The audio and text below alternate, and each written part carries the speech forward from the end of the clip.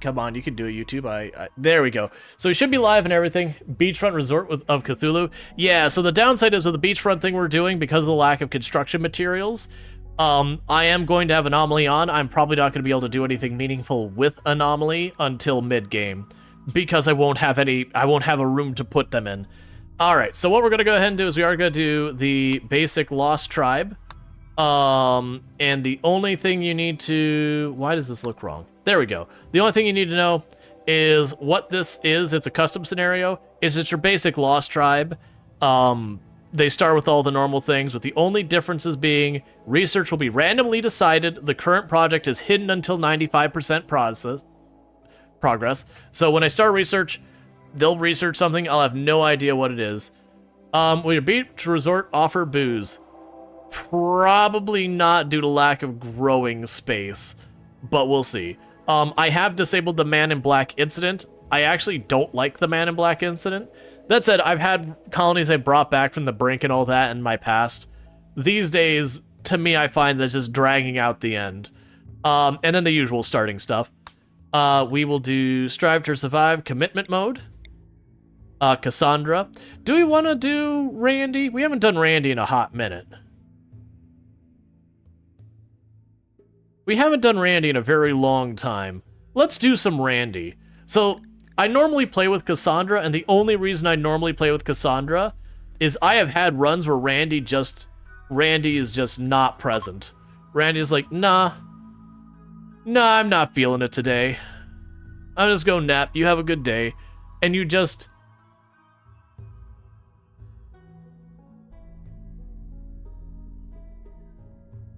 Yeah, it's back and forth. Like, Randy can be all over the place. So I figure I'm just doing a wild card. Yeah, but Randy definitely does the thing where Randy goes and takes a really long nap, and then comes back and says, brimstone and fire, everything is awful. You know, may everyone have mercy on you, because I'm bringing it all. Versus Cassandra... What is this ocean? This is one of the most consistent water... Huh. That actually looks like a normal map. Normally RimWorld's map is kind of cursed. So, what we're going to go ahead and do, we're just going to click somewhere, and I'm going to choose Archipelago. That is not... Well, actually, that could technically work. So, that would be awful because I couldn't trade. It's also a very hot tile, so that wouldn't work out for us, I don't think. But yeah, so you see the archipelago where I only got like a handful of little grow spaces that I could barely use, and usually it's crap soil too. So that's what the archipelago is going to be. The reason why I was like, no, is if we get unlucky and we get like the toxic fallout thing off weather and it lands there, now it's a permanent toxic fallout run. So I don't do the island ones. Archipelago. I think atolls also work. I gotta double check which one atoll was.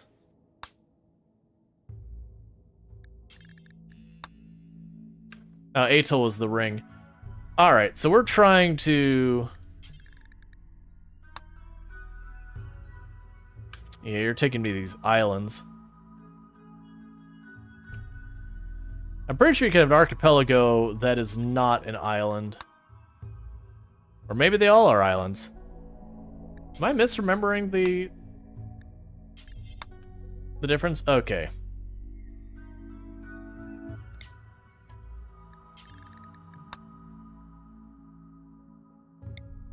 Yeah, so it looks like they're all islands. That first one was a desert, which is pretty awful. We're just gonna try to find one that works. This one is actually a bit too much grow zone for what we're doing. I mean, maybe? It's a temperate forest, so that, like, it's not a full year-round grow season, so it'd definitely be doable. The danger is just, if we get an off-site thing, all I could do is grin and bear it, and I can't do anything about it. That's my only fear, because then that's one of those ones that is kind of an unsalvageable run. I feel like they adjusted the generation on that.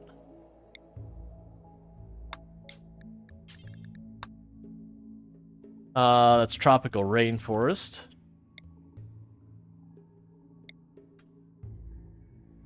Looks like a skelly.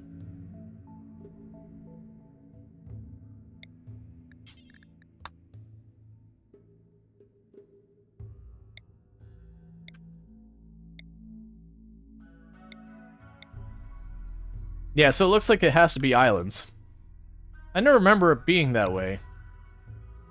But that's okay. So let's go over here. We're going to look for the islands along the shore. Ideally, if I get an island like way out in the middle of nowhere, that way I just don't have to worry about the risk of something appearing nearby. And yeah, that's the first one we saw. That one's the most promising so far as the landform. My fear is with no research, random research. I do worry about if we get a heat wave, we cannot caravan off the tile. We literally just fall over dead. That's the only reason I'm not choosing that one. Is the no research, random research makes it pretty non-viable.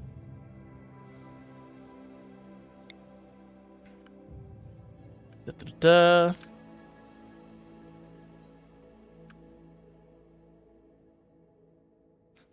Find an archipelago, like, right along the ice sheet.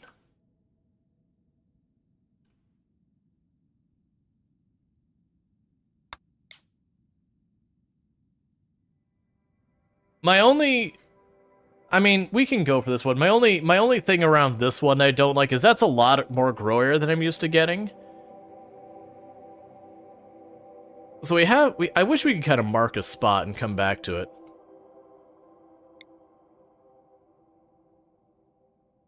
And for the record, they can go on those tiles.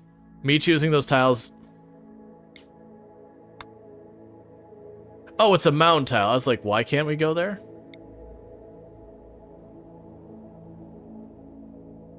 Yeah, they definitely changed the generation from what it used to be.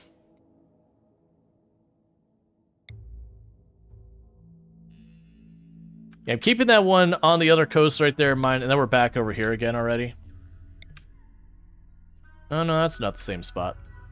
Let's get back down over here. Because the one we were looking at that looked the most promising was around here somewhere. I've already lost it. That's the only reason I didn't want to move the mouse around. It was around here somewhere. Yeah, there it is. So I think that's our best bet. It's got more grow area than I remember, but it's not going to all be usable. That said, we're going to have no metal. We're going to have that. That's probably the biggest thing is honestly the complete and utter lack of metal. Alright, so for our ideology, this whole place is going to be a trap. And what I mean by that is we're going to welcome in all of these people, and we're going to endlessly harass them about their ideology. That's pretty much what we're going to do here, is that you can stay at our place as much as you like, as long as you're willing to put up with us constantly badgering you about our ideology. It's definitely not going to be a miserable stay. Mostly I'm doing that because I don't want to actually decide on what I'm doing with the ideology. So, you know, there's certain ones of these ideologies that are fairly neutral, like these two, the individual and collectivists, are fairly neutral. Prolicizer's pretty neutral. To a certain degree, like... I mean, I guess these ones aren't. But these three being fairly neutral, it doesn't matter what you're doing. They're fine. Guilty can be a little bit neutral, but brings its own stuff onto the table. Whereas, like, all of the rest of the stuff here definitely impacts a lot of things. Alright, so let's go in here. I want to earn all of my own scars. So let's first go through here and get rid of anyone who's got injuries. So we have a lack of cooking, plants, and intellectual. You're an interesting pawn. So we'll get rid of you. Tough Great Memory is really good. Okay, well, it's a shame that you only have animals, and that's going to be the only one that we're probably not going to get to do anything with. Because these traits are amazing. But that's not going to be useful. Okay. A very neurotic pawn that can plants and research. Incapable of dumb labor sucks pretty bad. But realistically, if you're going to be dealing with research, you're not going to be doing those things anyways. You're a really good, like, pretty I actually see as a negative, but you're a really good pawn. You could do construction and medical. I'm sold on you. I really don't like Bloodlust. I'm going to actually re-roll that one and looking for a cook.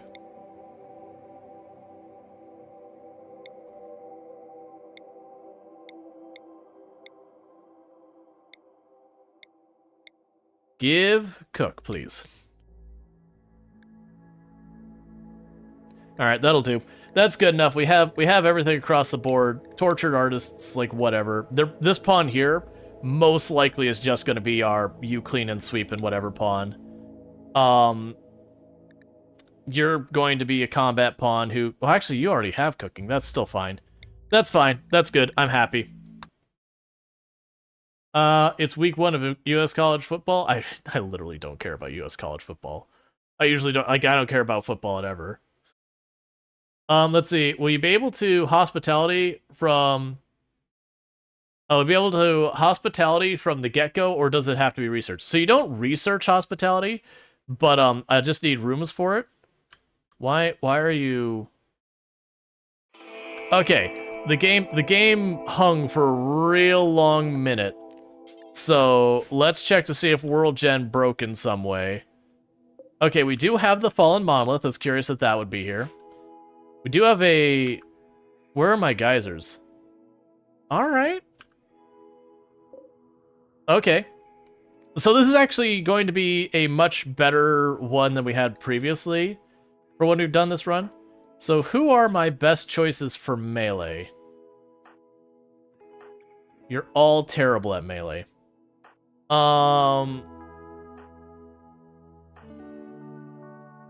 You'll be one melee pawn.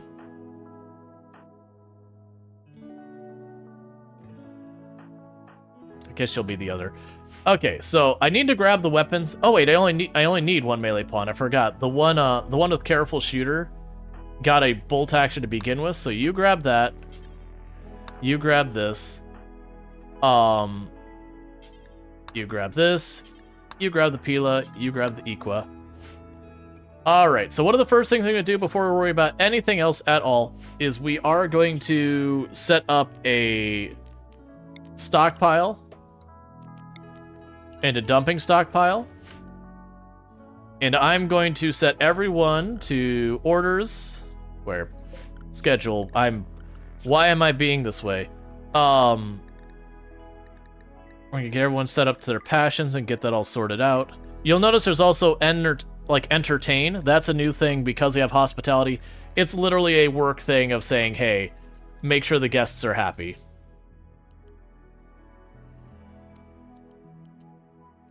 So that is a thing. It is a cool way to get some social. We'll deal with that. So give me just a minute to get all these priorities set up. Everyone's terrible at this. This will be great. This will definitely not backfire at all. Right now, you two can be our warns and entertainers. You can handle the animals. We won't worry about you having a priority of that. Okay, so who's doing what? You're definitely our researcher.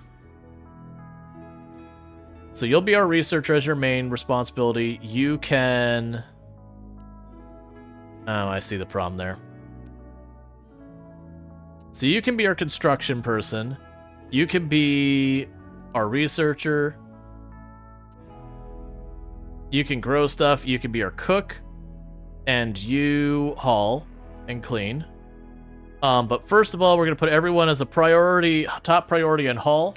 And the reason I'm doing that is what's going to end up happening here is all of that sitting in water, it's going to rot. And I do not have those materials. I think I might start building our base over here on this island. Because we've got the geyser right here. I've got the tree right there. So we'll start building on this side of the island. I'll probably build on the water itself. For the time being. Where are you going? Oh, don't allow those.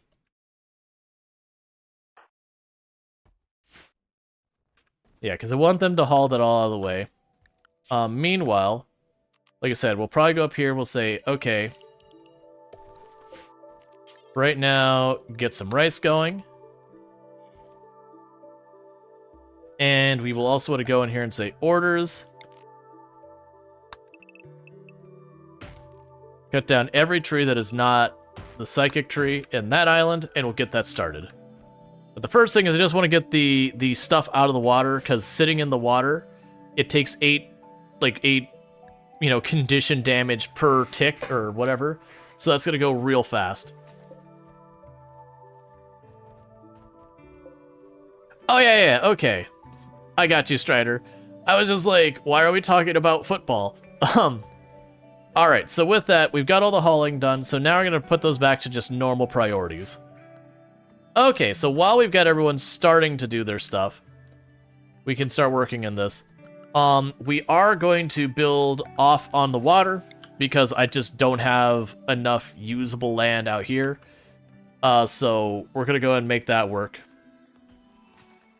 So we're going to start by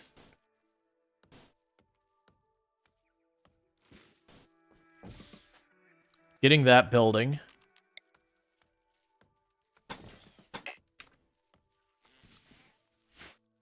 Now I'll be all that, and while they get that working, I need to go through and get the recreation set up and all that. I am going to, very early on, put the meditation on their schedule. Well, I'll actually go ahead and get this building now.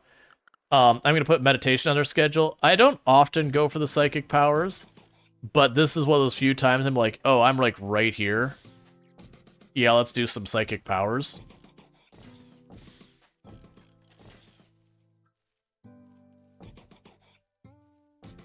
Because that could be potentially fun. Alright, meanwhile, let's go to our stuff here. We got the schedule set up, we got all that set up, so we're going to start naming people. So if you don't already have your name in, if you do !join, you can get yourself added to the naming queue and all that sort of stuff. Not naming queue, it's a random draw. But you can get your names put in the hat and all that to get in there. So the first person is going to be our construction person. I actually don't know if you're working. Yeah, you're construction person. So Vulture here is going to be named. You're going to be our melee pawn, mostly because someone has to be. And so let's go ahead and get that first person in there. It is not empty. Don't listen to it. That's a bug I got to fix. And that is a Night Dweller. That's our first contestant. And the second one is our Doctor. So welcome. Well, actually, I think you're actually doing construction, and a Night Dweller is growing stuff, I believe. But either way, you're going to be our Doctor who's going all that. So what role do you have? I believe I have you set up to work in growing, and you're dealing with the farm. Meanwhile, let's get you on to the next thing, because we'll go ahead and get some potatoes down. And the next person is the one who's doing the construction and mining, and is our Doctor. And this will be Conrite.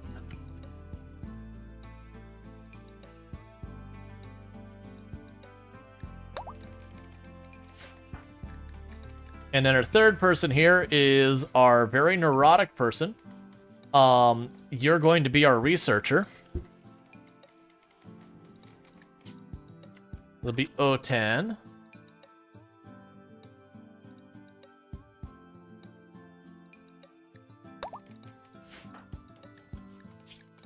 And then after that, we've got, basically it's going to be our cook/common labor.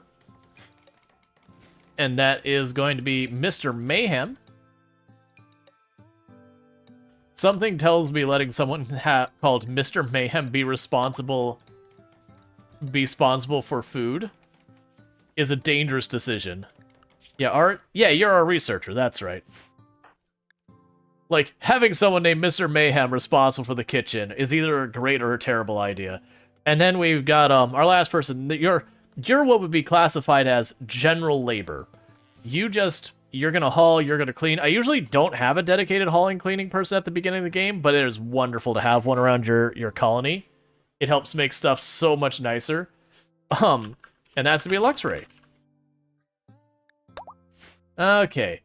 So will you address me by my title? Hang's doctorate from Evil University of doing unspeakable evils in the new office wall. AKA some rock somewhere on the beach. Yeah, just on the beach is just a piece of shrapnel, just puts like a piece of sheet metal up to it. It's got written in charcoal. Ancient mech, that's fine. Alright, so understandably, it's gonna take a while for any of this to get done. Meanwhile, we are going to go ahead and get our recreation stuff built. So we'll just plunk down a hoop ring in the water over here, and a game of yore we'll put over there. Yeah, so we're gonna get as much as we can planted for the time being. Please stop wasting the construction materials. We don't have much of those. Please stop wasting the construction materials. We don't have enough of those. Now, you might be like, oh cool, you're probably all excited about getting those stone buildings. Not really, because I've got like this little areas here that I can put it, and I want to make sure I have enough of this grow area to be worth my time. Alright, next we will put the heal root.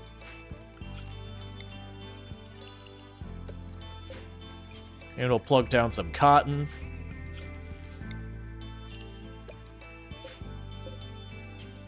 We can put some strawberries down.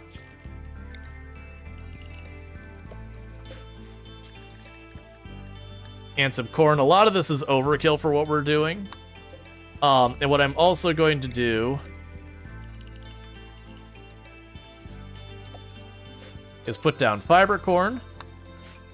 I know fiber corn's horrifically inefficient and is a pain in the butt, but hear me out. At least it is a thing where I can dependably get some wood, because otherwise I'm just gonna have to run around and be like, hey, could you chop down all the trees, please? Meanwhile, let's go orders, harvest. If there's food there, if there's food there, if there's food there, go grab what you can. So that way when you finish planting, you can go ahead and get to it. Alright. So we do have some things on the map we could take apart for a little bit of steel. So there's a good chance we will be able to plop down a research bench. What I have to watch is a lot of these require heavy, or at least medium terrain, and I do not believe that that qualifies as medium terrain. Like if we check... is that medium? That looks like it's medium.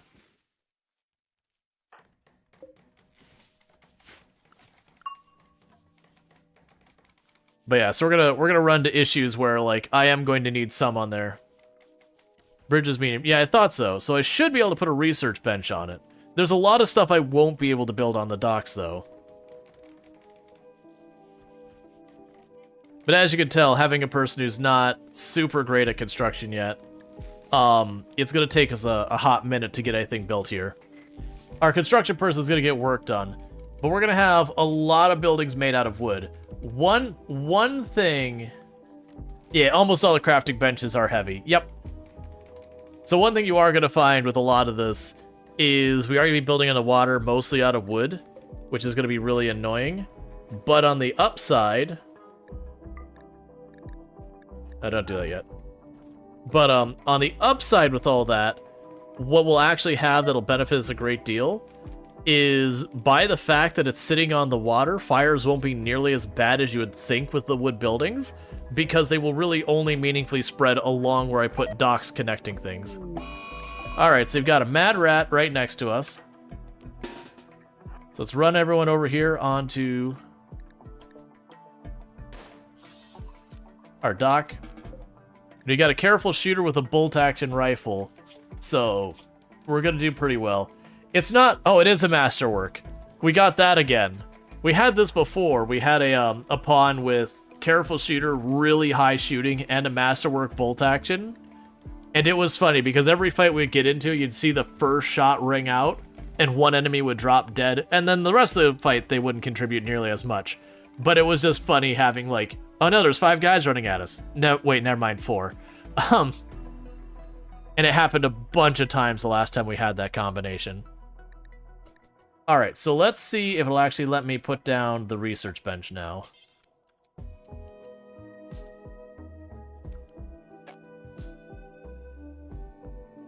Yeah, it looks like I'm gonna need to put this on the shore. Alright, so we're gonna need like a little building on the shore for production. We have a small tribal island and a scary SEAL team trained sniper for some reason.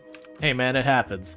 I think this will be a decent spot for tossing up the research and cooking room.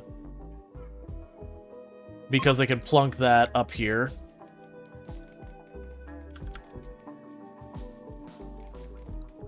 Yeah, we can plug this up here and that'll be alright.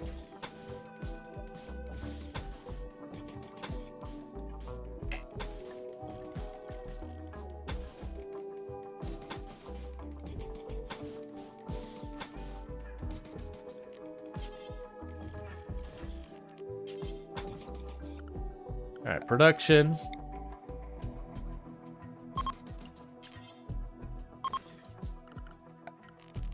We can get all that sorted out. Hey, Calaria Star. Hope you had a good one. 6 hours? Face paint job. I hope it went well and you had all a good time. The last colony had like 5 bows and 2 charge rifles. It happens. You get some weird combinations. Alright, so one of the things we're going to do is we are going to tell them to deconstruct everything over here. Deconstruct that. Deconstruct all of this.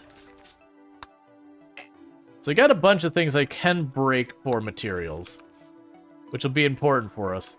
We can tell them to deconstruct what we got here. Because all those are going to give us trace amounts of metal, and that's going to be important. And we're going to have most of our living situation be on the water. Just because I've got tons of room here that I can't use for much else. And we can go ahead and, like, our crafting rooms, we'll plop them up here or whatever. Now, one of the downsides is that does mean, for right now, we can't have that anywhere nearby.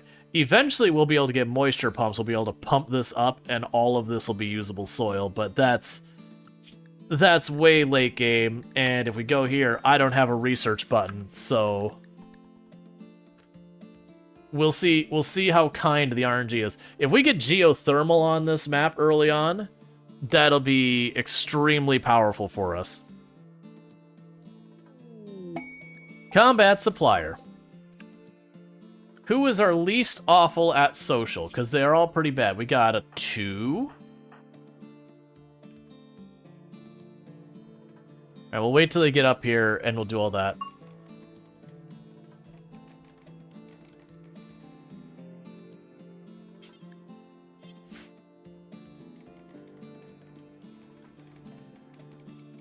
Alright, we're basically out of food. A Muffalo has self-tamed. I appreciate your contributions to the colony. Also, the rabbit must die.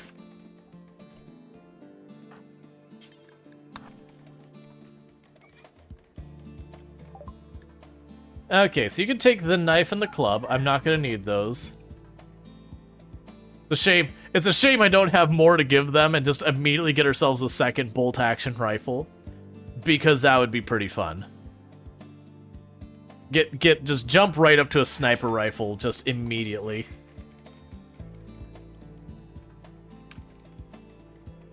Alright.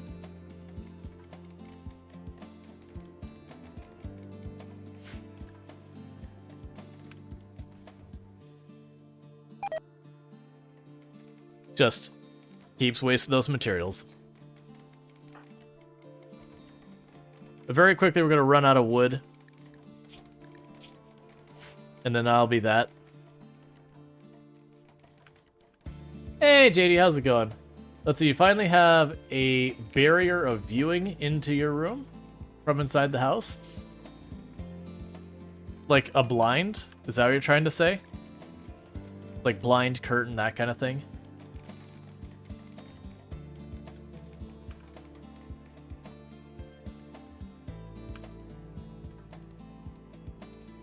Alright, we're getting there.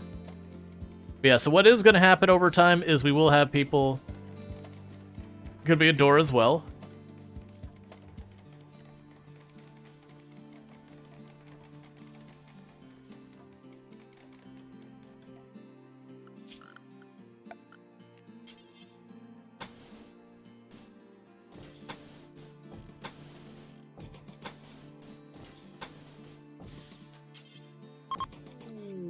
We have a gift. We have a face mask, so let's haul that immediately so it doesn't sit in the water and rot.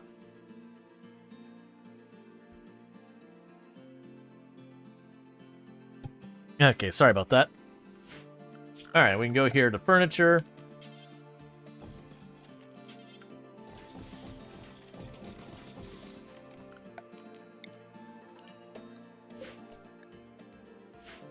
And so we're going to be building that clear, critical, meals. Alright. So basically we're getting ourselves like a little bit of a break room set up here.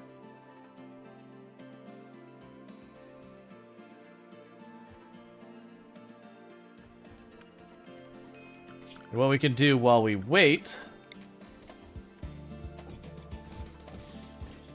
for said break room to be, like, till we get our bedrooms built. Look at that. Wanderer joins. A 10-year-old child would like to join the colony. Okay. Ah, a small child has showed up with a gun. They are lazy, but they're a fast learner. And they actually have a lot of passions, including medical. I'm not the biggest fan of lazy, certainly. You know, a minus 20% work speed. But all things considered, not the worst pawn we've ever had. What is pretty bad, though, is the utter lack of food. Alright, so Carrie here. Welcome to the colony. Kid with a gun. Okay, you're in. And that'll be Groot's twig.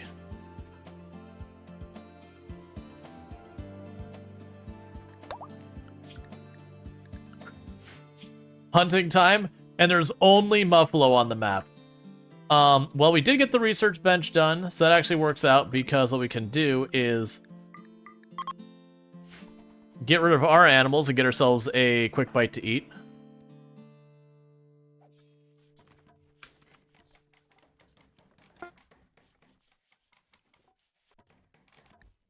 Oh, I said it the wrong way, and forever.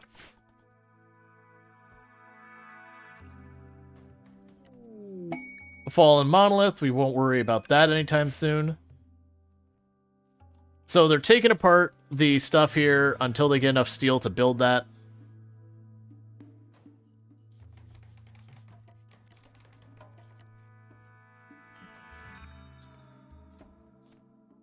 Okay.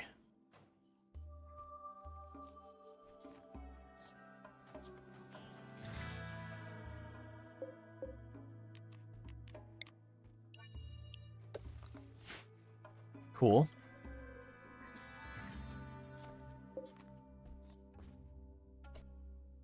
Alright, that did not give me enough steel to do anything. Who's idle? Otan? Go punch something metal, friend.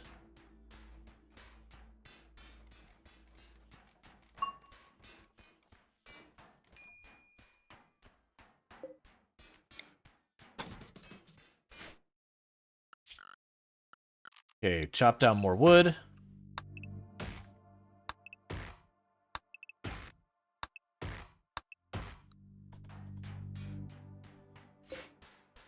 But the lower work speed means more experience gain, right? So leveling up works even better when there's few opportunities to learn, like medical. Yeah, but then they also work slower, so if you're in a hurry, it doesn't help much. Oh, it's gonna just give me scrap. That's not super helpful, but whatever. Yeah, I forgot about that. There was some of the stuff, like we got lucky in some of these ruins, if their walls had been made out of steel, that have gotten stuff. We got a steel column and a couple things. I don't think there's enough steel on the map that we're going to get lucky enough to build the research bench, which is going to hurt real bad. But we'll see. I mean, there's a steel sarcophagus. We might get away that we get just enough steel to build our research bench. If not, it just means we basically are stuck waiting for our first bulk trade caravan. And using that as our main source of money. Oh, I just forgot. We need a an additional bed. Oh no, we did actually get enough research for it. That's good news.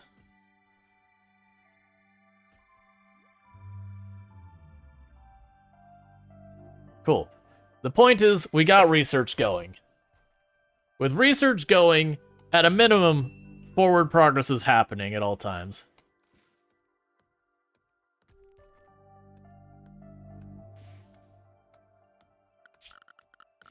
So orders, floors, remove the floor, remove the floor. Alright, so we need to name our ideology, or our faction, and our colony. So obviously we want to lean in on the fact that we're living in an archipelago for the name or something.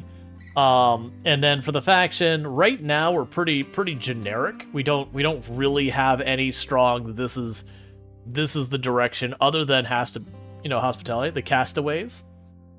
So for the faction, the castaways. I'm down for that if we don't have anything else.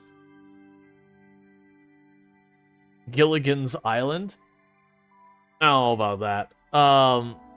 Like that's fine. It's on theme. But like because we're gonna be like doing a hotel, so resort style name sounds like that'd be mostly in line with what we're looking for. Our basement isn't scary at all. Wilson's Island. It's just Wilson.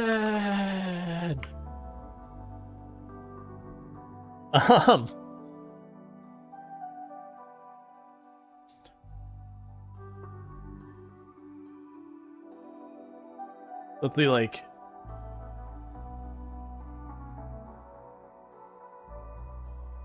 Wilson's Lost Resort. We'll mix names. Good enough for me, so we're not staring at the screen. So we are the castaways at Wilson's. I called it Wilson Lost Resort, not Wilson's Lost Resort. You know what? That probably checks out. This is a RimWorld. Campfire to cook. We don't have enough. Since we don't have enough for the stove. Well, we're still taking some stuff apart. So my hope is we will end up with enough to go. Because there was some steel over here. And then there was a steel sarcophagus. Alright, they already got the steel sarcophagus. There's more flora pulled up. They were grabbing the steel, so I'm hoping we'll sneak by. If we don't, then yeah, I can make the campfire, and that would work.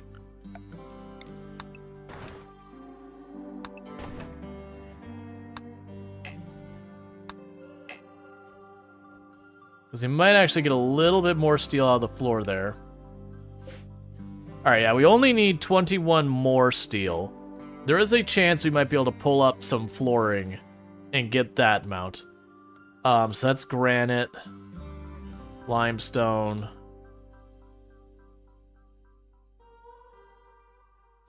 No, that's not gonna happen. Alright, yeah, we'll go ahead and put a campfire down. So we're gonna say temperature. We'll put the campfire outside.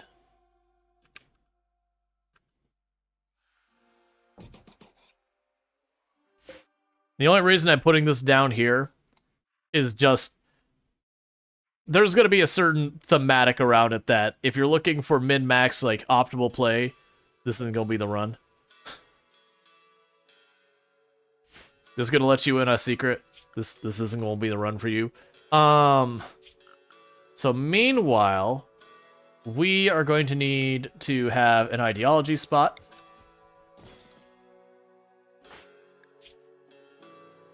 Yeah, you're also not great with social. We'll make Luxray the moral guide. We definitely don't want them to be...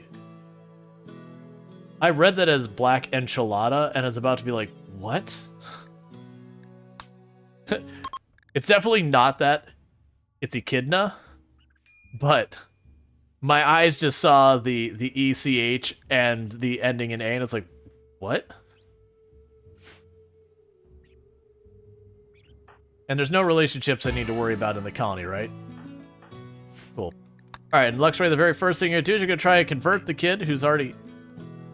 Oh wait, you're already our ideology? Okay. What's the odds of that?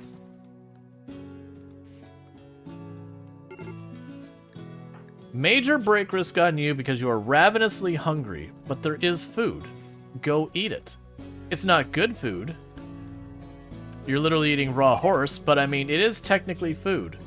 So we'll go ahead and make some meals. And honestly, we'll schedule to burn apparel, do forever if it is not clean. Burn apparel, do forever if the apparel is under 80% quality and is not armor or utility.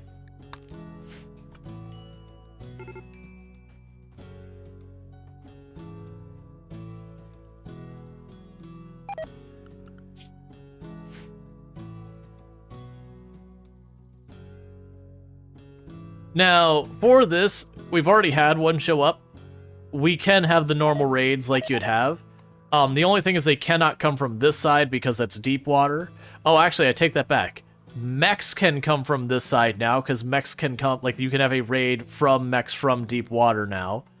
But, from this side, like, anywhere from, like, here down, all of that's still just like a normal map. Now, we will have a little bit of a pro and a con on our defensive side. The pro is, it's water. Things move slower. So we will get more time at range on the things coming in where they won't have cover. The con is, you know, that goes both ways. But we're going to be dealing with a lot of that. Early on, we're going to be struggling with a lot of our materials and whatnot. Okay, so we've got a bunch more wood. So let's start getting some bungalows going, because clearly we're not just going to live in, like, little houses. We're gonna get some bungalows going.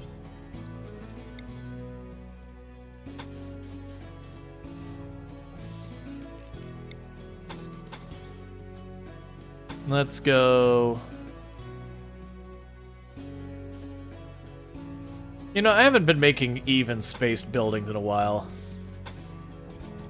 This will be wasteful, but I'm gonna do double doors.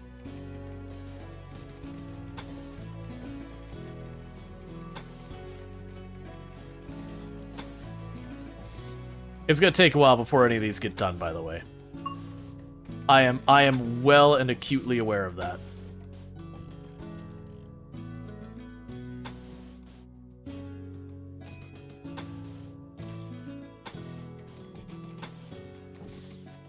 And keep in mind, we'll be building way more housing than you normally have in a colony, because we are doing hospitality, so we need to build places for people to live. So the hope here is that the trees will grow back fast enough we can take advantage of that. We should be getting our rice any second now. And it's pretty exactly. Everyone knows the single most valuable thing in the colony is its aesthetics. Like, you go, well, what's the armor rating? Oh, well, it's that. What's the damage? Oh, well, it's that. No, hear me out. Have you seen something that looks good? So, surprisingly, we actually did get a little bit more steel from somewhere, so no longer make the meals on the fire. We could still keep it for burning apparel. Thanks. Good job.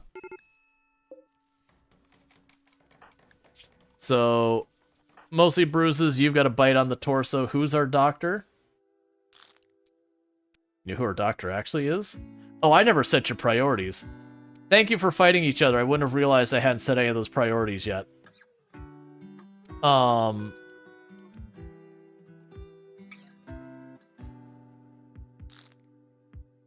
What am I going to have you do around here? I don't have a dedicated crafting person, so I think we're going to have Groot's. Groot's is going to be a doctor, a crafting person, and we'll also have them hunt for right now.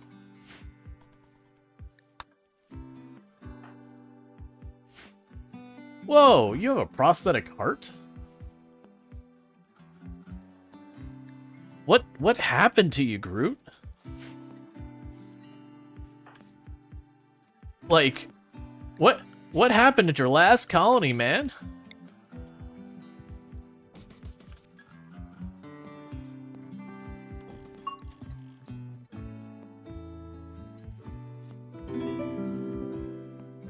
Thank you for the follow. Welcome to stream. That 10-year-old's been through it. I know, right? The kid's 10. What's your backstory? Your backstory is you're a child because you don't get a backstory yet. Well, okay, I take that back. The kid's 11. The kid's 11, has a prosthetic heart already, you know, is very multi-talented, if we're being fair. Very multi-talented.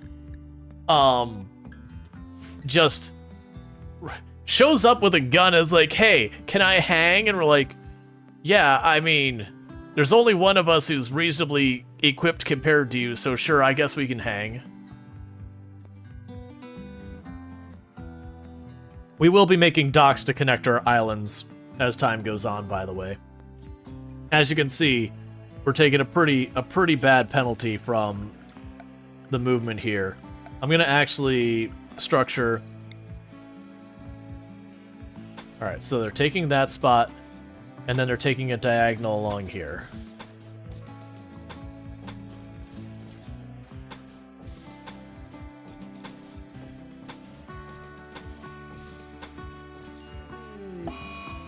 Catatonic, due to awful barracks. Alright, Luxray, what'd you do here? Okay, at least you're our hauling cleaning person. We're doing really great. One of our doctors. Hey, go feed them.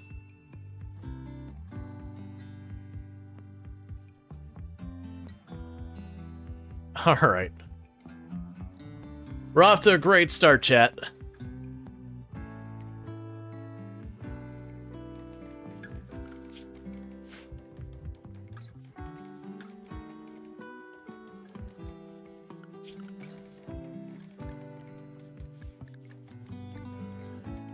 The big downer there is that they were our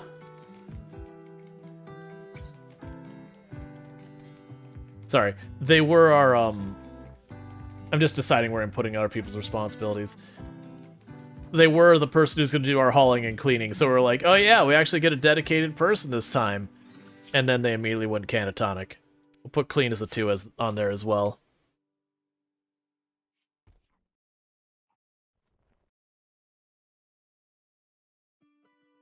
That's a fine barracks. We are avoiding war crimes because table. Yeah, I mean, we got the table. Alright, so that'll be good. At least we should be able to tidy up around here.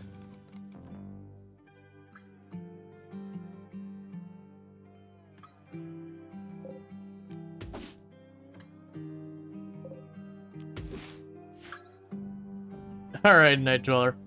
You have a good one. It is a kitty. It's a definition of a baby. Fact.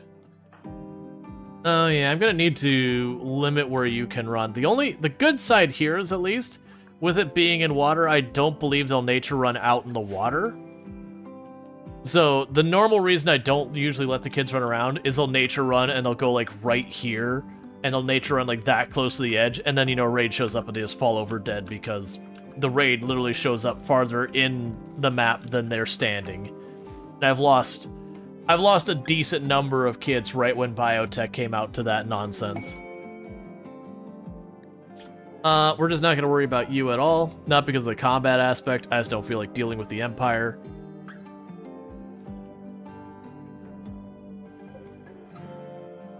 Alright.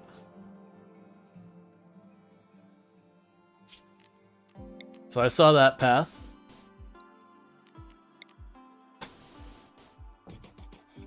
Yeah, we'll end up having a bunch of these random paths going around the resort as people commute between the islands. We'll have certain areas where it's like, well, that's where like the little jet out is to this one. I'm not gonna worry about those ones over there, but these 3 islands that we're running between right now, we'll deal with that.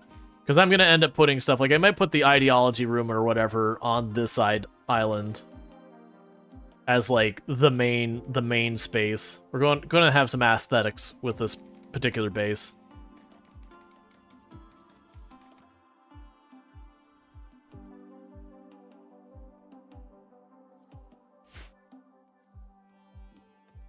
You're cutting down every tree on the map to get all the wood we can, because we're going to go through a lot.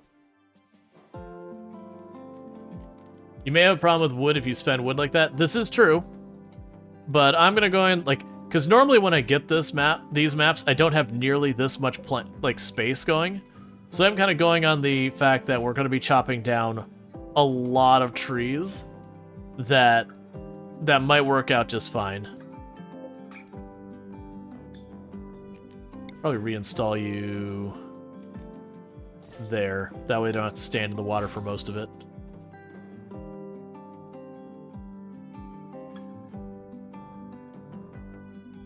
Yeah, because the trees should regrow, and we've got the fiber corn growing. And so the fiber corn will give you those little trace amounts I'm going to need to keep the torches and all that going. And then we should be able to, like, chop down the trees a couple times, like, maybe once or twice per season to get a bunch of wood all at once to build a bit more. Yeah, so I think we'll build, like, the bungalow up here. I might put, like, a dedicated room up here that will ultimately become, you know, our common space break room, whatever. Put some more bungalows over there. Put some going this way. We'll have the kitchen and all that on this island. Storage can be tucked back up here where it's nice and secure and away from everything. Because I should be able to build the shelves on just regular bridge. We can worry about expanding and all that from there. Part of the difficulties with some of these geysers is I'm going to have to just surround them with wood, and that's always tricky. That geyser's close enough to the monolith that when the monolith stages up, I think it won't collapse, but I think it will, like, literally make a wall there.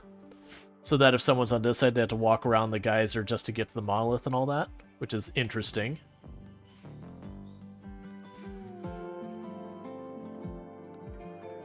Alright, we're almost done chopping down all the trees.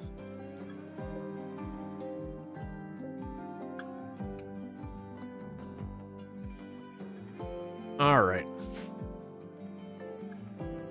Oh, no, we're not. We have a whole bunch over on this island that we haven't gotten to yet. That's fine. People are getting around as best they can. Goats join. You did not think that through. What goats? We don't have goats here.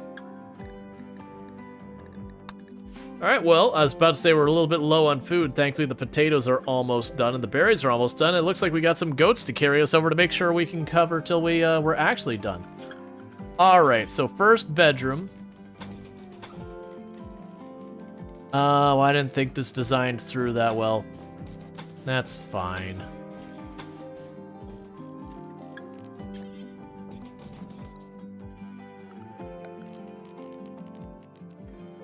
I was thinking of the interior space side, not the exterior space. How much of these do we have? We'll just probably wait. I have... Hey, and Luxray's already back at it. Cool. So with that, Luxray, you'll just keep things clean. Why are you still on a major break?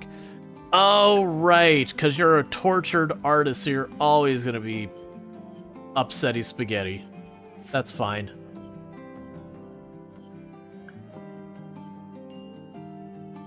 Yeah, normally I would have the corners filled in, but in this particular case, I should have made those rooms bigger. If I were to enclose that more, we would not take a penalty, but the room would definitely not go as well. So we are going to be going a little bit slow on getting some bedspreads and all that in there until they get that sorted. We're definitely not being efficient on any of our stuff. Let's actually...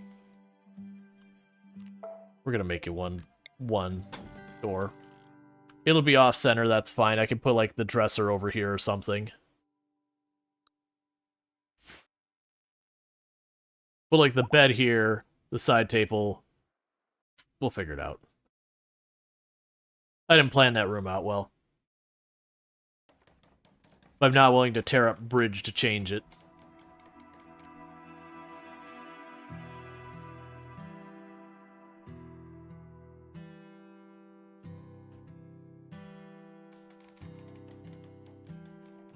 It's fine. The goat has started to roam. Shouldn't have done that. I mean, they're still gonna get killed, but, like, we could accuse them of that.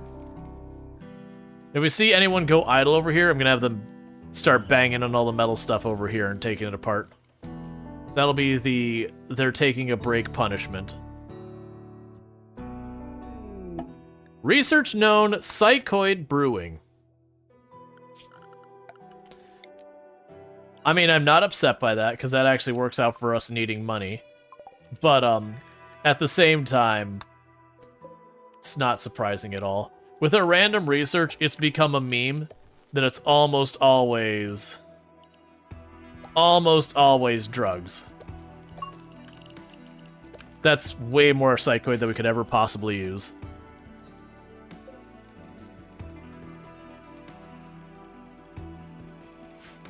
Yeah, that's actually not bad, because of the psychoid brewing, what that's going to let me do is it can make Psi T, and Psi T sells decently enough. Transport pod crash. It is one of our enemies. They're a firefighter who doesn't have any skills we particularly need, and their clothes are actually okay. So, small child, I will need you to take that person's clothing from them.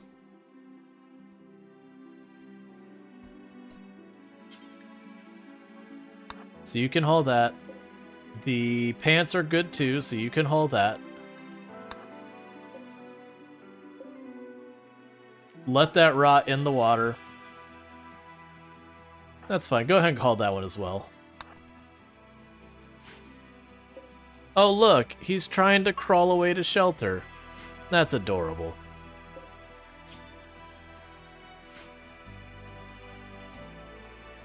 Our guests will love their drug tea.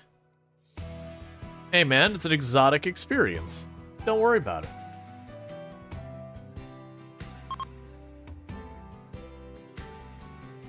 But once we get the rooms up, what we'll start doing is we make beds and we say, hey, this bed is, I'm surprised it deteriorated out there already. That's fine.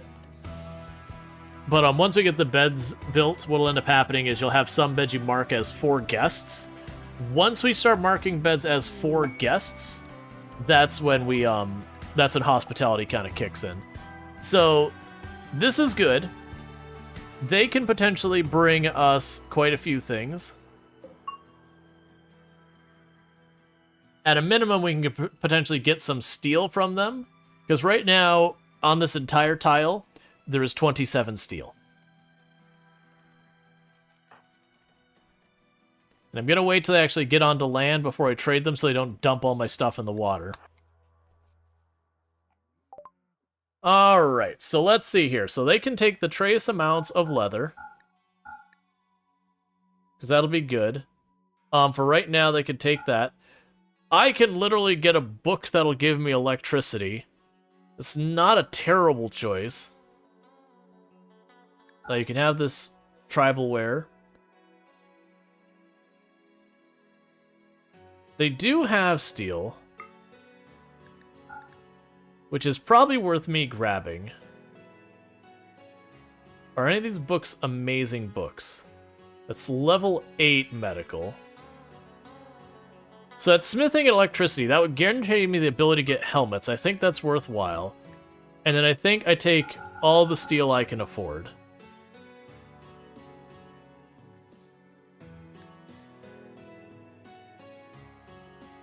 Let's see here.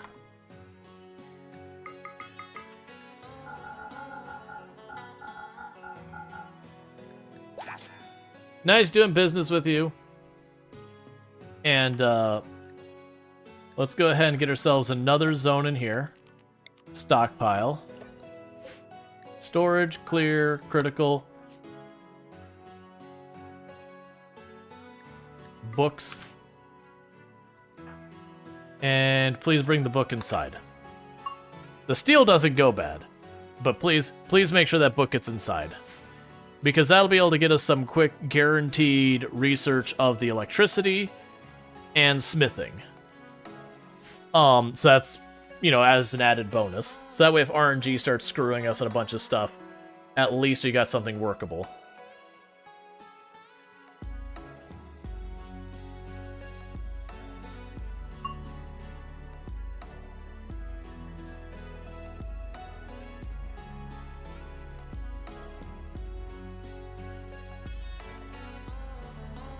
So we are going to make a storage room as well.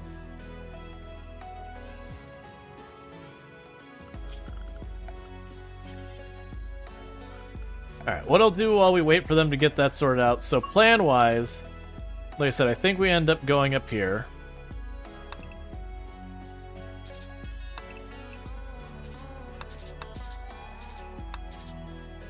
So you're what, 8 wide?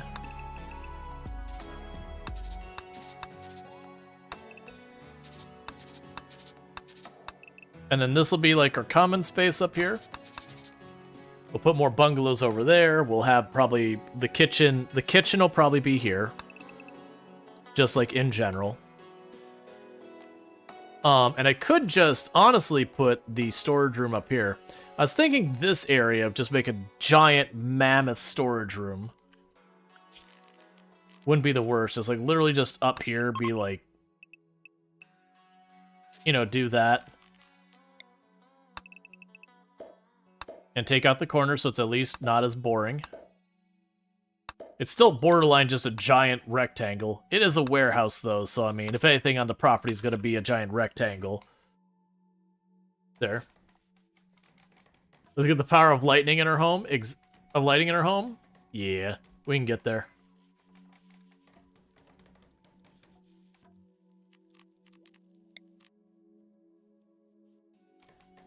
Yeah, because then we can have power here.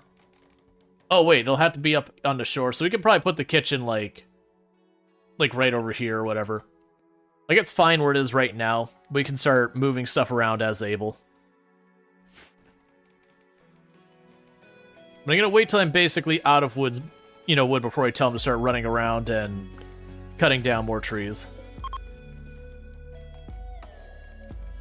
Yeah, the only downside is if I build the geothermal here, that shuts down this tree forever. If I build anything inside that circle, I believe it completely disables that. Okay, so we have visitors from the Exodus Empire have arrived at Wilson's Lost Resort from the southwest. They are afraid to enter the territory for the following reasons. No guest beds. Refuse visitors until I have guest beds. I can't accommodate them, so they'll just get mad and leave. But that is hospitality, and we're going to be doing that a bunch, but I need to get the initial bedrooms built first. Which is basically going to be waiting for this cotton to grow so I can put some sleeping bags on the floor and say, hey, it's like signing up for a real resort you've never been to. Recurve bow. Honestly, not the absolute worst. Okay, so we can go here. Production.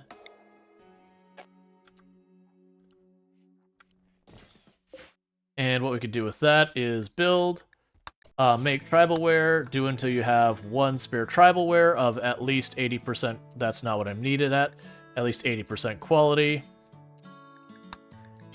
Children's tribalware. Where are you at? Of at least 80% quality. Recurve bow, do until you have 1 spare just laying around. Make the headdress probably until you have at least 80% quality. Smash mechanoids forever. And I think we're good. Airbnb plus RNG. Yeah, no, it's definitely one of those ones where like you're going to some random Airbnb. You haven't been able to have anyone verify it. And they're like, don't worry. You can have your nice self, like an authentic beach resort stay, and you get there and there's just some sleeping bags hooked on this wood floor in this like half falling apart cabin that you can like see the light through the holes in the wall. It's basically the type of resort we're operating here. But it is beachfront. The one part there is we are honest that it is in fact beachfront property. Yeah, beach adjacent resort. Yeah.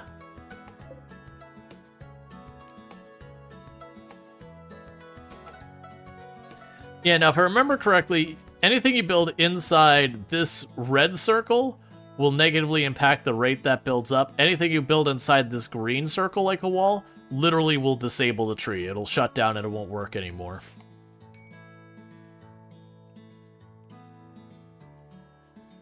Alright, so what we're also going to do is Luxray is going to get a little shift to their schedule. Luxray is going to spend time meditating to the tree. I believe Luxray having a couple hours a day meditating at the tree should be enough to very slowly get us psychic powers, just because we can. I'm mostly hoping there are like psychic powers that can make people like each other and stuff like that. They can be immensely powerful for dealing with a lot of stuff. That, like, if you're trying to have, like, kids in the colony or whatever, you know, getting people to like each other very rapidly can be good. It's great for if you do take prisoners you want to recruit and you just walk in and say, hey, you two are buddies now, right? You're like, oh, okay. And then when you have that, because they have so much rapport with each other, they will help get things going much faster.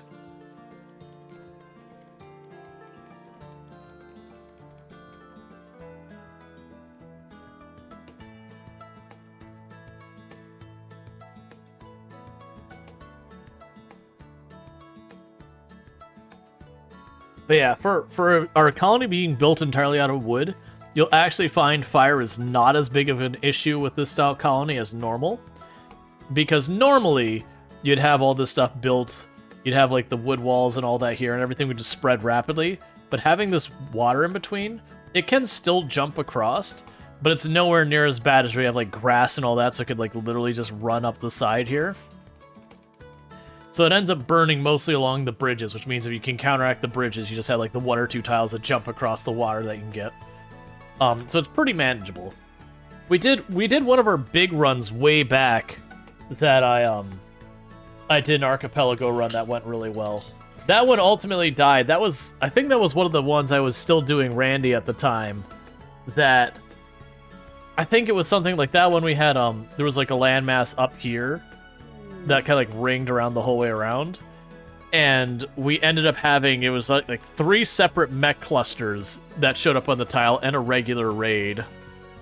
And so we were getting ready to hit the first mech cluster, and then some random raid popped in. It's like, I have to deal with this because I think one of them was cooling our weather or something. But it was just one of these things that we just kept getting more mech clusters, and it was the whole thing.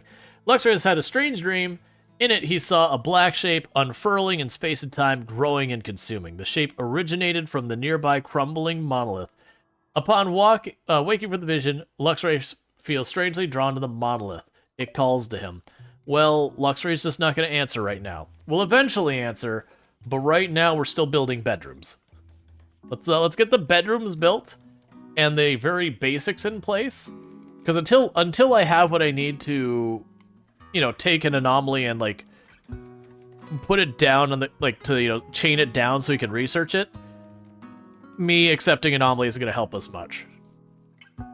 It's going to be just something to get us in trouble. I wonder if a revenant will stop on water. I've not noticed that before.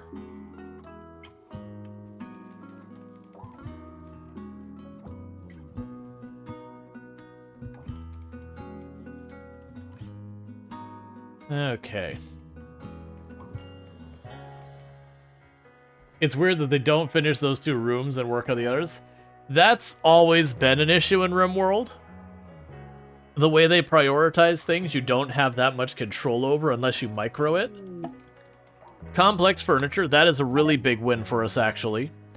So unless you micro it, they're notorious for, if you schedule 2 or 3 projects, you'll have 2 or 3 half-finished projects and none that are actually done.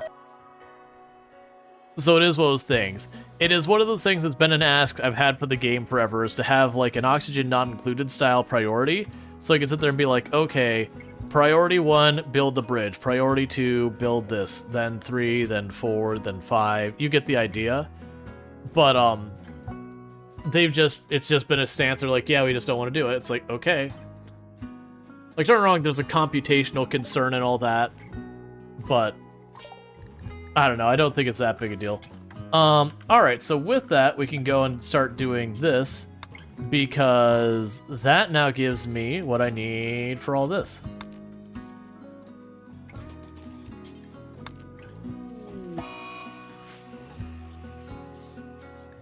Because that also gives me the advantage of now I don't need the cotton just to make the rooms. Cargo pods. Heavy fur. Eclipse. Don't care. I'm not super worried about the heavy fur. Yeah, wood is going to be a big pain point.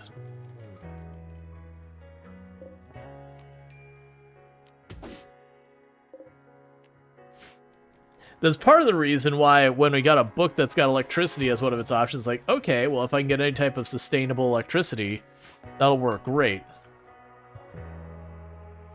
Yeah, and there's not been enough trees growing back.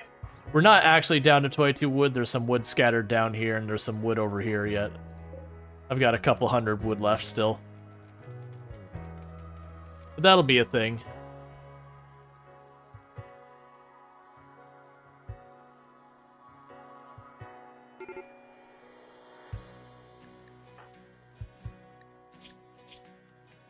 Tortured artist, and you are rebuffed. That's why pretty is a bad time in your colony. And the reason why it's a bad time is everybody is going to constantly be hitting on Conrite. And it'll just make people really start to dislike each other.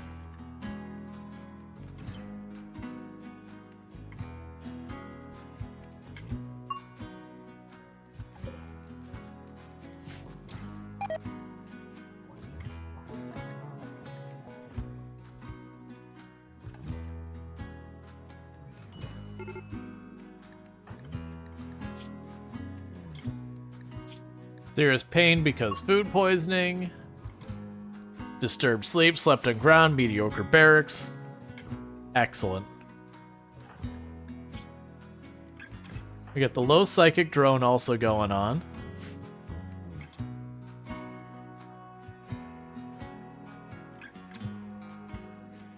Gunner, it's like, what can I say? I can be grumpy sometime. I mean, it would be pretty obnoxious if people were constantly hitting on you.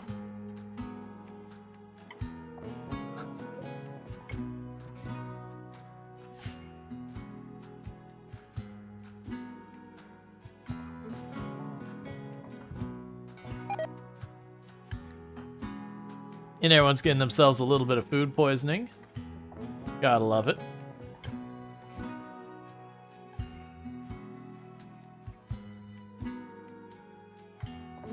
Alright.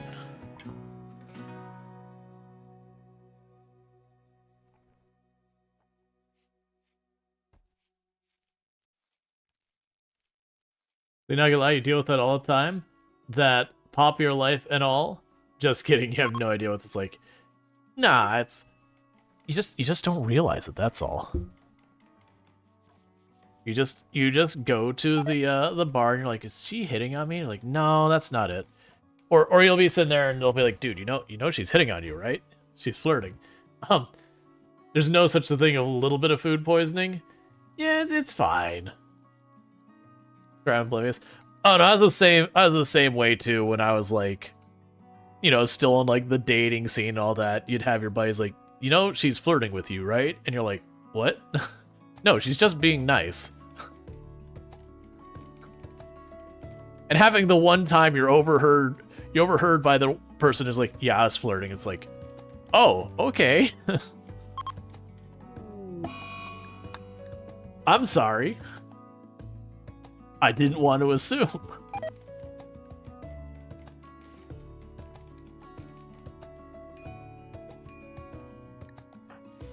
Alright, so Luxray is dealing with mild heat stroke.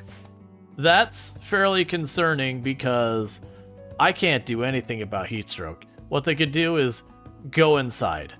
If it starts to get bad, about the best I can do is the person with the people who are getting the heat stroke, you can walk them off the you know, map and have them wait.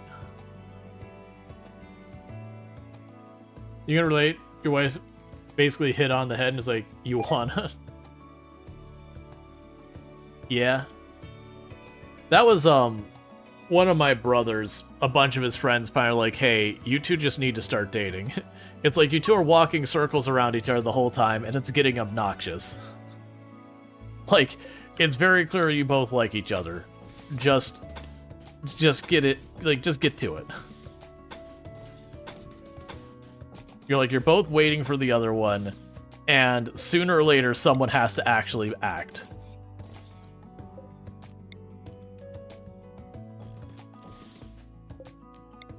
And they have been married for a long time and have 2 kids, so it's worked out for them.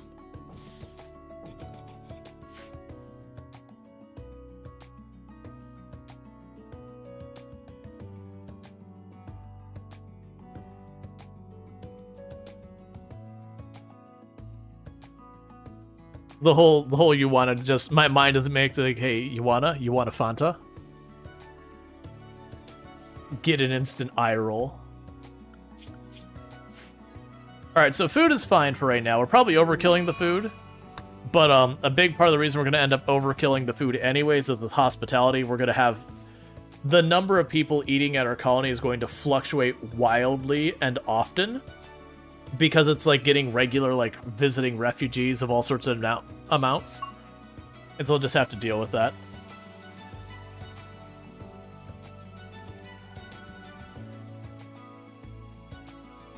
Alright, there's no way we'll be able to handle growing that much, or making that much side tea.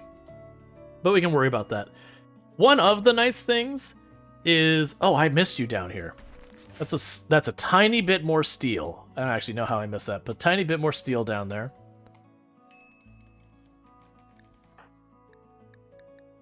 Yeah, so you got slowly building up heat stroke on a couple of people. So it's Luxray and Groot's Twig. So what we might do relatively soon is if that continues to escalate, we might walk them off the tile. Oh, we can't. That's right, we're on an island. So that thing I just said we were gonna do, it's not happening. So basically, they're going to survive or die, and I can do nothing about it. Because before everyone's like, you just need to build a passive cooler. No. There's no research button, and it's not there. So there's like literally nothing I can do. All we could do is just say, hey man, I hope you make it.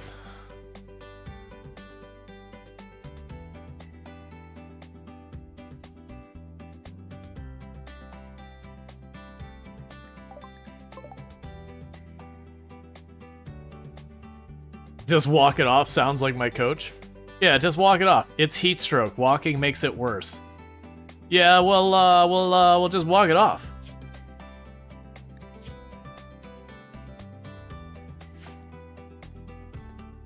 We're only a third of the way into the summer. That's not encouraging.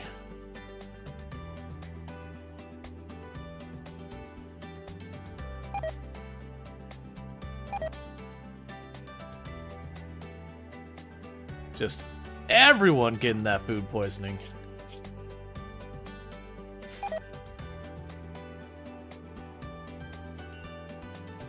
And all of it's incompetent cook, so... Alright, so it's definitely gonna get worse today. And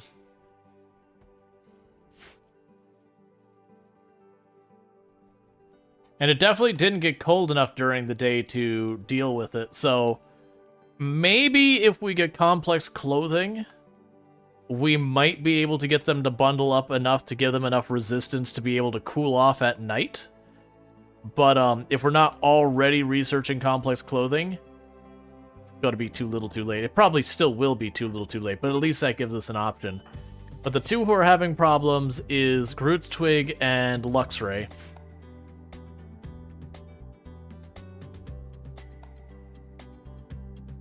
He has a parka?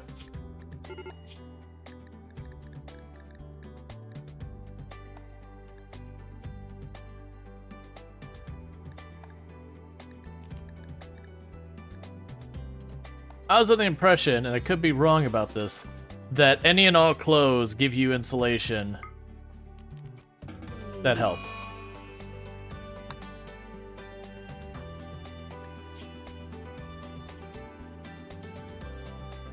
Yeah, no, I was under the impression with the clothing that the way this works is you just get... So that one's only got cold insulation. A lot of times they'll list hot and cold.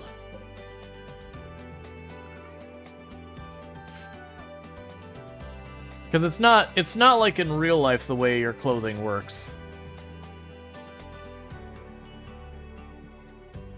Like in real life, obviously, be bundled up. Once you get hot, you just seriously overheat. Versus, there's actually a way we can check.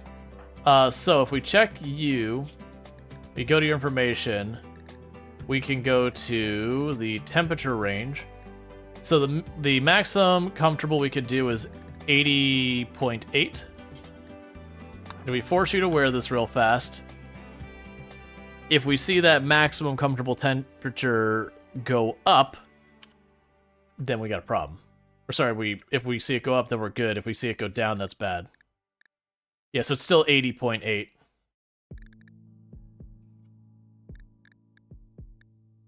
Yeah, so the parka's not hurting anything. I'm still gonna have it. Well, actually, we could just go here and say assign clear forest. Yeah, it's just like real world. Obviously, running around in a super heavy, super heavy coat would be a problem. But video game logic, it doesn't really apply. Oh, good. It got cool enough.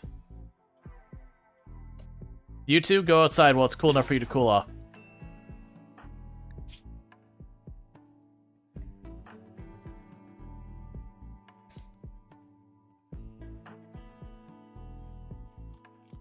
Okay, so it did get cool enough for both of them to cool off.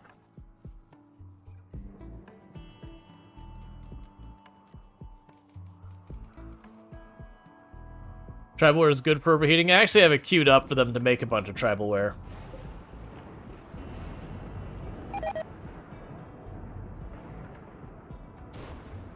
Wonder why it would be better. Oh no, I do see there is that there. In that particular case, then go force you to wear that tribal wear. Yes, the park has just the cold resistance, no heat.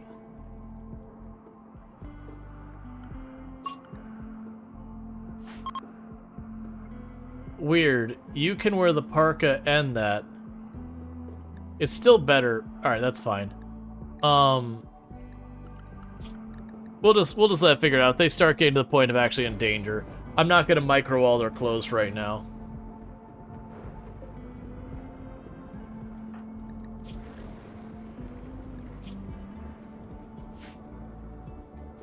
I look forward to our cook being competent.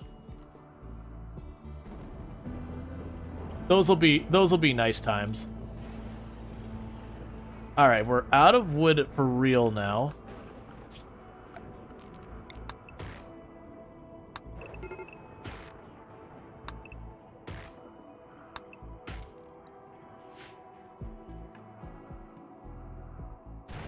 But that's fine.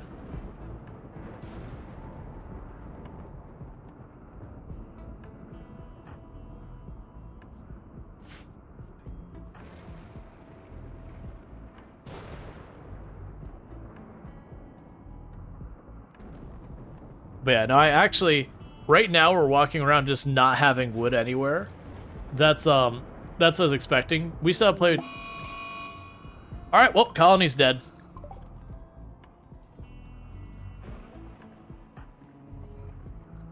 There's nothing I can do to counter it. We can't walk off the tile or anything.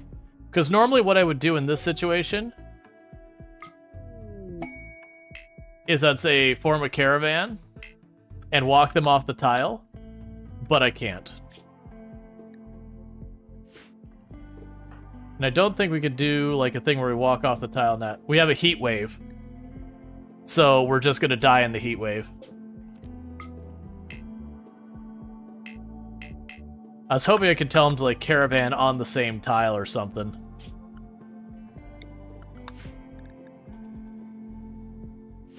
So basically it's a matter of if the heat wave lasts long enough for people to die, then they just die.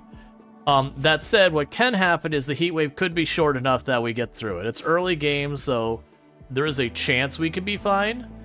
But this is the one big negative of no research, random research, is when you have a tile that is on the hotter end of things and you have a heat wave, you can't do anything. There's no... The only counterplay you can have is caravanning off the map. Which is normally what I would do, but I just can't do it on this particular map. Alright, so what do you got clothing-wise, friend?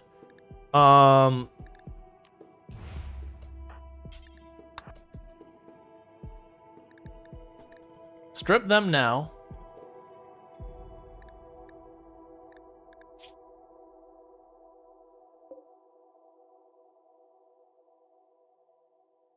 Because we might get lucky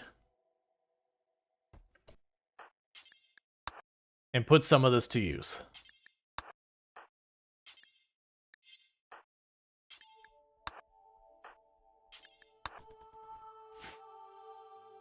Yeah, so we'll see. It depends on how long the heat wave lasts. That's the real question here.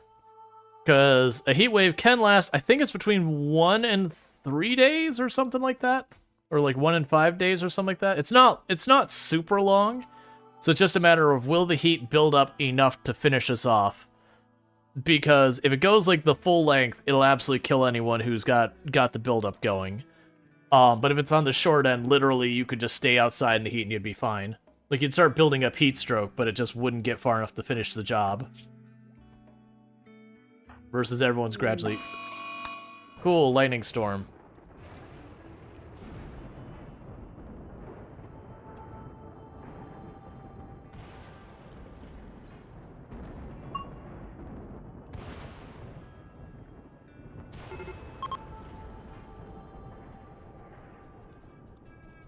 Alright.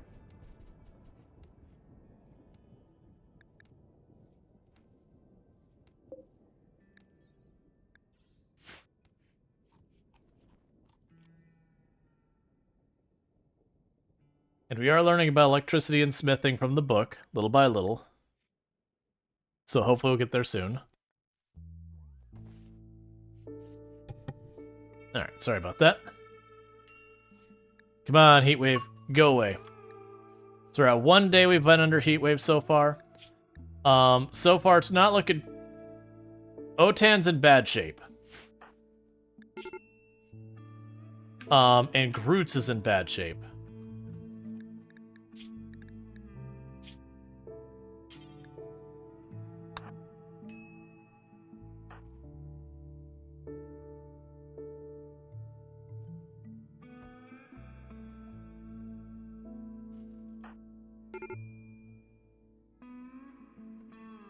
There's no better clothes, I think, for you to wear right now. Yeah, no, you've already got on tribal wear.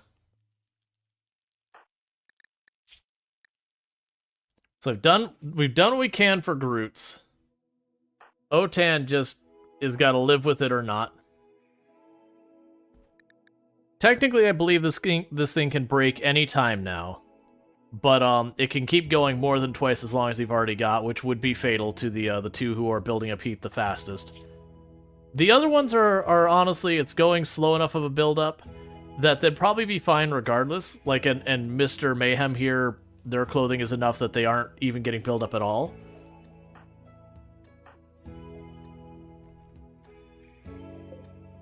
Go away, Heatwave. If the Heatwave breaks, we'll probably be fine. I'm hoping we don't take immediately like 2 to 4 losses right at the very beginning just because... Heatwave Tantrum. You gotta bang on structures because you were hot. Let's go ahead and do this. Don't break any of the metal things. You can trash all the walls you like. Don't break anything metal. I don't have metal to spare much. Wood I can live with. It'll be annoying, but I can live with. Alright, that's fine.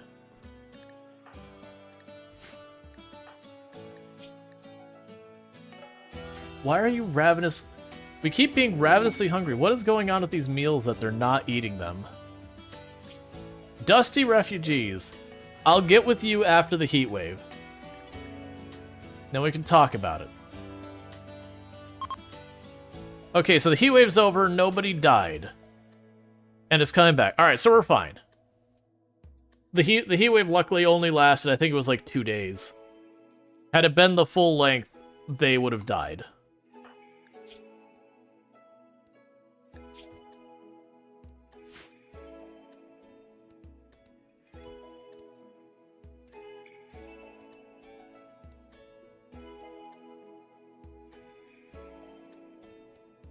Yeah, so it wouldn't be the worst to bring in some refugees, because it's only for 5 days.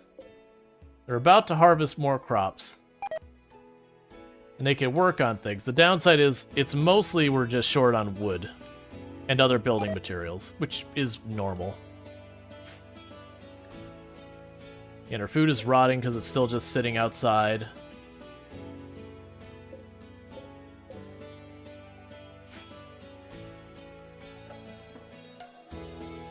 We'll need to get that taken care of. Just nothing done. One project after the other. Like, I should be prioritizing those, but I just don't feel like it.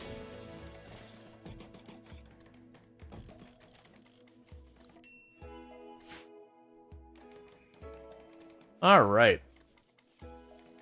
Meanwhile, let's go to our assignments. Oh, actually, I just realized you need to be on that. I've been wasting a lot of... Like, luckily you're still at 87% learning despite that. But definitely... Oh, there's one thing we need to change real quick. Let's get on top of that before we get too far. Change defaults. Don't use Glitter World automatically. Okay, so let's see here on what we were going to have people work on in the meantime. What I was going to do is clear forest. So they wear whatever they want the most kind of thing. Research known. Complex clothing. Alright, well that's good news. Because the complex clothing, that'll make us a bit more durable to the hot and the cold.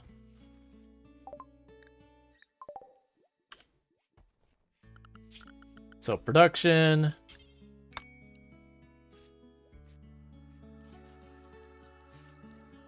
I just need you to move the stone there, buddy. Don't make me manually make you do it.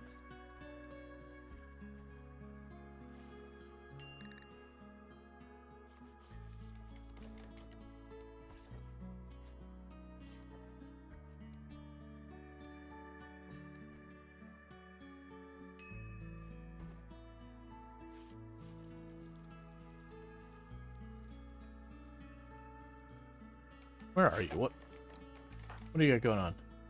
Oh, your med tank? Hey, I'm gonna have you just intervene and move that.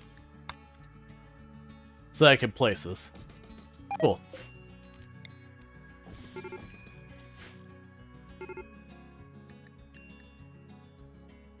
Alright, so slow progress. I'm gonna need to build, like, the storage room and all that. We'll get that going. First, I want to get the bedrooms done, then we need to get the dedicated storage room so this just doesn't sit out here and rot.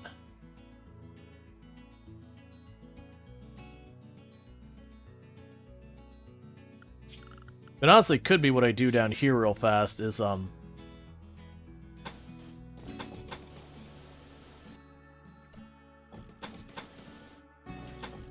not worry about the storage room quite yet.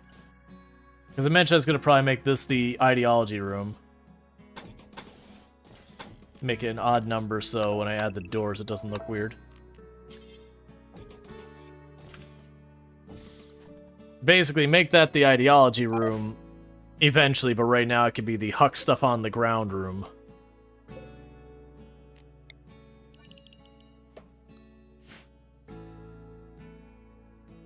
Alright. At least it's not just sitting out there rotting like it has been.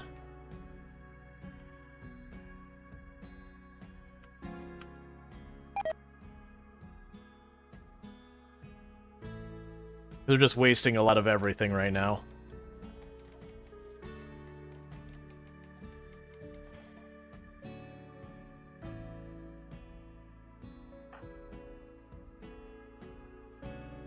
Right, and you're cleaning up the area just because there's a whole lot to clean. And then as an added problem with like cleaning up the area, because he's walking across the water constantly, that is slowing them down. Oh, that's one thing we can do. Lock those doors open. Leave that door closed so the animals don't go in there and eat our food. There's no sense in them wasting time on that.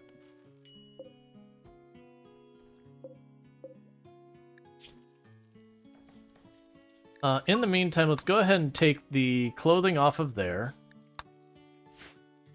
There's no point in you working on that.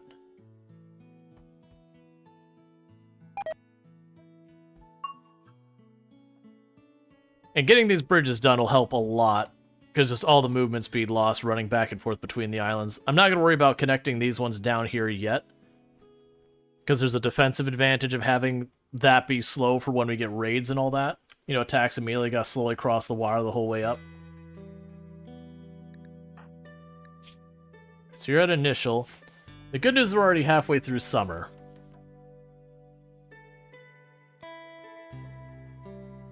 So very genuinely, it'd be good to get tree sowing early, because I'd be willing to take these two islands up here and just make that a bunch of trees.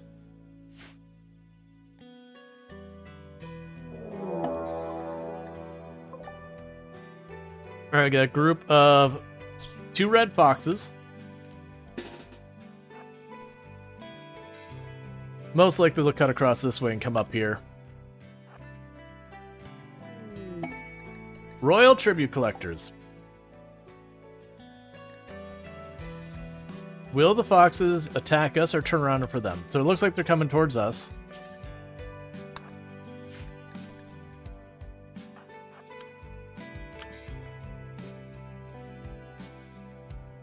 All right.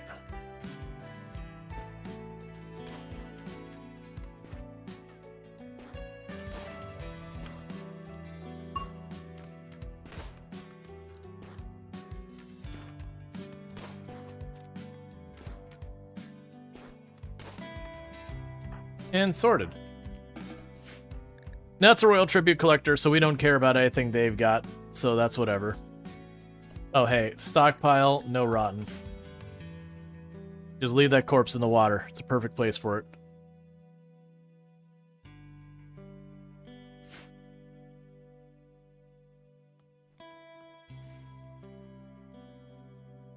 Alright. Where are you going? That's fine. But yeah, when we do the hospitality, they'll give you all sorts of rewards. A lot of the times, the rewards they'll give you will be stuff like silver, medicine, that kind of thing. It can be pretty overpowered because sometimes you can just get obnoxious wealth. That is one of the downside, is it becomes a source of wealth that can be kind of hard to keep from getting out of hand. But that is what it is.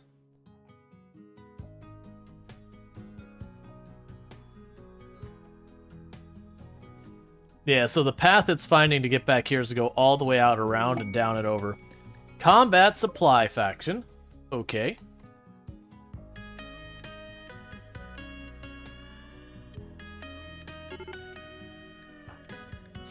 Major break risk on you, because you're hot, you're sweaty, you mediocre barracks, you slept on the ground. We're working on it. I'm not seeing where the next place that they're doing the woodwork is happening right now.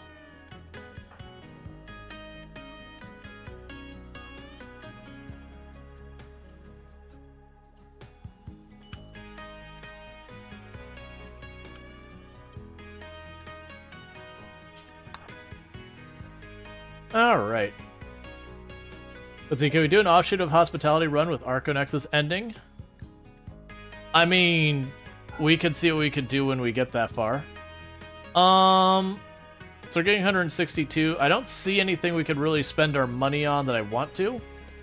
So we'll just take the cash for right now. Like, that could be ultimately where we take this, is eventually we could decide to Arco Nexus it if we decide, like, okay, you know, we're ready for, you know, new venue, as it were.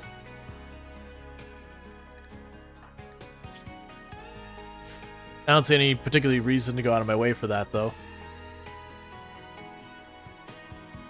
Because realistically, with the hospitality, we'll most likely become friends with most of the people we can become friends with.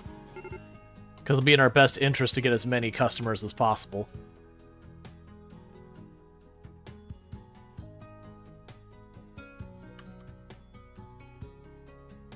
Yeah, the fact that it's the shortest now to go the whole way out and around to get here versus cutting across that way is painful to see.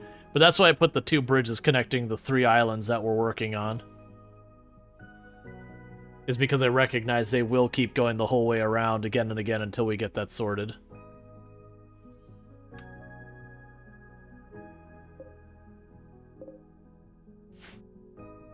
That's fine. I got more trees to cut out. Cut down way over there.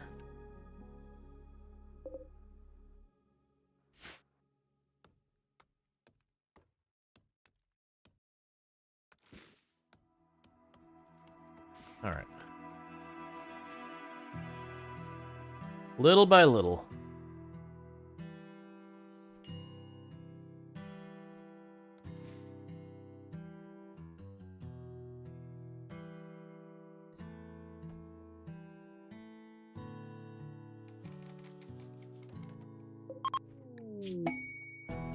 And a uranium visage mask and a bioferrite visage mask. And you were even nice enough that you didn't plunk it down in the water. Alright, so build clothing-wise, I was trying to remember, so you have a heat insulation of 19, which I thought was about as good as it was gonna get. No, the duster is. So we'll go ahead and we'll make dusters for everyone.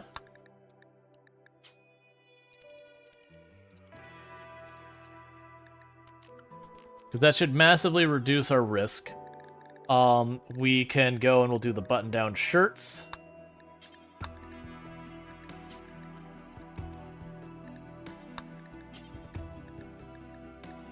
Do the cowboy hats.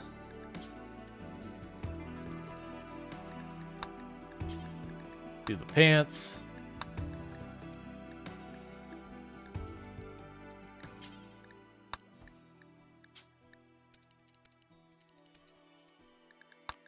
Do the face masks.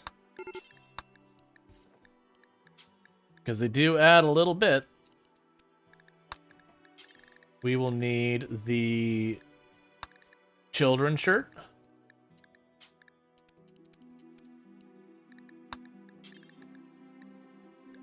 The children's pants.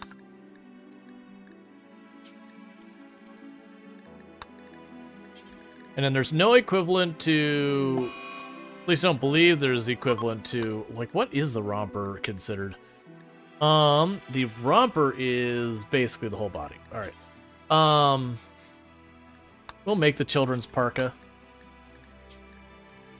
It won't hurt anything. That should be plenty for now.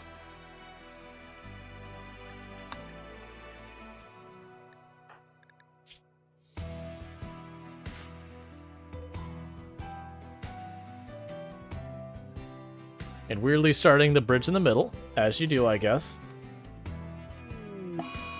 Insane rambling due to lost barracks. That's fine. They'll ramble and make everyone else around them uncomfortable. As you do.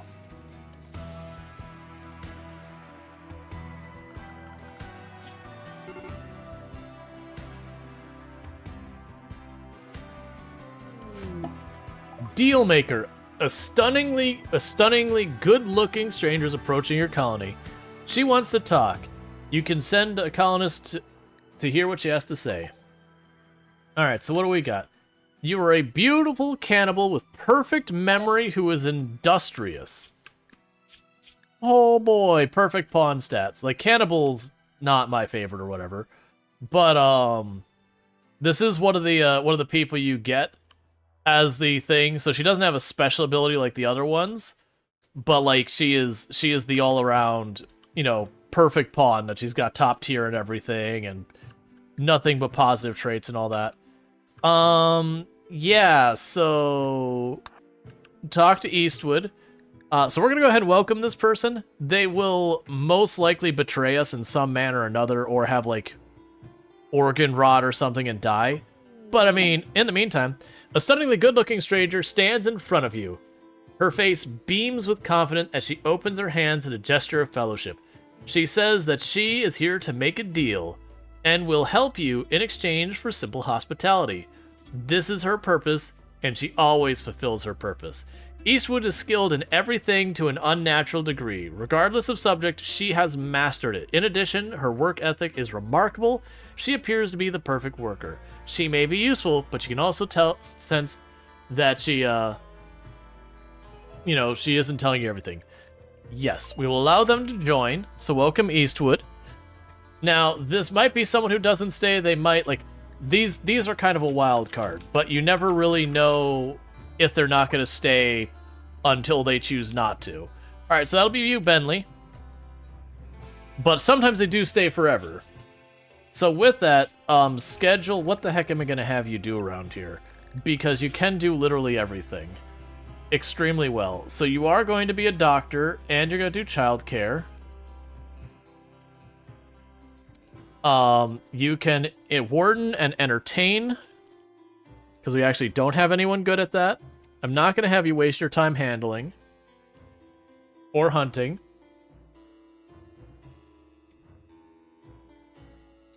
We already have a really good researcher.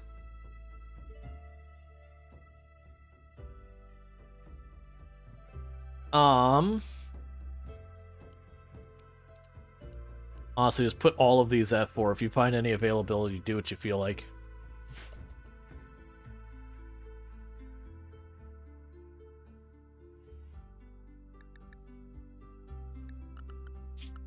Strange Pawns can have metal horrors. This is true, and I don't really need her as a cook. So yeah, that is a fair point, that they could metal horror. So we will tell them to not worry about the things that they could very, very realistically risk spreading it.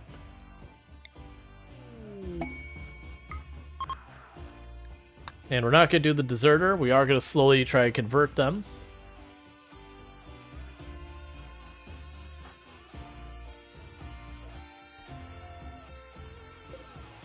Alright, so we're going to go ahead and have them just work on stuff around here. Wherever they can fit in, they can do it. But yeah, so with a strange person, a number of the possibilities, one, they could just turn and betray you, just like any other pawn. Just attack you and do whatever. A second thing they can do is they can have where they've got some of their organs are rotting, that they will eventually die from that. They can have it where things are coming after them. They can, I believe, be infected with a metal horror. That's the only one I'm not confident in, because the metal horror dialogue actually lies to you. The game will be like, oh no, one of your people contracted a metal horror disease because they got hit by a Noctil. That's not actually what happens. Mechanically behind the scenes, what happens is the game rolls the dice and says, okay, you're going to be attacked by a metal horror. Okay, where is the, where does the metal horror come from? And it makes up a reason you got it. So it's not actually that you got hit that caused the metal horror. It's literally the game just kind of wink wink nudge nudge, this is where you got it from. It's the same way like when you make your art in the game. And the art says, this art piece depicts the time that Bentley got shot in the arm by this person. And there's llamas in the background. It's that exact same functionality. It's just, giving an excuse as to why you have a metal horror.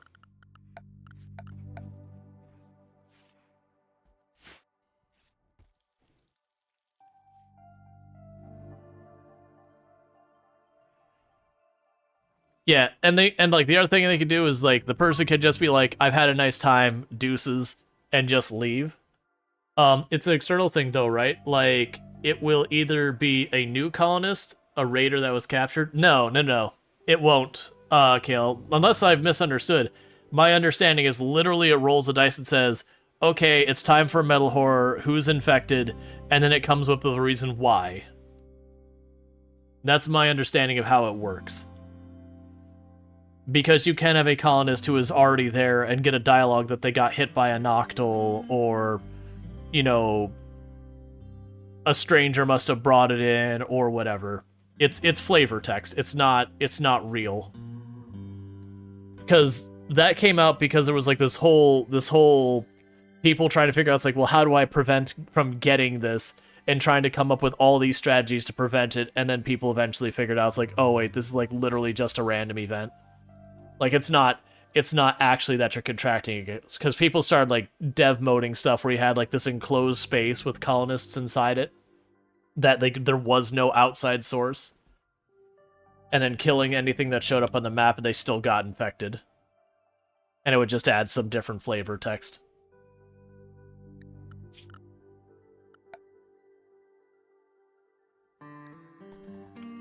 Now, it could be that one of the sources that it rolls a dice and that... I'm a little... So, I mean, we have enough food. Yeah, we'll take the refugees. It's only 5 days. Cool.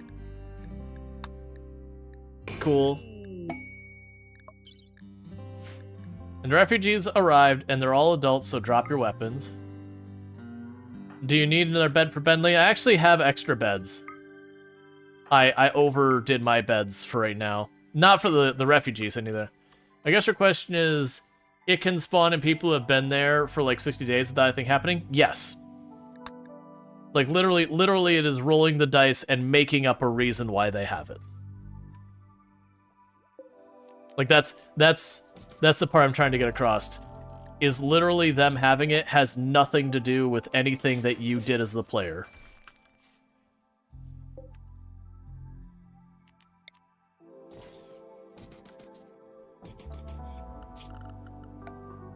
It's the same thing as like when the hole opens up under the ground. It's like this, you know, the hole opened up. You don't do anything to cause that. It just, the game goes, sure, there's now a hole in the ground. Deal with it. So let's go ahead and get all you on recreation, work-wise. Let's get everyone's schedule set up. Let's see. Also have a spare prisoner bed for the stranger pawn. If they say bye, you're going, you can arrest them and recruit them. Yeah, we can see when we get there. Like, that's those ones, if I'm worried about that, we can get there. Like, right now, I don't have really a room I could put a prisoner in. That very genuinely, if they betray me kind of thing and they survive, I might have difficulty recruiting them because there's literally not a room to put in. I'm not going to have any of you craft. And honestly, I don't really need you researching because there's only one research bench because I don't have the materials for more. There's nothing to mine. You can help grow. Please don't fight each other.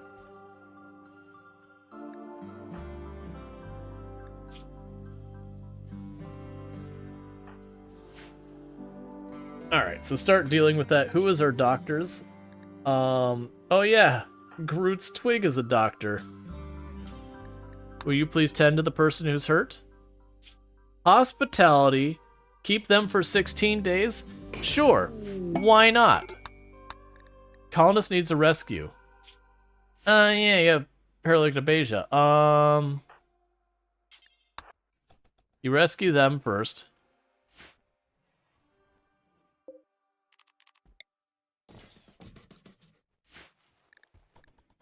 That's fine. Yeah, until I have a second room, about the best I could do is drag a bunch of people out here. But one of the issues you run in, and say as I make this a prison, that'll disable my colonists from being able to grab this food because it'll be in the prison, like it'll be the prisoner's food, which is kind of an annoying mechanic, but it's just how it works. In here, we'd be able to still use the benches and all that, but it would be a thing of like fighting over it. So we got Bentley, and Groot's Twig. That's fine. Why are you continuing? Oh, a Night Dweller actually starting a piece of clothing. Have you assigned to craft? Oh yeah, it's a very low priority. Alright, so we've got some colonists idle. So it's Luxray, Mr. Mayhem, and Conrite. Go break that.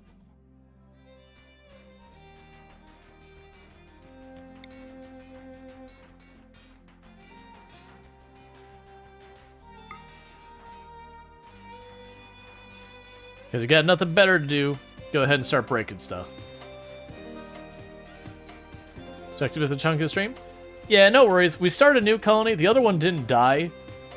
We kind of got to the point where it's like, I like my my slow burn colonies, but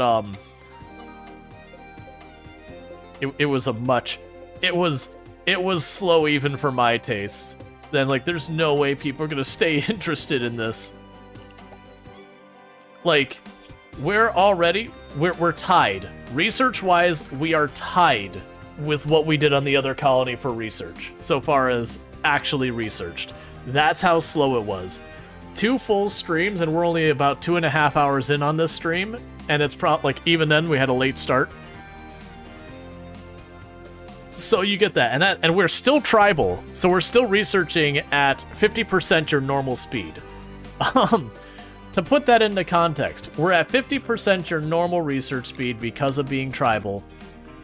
And even with that, we have finished in the last 2 hours what took the other colony 2 full streams to get done research-wise. That's how horrifically slow it was. For context, let's check Otan's research speed. Even with the injuries going on right now, it should be right here somewhere. Yeah, so Otan's research speed is 176%. Our colonists in the other one at level 8, I believe it was 10%. And when a Night Dweller hit level 9, it was 18%. So about 10% the speed of what we're doing to start with. For context, with all 4 research benches going full speed, it was still about a little bit better than 1/5 our research speed right now.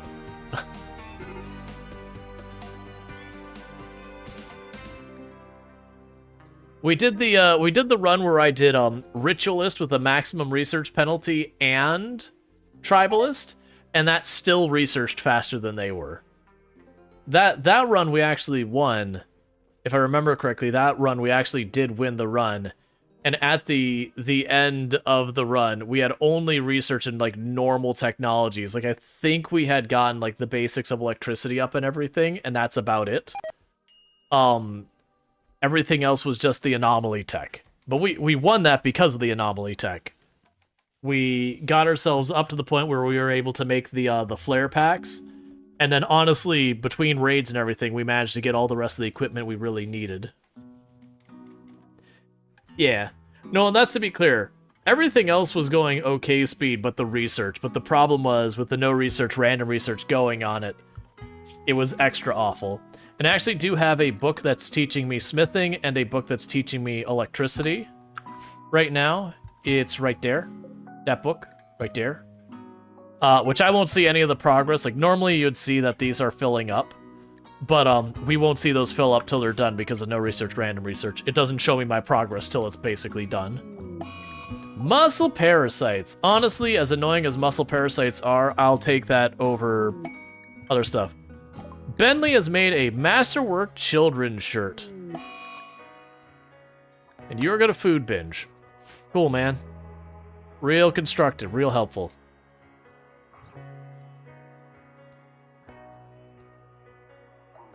This, honestly, is a run I probably want to do the Dryads. So we might go up here someplace and put down some Dryad trees. And we can do the wood Dryad. To just give ourselves a steady supply of wood. Because it'll just be a matter of time before we have the Dryad tree show up. And that'd be an okay one for Luxray to work on. Because Luxray is our hauling cleaning person. So stuff like meditating at the psychic tree and that kind of stuff, that's perfect to toss Luxray on the agenda.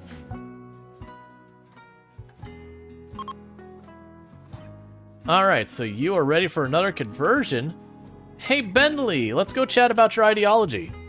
No, don't go away. What does our ideology even have for its flavor text? I didn't even look. The Faith Holders built the Great Shape of Faith, a cavernous... let's see. Masterwork Cowboy Hat. A cavernous shell world Bakakaro, so that many would come to hear Cabronan's divine word. A mind hypervisor arose and threatened to destroy the Robrin. My god, your language here is difficult. Herself, using seismic quake generation device. Kai Robrin decided to come to Bakakaro as a human named Lion Borla to help the Faith Holders. Lion gathered the Faith Holders in a fungus cavern and taught them of Kai Robrin's wisdom. Look, I'm gonna be real here. We believe in some weird crap. So we believe there's like a Dyson Sphere X planet where we've basically hollowed out the insides of a planet, and that someone was like, I don't like it, I'm going to go take this earthquake generator and I'm going to go smash it. And I went, oh, please don't smash it. And that person became human and then basically taught us about themselves. So we only learned how to make psychoid after the religion came to be, because it really feels like the order of operations there is backwards. That we learned how to make psychoid, and then we came up with this ideology. Because that's the only logical explanation I can think of for it. Them's are some words. I don't usually read the ideology flavor text, so that makes me wonder like what all other absurd random nonsense I've overlooked over the years, because there's that kind of flavor text all over the place. Like you go into like the different things, they'll tell you a little bit of information about people, the different factions and all that. I wonder if it shows you the flavor text of all the ideologies. I never bothered looking.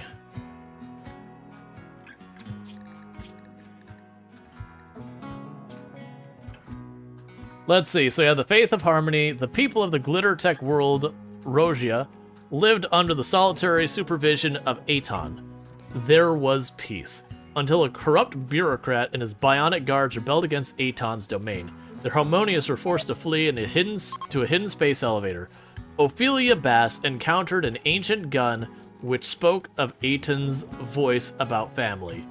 Ophelia's actions united the people. They marched in lockstep towards her home with the corrupt bureaucrat. Hey, we know it, a Smith. Bureaucrat. Those in the front allowed themselves to be killed by the bionic guards, but the whole could not be stopped, and they captured the corrupted bureaucrat. One peaceful prisoner. I can't accommodate a prisoner, sorry. We'll not openly reject it, but I don't have a second room. And both of these have people sleeping in. You think you're about to lose to a colony? You have an infestation? A big one? Yeah. Infestations, as long as you can keep them... If you can get them early, they're not a problem. The only time they become a real threat is if you just have to sit there and deal and they build up. Once they build up, that can be very colony ending. Or if you're just like, the numbers are just very heavily against you, like you're running a colony that's very lean. And you've got like a 3x infestation, so you know, 8 hives show up, and you're like, I got 5 dudes trying to hold up against this. Alright, so the dessert we're not doing. I'm not gonna be messing around with any of that. So they've got our first proper raid-ish. We're using proper very loosely in this particular case. So we're gonna see where Morgue sets up. And then we're gonna fill Morgue with bullets. Okay. That's fine by me. That might even be in the bolt actions range. That's definitely in the bolt actions range. So poor Morgue here is just running. Immediately takes a leg shot. Doesn't seem to notice or care. Immediately takes a torso hit to the stomach. Not the brightest cookie here. Not even like running for cover or anything, just like, nah, it's fine. I'm bleeding from everything. But you know, let's not worry about it.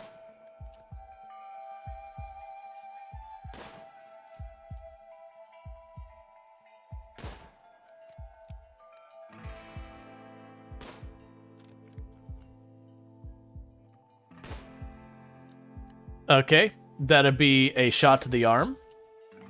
Now his leg's gone. And that'd be a second shot to the arm.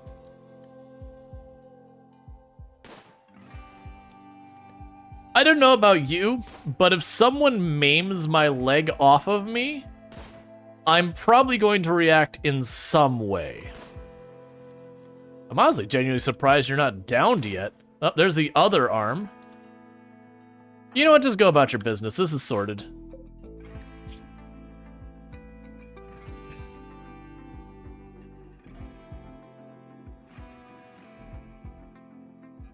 I'm genuinely... You're literally gonna die, be dead in 1 hour due to egregious blood loss. It's fine.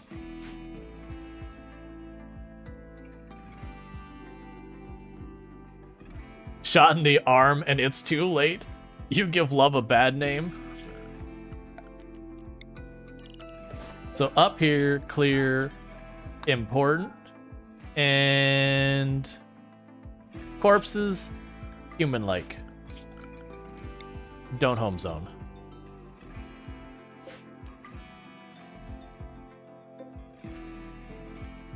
Yeah, we'll just order, unforbid all, go for it.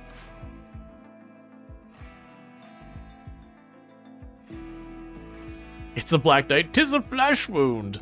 Yeah, the dude basically covered the entire beach with his blood, which is really impressive considering a typical person has like, it's something like 1.7 gallons of blood in them or something like that. It's really not that much, let alone enough to coat like the better part of an island. That was one that came up as a topic when we were playing the crime scene cleaner. Was we were sitting there going and you're cleaning up all the blood. It's like, where is this all coming from? There's not that much in a person. How is there so much blood everywhere?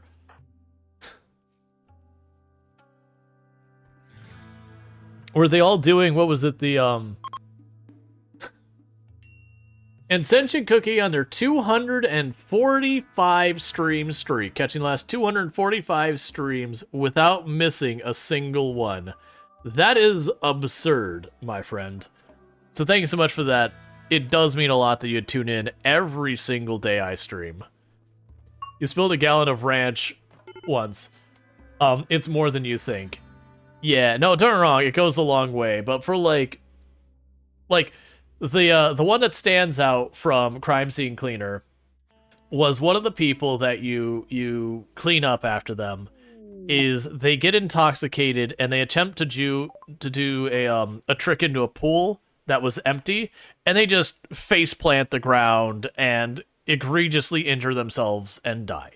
But there is like where they hit the wall and there is this trail of blood that's like, 8 feet wide the entire way out of the pool, up into the thing, going all the way out to like the seated area, and then it's all around there. And you're like, I'm sorry, man. You are not getting to that seat. Like, you dying in that seat once you got there, that makes sense, because there's more blood outside of you than inside of you. But also, this is more than you could possibly have inside of you.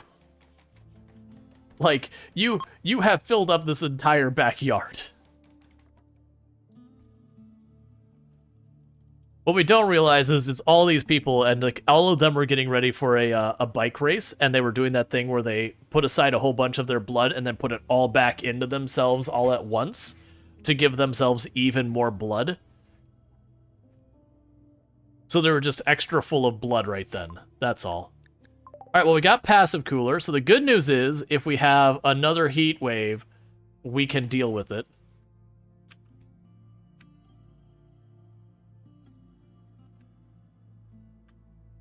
Basically just about fresh out of trees right now. Alright, so refugees are leaving, so that's good news.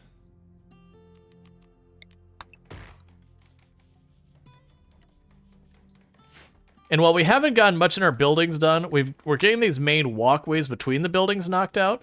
That's actually a lot more useful than you'd realize. Because you consider every time we go to cook, we're running, grabbing stuff, and hauling it back and forth. Imagine these kinds of maps with deep water bridges. Yeah, but that's part of the fun is the ridiculousness of how tough this is to deal with. All right, we've almost got Bentley converted. I'm surprised we haven't had Bentley, whatever the negative they brought with them hasn't triggered yet. And it could be that it is the metal horror is the thing, but I assume we would have seen gray flesh pretty soon. That would be really rough to have your first anomaly event be a metal horror. I actually don't know what the rules are around anomaly starting. Because it's almost always when anomaly starts. Cool, the refugees left. It's almost always Sightstealer as the first one. I think Sightstealer, I think I've had Ghoul as the first one before, but never Revenant, never anything under the advanced category, I should say. It's always been one of the basic ones first. Because I imagine they probably have the same type of coding that that your raids have, which even if you've and you can see this if you ever want to observe it, you can do save your ship, save my ship, where you start with the ship on the ground, the full built ship. And what'll end up happening is where you've got a colony that's worth hundreds of thousands, and you'll still have your first raid one dude will walk in on the edge of the map. And then the second raid shows up and it's 30 guys. But it's because they have effectively kind of hard-coded the first events have a much limited restriction. Hidden room. Do we actually have Luxray set to do art? We will set you to do art. I don't think we'll have you actually doing art, but yeah. Alright, attacks immediately from the south. So we've got Molotovs and we've got a good quality auto pistol. You are a terrible shot. So that's not my favorite, but we do have a bit of an advantage here. So unfortunately, we've got a lot of people who are breaking. So it's going to be no cover to no cover, realistically. Groot's here is going to just stay out of it for right now. I just don't want you taking a hit and dying in one. So the primary target's going to be Flesh here, because running around in the water, most likely, I'll be able to just maneuver around stuff.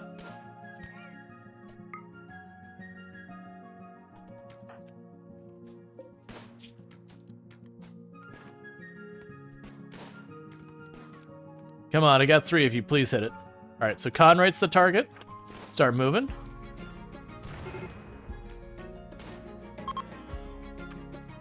Nicely done.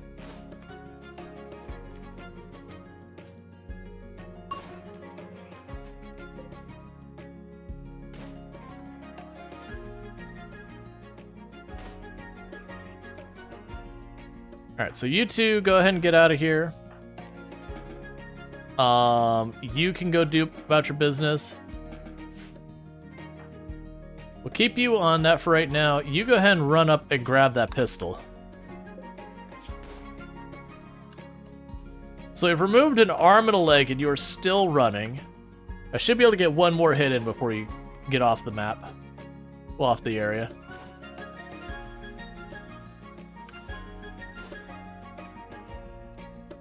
Alright, I'm not going to bother chasing just because they're probably dead anyways.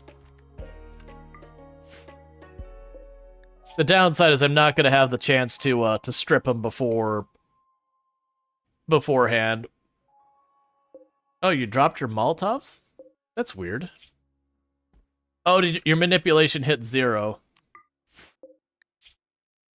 Yeah, and I don't think I can get someone over there to you in time. Who's the closest? Oh yeah, no one's gonna get to you to strip you, so unfortunately we're gonna lose out on that flak. It's fine.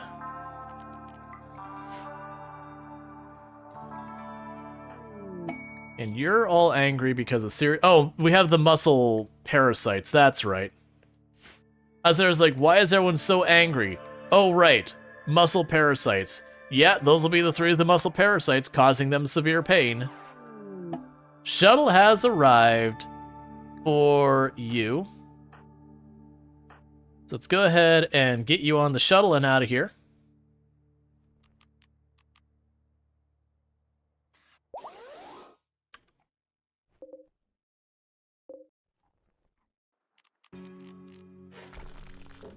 Cool.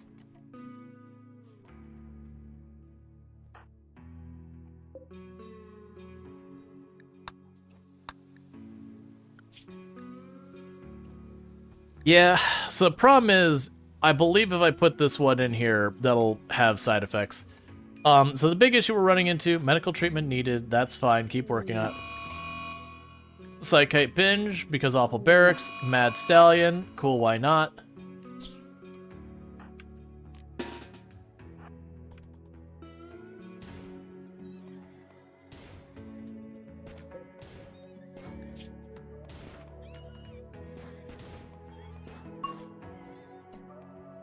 Okay.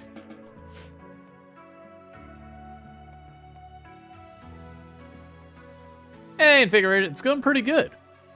Yeah, so what we're going to go ahead and do is we're just going to have to deal with these muscle parasites. People are going to have some mood breaks until it's over because severe pain just does that. The tree situation, not great. We're fresh. We're fresh. Actually, I got 3 trees to cut down there, and that's basically it. That isn't surprising on any stretch of the imagination. As I mentioned at the very beginning, I actually expected this to be how things started out much earlier. I was actually expecting a grow zone probably about the size of these two combined for our whole map. And just to barely be able to piece together a room like that big for them to share for sleeping and everything. So the fact that I actually did get all of this space to work with was not too bad. But it is just one of those things I just really don't have enough. We do have some fiber cordon down over here. That'll help get a little trace amount. Otherwise, it's going to be chopping down the trees as they come back in.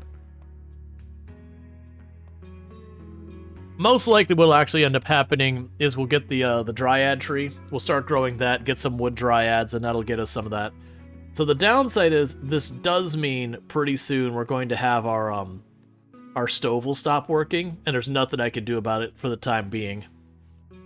We'll just have to endure. Why are you not getting treatment, by the way?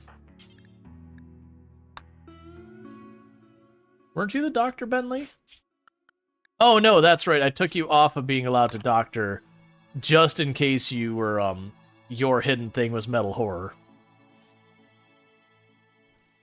Does all DLC include Anomaly? Yes. Anomaly is a DLC, and I said all DLC, so that is included. Honestly, if someone says all DLC and it doesn't include Anomaly, that's disingenuous? Would water turbine work here? I don't believe so. I believe water turbine only works on rivers.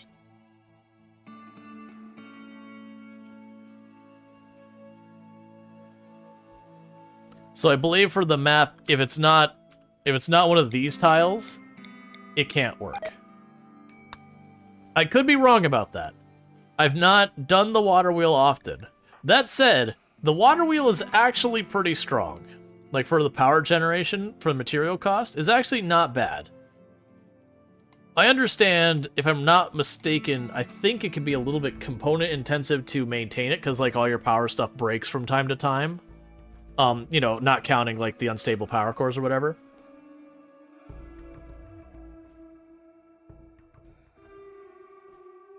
But yeah. Food binge because serious pains from the muscle parasites. That's fair. I mean, it's a construction person who right now can't do construction because there's no supplies. And our cook can't cook because there's no supplies. We will add plant cut as a 4 for all of them. That way, if they end up having nothing better to do, they can chop down the handful of trees just in case our growing person doesn't find the time. Alright, Groot's is already level 5 crafter as a small child. That's good news.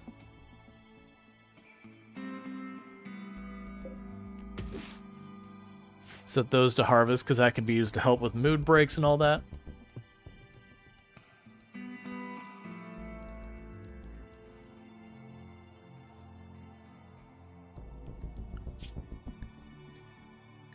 Oh, right, and I was going to make a smithy bench here, so production, fueled smithy over there.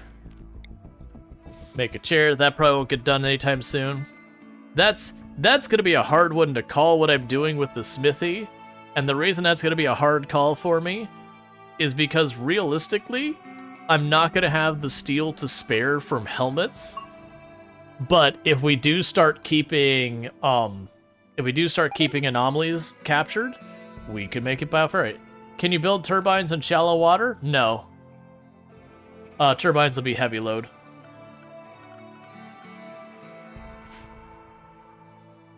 There's actually not much you can build on top of water. It's mostly just the basic furniture.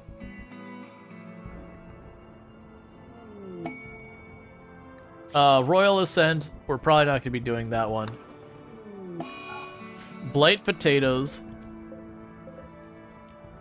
So if we can go ahead and harvest you. Get everyone on 1 for plant cut for right now.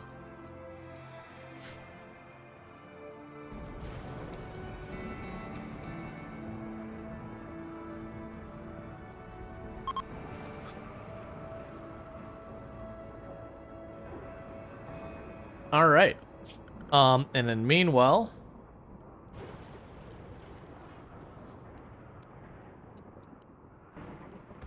drop everyone back to 4. Okay, they managed to chop up a little bit more wood.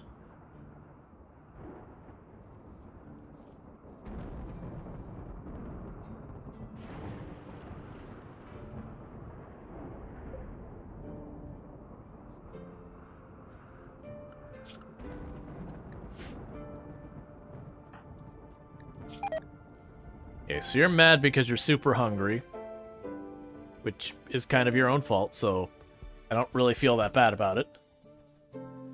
I do feel a little bad that you got food poisoning, but, you know, the other part I don't really feel bad about. Alright, so now there's zipping between the islands, so that's good news.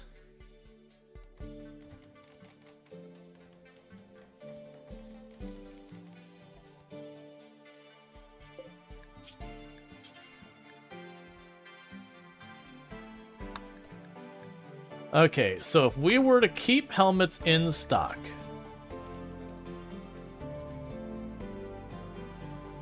don't make them out of steel. For right now, I'm just going to leave it where they're technically on the queue, but they don't have any materials to make them out of. I am thinking on later, I might be able to get bioferrite as a renewable enough resource to start making helmets and other stuff like that out of them.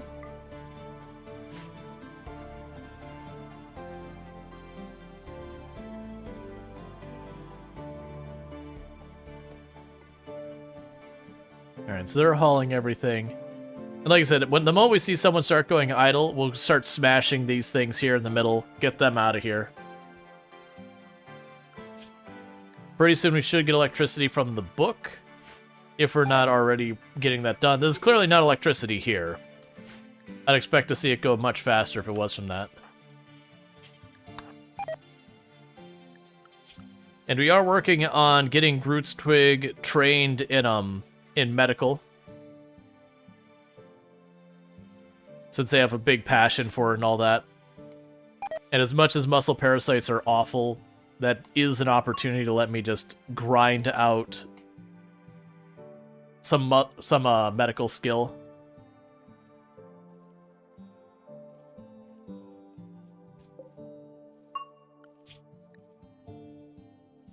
Oh yeah, we have the drug production bench as well. I don't really have room for everything I want right now, so we'll worry about that later. If I do get the drug production, if we do get their immunity medicine, we'll do that.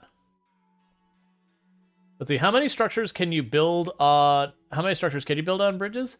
You don't have to play maps with lots of water. You don't really deal with bridges much.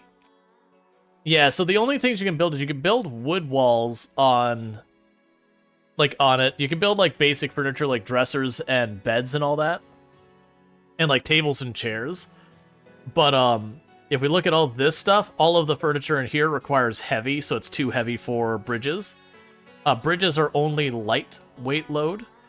So anything that's medium or higher is a no deal. So if you look at that, like where all of it's orange. It can't handle much.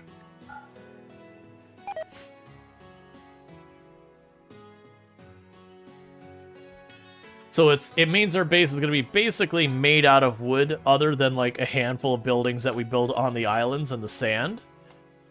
Unless we go and get moisture pumps, which, you know, eventually I certainly would want moisture pumps. But we'll see what actually happens in that end of things. Yeah, so food is perfectly fine right now. We're getting there.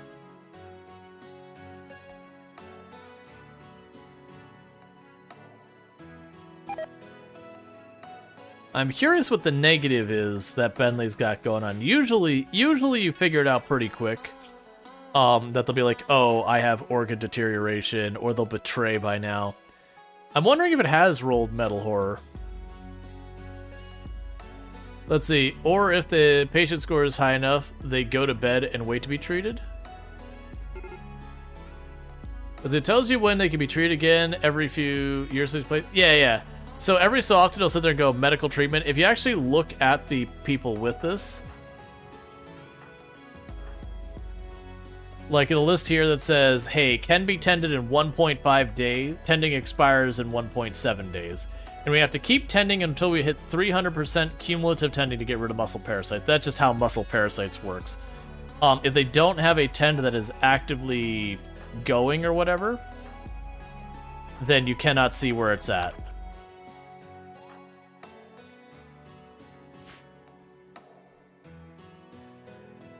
And you usually have a bad doctor with bad medicine.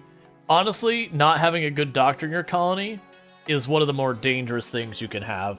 Because then you're basically living on borrowed time until you get unlucky and get hit with something like malaria or plague or something like that. And then it's just very hard to keep people alive if your doctors are running out around and getting tens of 15, 20%.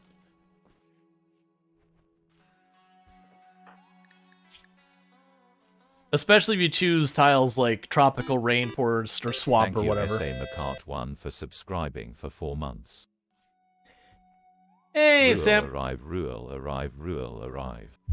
Hey, Samcart. Thank you so much for the Prime Gaming sub. I really do appreciate that. You've been subbed to the channel for 4 months, and I appreciate the continued support. And I do really appreciate that. Let's see. Oh, okay, so usually the doc skill goes up pretty decent when you use them a lot. But then again, you never go into a colony without one doc with at least 5 skills and or a passion. Yeah, no, it's tough. So they're supposedly psychically binging right now. Psychite binging because they're in pain because of all this. That's what makes muscle parasites so terrible. Is it's entirely the serious pain being a -10 constantly. It's pretty hard to keep people in a good mood with, pretty severe penalties. Normally we could have a nice barracks and that which would carry us through, but without the construction materials, this is not particularly good.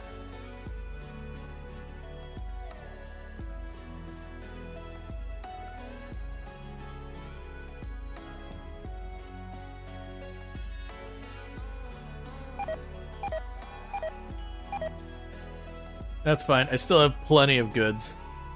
It would be nice if they finished that room so stuff wouldn't just rot, though. Tattered apparel on you. We didn't force anyone to wear anything, right? Nope.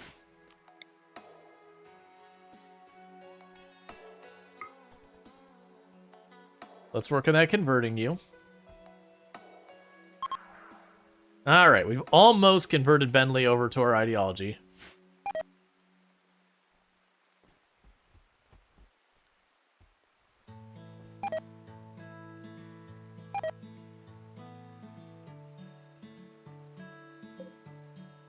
Why are you not planting?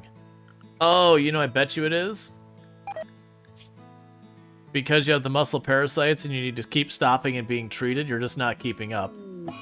Psychite addiction on a night dweller. Thanks, man. I appreciate it.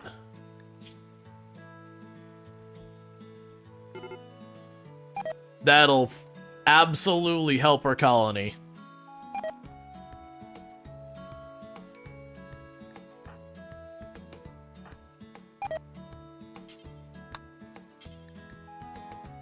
Alright, Conrad's already on it.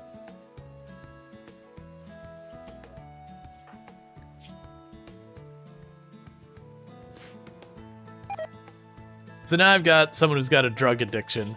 They're going to be pretty insufferable until, Oh, that's cool. It says 20 or 23.7 days to recover. So 2 seasons. It just tells me straight up. Alright, so they're attacking immediately and all that. Let's get everyone there.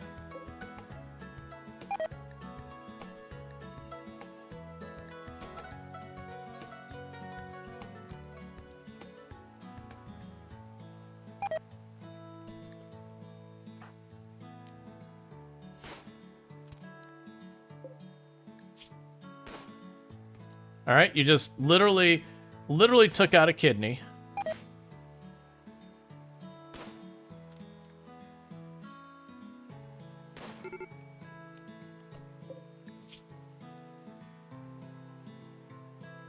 Yeah, so you already have a pretty good movement penalty. We'll let you fire this shot. Now you gotta switch targets.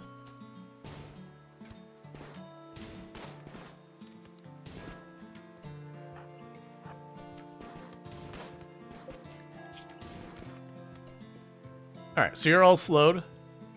So let's cut across the water. Take a sip. What's the worst that could happen? Alright. And we can stretch and do all this stuff. I don't think all of our people are moving at speed. No, they're fast enough. I shouldn't have run. I forgot the muscle parasites have a pretty strong penalty. Hey, shoot the one that's closer.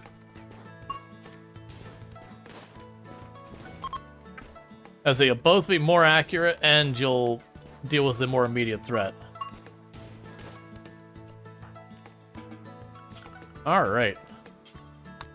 No injuries from it, so that's good news.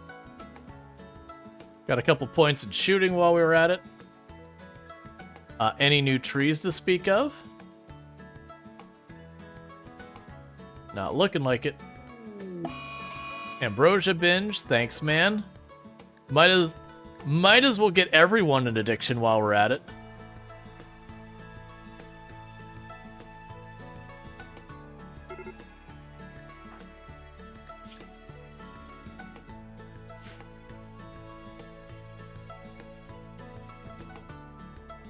Alright.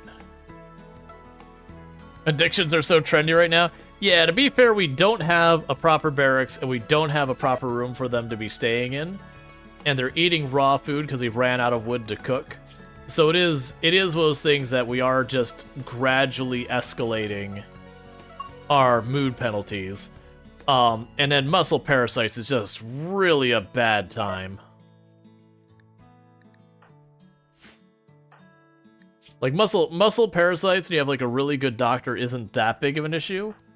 But early on, when you don't, they can just really cascade, like piss off your colony really badly.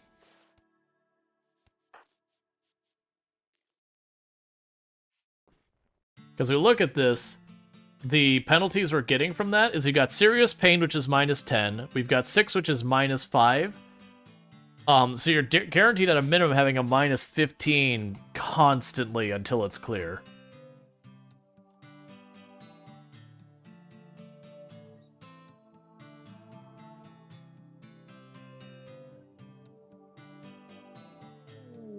The worst thing is a 2-day cooldown between 10s.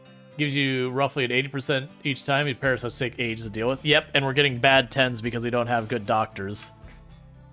So we're just gonna endure it. The good news is our doctors out on the other side of this are gonna be really strong.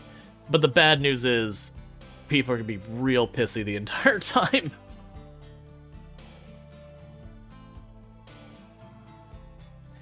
I am using this as a way of training up my doctors. And I know Bentley has really high skill, but that we don't know what their mystery is yet, because this is a this is one of those pawns that walks in on the edge of the map, and this is like the perfect pawn one. So we're just kind of waiting to see. Why aren't you planting literally anything? We're gonna die of starvation because you're busy not planting anything anymore. And we're not at the end of our grow season or anything. Alright, so one thing I'm doing is I'm shrinking that field. You're gonna kill us doing that. I mean, on the good news, we've got the medicine's gonna be made.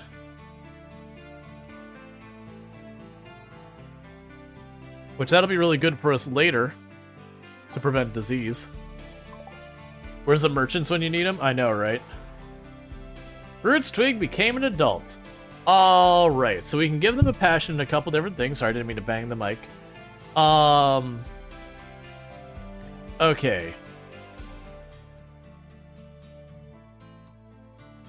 I really like kind. I know Iron Will is good, but I really like kind. Kind is a very valuable skill in the sense that they almost never insult each other. I'm gonna make it so they can also have a passion in research. So, all things considered, that could have gone way worse of an age up. So let's go ahead and take you, because you no longer get the schedule of that. And we can go to you, you can now do this. And you'll be our secondary researcher. Cool.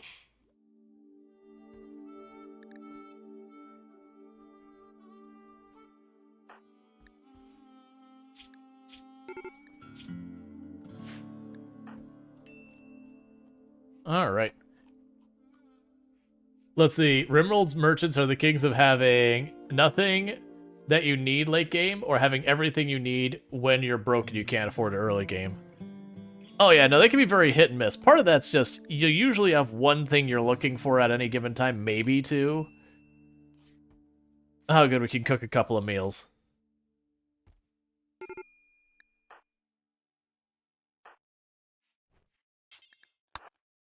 Nope, always doctor first. I don't care whatever else your schedule might be, I need you to always doctor any chance you get. Get people through this. We can get to your side, and someday we're not even a third of the way getting rid of the muscle parasites. Oh, I really should have gotten better doctors.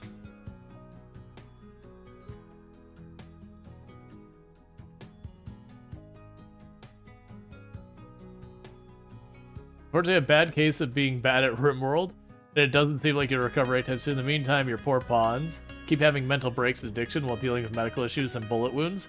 Yeah, no, it is worth taking the time to try and sit back, like when you lose a colony and go, okay, where was the point where things started to go wrong? Not what ultimately killed you, but like where was the thing that things started to go off balance? Hi. Hi, I kissed the hubby. Why would you do something so dangerous?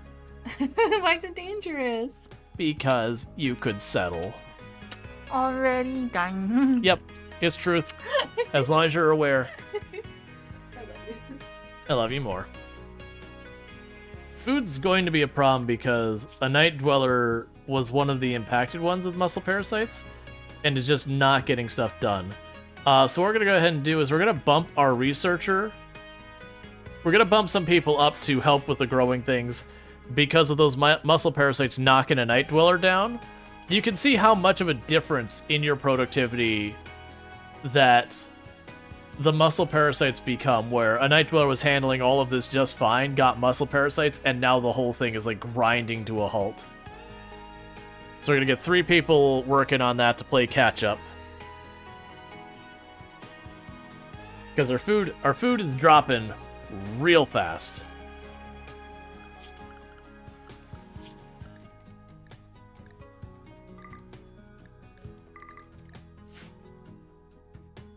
Alright, so we'll queue up some animals for hunting.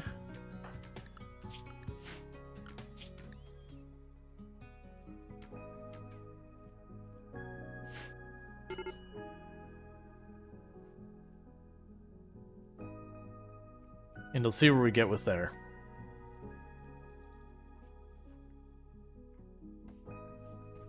When you lose a colony, you like opening dev mode and summoning raids and spawning anti-grain warheads and just matting everything on the map? Yeah.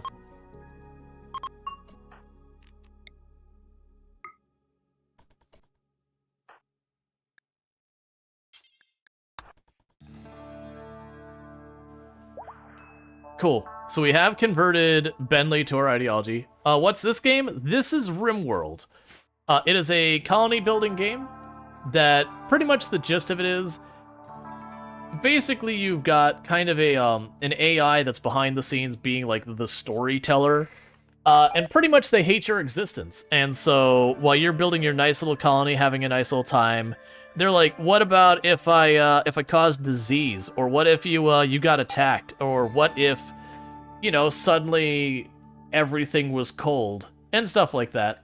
And then on top of that, your people have like their own like desires and needs or whatever that can cause them to have mood breaks and all that. So like right now I've got a bunch of people who have muscle parasites, so they're in lots of pain. That's making them pretty unreasonable to deal with. But yeah, it's a pretty solid game. It's also, it takes a morally gray approach to almost everything where they're like, hey, we're gonna let you do whatever you want with your colonists. Some of it's pretty awful. You don't have to, though. The game never forces you to do anything. But if you want to do awful things, yeah, we can let it happen. That said, usually there's repercussions. So, like, if you organ harvest people, generally people don't like you. It's generally not well received.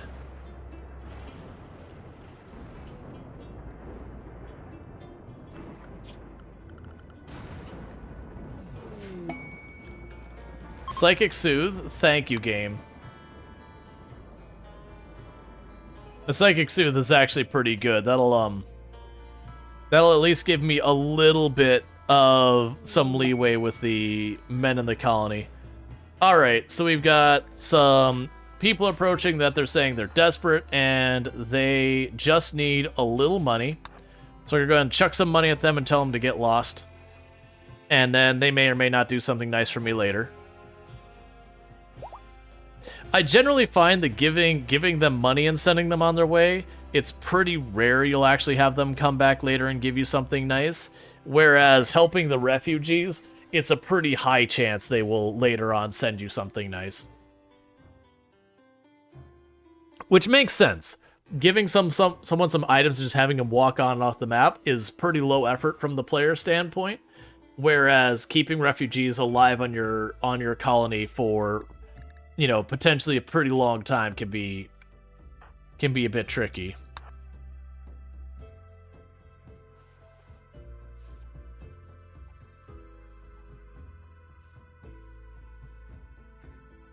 Yeah, for those who don't catch, I actually have the bot, and it's like, it's not as big a deal when I'm playing RimWorld.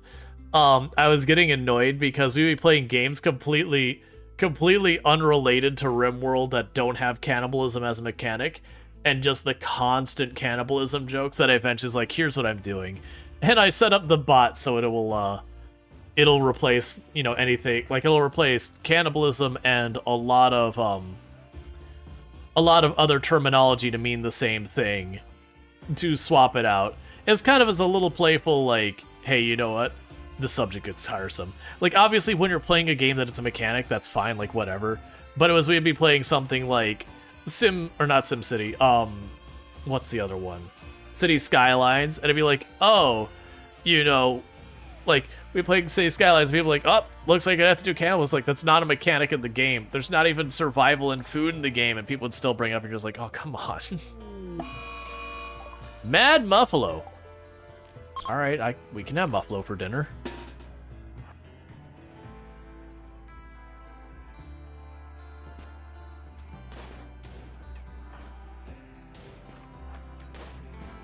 Because it wasn't anything to, like, a severity where it would time people out for it. Not unless, like, someone was really going at it and you're like, hey, man, calm down. And they were still going at it, then that would lead to a timeout. But, Like, cause just mentioning is fine. It's just, it gets to be over the top after a while.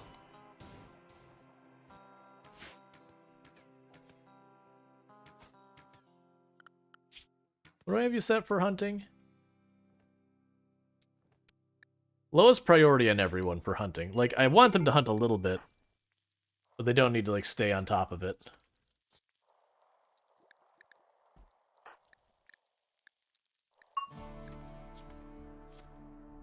Alright.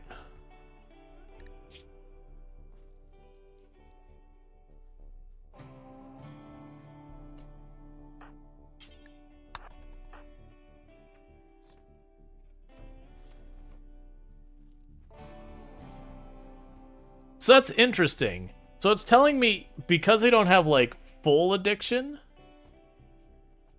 that they are slowly having the days to recover.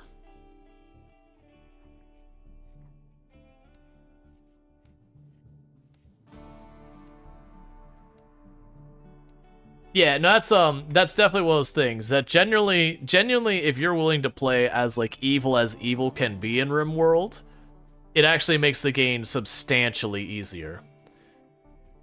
Let's see, when the trait you find most value in New Recruit is Psychopath, you may need to reevaluate your choices while eating a man burger.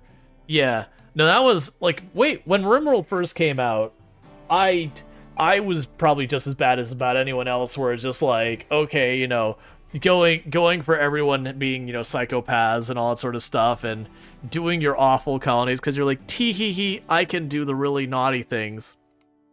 And then after a little while, it was like, okay, but actually, I'm kind of over this. And then it was more like doing the challenging kind of run. And like I said, a lot of the times, playing the colony where you don't act like a complete monster is genuinely usually harder than, you know, being willing to do literally anything to the benefit of your colony. So like I have, outside of if I'm doing a specific challenge, like we're doing like an ice sheet thing, I'm obviously gonna have to do what I have to do with. Let's see, one of your most fun colonies is you had as you were hit by constant rage, and it was hard to survive, and everyone had organs and limbs missing, permanently damaged. When bionics hit, it was such a boost just to get to that point. Oh yeah. Just choose to believe that all the raiders attacking my base are organ donor cards. The problem is, you're taking those organs while they're alive. Like, just plain alive. Like, you can save their lives, and you choose not to. And that's fine. You can play the game however you want.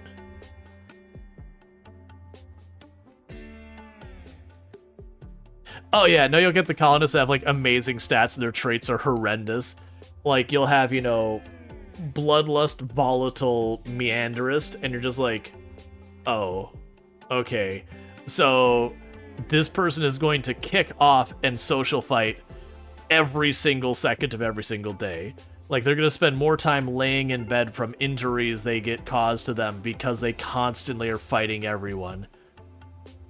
And sure, they're good in a fight, but also I need to go out of my way to keep them away from my other colonists, or they will just straight up kill everybody.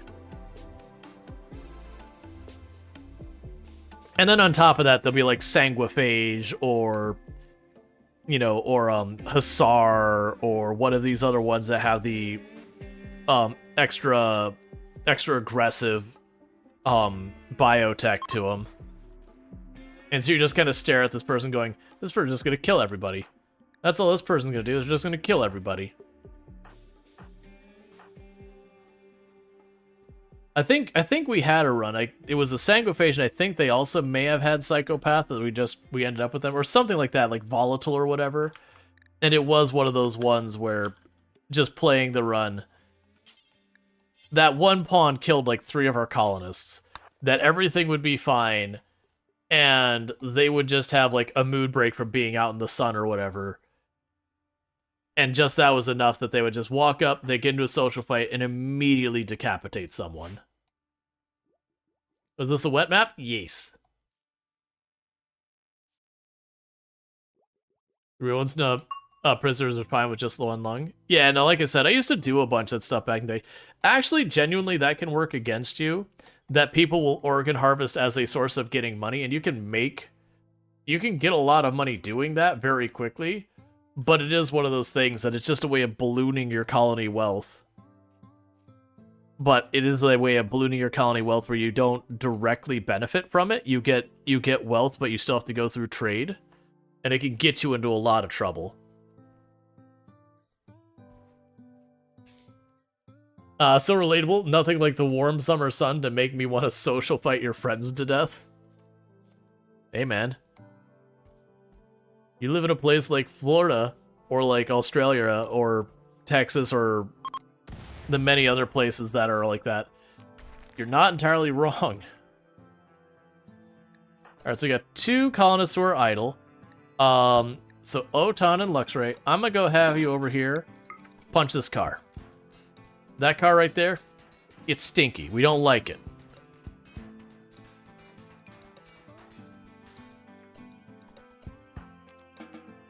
You can go about your business. Because of that, I got a little bit more storage here. And give me all those components. And that little bit of steel.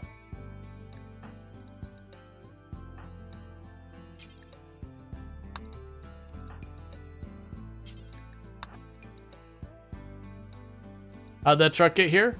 It's just debris that was already on the map. It just started there.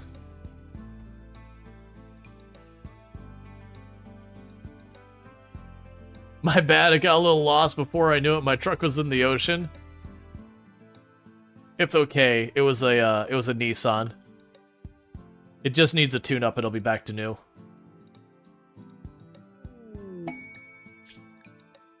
The loving capybara. You want me to keep your capybara for 23 days? That is amazing. The random name the capybara got was Wilson. And the reason why that's so amazing is because if we look at the name of our colony... There we go. If we look at the name of our colony is Wilson's Last Resort.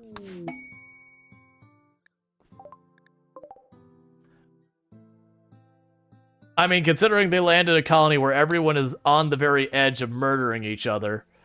Yeah, no, it checks out.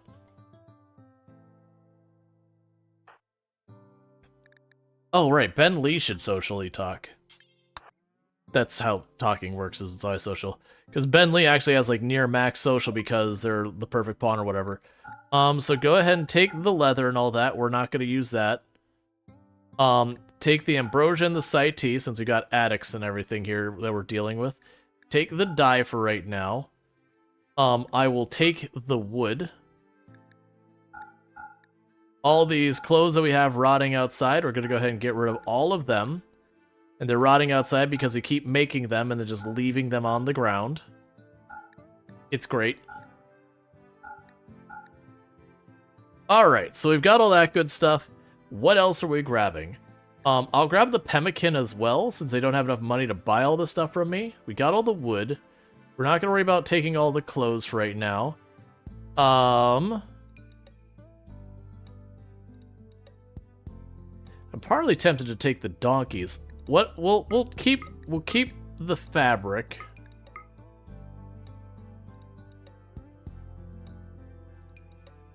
Trying to see what else.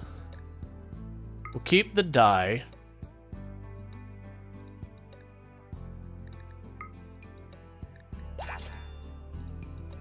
And meanwhile, we'll trade you again, and we're going to give you a gift of all the bit of that. I'm a little confused that I don't see the ambrosia here now.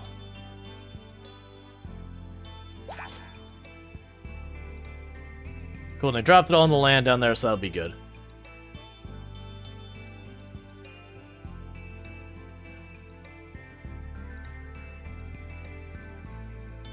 It's ours now? Exactly. So a cake at the grocery store says, "I'm sorry for what you said. It was 107 degrees outside."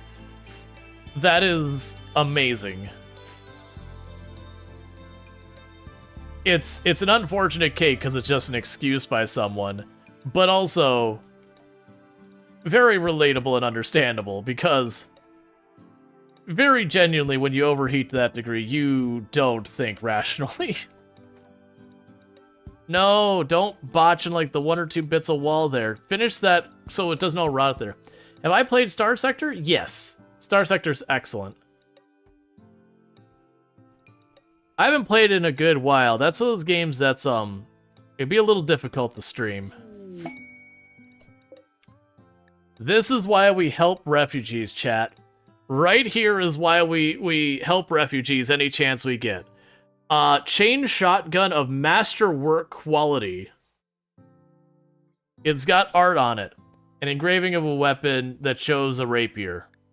It's not the most exciting thing, but sure. Luxray, go grab your chain shotgun, friend. You're getting a little bit of an upgrade.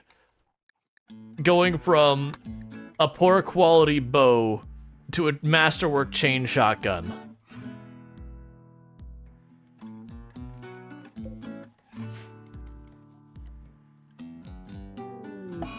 Sad wander, cause serious pain. Leave it in the water till 40%? Why would I leave it in the water till 40%?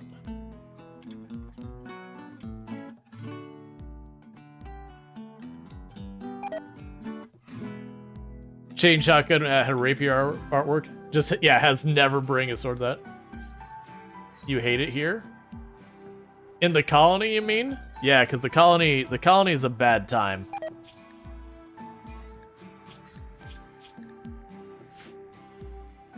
Drop the value? Oh no, I don't do any min-maxing like that kind of thing.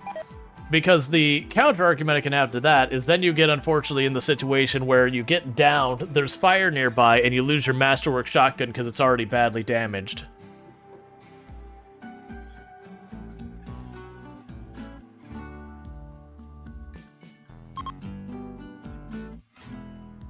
But yeah, no, I don't...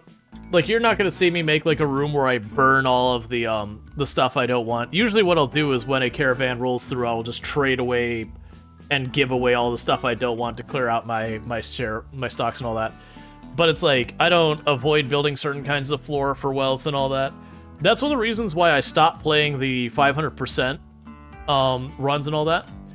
Is the chain shotgun a good weapon? Yes, the chain shotgun is the single best short-range weapon. Someone walks into a door, and then they cease being when you've got enough of those.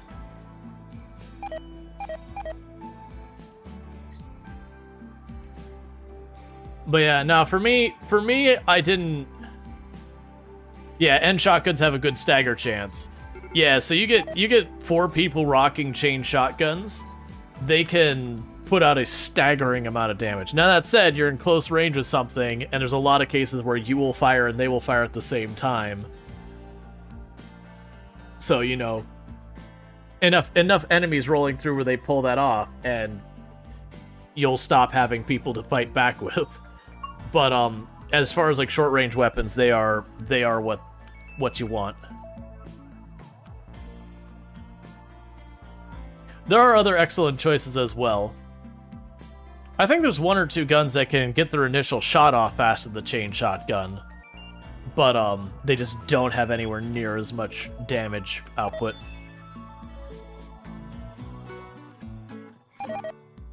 That's his figuring. A bunch of that meat was gonna rot. But I still got the pemmican I bought, and then we're about to get our rice up, and then we'll be back in business. You mostly go sniper rifles, but you play an easier difficulty?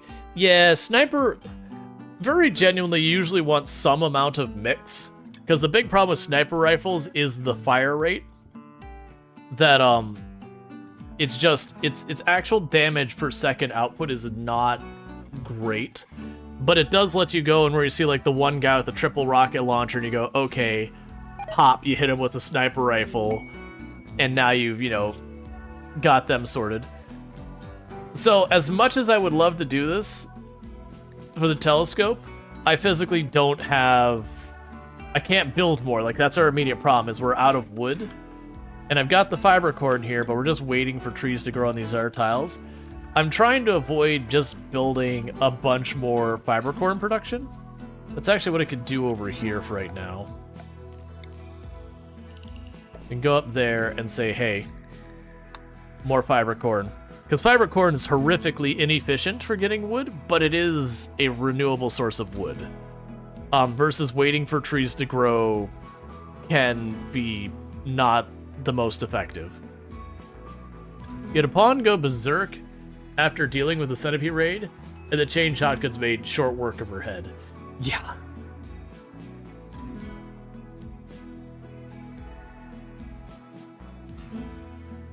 Let's see. AR or SMGs and better all-rounders.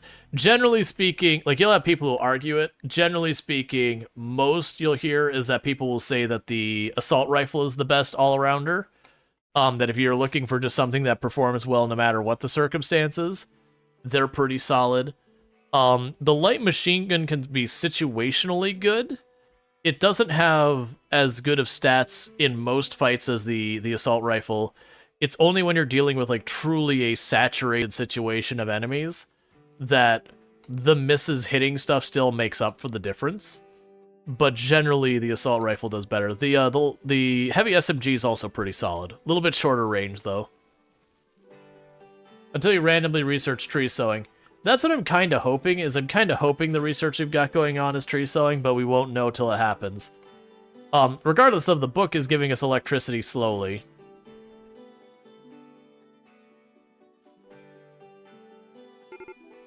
Because once we get tree sowing, I'm going to go and put trees on most of these fields and just, you know, go for it. Trigger happy plus minigun? That can be fun.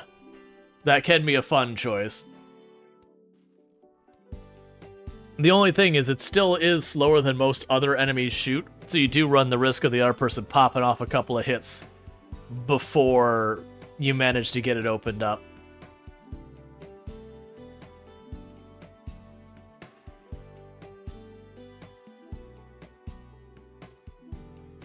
You need several miniguns at the same time? Well, that's always just like, that's a fun memey way of fighting, is to get like 4 miniguns and just point into a room and be like, this room, I'm gonna need like a good 2 or 3 seconds to get these things wound up, but then this room is just going to be saturated with hits.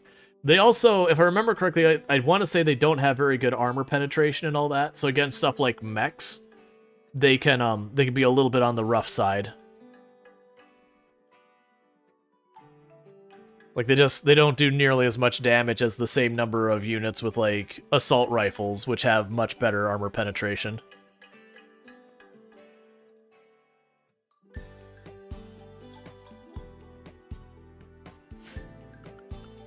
Pen needed for which animal? Oh, I don't actually need the pen. It's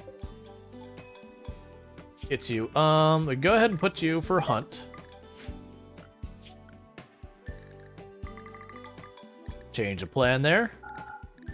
Bigger, easier to hit game showed up, willing to feed itself into the machine.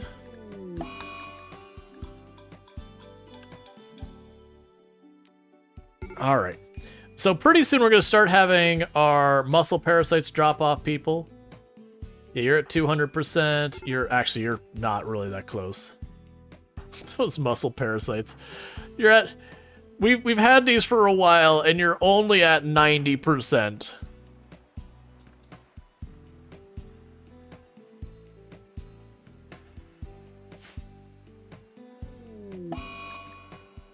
Tantrum, that's fine.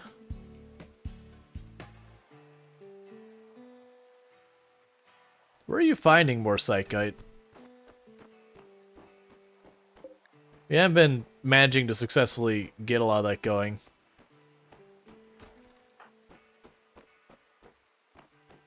Thanks for breaking furniture I can't quite replace. Let's see, who needs armor penetration when you have 9 distillion rounds going downrange? Well, I mean, that's the whole idea with the minigun. The individual hits, not very strong. The accuracy, horrendously bad. Like, Most of the stuff when you look at it is just generally bad, but the number of rounds it can put in the air is the strength. And it's definitely a strength worth considering.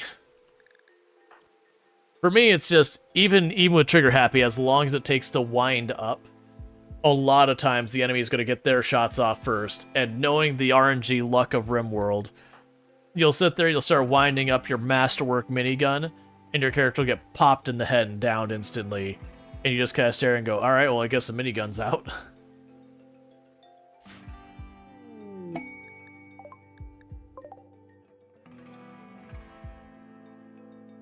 Yeah, normally I don't have problems with psychite addiction and all that. It's just right now, because those muscle parasites are just pissing our people off so badly, we're just going like through the treadmill of anger.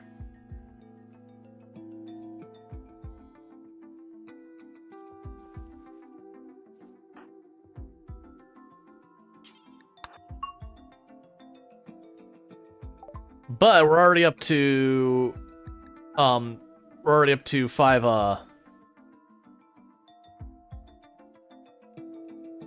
sorry, we're already up to 5 tending, or 5 medical, on both of our people already.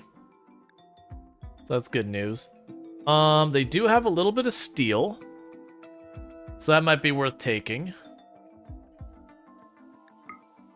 Because I cannot source my own steel. We'll sell the tiny little bit of muffalo wool we have. The books and all that we don't need. I'm not going to grab the meat, because the meat's just going to rot too fast to make it worth my while. It would be nice to get the Nutrimine later. Right now, I can't make the medical bench. They're just going to take the steel and the money.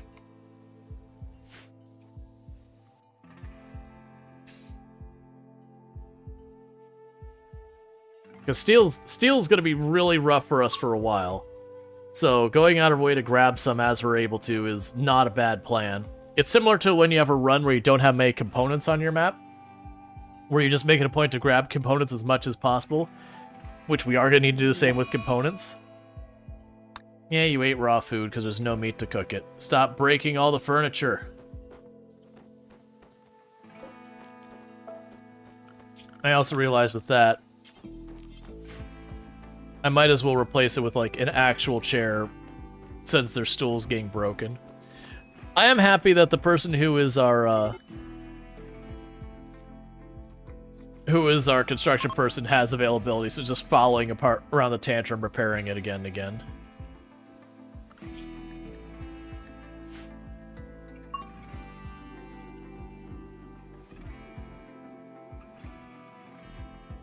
Yeah, so we're starting to reach the point that the 10s are actually starting to get to like 30-40%.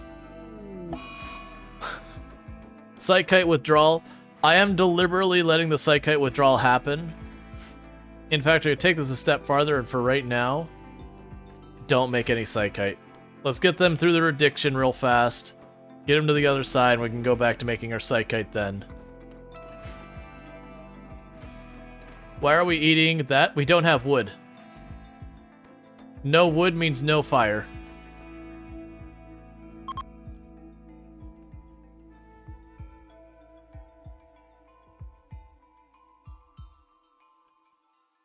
And I still don't see any new trees. Sad wander.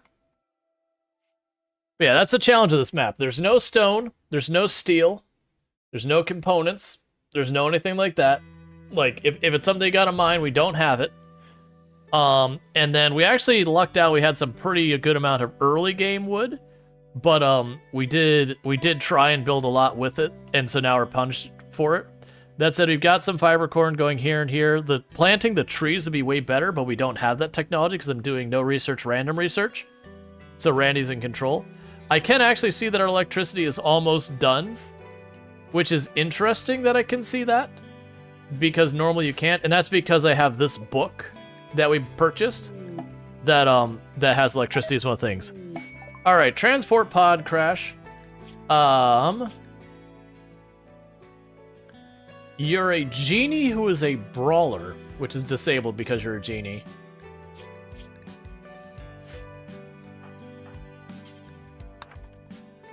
Go strip that person for their clothing.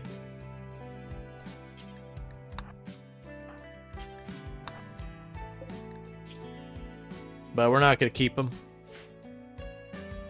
We've already got a good researcher crafting person. And right now, food is not in a great spot, so we're just going to deal. How are you doing, by the way? You're doing alright. The good news is our corn is getting ready to be good. I also just realized, well, we'll keep them tasked to keep working on everything until the Night Dwellers pass their addiction and all that. Really good cook? I have a decent cook. They're not amazing, and then this we could do that. I'm still waiting to see what Bentley's negative is. That's what's got me curious. Is Bentley here? Is one of the pawns where they're not telling you everything kind of thing. And we've had them for the better part of a season now. So I'm really waiting for the other shoe to drop of what the negative is.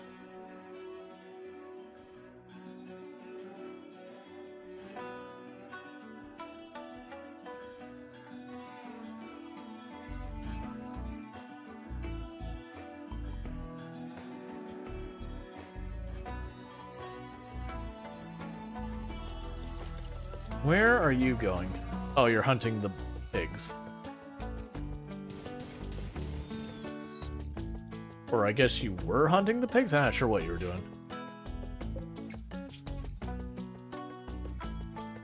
You're getting hypothermia and all that because you're just laying out in the ground. That's fine.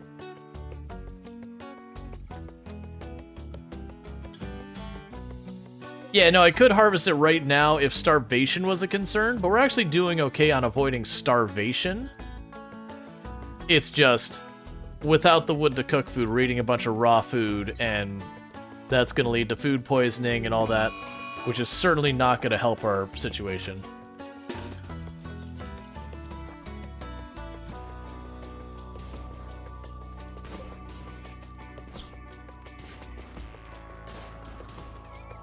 There we go.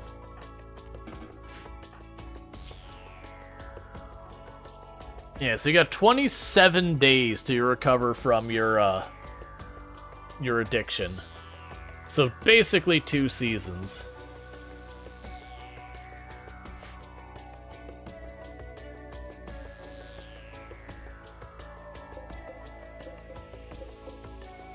So don't sow the psychite plants when they're harvested.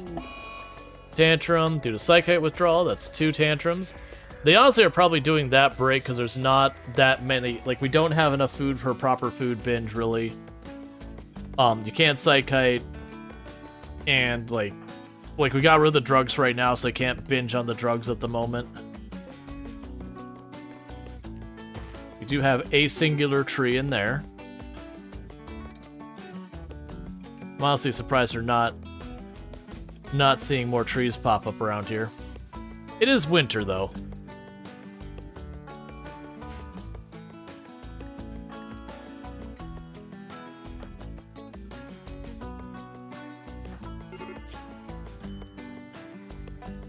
Alright, one more decent 10 and a Night Dweller will be past their muscle parasites. Distress signal. You've intercepted a distress signal from a nearby camp. I can't do that. And we're being attacked immediately. They all have clubs.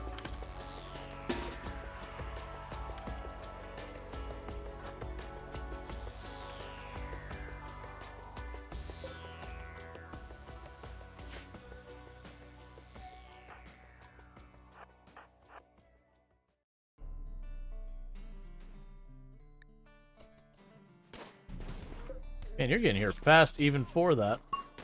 Oh, you're high on go juice. Well, I'm glad you separate yourself from all of your friends. Because that could have actually been dangerous, having a Yetkin juiced up on go juice running in after us. How do you manage to get a map with so little land? We chose, there is one of the, I always forget the name of the mod. The geological landforms, I think, is the mod. and this is the Archipelago. There's another one similar called Atoll. Okay, so this time we're gonna have a break where you wander around.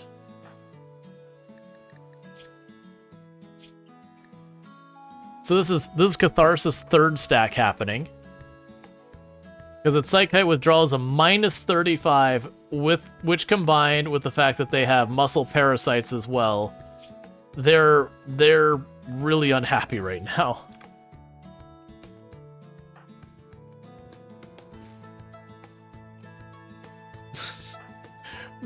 How bad these 10s are going is pretty awful. Nice, might check it out? Yeah, so it's a map that basically means no stone, no steel, no uranium, no components. Your materials are wood. The only bricks I've got here are because we tore apart some ruins that were down here.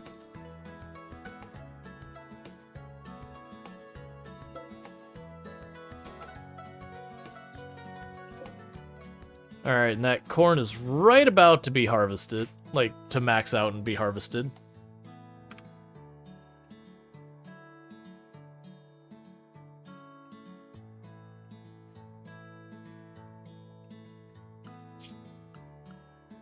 Alright, so OTAN...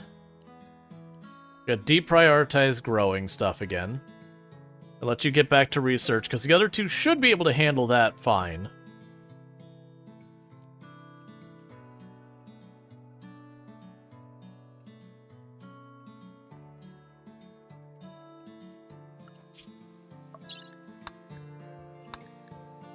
Yeah, so if we look at that, because we're on the island, that's the big worry in this run. Is if we have something like an EMI or whatever shows up over there, that's basically we're then officially in a run where we have a permanent EMI effect. I won't be able to do anything to really help with it. Not until we get drop pods. So we get drop pods, so you do the thing where you drop pod over, you deal with it, and you drop pod back. Which actually don't... No, because the drop pods don't require electricity, so yeah, that would work. But you get the idea. It's one of those things that we're really limited on what we can do with all of it.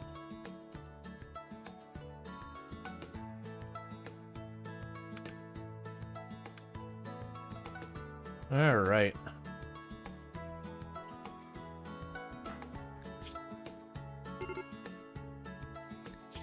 Man, Psychite withdrawal sucks.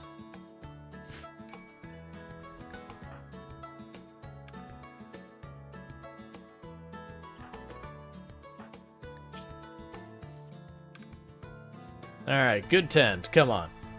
At least we'll see like a good 50%. 0%. That's literally the only way you can't make forward progress. You keep getting... Let's see, you chose a 4-tile island. And you have 1 land entry point.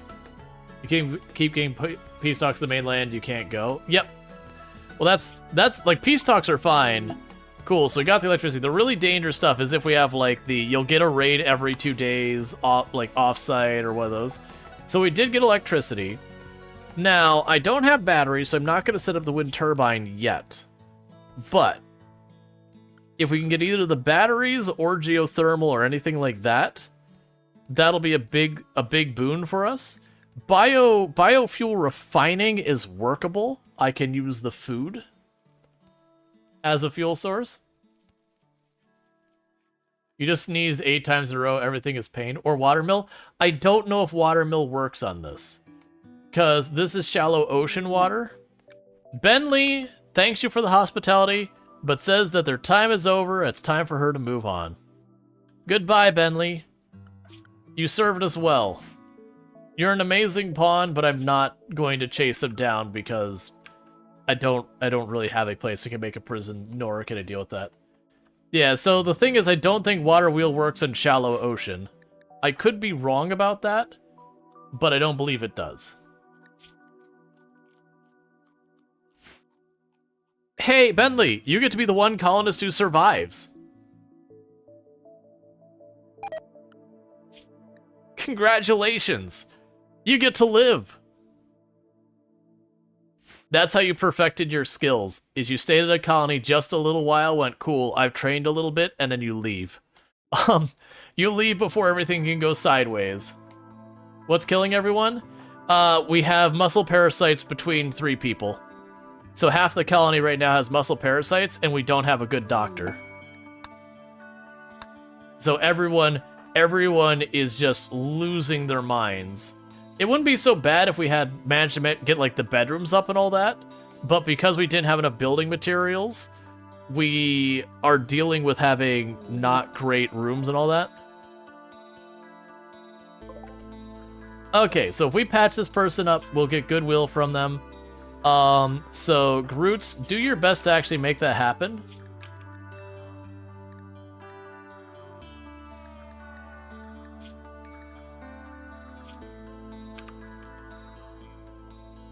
Did you leave them up there?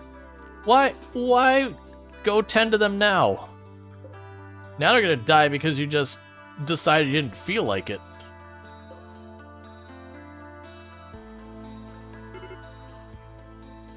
You remember Maupenheimer's colony, both his pawn and mine pieced out, and he was the leader? Yeah, no, that happens. Alright, so we rescue this person. It'll help with our relationship with the Empire, which is certainly worth doing. We're doing okay as far as like raw food and all that goes.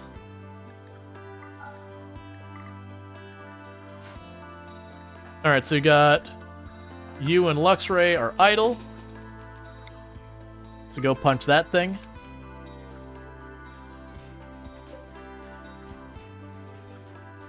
That's a consequence for anyone being idle. You will be immediately sent to go punch things.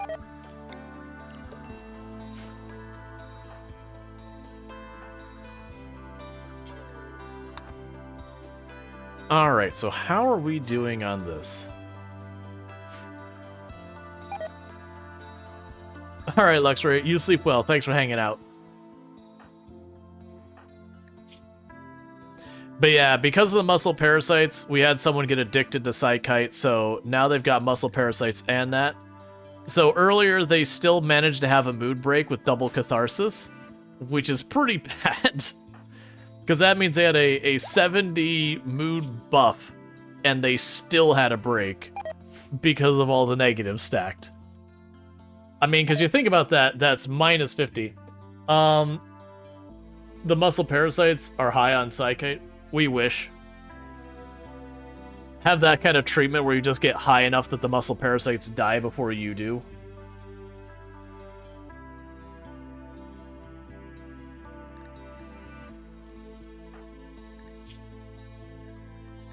Plus, tortured artist on Luxray isn't helping with moods either. And the mediocre barracks and slept on ground. Research known go juice production. Thanks, man, that's not gonna help. The last thing I need is more access to more Psychite.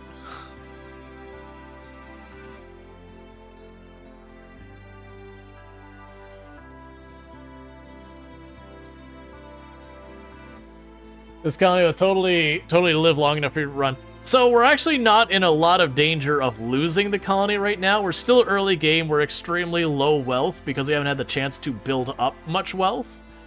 So honestly, we're not in that much danger of losing the colony.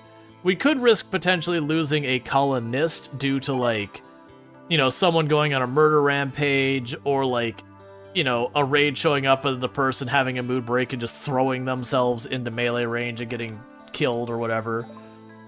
But as far as, like, actually losing the colony just straight up in a normal situation, it's pretty unlikely. Alright.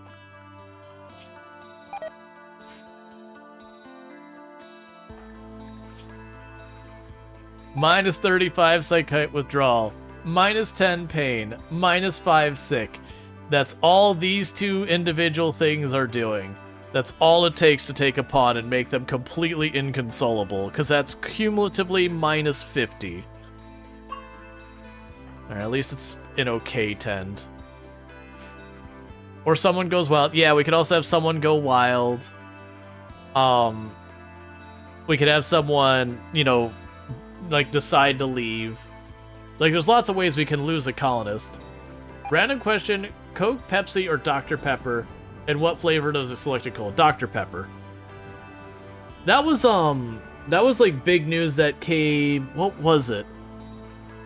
Wasn't it that, for the first time in a long time that when it comes to Pepsi and Coca-Cola, it was the first time one of the colas, you know, was no longer seen as a, sorry, it was one of the oh, actually, don't do that. It was one of the first times we had, it was neither Coke or Pepsi in the second position so far as most voted popular one, that Dr. Pepper had dethroned it. I can't remember which one got dethroned, though, whether it was I think it was Coca-Cola got dethroned as in the top two. Could you put that out, please? Why is that tile not considered home? It is considered home. Why is that tile not... Put out the fire! The last thing I need is losing more area because it burned because no one dealt with it.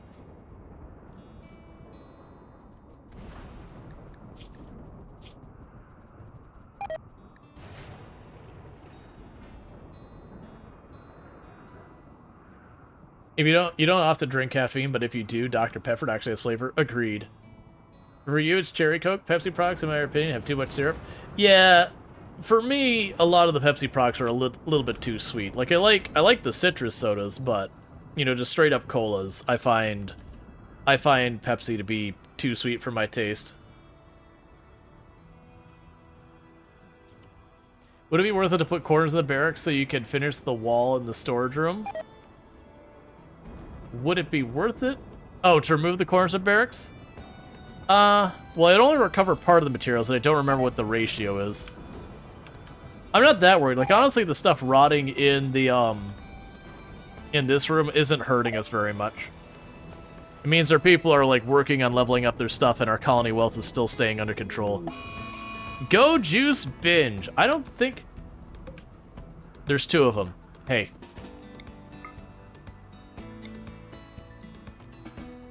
It's fine. There's two of them. That's from a raid.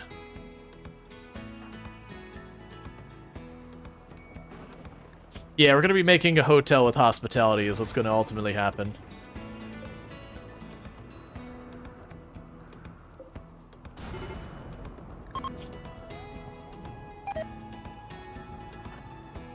Cool, so our visitor is leaving. We rescued them from certain death. So we should get a bonus to our standings with the Empire. They did ultimately get considered to be a guest, which was the hospitality thing. Luckily, they didn't stay here long enough to get too pissed off. Hey, plus 17 standings for rescuing them. Alright, so we've got Luxray and Mr. are not busy again, so go break the next chunk of this.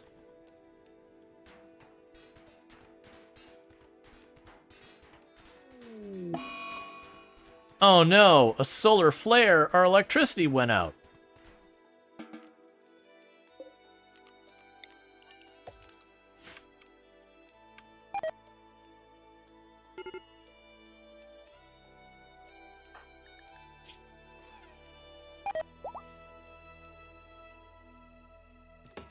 So the good news is, they're high in Go Juice. There is no more Go Juice for them to have.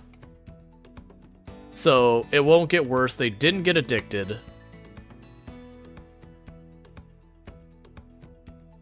Yeah, no, it only takes one. Right. The good news is we only had two, and they already hit them both. And they're not overdosing, and they're not addicted either, so that's fine. And because it's not considered Psychite, it didn't reset our withdrawal, so we don't have to like start back from scratch or anything like that.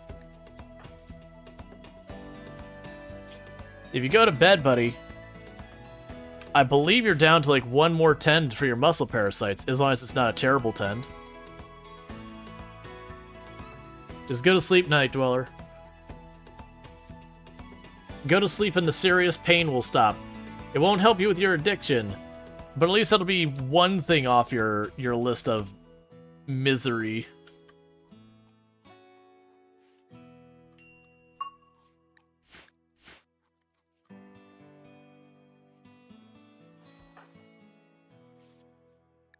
Come on, good tend.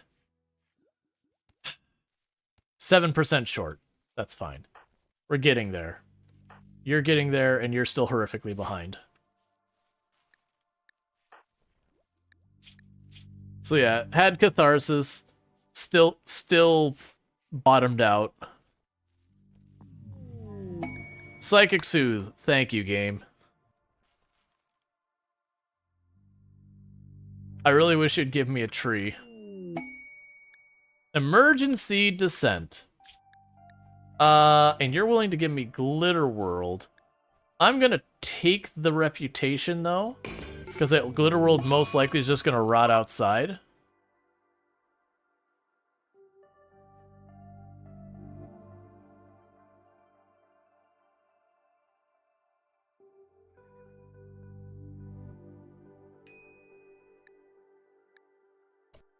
Now let's grab everyone. Get them down here to help. Because the raid should be here pretty soon.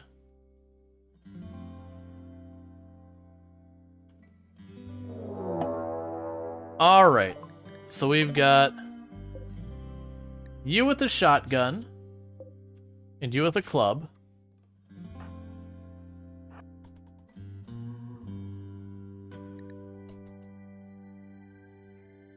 And so they should have to feed themselves into our situation here.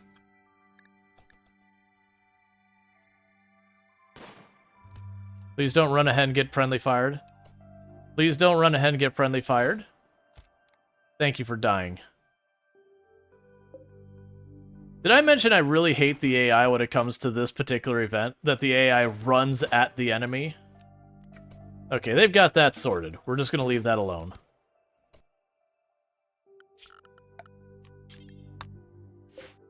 That's bio-coded, so I can just stay in the water. Alright. Let's see, didn't know Flake had a higher addiction chance than Yayo, 5% versus 1%? When you took High Life? Oh, yeah. If only playing in the water was a recreational activity? Yep. And medical treatment needed on you.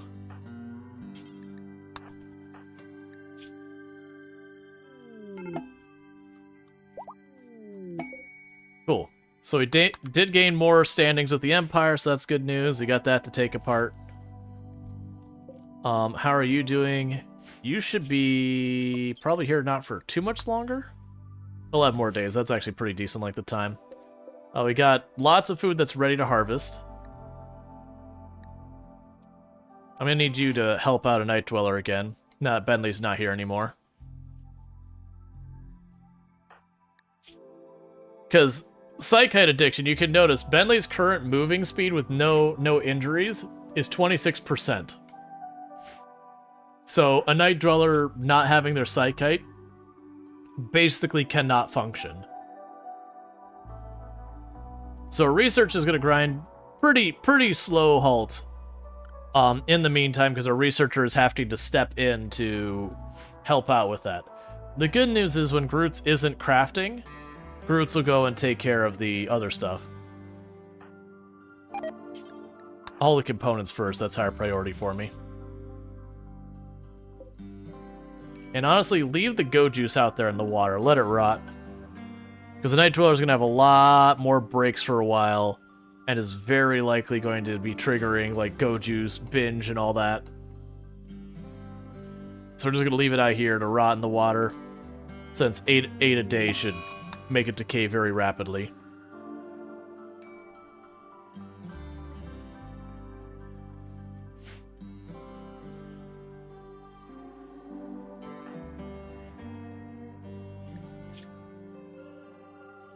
Alright, the good news is a Night Dweller is a third of the way through recovering from their addiction.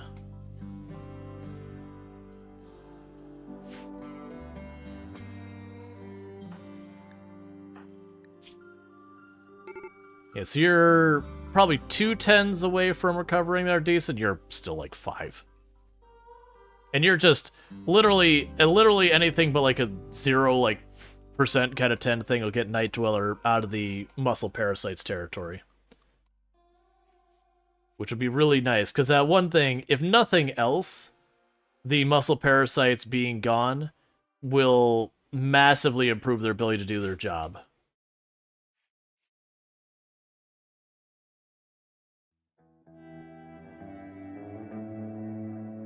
Yeah, so next thing for them to build is just these bedrooms.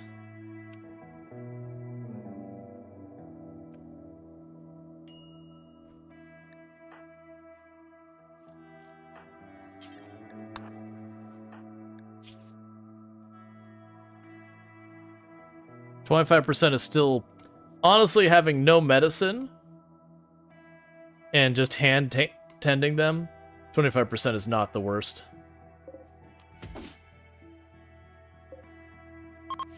Got a tiny bit of heal root over there. Okay, Psychic Soothe is over, so people are going to go back to Super Angryville.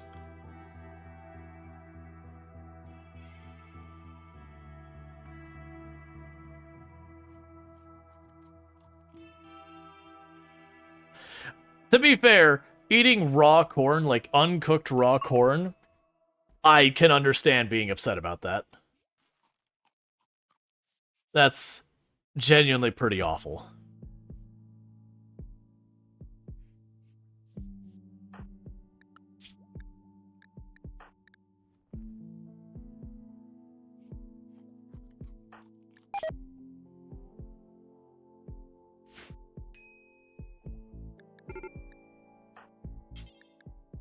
Alright, Groots. Get it done. Give me a good tend. Get a Night Dweller out of living in pain. Oh, thank goodness. So Night Dweller no longer has muscle parasites. Still dealing with drug withdrawal. So, you know, that's still not good news. But at least the muscle parasites are gone. So we can get on to the next person. Because now, if we look at their health, they're able to move at 60% speed, which isn't horrifically bad. It's at least okay.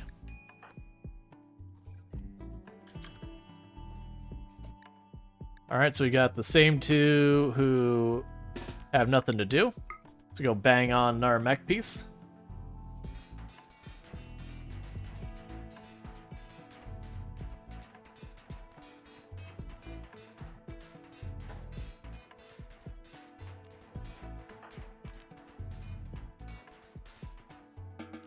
Cool.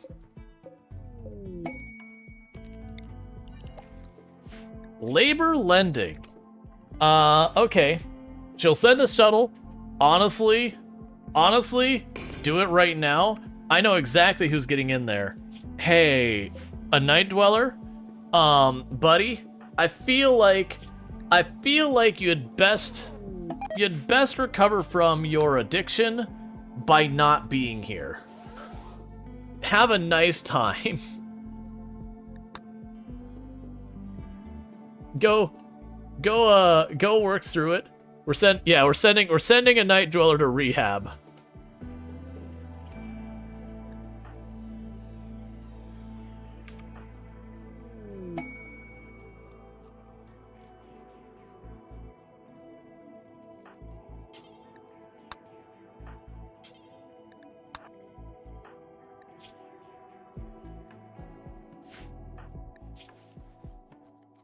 Come on, let's see another set of muscle parasites get off. All right, we've only that's a solid 10, 55%. All things considered, not having actually we got a tiny bit of tribal medicine, so that's good. All right. So we literally just have one person who's 2/3 through their muscle parasites, and then we'll be good. Progress is progress. So yeah, so Otan is basically going to be our farmer until a Night Dweller's back. We're going to deliberately not get ourselves more Psychite ready, just because if I do, that'll be a thing to deal with. We'll go ahead and destroy the big mech.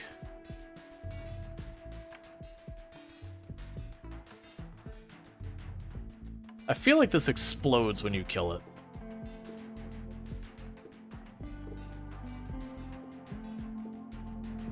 Like after a couple of seconds, I mean.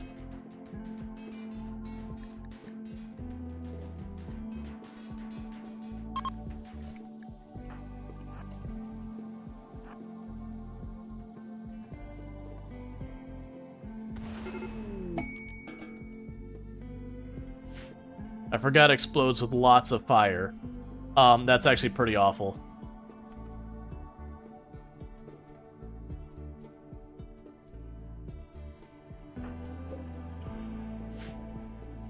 So I'll try to head it off on this side and just hope for the best over here. Hey, you go prioritize that one spot way over here on the right. You go over here. You go over there.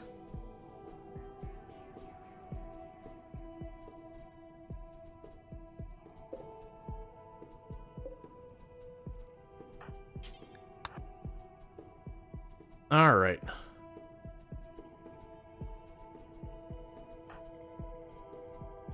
Trying our best to keep it from spreading into our food supply.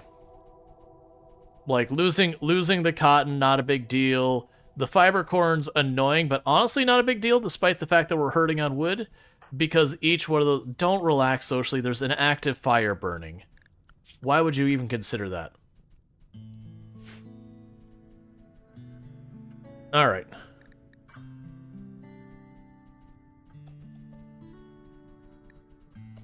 No, don't go down here. Food's a priority. Deal with the food.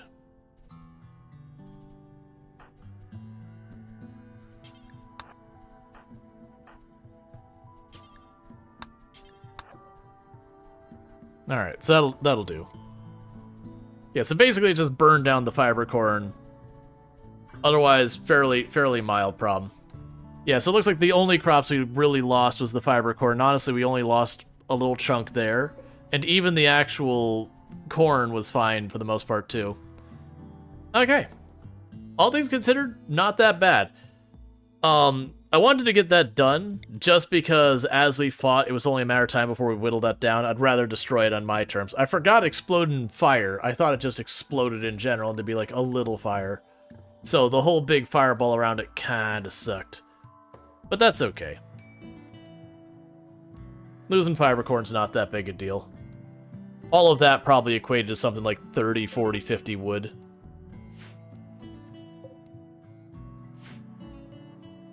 The downside is it was ready to harvest. If I would have known it was going to explode in fire, I would have probably just waited until we had the other weather. So, the downside is I could decrypt that, which I'm gonna do. But it's not gonna do me any good.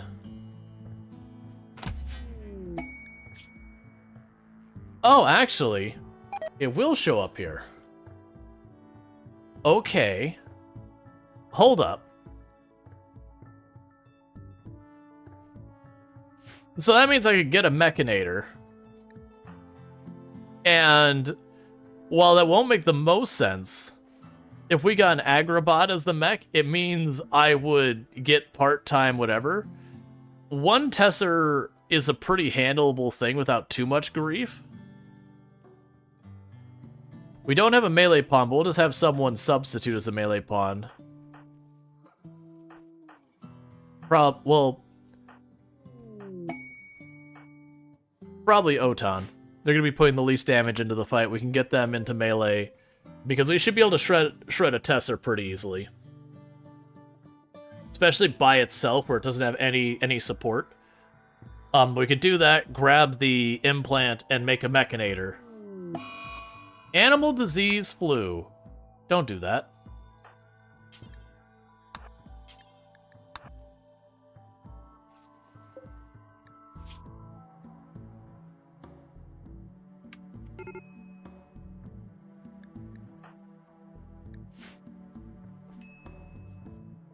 Alright, so that party should help with the moods.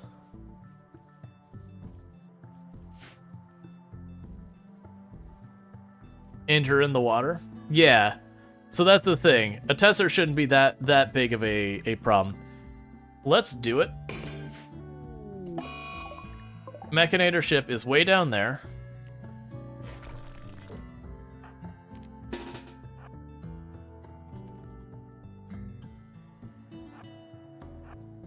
So I forgot what your range is on your weapon. Okay, so your range is a bit longer than mine.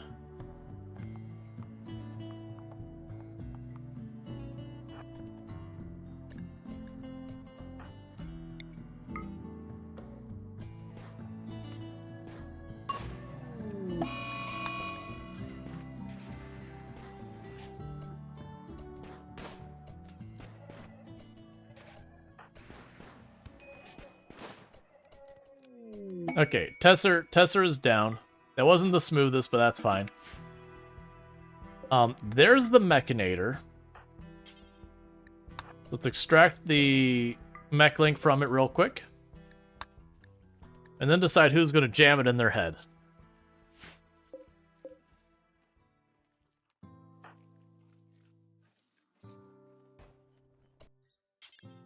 All that.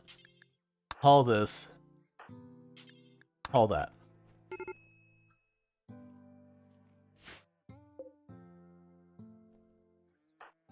I'm trying to remember for repairing your mechs what skill that is. Part of me wants to say it was crafting. Which I think Groot's will be our Mechanator.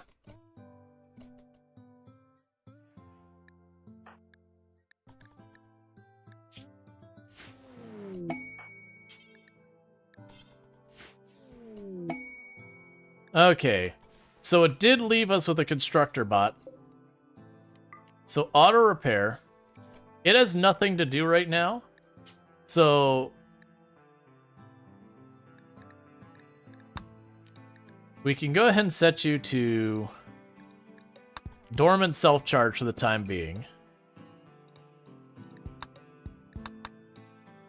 But the idea behind that is once we've got materials, I can cut loose the constructor bot and just let it do its thing. Did you actually get treated? Okay, good.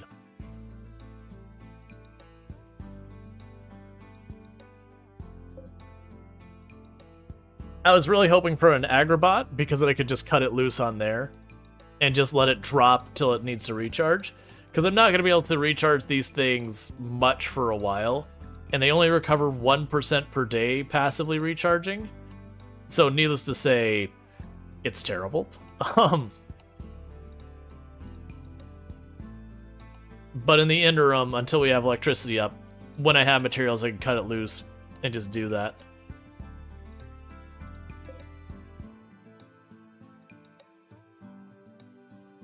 Alright. And we're making decent progress towards the tree getting psychic powers and all that.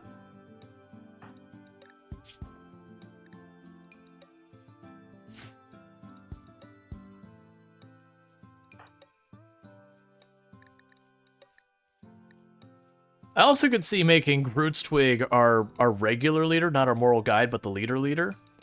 I think that wouldn't be a bad call. Like, the only reason I'm not jumping on it now is in case we do get someone who's got much better social. That'd go a long way. Still no other trees. Not a single one.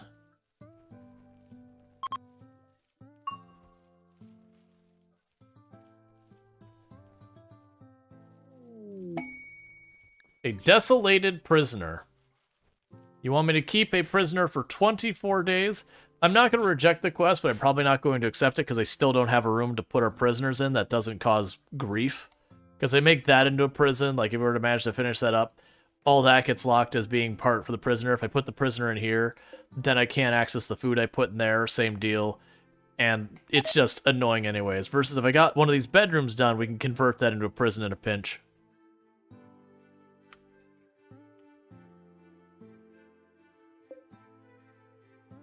Alright.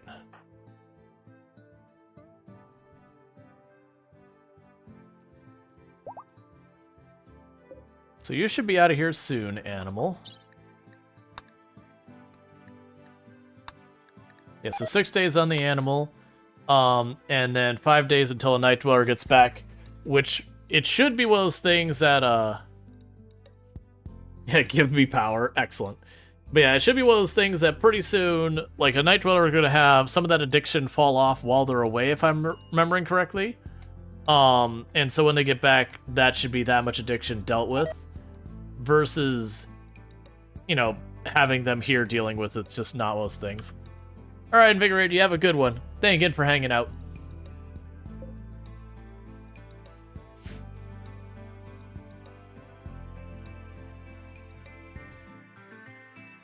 Alright, our trace amounts of wood.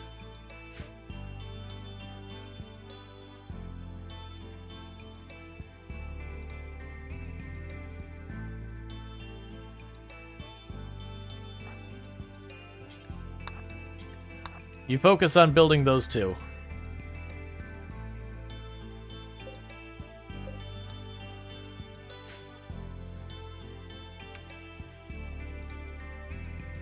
Alright, just a little bit more wood and we can at least get one of these buildings done.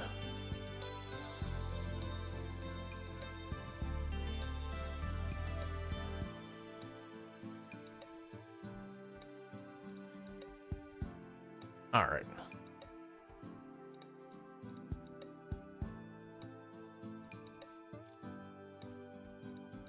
Yes, they sent a pregnant person on the borrowed colonist quest. They ended up giving birth over there just before they were sent home. Yep. Luckily, they do give you the kid back too and everything. So they did consider that. I really need you to also plant stuff. Alright. Finish that.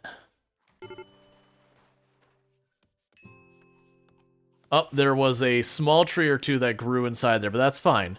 The point is more, we now have a storage room that is going to be enclosed, so at least stuff doesn't constantly rot. And now what they work on next is whatever. Are you over your stuff?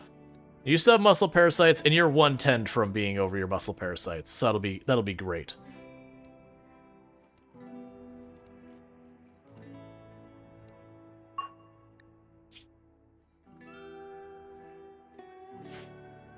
Cool. And with that, though, with the muscle parasites, we managed to get ourselves up to 5 and 6 first aid from 1, and I think it was 4. So that was definitely, while frustrating to deal with, it did get us pretty far on our first aid early on, which is good news.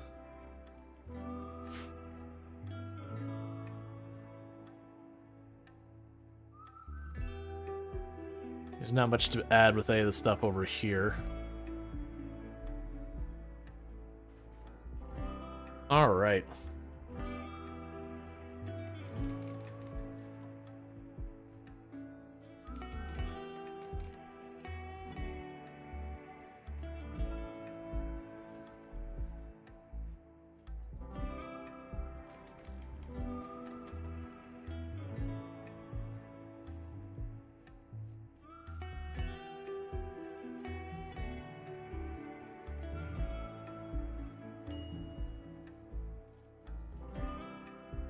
So a bunch more wood, which will all help. I keep debating whether or not I want to just pause the construction up there to let stuff. Hoping to get stone cutting early. Oh no, stone cutting early won't do me any good. There's no real stone. The entire stone on the map is that little set there. There's a couple pieces here and a little over there. So even if I get stone cutting early, it won't do me any good. I don't have a source of stone.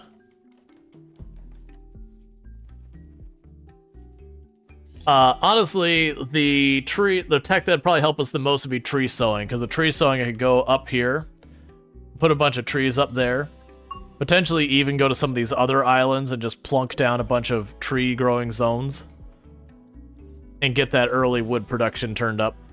But that's only if I get it, which, with electricity unlocked, there's a good chance we're going to get a lot of other things than the tree sowing. Like, honestly, right now, the techs I would like the most is the geothermal would be a really big win. The tree sowing would be a really big win. Let's see. Sterile materials would be okay. I don't have the materials to take advantage, so I don't think that's a priority. Honestly, it's geothermal or the tree sowing are the big ones for me right now. Machining doesn't do me any good. I don't have enough source of metals. That's only good in the sense that it continues to unlock things to the left, to the right. If you got the tox generator, would you use it? Probably not.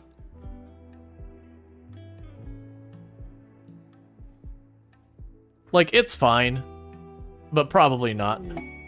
Hey, it took you long enough. This is another possible way to solve our problems.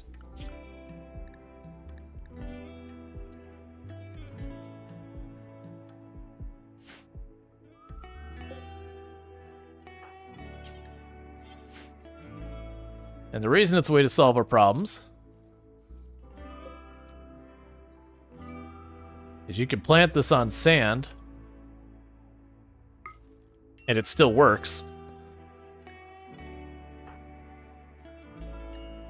So Luxray here is about to get themselves attached to a guardian tree or whatever it's called, and we are going to set it to have the wood dryads. And by giving it the wood dryads, then we can, you know, use it for that purpose.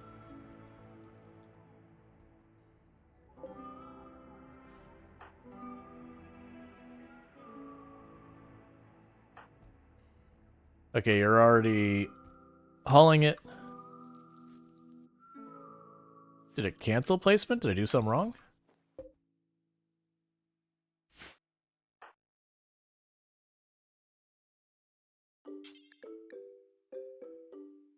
Oh, I see. Prioritize planting that real fast.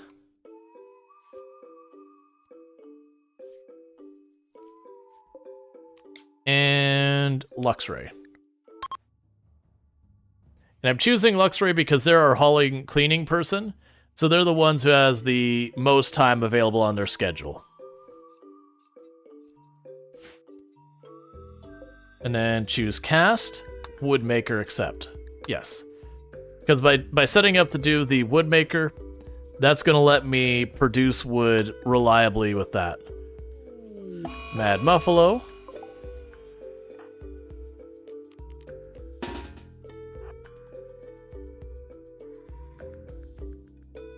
Alright.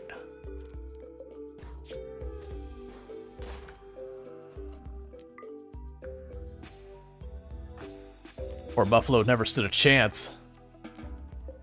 Took one hit to the leg, and then the next hit was to the brain. Mr. Mayhem being a careful shot with a masterwork bolt action, getting work done.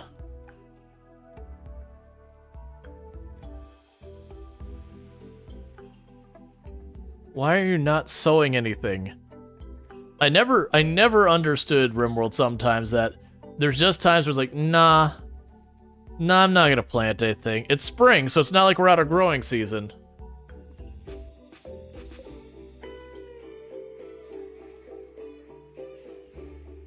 It's fine. We've got a bunch of food set aside. When he finishes harvesting, it'll go back over to planting. That shit was put in point. Yeah, no, Boltac, like, a really good masterwork on a someone with high shooting and careful shot.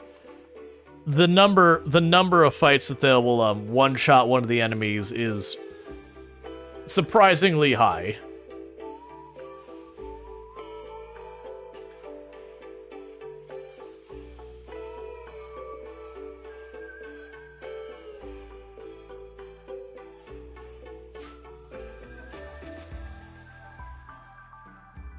Alright, before you get all excited, go over here to the rice. Start it over here. Potatoes, fine. As long as you're planting something I can actually eat.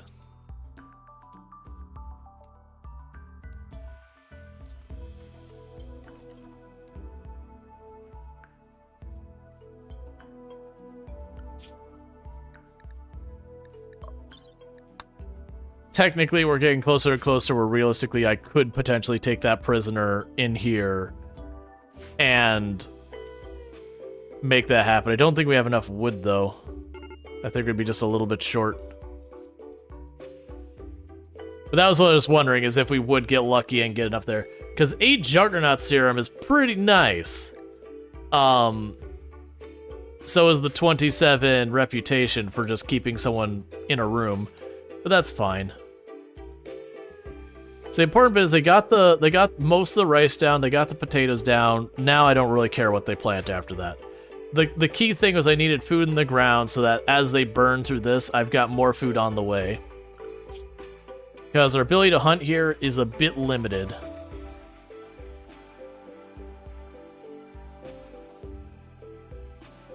But once we get these dryads, we're going to get something like, how much was it? Like 20-something wood per day on average per dryad, so it ends up being like almost 50 wood per day, which isn't amazing, but that's, for context, that's enough to probably get all of, like, probably half the room and the door done, or like the whole room without the door done per day, which isn't amazing speed or anything like that, but that is enough wood to actually have a have a feeling of progression of construction. Just once we get these rooms here, like I'm not gonna put the walls and everything on there yet. I'm gonna wait till they finish all that, and then we're gonna kind of sit here and wait till we get like 200, 300, 400 wood. Build the next one. Build the next one. That way, keep wood on standby, so I can keep the stoves and all that going, because that'll save me a lot of pain. Realistically, what I should have done way early on is paused all the construction and just done one room at a time. But I don't regret it. We got all these paths built. As you can see, we're no longer dragging slowly across, so we have to cross the water again and again. For right now, I'm going to deliberately not build bridges to the other islands and all that. We'll probably do that later. With all that, now they can get around pretty quick.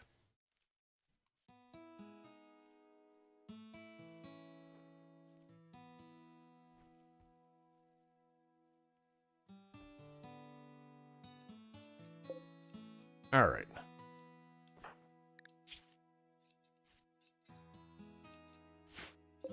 Yeah, so it'll take a little while. So, like, right now, Luxray's going to spend almost their whole day just picking at the Dryad tree.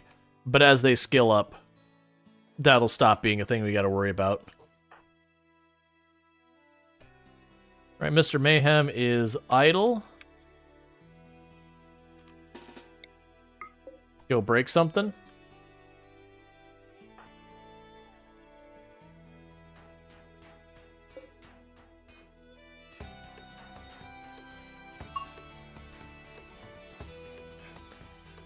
Because every time we break something, it's like one less thing in the map. A lot of that will turn to slag, so later on when we get a smelter, slag is going to be a pretty good source of metal.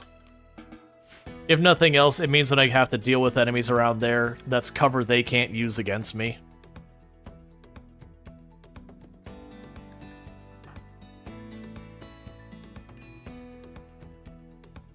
Alright.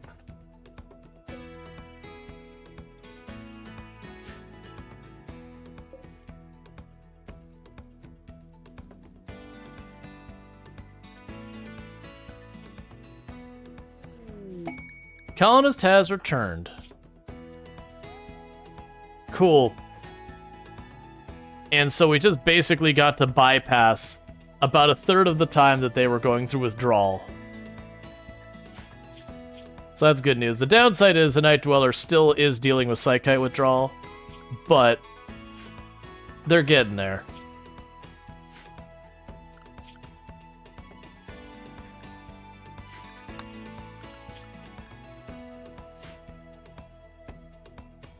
And I'll let them both work together. Because then a Night Dweller could fill in with, like, hauling, cleaning, and crafting and all that.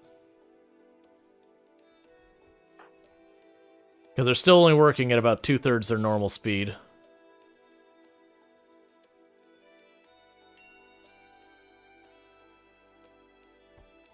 It also meant in the interim that I didn't have to have food ready for them.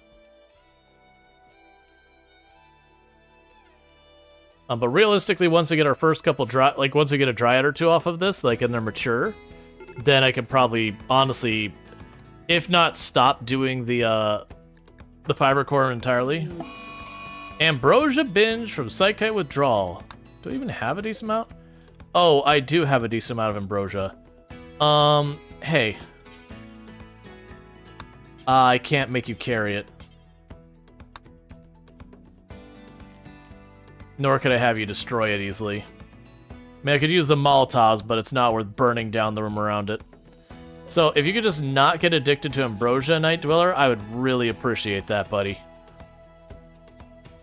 That's all I need. If that's what you gotta do to get through the day is to have a little bit of Ambrosia, that's fine. Just no addictions, okay? You listen, buddy? Pal? Broski? No addictions? Go and break something.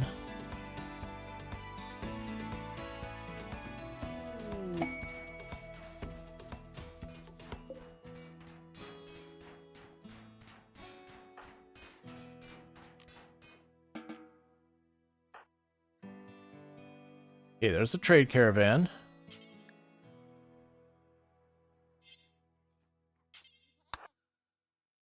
Alright, right, so let's go ahead and give him the trace amounts of leather and all that we've collected. We already gave him that. I'm done with the electricity book. We've already got all the stuff from it. We will give them our worn clothing. Okay, sadly... Oh, actually, they do have wood. So we're going to take all of the wood they've got. That'll work for me. And honestly, I'm pretty content with that. So they gave us a stack of wood. That's more we could... Oh. Draft to pick up. I tried. It didn't give me the option. I think you can only draft to pick up when you're not on your own tile. Like, if you're out and about, like you're in a caravan location, you could draft to pick up.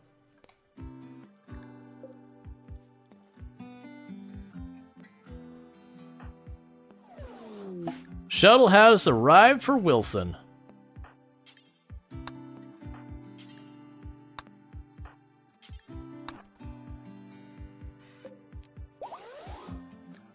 Cool, and we're now at 47% with the Fallen Empire.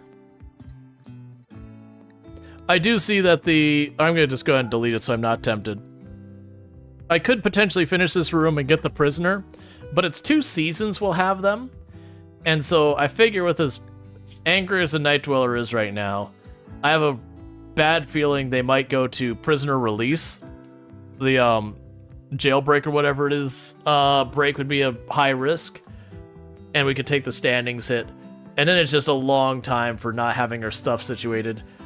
With the hospitality stuff coming up, we could very well just work on building out our rooms and get hospitality going, and that'd probably give us more of what we want than that will.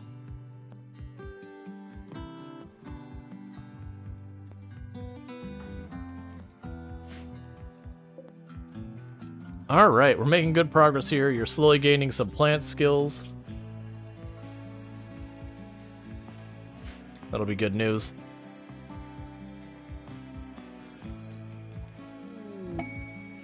Masterwork double bed. Nicely done. Alright, so a Night Dweller, we're going to give you this room first, so that we can get all the bonuses we can give you real fast to try and help you through there. So you should start getting bedroom bonuses and all that.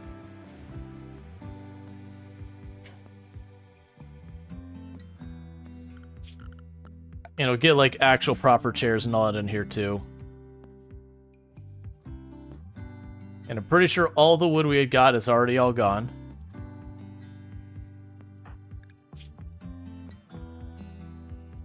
Luxuriantly comfortable. Spacious interior.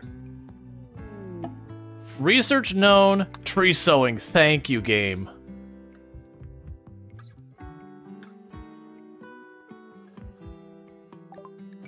Alright, so tree sowing zone up here. So that should be far enough away. We could do both of those as tree sowing zones and be fine. So you're going to be, for right now, so it's poplar is 15 days, probably 30 days for full growth. And you give me a yield of 27 versus the oak trees give me a yield of 46, but are basically twice the time. And I believe that's the only trees we have. So we're going to start with the poplar over here. I'm going to put the oak here. And honestly, if you find yourself with the time, we'll put oak over there as well. We are going to go down here and say zone.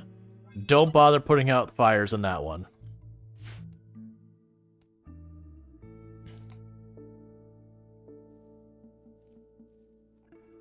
I don't think realistically, it's probably not even worth my time. We're not going to set up over there. We're just going to worry about these two up here.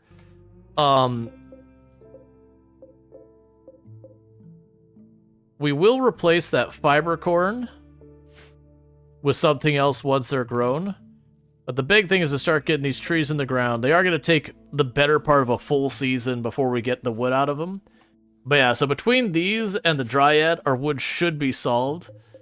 I'm honestly debating just...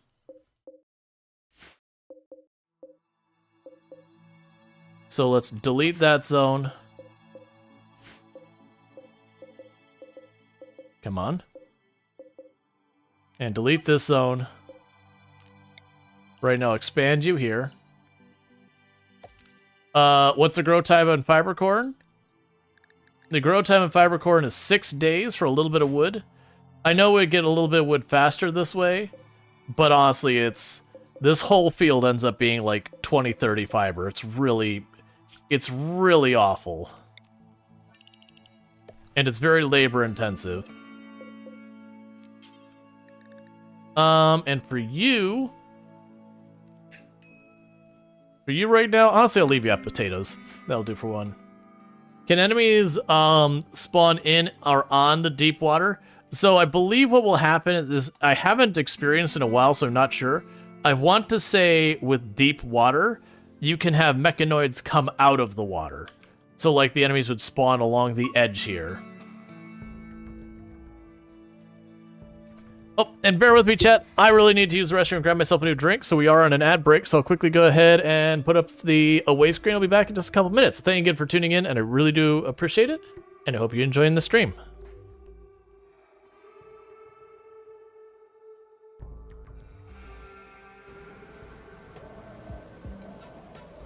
That said, that is what you don't want.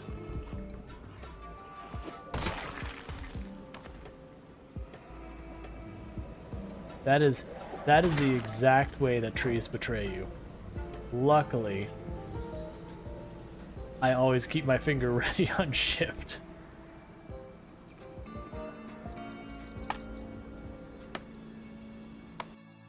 I know it says pod, but because of the font, it looks like poo.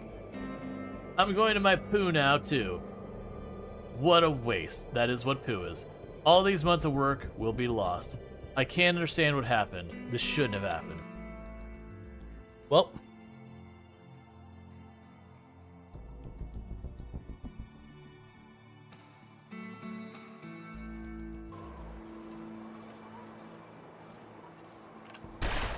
Oh. And here I was making the comment to myself earlier. It's like, you don't fire the gun when you left click it without. Unless you aim it. I would be wrong. That startled me. Still, I'm glad you moved here, Farmer Rual. That is too incredibly freaking adorable. I'm gonna need you to tone down the weaponized levels of adorableness. You never played Stardew Valley? Do you think you'd like it? I have no. So let's go ahead and do that. Hey, you must be the new farmer in town. I am, excuse me, ma'am. I'm going to need you to not slide sideways into another human being like some sort of demonic presence. I'm sure he'll be heads over heels with the after this. Ah, suddenly Yuri turns towards me as if she's noticed us standing here for the first time. Rual! She's just trying to make me look bad. That's not true. She started it. How do I get... And this is unreadable. Okay. Alright, nothing like a little Doki Doki Literature Club. Don't worry, we don't have any clips of, like, the truly messed up stuff there. I would unfortunately have to, like, hide those, delete those kind of things. Just because we don't normally play horror games. And I wouldn't want people to hanging out in the stream to... You know, we're having chill vibe, cozy game, and then suddenly... What's in Doki Doki Literature Club? Great game. Take its warning extremely seriously. The warning is not a joke or a gag. When it says it is not a game for those who are easily disturbed, I mean, like, take that to the most extreme version you can, and you might be hitting somewhere remotely into the ballpark of where you need to be. Okay. So yeah, so we're back. As I was saying, Undead Clown, what I believe happened, I believe this is a change in 1.5, is so we can't have anything show up here. This is effectively impassable terrain. But what can happen is mechanoids can pop out of the water around like here and that. So think of it like a mechanic that's like Infestation, but much faster and mechs. And honestly, if I remember correctly, they could pop out here or here. Like, I don't know all the rules about where they can pop out, but basically they made it so mechanoids can pop out of water. which was such a weird choice. Because, like, don't get me wrong, there are people who built their, like, they build their base where you'd have, like, a kill box like this. Just pretend there's a perimeter here, but you'd have your kill box like this, you'd have your, like, defensive line there, and all that. And you just make it, like, a long kill box across of, like, a river on a tile or whatever, and then, you know, you do the narrow entryway. And so the enemies would go and they'd slowly wade through, and you'd just blast. And for melee groups, yeah, you could shred them. But I never found it particularly, like, it was a little stronger than your, like, typical kill box, but nothing compared to, like, you know, where you have the fire and all that and just blast and all that. Like, you do, like, there's the stone maze where you have one door on one side that's held open and one door on your side that's held open, with both sides being exterior spaces, but the middle area with the maze being a whole thing. And then just have someone sit back and just chuck Molotovs into the room constantly. That's one of the super cheese kill boxes.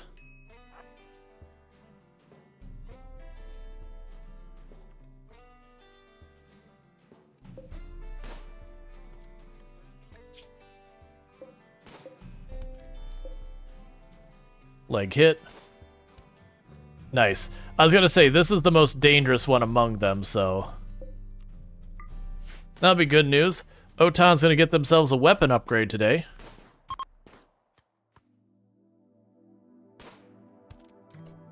No survivors.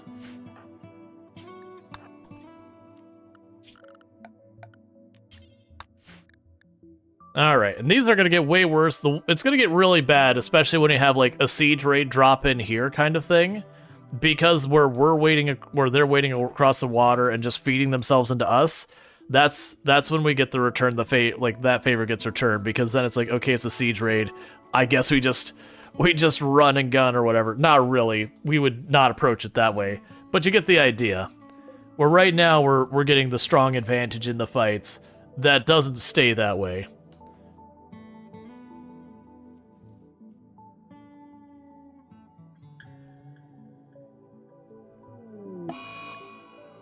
Dark visions because ravenously hungry.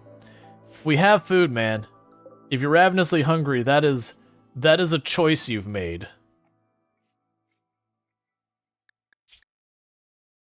How much longer do you have in your catharsis?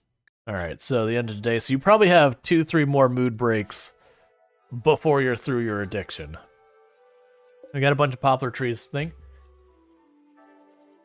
Let's see, it does seem like there certainly could do an aquatic update with creatures more specific to water. Yeah, I could go for that. Like, right now, there's an issue with tiles like this. Like, say I built here and a base showed up there. I'm kind of just screwed on that one, again, until I get to drop pod.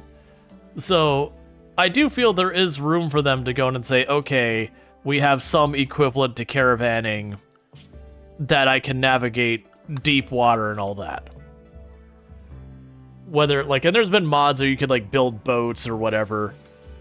I don't know if that's necessarily the right answer, but you get the idea. There's room to do stuff with it.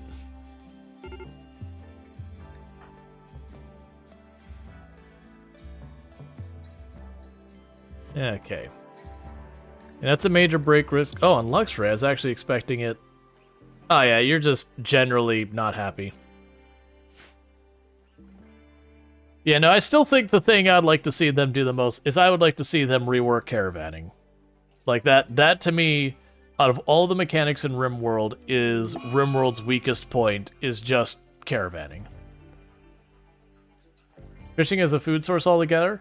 Yeah, right now, the mods that add fishing trivialize food in a big way. But yeah. Yeah, the world map in general. Yeah, no, I agree. I would like to see them do, like, you've got this giant world map. It has all this stuff on it. And outside of a circle of about this big, it's completely and utterly irrelevant for 99.9% of your runs. It's just, oh, I have this event off tile I want to grab. Unless you're doing a Ship to the Stars run.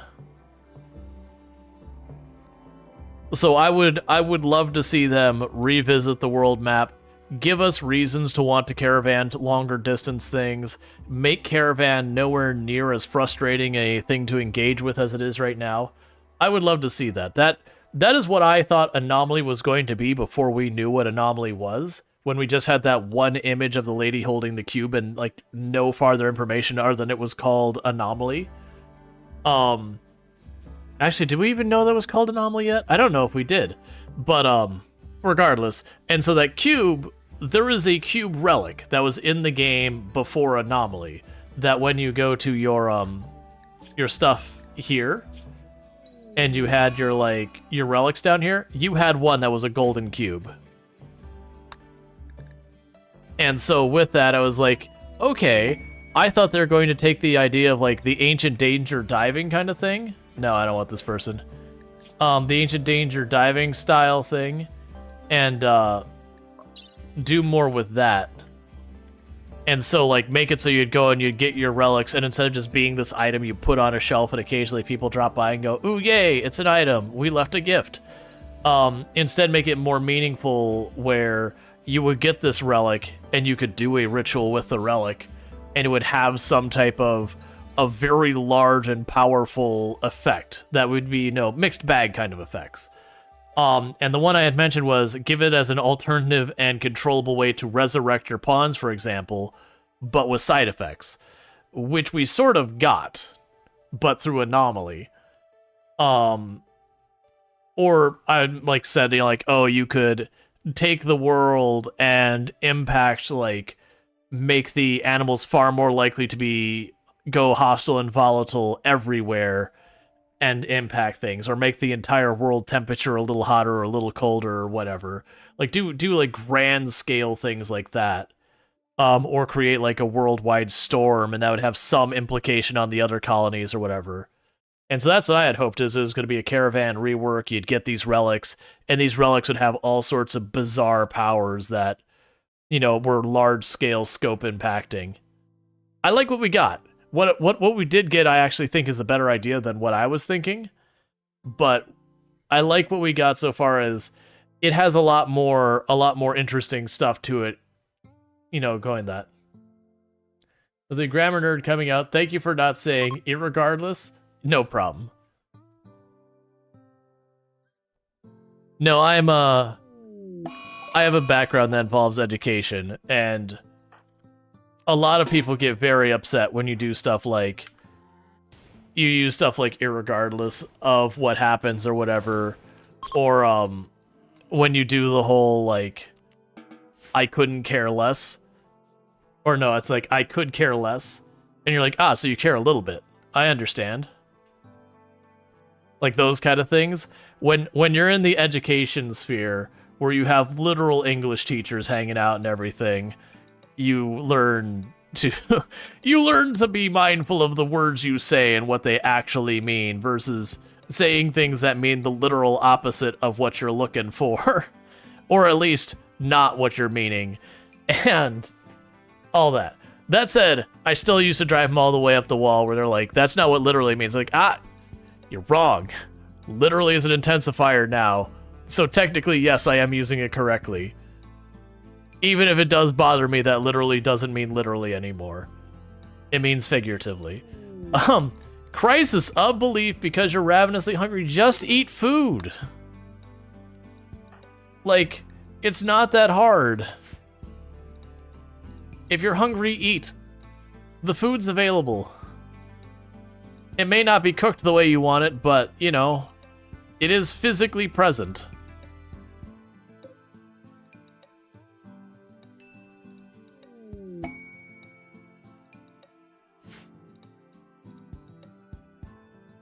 Does he have eating raw food? Yeah, no, he was on a break. Alright, so you got 2 refugees showing up. Sure, why not? Alright, so they're both adults. So you're going to drop your weapons immediately. And the reason we do that is they can betray us.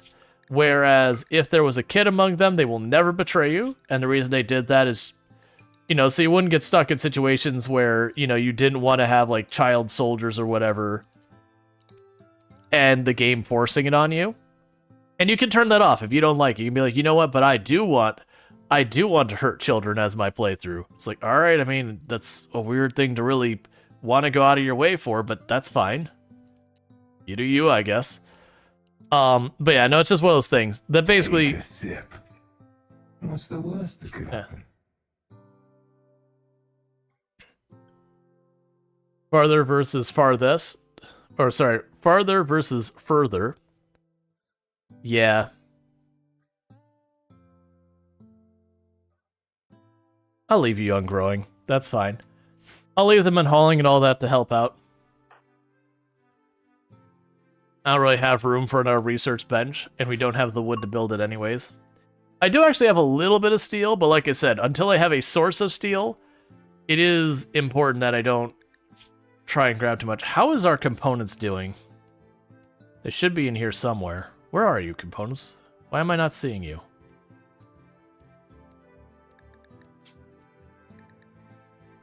There you go.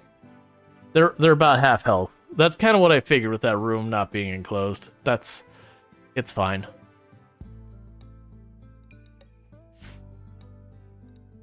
Let's see, you refuse to accept the new definition. Literally, and will continue to correct people on it. Yeah, no, and I got you. You could choose to die on that hill. The point is, unfortunate reality is language does change, and it has changed. I'm not saying I'm happy about the change either, for the record. But the reality is, language has changed. Language is fluid. It's not a constant.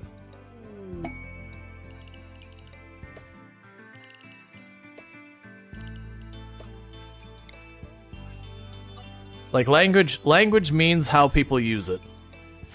If it becomes commonplace to use a word in a certain way, that's what that word means now. That's just what it is. Not that I'm saying there isn't negatives about that. If everyone uses a word in a way that it wasn't designed to be used, and that's the only word that means that thing, then now we don't have a word that means that thing. But that ship has sailed with that specific word. That's not going back, unfortunately.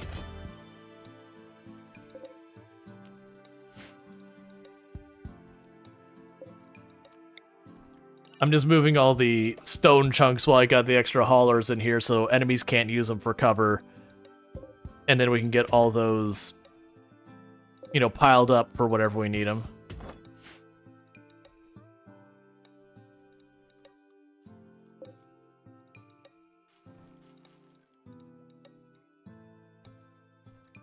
I just realized we got rid of our crafter spot a while ago. And I still actually do need that for one thing. Smash mech do forever.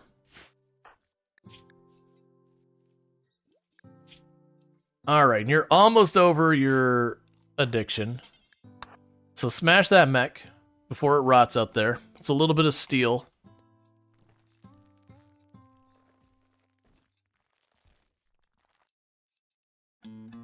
$14 steel to be exact. Low psychic drone is not going to help us. The good news is the only one really struggling is a night dweller. The other two are oh, you're okay. They're really mad because of ideology reasons. Hey, begin a conversion ritual. Let's talk to you about your heresy. Greg says, language changes. If you ever want a clear and easy proof of it, look at how many legitimately used words with valid definitions are no longer used due to people turning them into derogatory words. Yeah. No, I mean, there's that. Which it does suck that that is a thing we deal with, that words get co-opted for awful purposes, and then, you know, we go, okay, well, we're not going to use that word anymore. And you'll have people push back, it's like, well, we should use it anyway. It's like, no, man, that's not how that works. Like, it is unfortunate that awful people ruin things for everybody. But when you continue to use the word that is used in a derogatory term, it normalizes its use, which means the people who are using it for the wrong reasons have the better ability to get away with it, kind of thing. Even the medical term obese is getting there. I haven't heard that one like, when you're referring to someone in the medical context of saying, hey, this person is whatever, but when you use it in an insulting way, then yeah. Because, like, that's the whole point, is you're using it as an insult. That's how it becomes derogatory. Like, if I walk up to someone who is just, like, you know, a pound or two over average, and like, oh, look at you, big old fatty, look at you, obese, then that's obviously insulting. That's obviously using it a very negative and awful thing. That person's very clearly not obese. Or again, you know, walking up to random people and in the negative context just calling someone obese is, again, how words get there. And it's just kind of one of those things. Like, don't be mad at, like, society, be mad at the person doing it. I do really appreciate that we are starting to get better in a lot of cases when it comes to, like, moderating stuff and all that kind of stuff.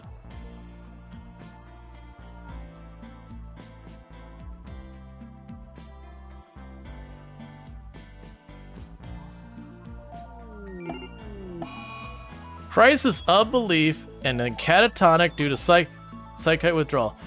It's really kind of a shame you went catatonic right at the end of going through your withdrawal. I can still handle that, but, like, if you could have just done that at the start, you would have saved me a lot of grief. That's fine.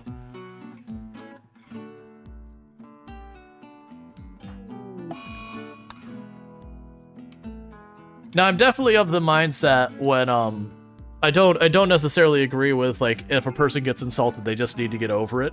I don't agree with that mindset. Because it is one of those things that, like, I don't believe the burden should be on the individual who is being insulted to be the one to course correct or whatever. It should be on the one who is doing the insulting, should be the one expected to course correct. They're literally the ones using it for the wrong purposes. So I'm definitely not team thicker skin. You could never stream this long? You're very committed? Oh, I'm only 5.5 hours in. I do 9 hours a night nowadays. I used to do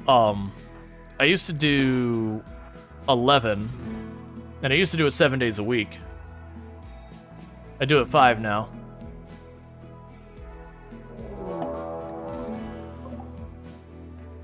One guy with club.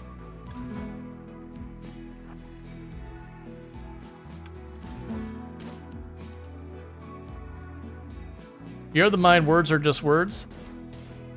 I get that, and that's fine. My point is, you got people who, like, it's just one of those things that, like, if it's causing harm, it doesn't matter. Like, it doesn't matter what your opinion of the word is if it's causing harm. And you can say, well, people shouldn't have it cause harm, but, like, if you're using it in a harmful way, like you're deliberately using it for the purpose of insulting someone, I personally don't believe a person should have to grow thicker skin, should have to deal with it. I believe the consequences should be on the person who is deliberately trying to use it in a harmful way. Quick question: do hospital beds improve injury gain speed, recovery speed? I believe so. Yes. Yeah, like detonating someone, right? Like it shouldn't be on the person who is being insulted to be the one to be, like, to have the onus of dealing with it. We should look at the person who is causing the harm to begin with, and they should be the one to own that problem. They're the ones who should be expected to improve whatever. And I understand people who are going to insult people whether you like it or not. But me, instead of saying, hey, the individual being impacted needs to get, like, the victim of the situation needs to be the one to step up. It's like, no, we should expect the other person to step up and hold them accountable. Let's see, when people pick on any word they don't like to be insulted by, what means that everyone is stifled because the single person's We're not talking about one person's uncomfortableness, though. Like, the person is deliberately using a word for harmful intent. Like, that's what I'm trying to get here. Any word can become derogatory if it is used with the intent and purpose of being derogatory. Like, if I suddenly sit there and say, hey, let me choose some debilitating condition, and I'm going to start calling people that as an insult, over time that will become a derogatory term. Because I am using it in that capacity as a derogatory term. Let's see. You agree that if someone is using a word with the intent of causing harm, that is of course correct? You're referring to the growing number of people who take offense to the word, period. They're taking offense to it as a descriptive word, regardless of whether or not it's aimed at them. But that's the thing.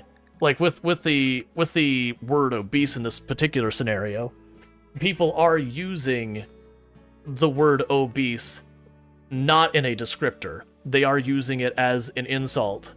Like, going up to a random person that you've never seen before and then calling them obese and all these sorts of things as an insult. That is when it starts shifting to becoming a derogatory term. Sorry, I didn't mean to bang the mic. That's kind of the issue here.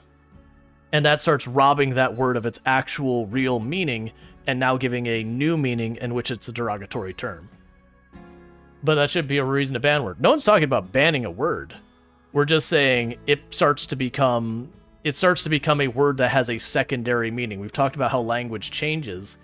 If I start using a word in a derogatory way, I am starting to give that a new meaning. That is now becoming that word's new meaning. That new meaning is a derogatory term.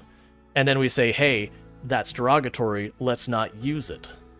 Now that doesn't mean we sit there and we go, okay, well, it's a medically assigned condition. We still use the R word in its actual capacity, like mechanical style brakes and all that. We have certain ones that still use the R word because that's the appropriate thing. With fire suppression substances, we still use the R word. But all that stuff. Which is what this is about. Sanitizing language because the word is used in multiple ways. I mean, is anyone upset that, like, they can't use a word? Do you want to go out of your way for it?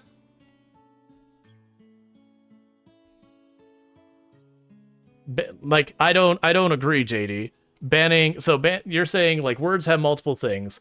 Using is like banning guns for everyone because something is wrong. That's not, like, no one, when we're talking about stuff like the word obese, no one is pushing for the complete removal of the use obese in the medical capacity. Going to someone and say, hey, we have gone and assigned you the medical status of being obese because you are overweight. Like, we're not talking about that. We're talking about, like, if you're popping into some social chat or whatever, and you're just dropping the obese word, other than for the medical purposes and all that kind of stuff, then you are using it as an insult, most likely. And so, just the same, if I was to sit here, like, I'm using the word obese a lot here, and I'm not worried about getting flagged for any horrible use of it. They aren't yet, but if they started banning it, society poo-poo, when the medical community stopped using it, I mean, if it got to the point that, like, every time you sat down, you had someone who was, like, literally being like, hey, look, it's one of those, whatever. It would be, like, you could take it to the point of, like, people starting to, like, go out of their way to, attack people and call them obese. And I mean, like, physically attack them and use that term and all that. It would eventually get that association. And then, yeah, the medical community would likely find a different word. I don't see that as a problem. Like, I understand, it's like, but then we lose all our words. Like, nah, man. Look, on fleek is a word now. I'm sorry. It hurts, but it's a word now. Words can be made up. They're just a combination of syllables. We can make a new word. It doesn't hurt anything. Let's see, you think the problem is intent versus result? A speaker may not intend to insult, but someone hearing it could take it as an insult, as a result insulting. But that isn't the speaker's fault. That's a different issue. Like, that's a different. Well, cap is a word already. Congratulations. That's a cap. You also have headwear. There's headwear called a cap. So cap has been in the dictionary for a while. Isn't YOLO as well? I only don't like YOLO as a word because it's an acronym. And usually don't include acronyms in the dictionary because they're a combination of other words. If a word doesn't hurt anything, then why ban them? But it's not hurting anything. That's the point. What we're talking about is when we transition from a word from not hurting people to hurting people.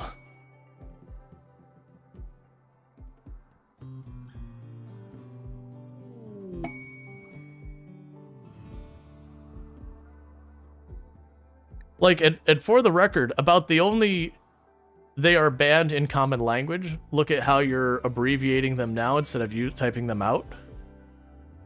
Yeah. But that's the whole thing. Do you want to use the R word? Do you want to use the N word? Do you want to do these things? I personally feel no need to. Like, that's to me the issue is, why are we upset that we're not using words that, in theory, we don't want to use because we understand they've been co-opted for things that aren't their initial intent? That's the issue. Like, it's the same thing like when we look at a slogan. There are perfectly good phrases and slogans that unfortunately got co-opted by awful people. And if you say those words, say those words or phrases, people assume you are part of those people. It sucks. But it is what it is. Yeah, and it's also, I am also avoiding it because people will take it out of context. And that's another thing. And then plus, I personally don't think we should use the R word anymore outside of the very specific narrow context. That is the purpose of that. I'm not talking about mechanical braking right now. I'm talking about its use as a derogatory term. Which means me saying the full word in that thing would technically be speaking about the derogatory term, not the air mechanical braking.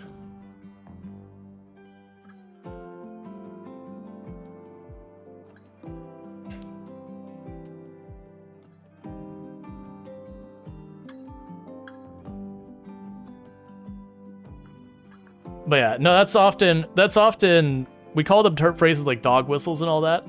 Where it is, what'll happen is you'll have a word that is derogatory, like used in a derogatory purpose, and it has been for an extended period of time. And people will start to realize if you say those words, then, you kind of out yourself as being one of the individuals of that community, that whatever bigoted community, whatever. And so what'll happen is that community will transition from using whatever word that's kind of gotten outed as being like this awful, terrible dog whistle for, racists and bigots and all that. And then a new word will come along that they will start using in place of the old one. And then, slowly we'll inch over there, and that'll be like the new problem word, and we'll slide that away. And sometimes the old words come back. Not often. But most of the time, when a word has been that poisoned, it doesn't come back. And I understand some people hate that thing, that it's like, whatever. My stance is more, I usually don't care about those words, the ones that go away. Like, I'm not attached to that word. I don't need that word. It doesn't upset me that it's gone. So, it isn't a thing that I personally relate to, oh, I can't use that word anymore. Like, I know there are people who get direly, like, foaming at the mouth levels upset about the fact that literally is an intensifier now. And don't get me wrong, I find it annoying, to be clear. I actually do find it annoying that literally doesn't mean literally anymore. But I don't see it as a thing to, like, stop talking to people and get literally, like, vein bulging on the forehead angry about. But there are people who are that passionate about it. And I know there are people who are like, you've taken this word from me. And it's like, but the word was garbage to begin with. Like, it wasn't that, I shouldn't say garbage. That word had a purpose to begin with, but it's not like it's that big a deal. Usually most of the time when I've seen people who get that strung up about it, it's usually not about the word. Because they picky choosing which words are okay and not, when they may be offensive to people, is part of the issue. Either stop using them all, or let them go. You may not personally use them, but either because I do find some... Wait, sorry. You don't either because I do find some offensive, and you're insensitive to others? Yeah. Because that's why I said reasonably. Different nations and cultures have different levels of acceptance of word. Cursing is pretty common in Australia. And you have no issue with being everyone is hypocritical about something. Well, yeah, that's the thing. And also, like, different words are different extremities. Like, if you use the F word here in the US, like, unless you're talking to children or something at school, usually most people aren't going to make a big deal about it unless it's, like, the only word you're using again and again. On the other hand, if you use the C word here, because people have used that in a very derogatory way here around, you know, against people who are pushing for women's rights and all that, that is a word that you just don't do. You get, historically it became a derogatory term because you'd get associated with the kind of people who felt that women shouldn't have those kinds of things. Now, that movement has mostly, like, I'm not gonna say it's resolved, there's still definitely an equity difference and all that kind of stuff. But, like, you don't have people just randomly dropping the C word because it got associated with that historically, and while that historical connection may not even be there anymore, you know, it takes a long time for stuff to get disassociated and everything. Like, I imagine most people don't even realize that connection to begin with, but it is just one of those things. But at the same time, not having access to the C word, I'm like, it's a derogatory term. I don't care that we can't use it anymore without outing ourselves as being awful.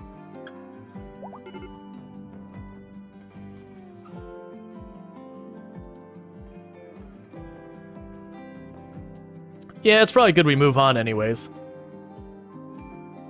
Alright, are you over your addiction yet? Thank you. Thank you, A Night Dweller. You're finally no longer addicted to Psychite. Those muscle parasites, all of that nonsense came out of a combination of the muscle parasites and then the fact that this thing. So what next research-wise? I still would like geothermal as my big win. Geothermal means we could start properly setting up electricity and doing all that kind of stuff. Yep, we're moving on. And I know people don't like to get into some of those topics and whatever, and that's fine. I do feel there is value in discussing these things. Now, obviously, there's definitely a point where it extends past where that value is. But I feel like a lot of people taking very hard stances about stuff and being upset about stuff. Usually, if you sit down with the people impacted and you have those discussions and all that, you may not agree, but you can usually find a better level of acceptance. That, like, okay, we may not agree on these things, but I can at least respect your stance. Versus a lot of times when you don't have those discussions, a lot of people will just think very negatively of the other person. You might want to cut the conversation out of the YouTube. Oh, I'm not doing that. If someone is like, I'm not watching, you are okay with words changing meaning, they're a viewer I'm not going to keep anyways. So that...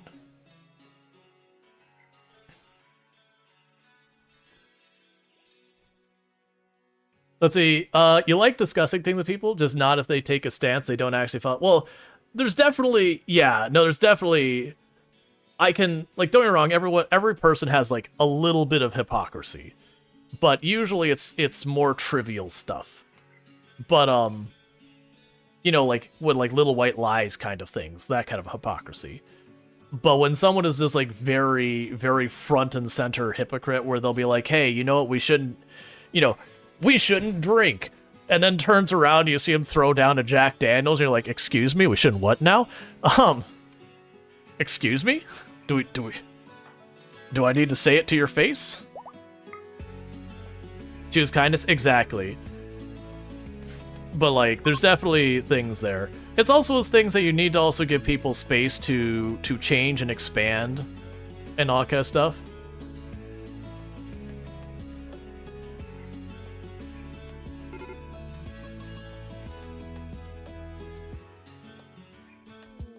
Get a job like that where the company said to be honest, yet they basically forced us to lie. That sucked. Oh yeah, no, I've been in companies where what we would say to the customer was not the same thing happening behind the doors, and I did not stick around with those customers. Yeah, but the whole conversation are going around circles. Yeah, that is one of those things that does happen with a lot of those conversations, is you have a point you disagree on, and it ends up circling back to that same point you disagree on, which I agree we were kind of getting there. I mean, we were getting there. We weren't kind of. Or tell workers they can't smoke around them, that after work they go into a smoking area of the bar. I mean, there could be a little bit more to that. So, okay, so this person. I mean, great memory, and good at plants and melee. We don't actually have a proper melee pawn. Yeah, I'll take this person.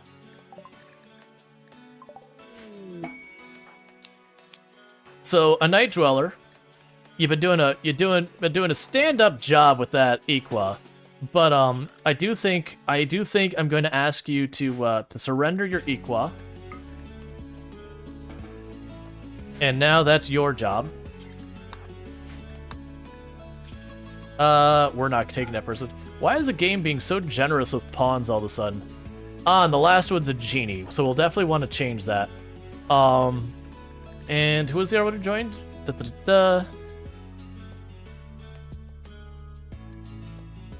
Yeah, so you can help growing stuff. And that means I can probably take you off of that. So you're going to go back to researching. Okay. Meanwhile, we got another pawn to name and all that stuff. And it is hard sometimes to be mindful that you're talking in a circle and break out of that. Because, I mean, sometimes it's not always sure if, like, your point is getting across, so you try to phrase it different ways, that kind of thing. Because sometimes it does work. Where... Why am I struggling to say rhetorical answer? I was like, rhetorical what? Rhetorical answer. Named.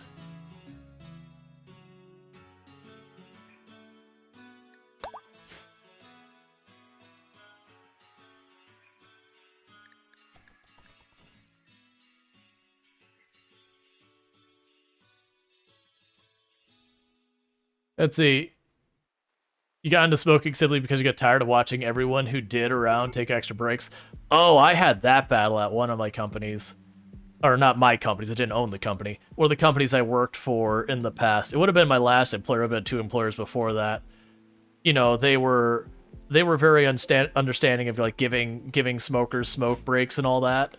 And, you know, I started sitting there, what was it I did?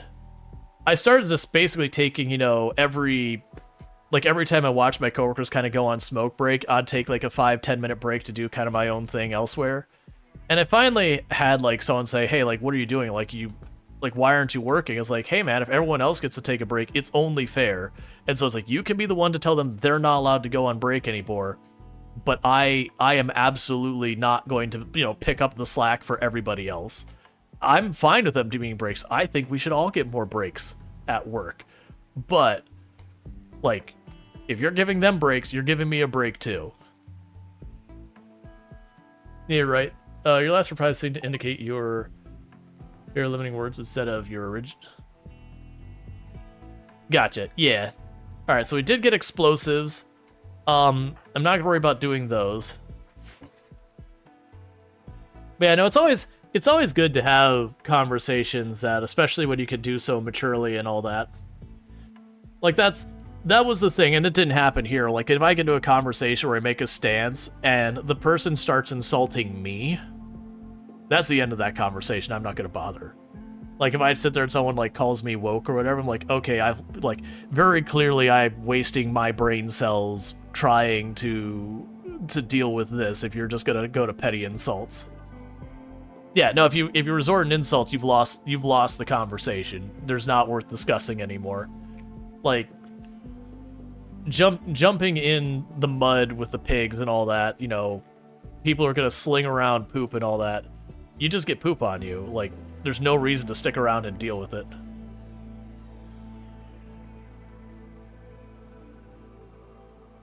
It sucks people can't defend their stance, so they just attack each other. Oh yeah.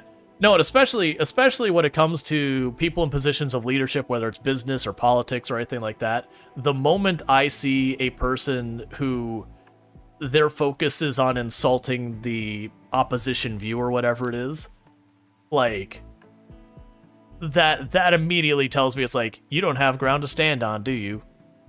You're not a very smart or competent individual. Now, it's one thing if someone's been insulting them and insulting them and insulting them and insulting them and they finally snap back at them. It's like, okay, I get it. Like, this isn't like they're at the point where they're like, look, I'm just tired of this person picking on me. And I can understand. I still think it's not a useful, like, it's a waste of everyone's time or whatever. It's not useful. But I also can understand when someone pokes you in the side with the stick enough, eventually you take the stick back and you swat them with it and say, cut it out. Candy cigarettes are banned in the US unless novelty store? Yeah, I believe so. I remember getting those as a kid. And to be fair, I thought they were cool when I was a kid. And they were really crappy sugar candy that had like almost like a flour substance on them. Like, really, they were a pretty bland, tasteless candy that, honestly, my money was better spent in a lot of things, but they were cool, which is why they got banned, because they were definitely getting cigarettes to seem pretty cool to me. And I'm glad we have rules around that kind of stuff. You like seeing undead gestures, even they're creepy? Well, I mean, any undead thing that is normally supposed to be happy, whether it's like a jester, a clown, or a mime, there's a certain uncanny valley of it. I mean, to be fair, a lot of clowns achieve uncanny valley without changing anything. Some of them. There's definitely clowns that are awesome.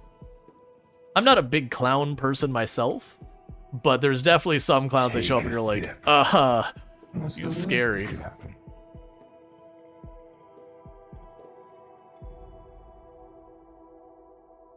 Proverbial return switching? They are the best thing to do? What? Candy cigarettes, but if you needed, you could do 2 puffs to make it look like you are. So if you want a smoke break, but not a smoker.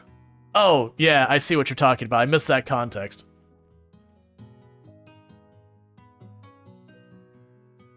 Oh, yeah. No, the, And for the record, I am in support of limiting what can be advertised where. I don't like that we market medication that doesn't involve any type of medical professional involved. And they're like, hey, if you have symptoms XYZ, you should talk to your doctor about getting this medicine. It's like, or hear me out, maybe you should talk to your doctor about your symptoms, and we can take it from there. And don't get me wrong, there's some doctors who just completely ignore you with your symptoms, and that's its own issue. But we should definitely not be pursuing medicine based on a television who doesn't even realize you're on the other side of it, and just randomly being like, take these pills.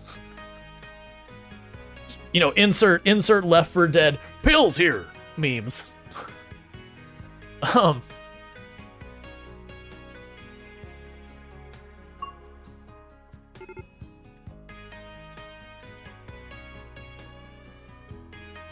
Being so the stick has been being you. Yeah, no, for the record, I'm definitely not an advocate of eye for an eye or, you know, meeting violence with violence or anything like that. Especially when you're talking about, like, poking people with sticks and all that. But you get the idea. There's definitely a point where you can see someone who's been pushed kind of to their wit's edge and you're like, yeah, no, I can understand that. Yeah. Definitely talk to your doctor about using this pill as a 1,000 side effects for your one problem. Yeah, it's also so like all medication has a long list of potential side effects. If it's a medicine that does anything, like if it's more than just like a sugar pill. But there's definitely some consideration to be made with a lot of that stuff. All right, so I've got you. I didn't grab you your weapon. I actually don't have much in here, so you're gonna take that bow. But it is sometimes you look at that giant list of awful side effects and go, but hear me out, that one effect's worse. Like when the list on it says, okay, the one effect you're trying to solve is death, and then the side effects are not death. but a whole bunch of baggage of other things, sometimes those side effects are worth considering. And other times when you look at those side effects, you can actually do stuff to mitigate the side effects. That discussion has to happen, though, like with you and your doctor. Someone who can stop and say, hold up, you need to think about this. We can deal with this in other ways. That could also be medication, but maybe different meds. Or other whatever stuff.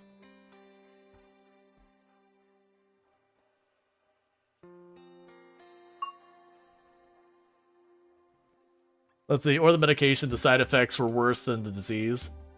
Oh yeah, no, there's that too. There's definitely been times where it's like, oh man, I got this headache. What about this? What are the side effects of this? Nah, man, the headache's not that bad. I'll just keep the headache, actually.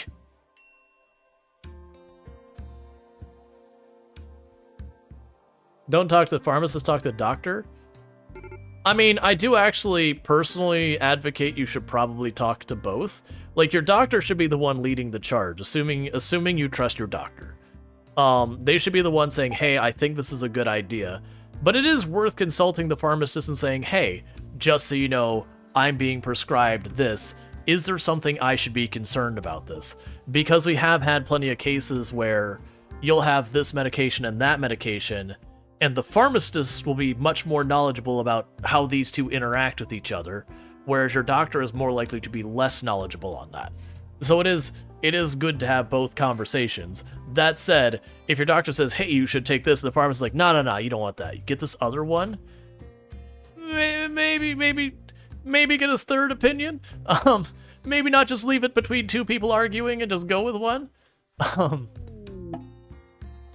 Let's see, Frank, every medical thing that happens to a person in a drug trial is listed as possible side effects?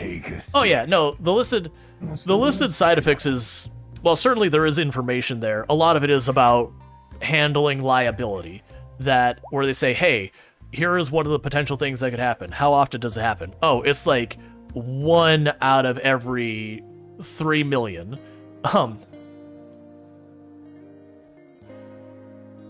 And so you're like, well, how many people take this worldwide? Oh, about 100,000? Okay, so literally the chances of me having the side effect are almost none. Yes, but just in case, we don't want to get sued. So we're letting you know that we know that this is something that can happen. Now, to be fair, some side effects do happen. Like, you take motion sickness medication, you're gonna get drowsy. Like, that's just the way it works. Motion sickness medicine, you're getting drowsy. That's just the equation. There is some stuff nowadays that's better about it, but you're gonna be drowsy.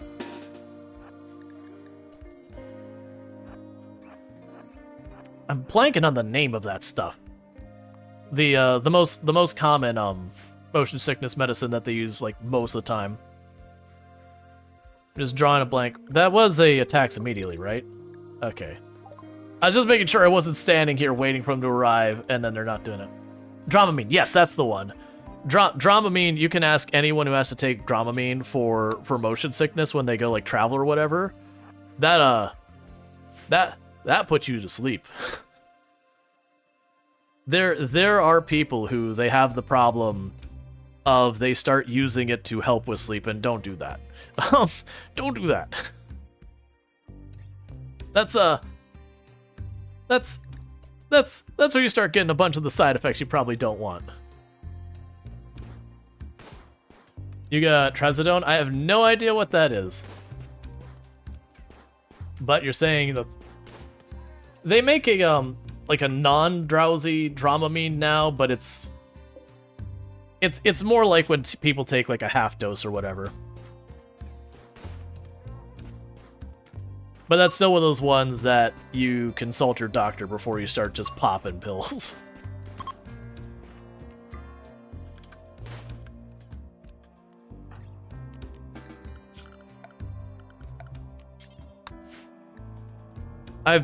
I've known a decent number of people who hurt themselves pretty bad because they wanted medicine to do something and their doctor was like, no, I'm not going to sign off on that. And they went behind the doctor's back and, you know, acquired it through less than legitimate channels and then had the awful side effects that they were worried about and messed up their stomachs. because that's just what happens. Then you have pills where the side effects include making the pills worse. Oh yeah, no, antidepressants are really rough about that. A lot of antidepressants, one of the side effects can be making your depression worse. That's another reason you want a medical professional involved, so they can kind of be along for the ride and be like, all right, we're going to have you start these. You're going to take them for a week or two, and then we're going to meet back up, and we're going to kind of see where you're at and see if we want to keep going with these or do something else. And for a lot of people dealing with depression, that usually takes them a couple different medications before they find one that works.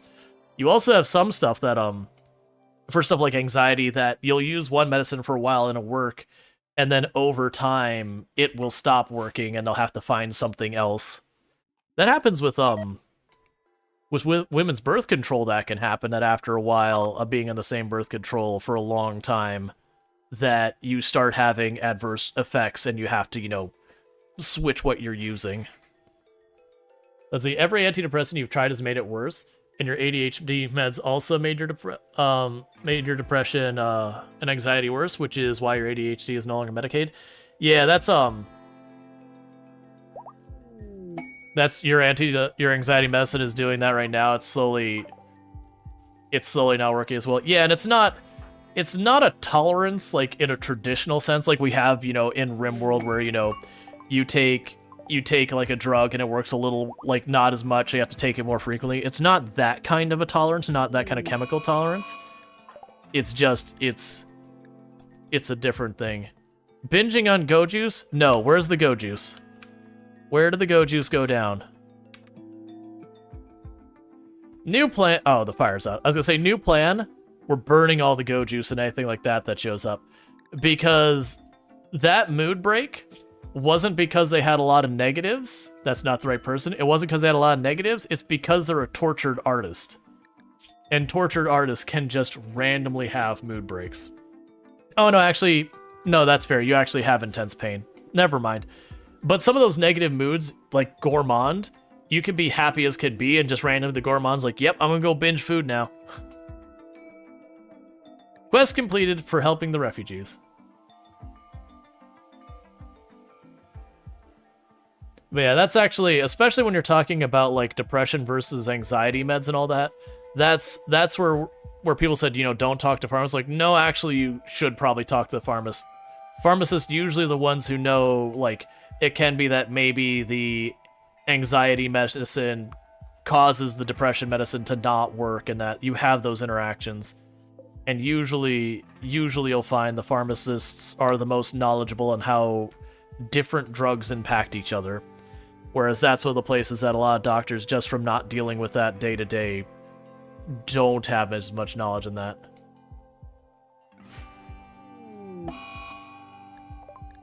Lux Ray is overdosing. Don't you dare die. The good news is, because I don't make go juice, it's very unlikely I have more of it. I likely only had 2 hits of it. Man, you're high on go juice for 28 hours. You are doing good for yourself, friend. Good luck sleeping.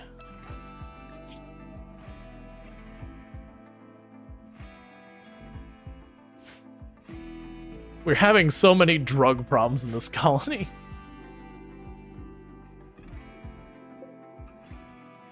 Alright, and we're gonna get our big output of wood soon. We are slowly making our bedrooms, making that progress. Let's see, top row storage. Oh, yeah, so it's already sorted. 5 colonists are idle. I mean, everyone, we'll just have everyone but Groot's Twig go over, go slap something.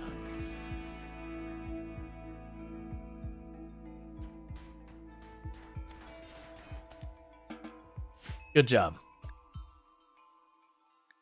So it's all of you.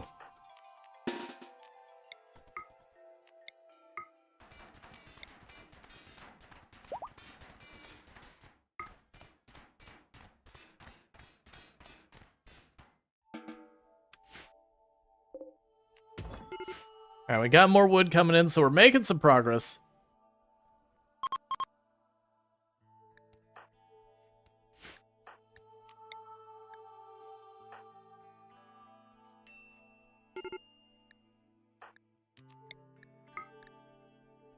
So convert you.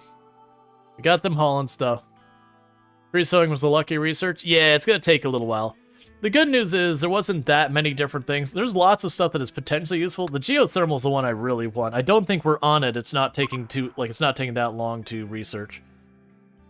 We're working on that. We've got the wood coming in from the dryads as well.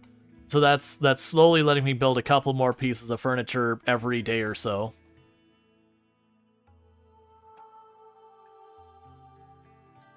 Your process keeps reminding you could refill your Tresodone if you wanted to. No thanks, man. Oh yeah. Let's see, you remember when they used to sell cool down for people that OD'd on 5-hour energies? I hadn't heard about that. That's there's a whole lot to unpack in that. Like if you're that's one of the things I always found interesting was this is going back a while. I remember looking up, there was a website that would list like how much caffeine was like bordering on a lethal amount of caffeine you get, and it was surprisingly like it was surprising how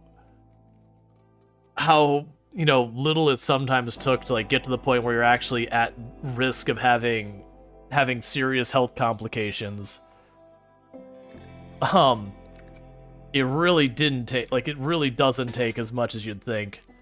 Like, something like the super duper caffeinated, it's like, oh yeah, if you have like 3 of these in the course of, you know, 2-3 hours, you know, you're pushing yourself into like an actually medically dangerous situation. You're like, they sell those in 6-packs. It's not that you will have the effect, it's just that you're in that zone where you're playing a dangerous game. Sounds like Jolt Cola. Well, I think Jolt Cola was only like 6x caffeine or something like that. It's either 6 or 8x caffeine. And you look at what we sell now, and it puts Jolt to shame. Or was it 16? It was something. Alright, so we've got Blight here.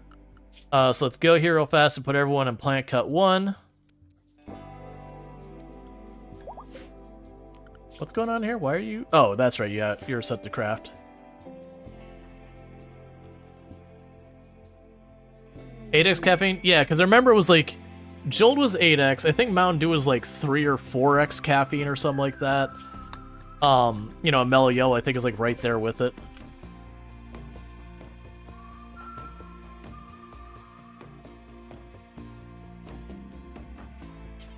There we go. But we have stuff that's way worse than Jolt was.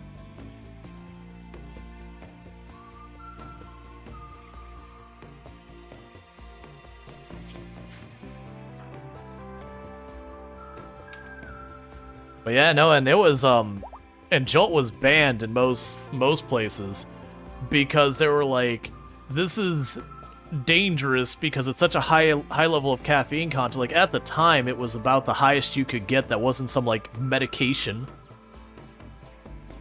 and it was just put in the same kind of like, you know, typical packaging you'd see like a soda in.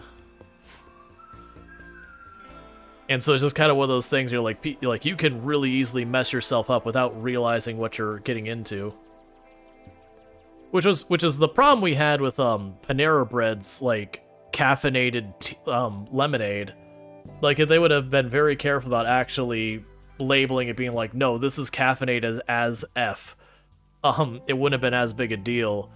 But people were like, oh, it's got caffeine in it. It doesn't seem like, it seemed like it's pretty minor or whatever. And then you go in there like, oh no, this is legit caffeine. This is way up there.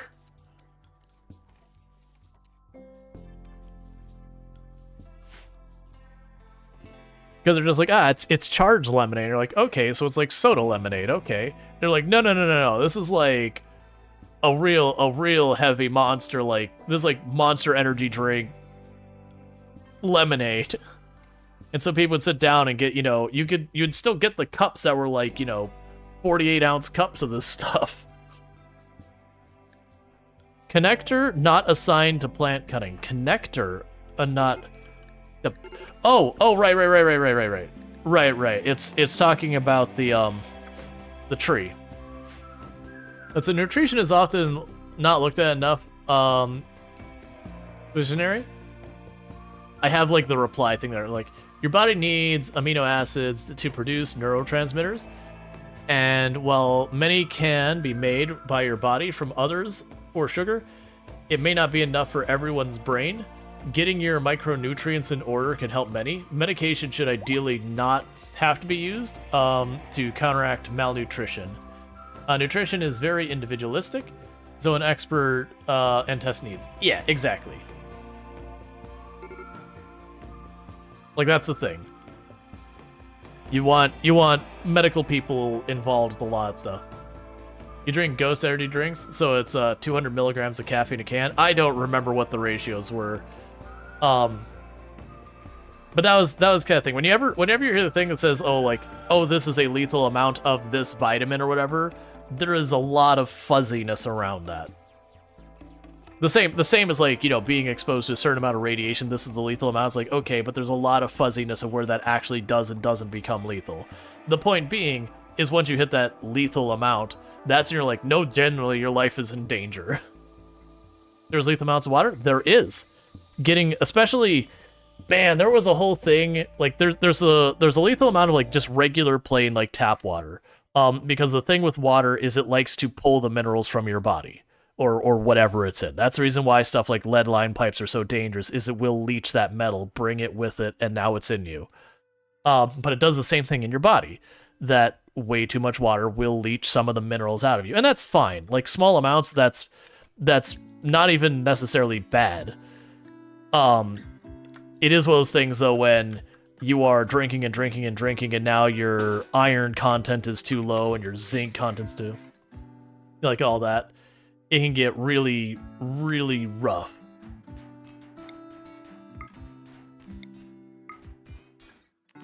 Alright. And hopefully they'll have more to do soon. Because that's a running into problem, is a lot of my general working people don't have much to work on, because I don't really need more people dealing with the plants. And we're waiting on the trees to do construction, which is why I keep ending up with idle people. I probably should get a second research bench built if I can get the wood. Actually, I can make a steel research bench.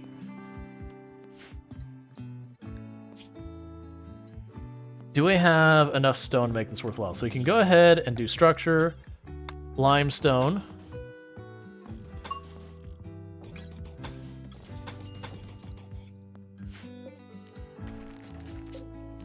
Deconstruct all this. And I've been trying to not use the steel either, because that's something I like. The wood is renewable. I just don't have enough of it, versus the steel, until I get to having a drill, I've got to trade for it. You found buying books? Oh yeah, no, books are great. We did actually buy, we had one book earlier we bought and we trained the research from it.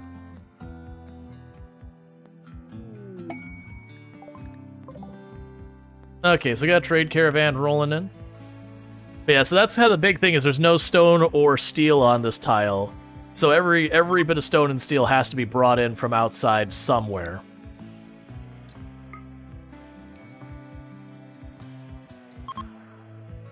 And the brought in from outside could be a number of things. Like, it can be traded, it can be mech set land in, there's lots of options. Alright, so you actually don't have much for me. I don't really want the Harbinger tree. I've got water all around me, that'll work. Take the Ambrosia.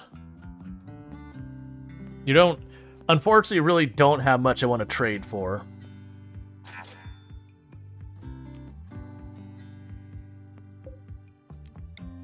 I'm gonna go ahead and tell him to make it out of wood. Meanwhile, I can go here and go production.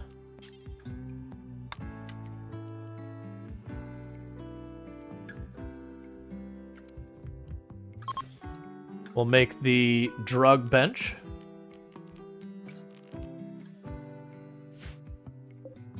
Bills. We do have the thing for the simple helmet. And we haven't been making them because I haven't had much steel, so I'm being very limited on it. What's Juggernaut Serum do again? It's basically, it makes the character like very durable and able to take a lot. I can actually look at the information on it. Basically, it's those things you use on like a melee pawn when you want to run them into a fight. But it is pretty extreme. Where were you? Yeah, it's They recover from injuries faster. They have higher strength and movement speed. However, the unstable thing will cause psychic influences, providing unsettling thoughts, reducing their mood. So basically, they move faster, they hit harder, and they heal faster. But the negative being, they are more prone to mood breaks. They get like a mood debuff. As the iron iodide is not easy to get enough of. Even iodized salt contains barely enough iodine. So you'd have like 5 grams or 2 tablespoons in your food. Enough. Alright, so you are attacking immediately, and they appear to be clever. So I'm going to get involved to hopefully keep them from pushing here. We're going to be ready to retreat. They're splitting up. That's not exactly what I want. Not sure which way they're going. That is not what I want to see. That, however, I can live with. Did I mention the Masterwork Bolt Rifle? How did you die from a leg hit in one shot instantly? Don't fire. We've got our allies getting in between us and the enemy. Well, not allies, our friends.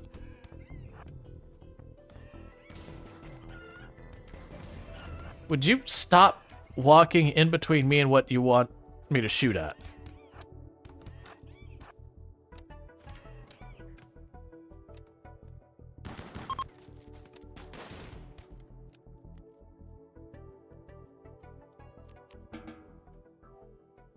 The AI sometimes is rough.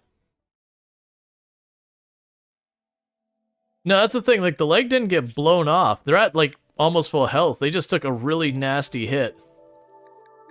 Yeah, shot Paul's leg, and then Paul expired. They must have just hit, like, such a high pain threshold that they died from it. Because you can die from pain in this game by itself.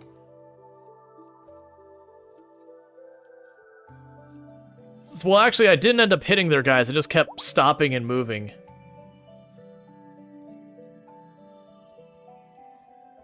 Let's see, climate change makes mineral intake worse because plants grow faster and bigger, taking up the same amount of minerals in the roots. They end up getting less mineral rich.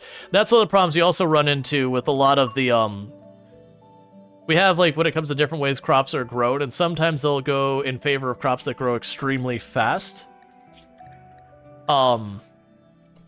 And those crops that grow extremely fast, as opposed to what have you, end up being less nutritionally strong. And it's not to be like, oh, GMO bad or whatever, but it's more just the specific things they're doing with those individual plants. That, you know, you eat a tomato and the amount of nutrition you get out of it is significantly worse than other tomatoes.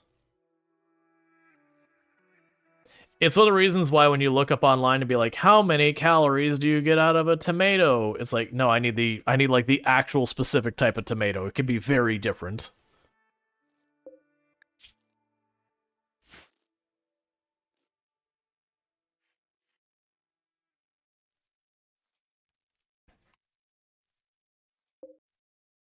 Yep, so we're waiting on wood, the story of our life. The good news is, like I said, these are about 65% grown on average. We got one that's 72% grow. These ones are the ones that grow like twice as slow, but I get more out of them. Ultimately, I want to move to those because it's less labor.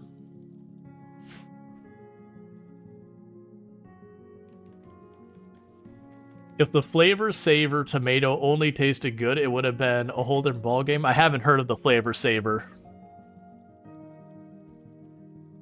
It's fascinating when you get into like what has happened with plants and all that over the years when it comes like agriculture and the different breeds and all that we use.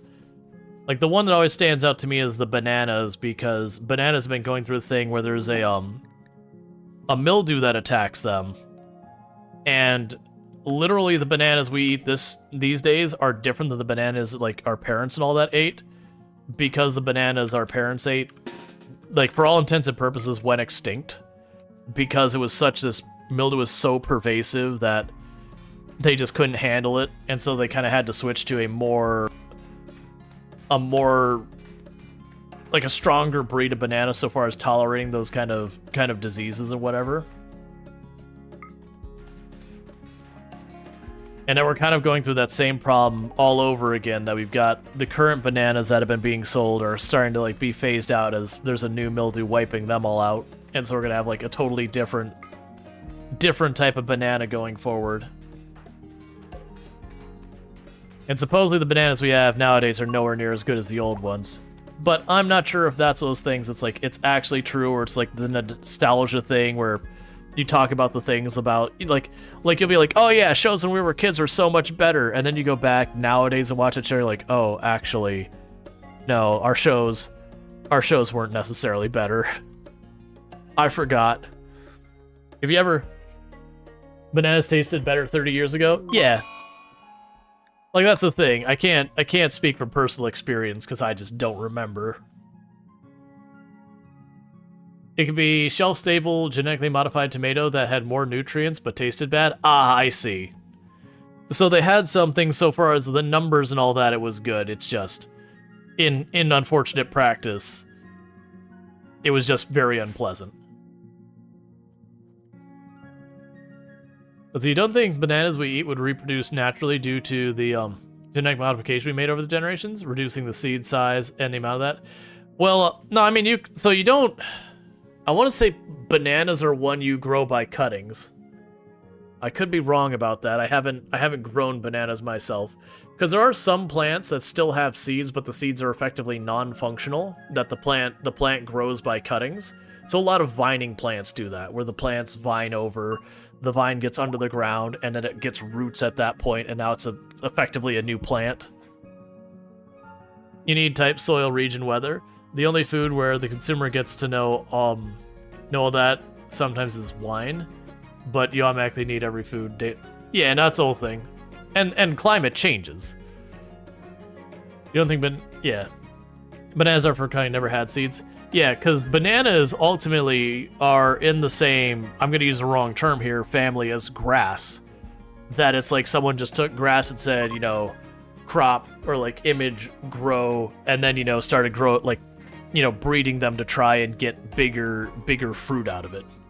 But it's effectively in the same family as, like, grass. It's a specific type that has been bred over generations to be delicious.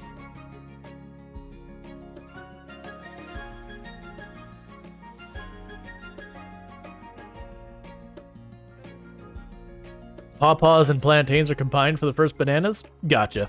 Yeah, no, I don't actually know much about the history so far as when it comes to, like, bananas being introduced into existence. Like, I know when it gets to, like, a lot of our peppers, like, they did ridiculous amounts to, do that. Yeah, corn is closer to grass. Yep, that too.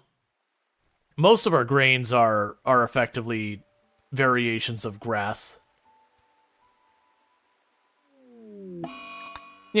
Obviously bred over generations and generations and generations to make them more and more viable and useful for agricultural purposes, but that's normal of any type of crop.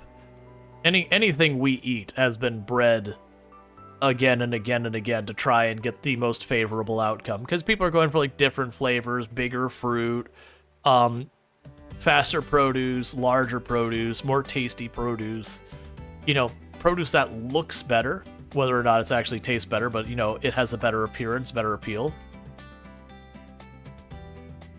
Almost everything is a brassica? I actually don't know what brassica means. I'm assuming by context it's, like, the family, genus, whatever the phrase is for grass.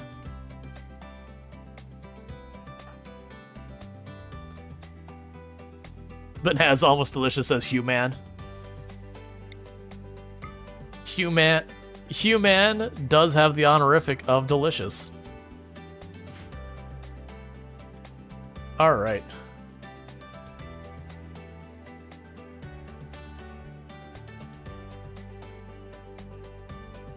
But yeah, I know it's interesting to see how much work goes into, you know, trying to mix different ones. That's we've had the conversation before about peppers, that one of the challenges with like growing peppers and all that is a lot of times if you buy a pepper off the shelf and then you take its seeds and you stick them in the ground, you try and grow a pepper, you get a completely different pepper.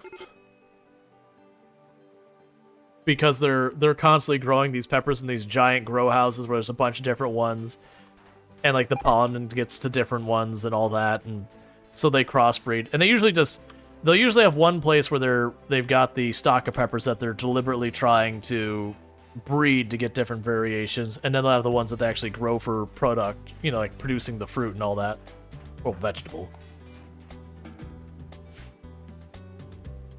It's an ancient mustard that mutated into cabbage, Brussels sprouts, broccoli, and custards. Gotcha. Yeah, I know, was it cabbage, Brussels sprouts, and broccoli? There was a bunch of our vegetables are actually just literally the same plant, it's just when you harvested it is the only difference. I'm trying to remember which three it was. I know Brussels sprouts was one of them, and I feel like broccoli was another one. But it's like, if you got it like at like the very beginning phase, it was one vegetable. If you then let it grow to the next phase, it was the second vegetable. Because I've grown broccoli before. I haven't grown the other... Well, I tried to grow cabbage, but it's... Where I'm at in Florida is really not well suited for it, so it was fairly unsuccessful.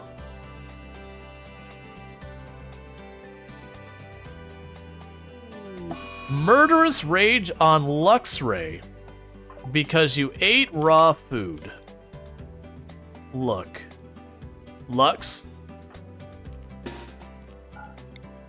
I'm gonna need you to take a nap. I'm gonna need to take a nap, Lux.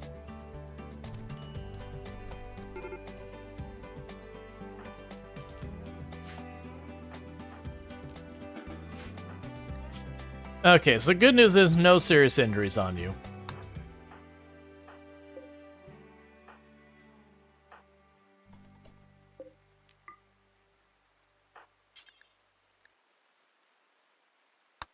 Well, I don't want that to sit out there, so you grab that.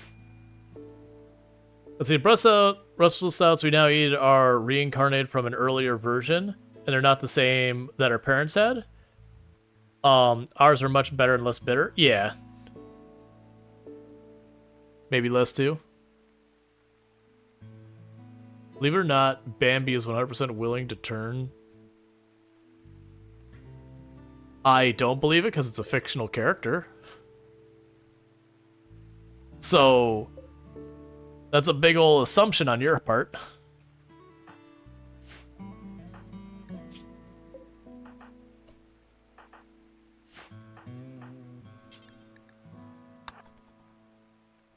In real life Bambi, then. There is no in real life Bambi.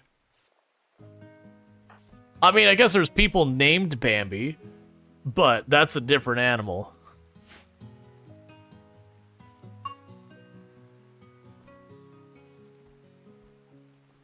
Like, don't get me wrong, deer don't eat meat. Just to clarify. Oh, good. Coco.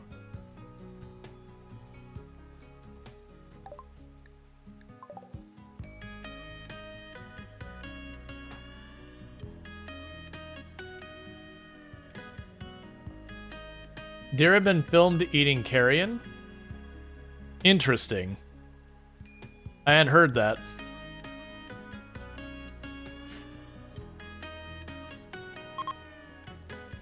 You mean deer you think they might be opportunisting? Oh, interesting. I hadn't heard that. That's news to me. Gotcha. Well, every day's a school day.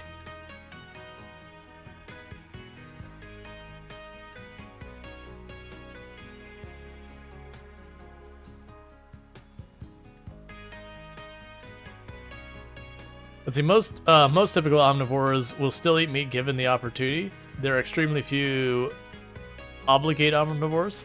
Yeah, my assumption though is they would only eat meat like if there wasn't whatever their preference readily available.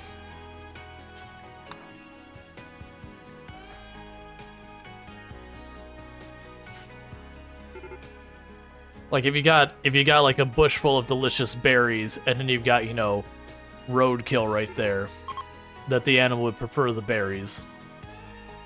Obviously, depending on the animal and whatnot.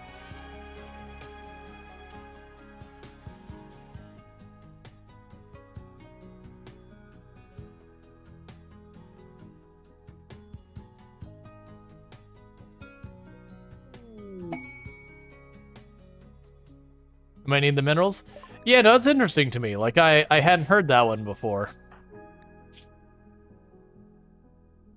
Huh. Well, Luxray right now is injured, so probably not our best social person.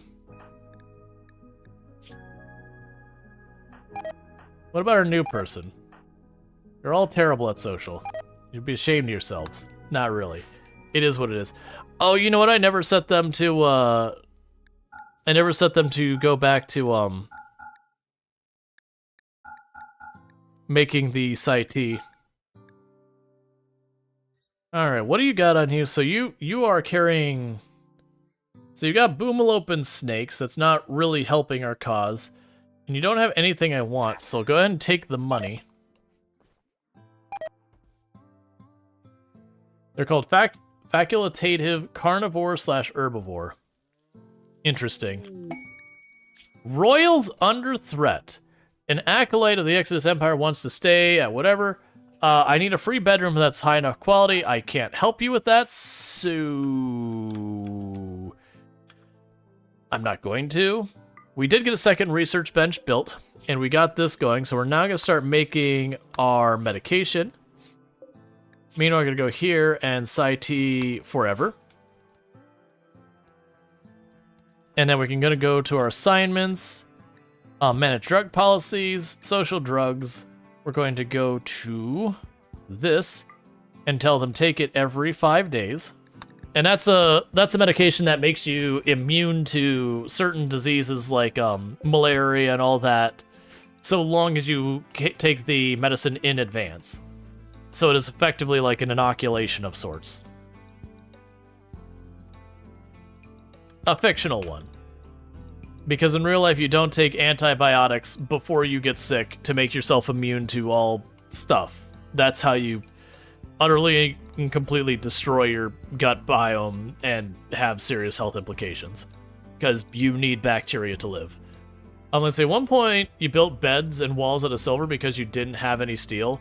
I've done that with gold once as a meme. You meet primarily, but take advantage from... the herbivore's playbook and vice versa? Interesting. No, that's all news to me. I hadn't heard any of that.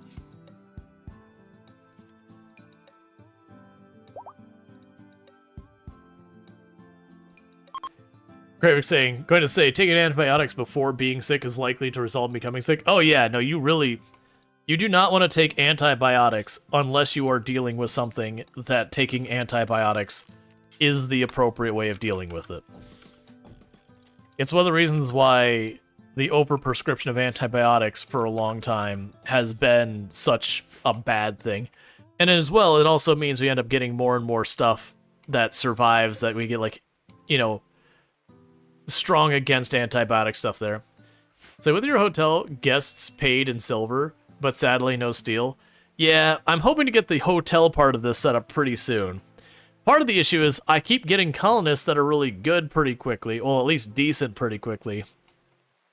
Know that. Let's see, it took antibiotics and it turned out to be a MRSA infection? So terrible. Yeah. The worst I've had is when I had my wisdom teeth removed, they put me on antibiotics. And I ended up getting some that the antibiotics didn't work on. And so what happened is, as as I was getting done with the antibiotics, it like it already, you know, messed stuff up, and it just basically made a place for all that bacteria to make its move. And they'd put me on another set of antibiotics that made it better, but it was one of those things that, like, I got pretty sick from it.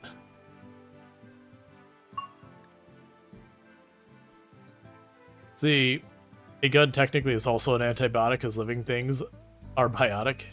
I mean, okay. Let's see, is it why it frustrates you that too many doctors prescribe antibiotics for the common cold? Do you know what antibiotics do when you have a virus? Nothing, other than make you feel worse. Yep, you get all the stuff like your stomach gets angry because you're taking antibiotics, and no meaningful benefit because it's a virus. And antibiotics are completely ineffective there. You're still hurt.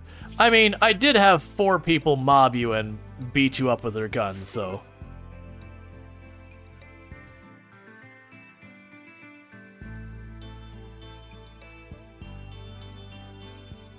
Yeah, no, there's a lot of bacterial infections of various type that have become...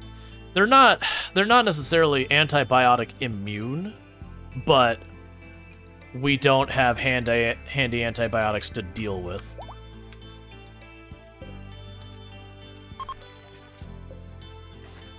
Start getting these unused beds out of here.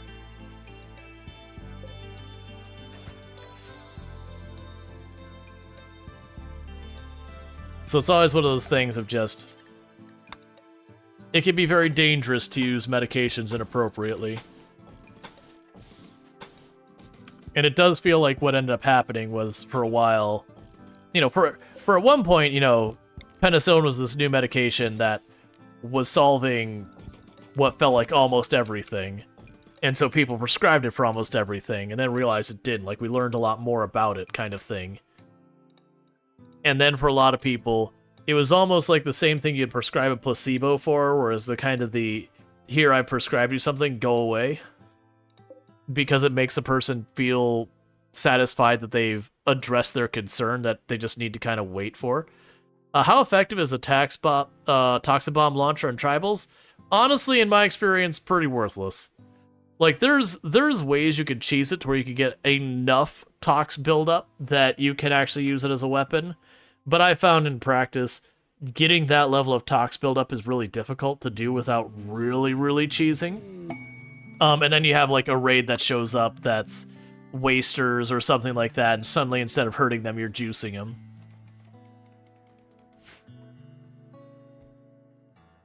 Drake says, penicillin, for how wonderful it was a discovery, is almost useless to modern medicine due to being overprescribed. Now most things are immune or resistant to penicillin. Yeah, about the only place I still see penicillin used on any level is dentistry.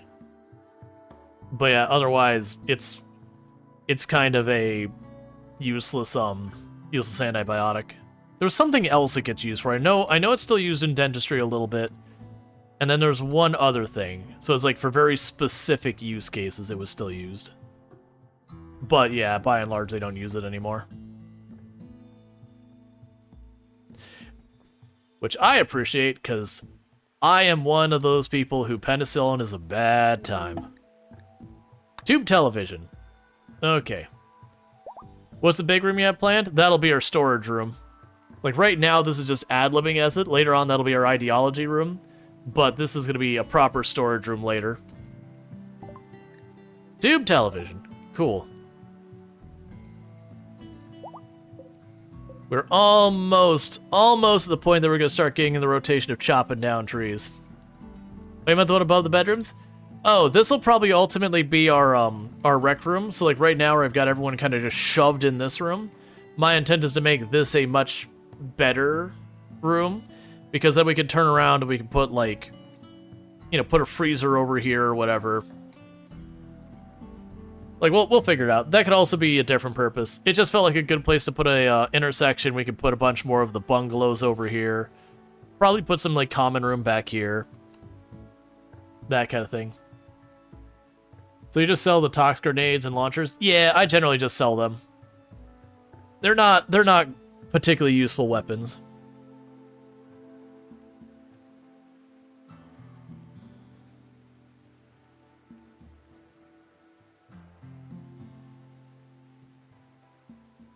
All right.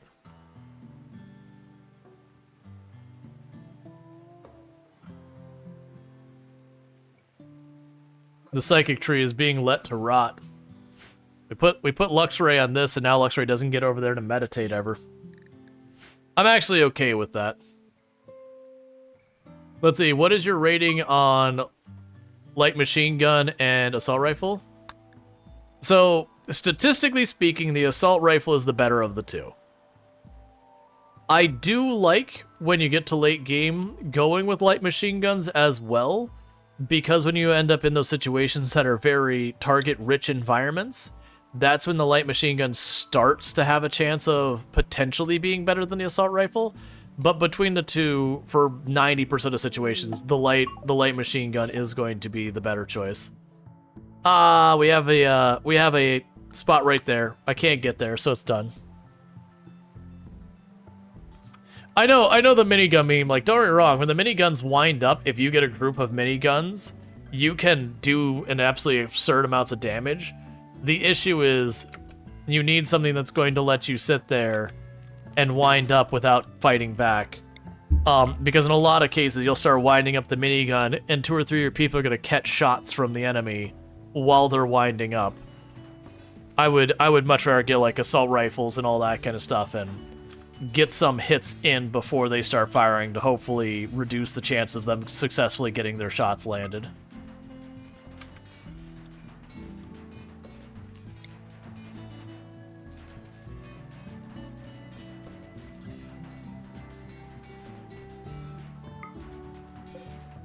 Alright, so this is breaking more walker bits.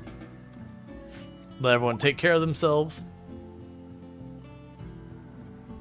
Actually getting wood. Let's see, you have a problem with the wind starts, and then the person walks behind the tree, and then it restarts? Oh, the wind-up starts, yeah. That's the other thing, is if you have a character, like you're shooting at something, and you start the wind-up, and either that character they're aiming at dies, or is, like, loses line of sight for a second or whatever, and then it has to restart the whole thing. That's actually one of the things you can abuse about certain enemies. Pods have arrived because we helped the refugees. They gave us, I'm assuming that's a masterwork book. That's recreation, and a masterwork vest.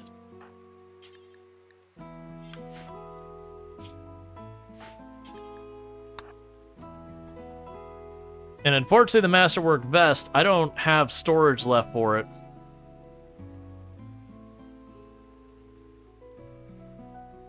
And so, I'm not going to fight really hard, because that vest, it's probably not worth that much.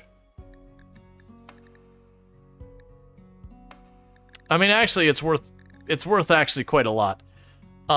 Which, honestly, just holding on to it might not be in my best interest. We might just want to let it rot anyways. That's a lot of wealth if we don't get a trade caravan soon. I'd much rather keep all this junk laying around.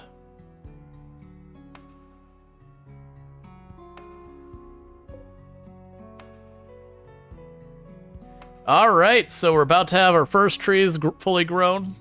So this wood's gonna start coming in.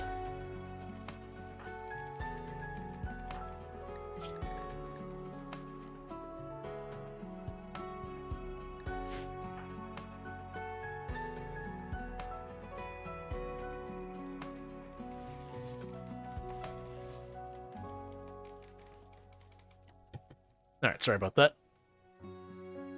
Okay. The big challenge is, I don't think I'm going to have much of a place to put a freezer that's meaningful. I could potentially extend this down and make it a freezer with the ACs over here, and the rest that's just an open space. Yeah. You sometimes put your expensive junk out on the shelf so raiders will take it and go home? Yeah, no, I've done that before. Like, if my colony's in bad shape and I've got a bunch of wealth, I don't do that often. But I've definitely gone, I don't want to deal with this. Okay, so we're good for that. Like, you can have it, get lost. That was, the last time I remember doing that is we had a colony, we were building that the entire idea, solar panels. Alright, I mean, that's still something. But what we were doing with it was, sorry, I'm got my brain going 3 places. What we were doing with it is we had a group of colonists that we basically made them terrible at everything, like, that was physical, so combat and all that. Made them wimps who were delicate, so basically like an extreme genie. And we were struggling on the combat end, so I started taking all of this wealth we had been acquiring and just dumping it outside. You know, and it did save us from like 1 or 2 raids where they just stole stuff and left. But after that, the colony died. When we had, I don't even think it was a raid. I think it was like a mech attack or whatever. And the problem was we'd take 1 hit and 2, like 1 Tesla would go across the line and 3 people would drop, and you're just like, well, rip me.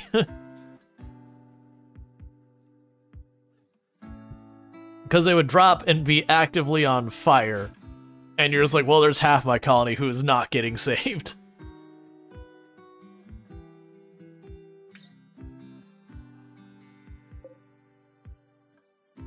Alright, so we've got these ones built.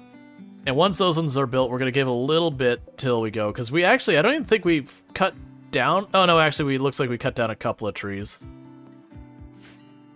Yeah, so what should happen is they should end up cutting a couple trees down here and there each day, which would give us a little influx of wood. These ones are coming along nicely. So I think we should be able to get all of these done with the trees we're about to pull up, because those are, what? Yeah, 27 wood each. And so if we look at these rooms, each one of these walls is about 20. It is not about, it is 20.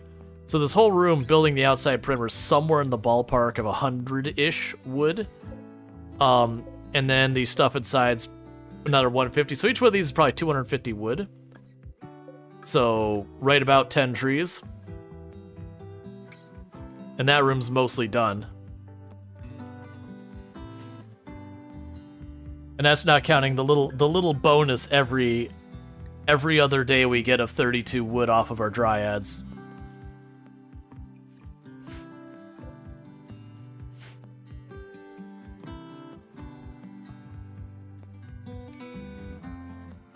Let's see, you love doing colonies where everyone has their own house and individual bathrooms and rec rooms and dining rooms. It absolutely explodes your wealth. Yeah. Insulting spree. Thanks. I'm literally working on your barrack situation. No need to mind me.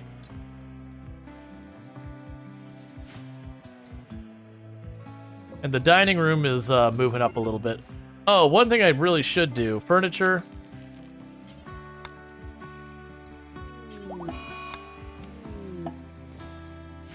Research known advanced lights.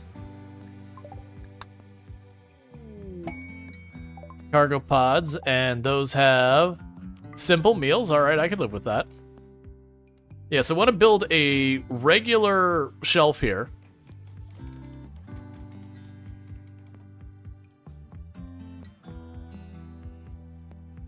And we can build the bookshelf in here. I was going to put it down in the rec room because it's the rec room. But you do get a bonus to your research. Well, that's interesting. Wonder why the drug lab shows us a link to the bookshelf as well. But it does give you a bonus to your research if you have the bookshelf in there. I probably should put it in the middle so they both get the bonus, but eh. We can worry about that later.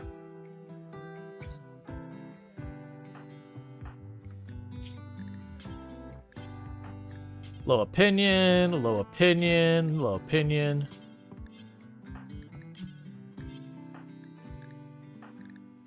Yeah, so no one's remotely going to have good odds of romancing each other.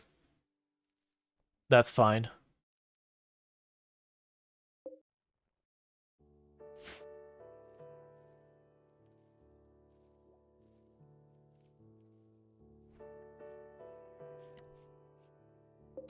Alright, so storage, critical clear, meals. Cool. So delete that zone. So now they'll put the meals on this shelf.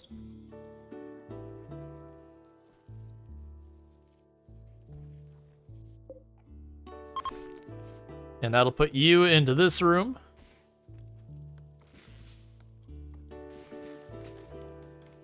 Yep, because we're making good progress. It's actually giving me more than the 27 it said it would, which I am all here for.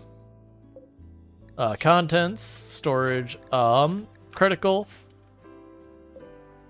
Alright, so delete that zone. So we actually put it on the shelf and we get the little research bonus.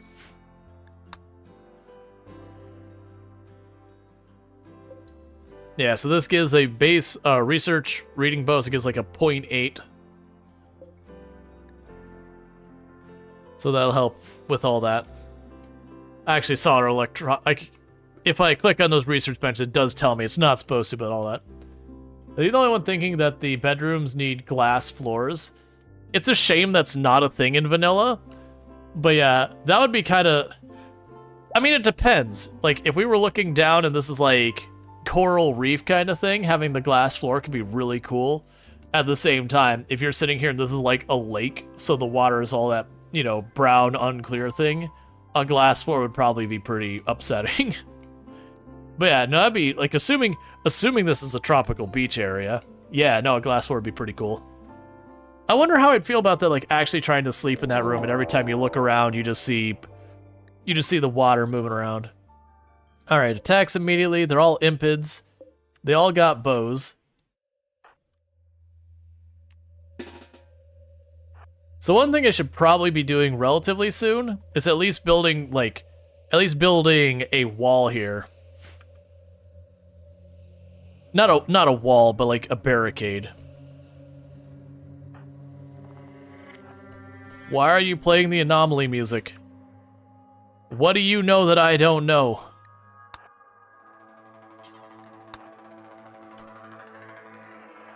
Alright, they're going over here.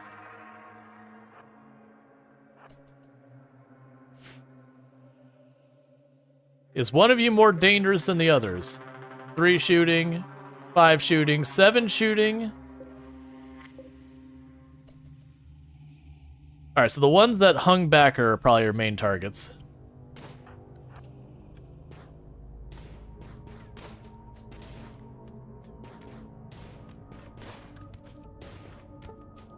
Which is working out because they're standing...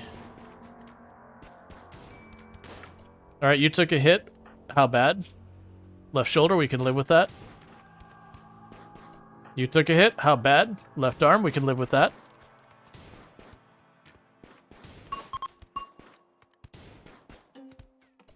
Alright.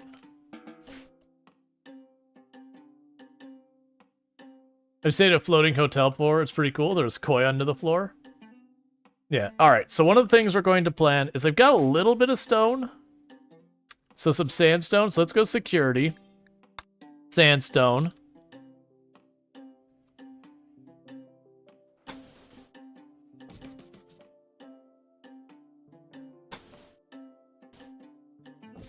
That should be 40.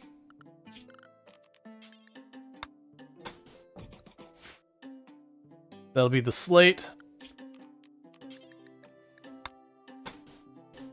And the limestone. That way when I sit there and I have to like stand and hold my ground kind of thing, we at least have, you know, someone trying to hold it down or whatever. Like some defensive position. You're not done yet. So 10 to them. And then 10 to them.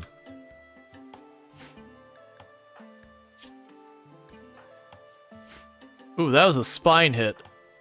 We're lucky that it wasn't more serious. Because a spine hit can be, even if the pawn lives, the end of a pawn being able to do anything for a very long time.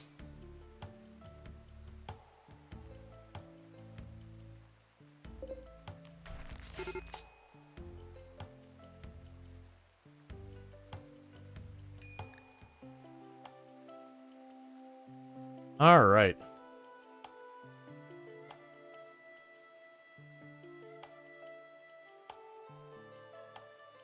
Also, restaurants very nice. Yeah, no, I've definitely been in restaurants where they'll have like where it butts up to like the aquarium or the ocean, and you can see out the side, and that can be pretty cool.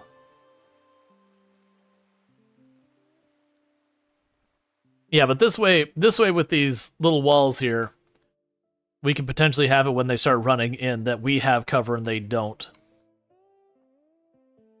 I'll probably also need one to be over here as well. It'll also certainly be a thing that we could potentially build some walls to make them want to take this route as opposed to another one. How are people passing by? Where are they going? Just don't worry about it. When RimWorld, when you're looking at this tile and how people move in your map, this doesn't matter. This it completely ignores. So even though we're technically in the middle of the ocean, so all of this should be, if we're talking real life, you know, what the person do, swim across the ocean to attack us. It's just not how it works. For RimWorld's concern is that is available, that is available, that is available. Someone crossing just goes from one to the other. It doesn't consider where's the person going, what are they doing. It's just, like, very, very genuinely, this map feels like an afterthought. That they, like, the whole colony was this, and they said, we should add a world map to it. And it just kind of exists.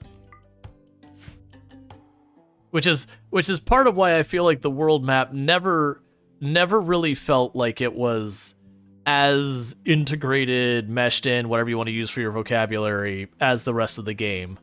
It did almost feel like a separate system someone just kind of bolted on and said, okay, well, there that is. Which is me being unfair about it, to be clear. But it always felt like there was a lot more care and consideration put in here that never went to the world map.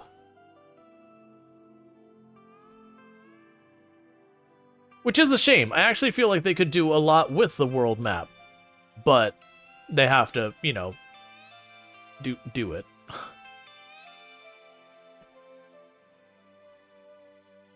You like the world map in Surviving Aftermath and the activities? I know I played Surviving Aftermath. I don't remember the world map situation there. There's definitely... That's gonna suck. So honestly, I don't really care about harvesting a bunch of this ahead of time. The reason that's gonna suck is I don't really have materials to build a bunch of routes between our buildings. So that's swell. I'll try to build what I can.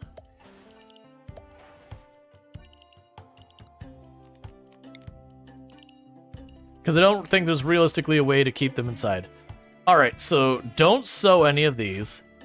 And I'm gonna need you to prioritize chopping all these down.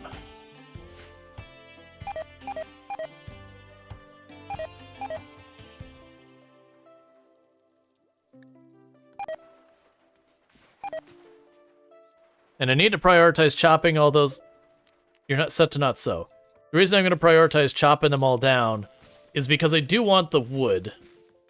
And a lot of those trees are going to die from the toxic buildup otherwise.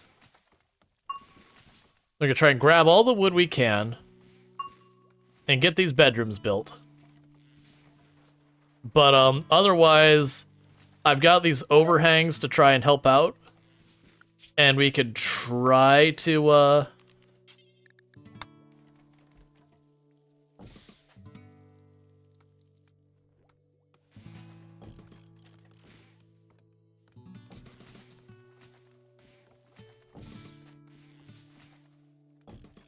and try to build a path between a bunch of these things.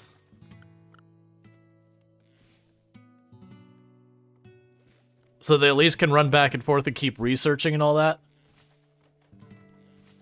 But the toxic buildup's gonna be a problem. One good news, though, is we do have the face masks, so we are 50% resistant to the toxic buildup. So that's good news for us. Honestly, don't worry about that last body. The toxic buildup is going to destroy all that.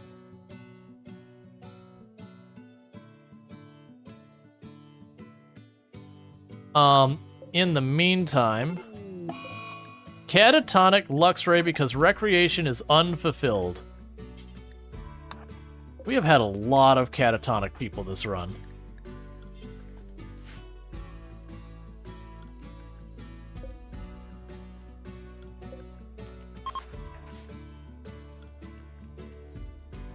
Does toxic buildup destroy bodies? So what toxic buildup is anything outside that's exposed to it that can rot does so at a faster rate, which includes bodies. Well, I shouldn't say rot, deteriorates. So like it's, you know, in shallow ocean water in toxic buildup, so it's losing 12 a day. The pemmican is losing 24 a day. The short bows and all that are losing 36 a day. It used to be toxic buildup was effectively the game's way of saying you got too much crap on your map. Let me just delete, let's like just clean slate as much of it as we can. And it was always stuff like steel, plasteel, silver, gold, stuff like that that wouldn't get destroyed.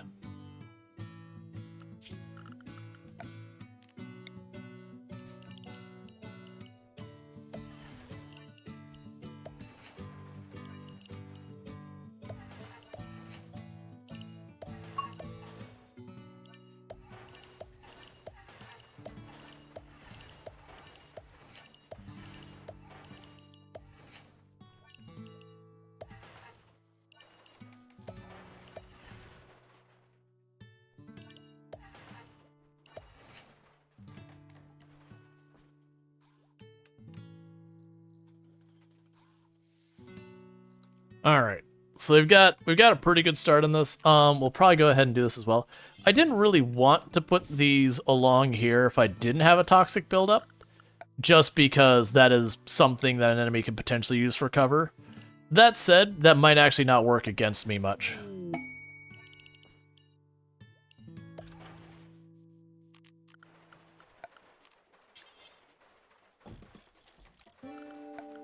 All right.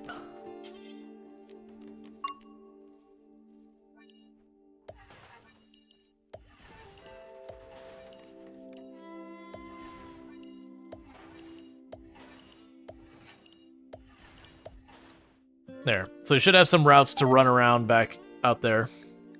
Royal Tribute Collector, don't care. Oh, that's not what I wanted. Hey, don't take that one apart right now. Just leave it alone. The special trees are immune to environmental effects, including toxic fire out. What's up with Otan's head? Otan is wearing a bioferrite ritual mask that we got as a gift from the refugees or whatever.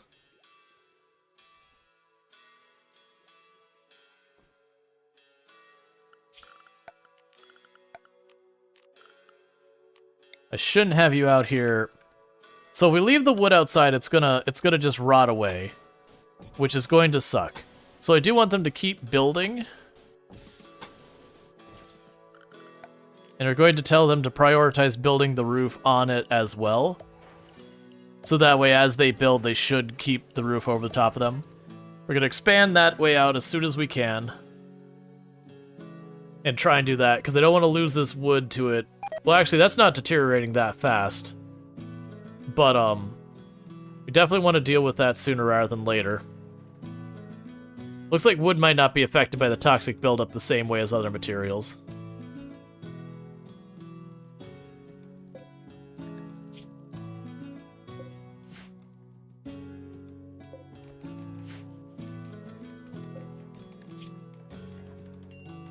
I'm honestly surprised they're still standing there on the toxic buildup.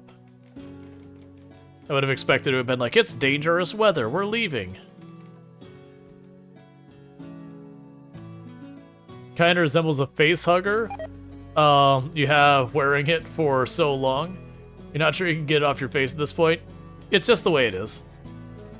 I do see the face hugger resemblance kind of thing.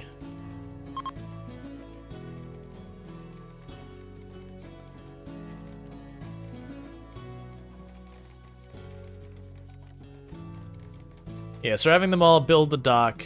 I'm not even bothering having them harvest or anything right now. I've got an entire area full of that. I'd much rather they worry about bringing the wood in and just putting it to some kind of use.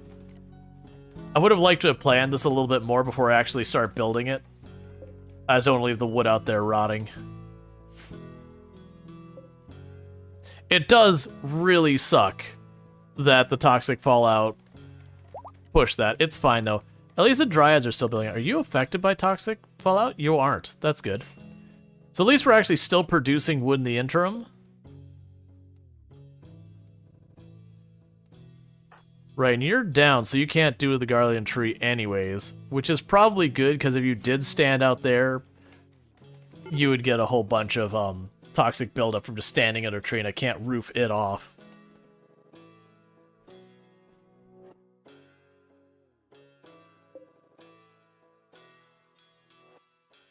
You're also the only one I had assigned to meditation, and I don't want you staying in the Fallout doing that either. Well, the big negative of that is we didn't get remotely as much of our output as we should have gotten. Alright, chat, bear with me a moment again. We're just hanging ad break. I need to use the restroom again, so I do apologize. I'm going to be right back, so thank you again for tuning in, and I'll be back here in just a minute.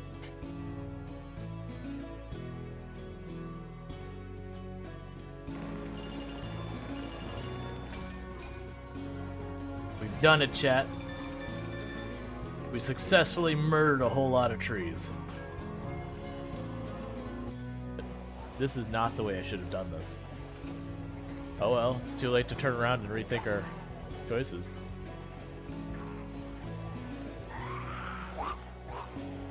That is death right there. Bully, bully, bully, bully, bully. I don't know if that was a zombie hitting us or if that was us falling down. I am uncertain. Jesus, that one was tortured.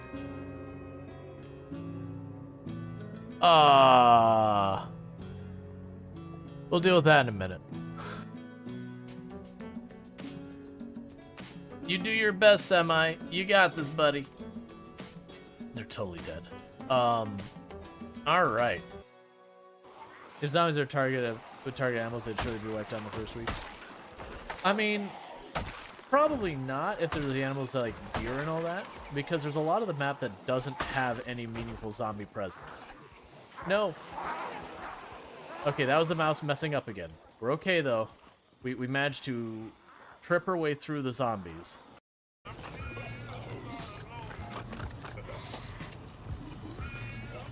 Yeah, but I was just kind of showing. I talked about like putting like a giant pile of bodies to try and ramp, but you can see where you can get some pretty good air. Ah, that hurts. That was just 1 second. Like here, I'm assuming someone got a clip of it. If you have a clip of it, let me know and I'll permit you. And all right. Hey train, could you not? Hey train, please, train. No.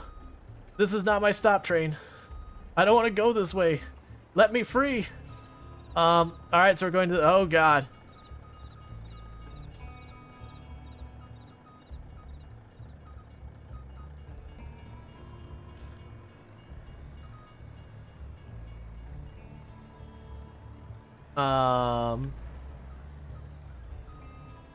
And. All right, and we are back. Okay. So yeah, the good news is that it's a very short-lived toxic fallout.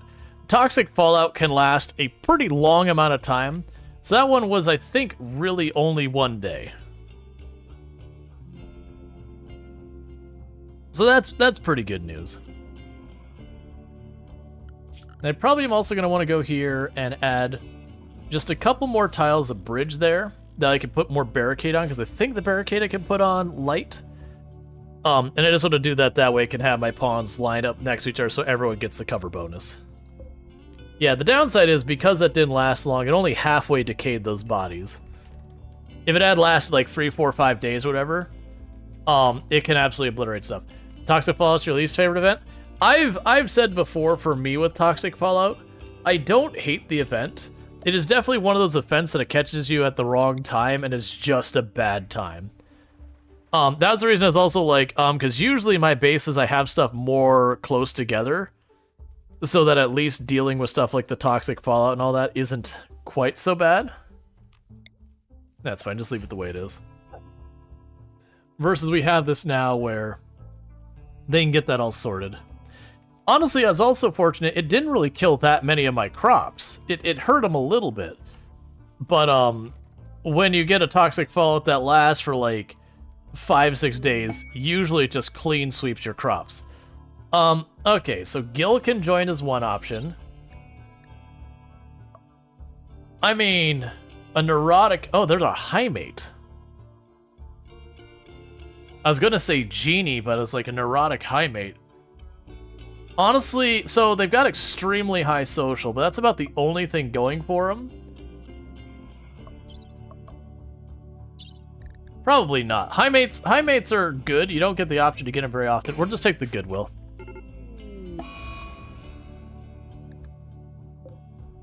All right.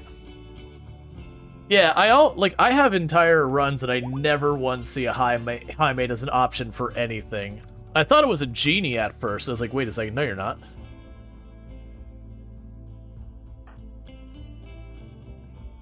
And why is Rhetorical all angry?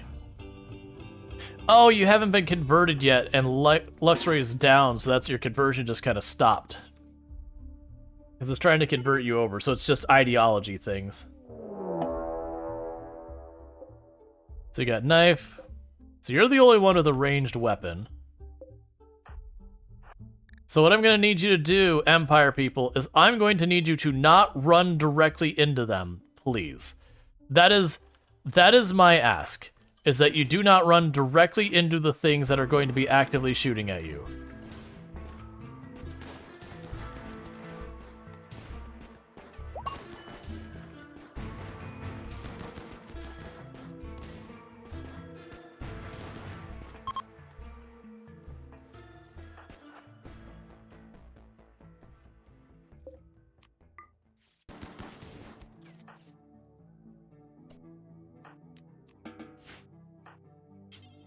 And you can hold the pistol, that's good.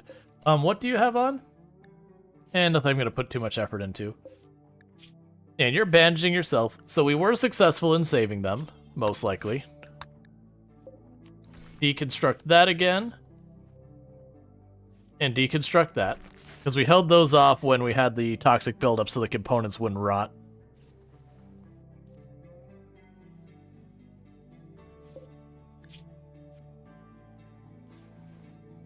Yep, so you're gonna be fine. Cool.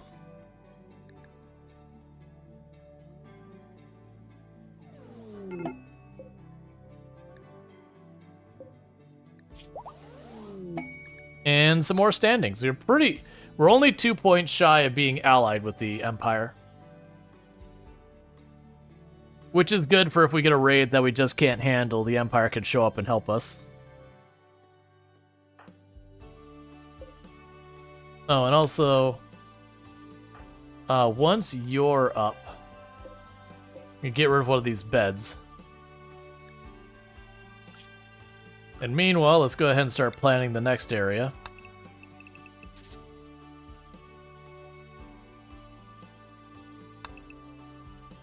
Okay.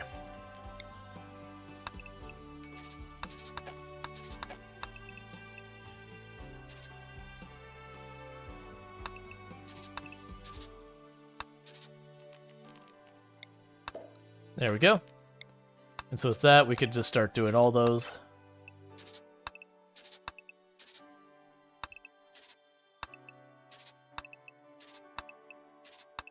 Because that'll be the next wing of bungalows. And there is a whole thing where you can actually set certain rooms to be for hospitality only and all that. I probably won't worry about your one-off from where I need you. Like, I probably won't do any of that kind of stuff. We'll just have them share our spaces and whatnot. Because unless something's changed, it's not like the people who hospitality can betray you by default or anything like that. I'm sure there's mods that enable that kind of functionality. But I don't have any of that. It'd be nice when we start getting the anomaly stuff, you know, going and all that. But I'm waiting until we get electricity secured.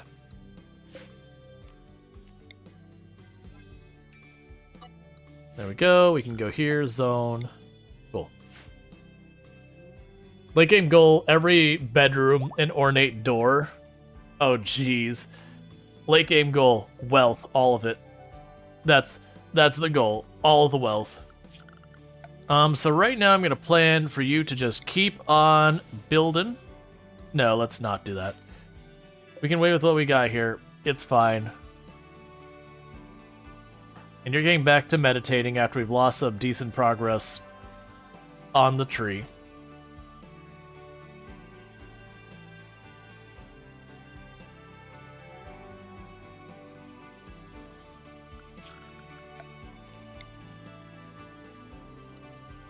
Alright. Oh, and you lack your ranged weapon. We did haul the weapon back. So I can grab that real quick. So that way you're armed. So everyone's got a gun now. No more bows. And the good news is, once we get these rooms up and running, we'll be properly into hospitality things.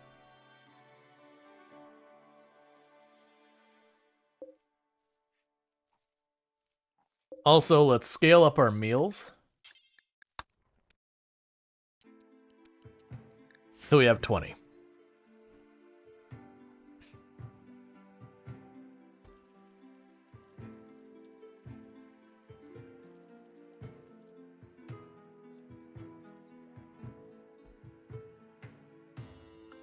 I've got multiple people working on planting, which is good news. Yeah, we've got rhetorical in there because Otan is mostly doing her research. Yeah, we're good. Cool.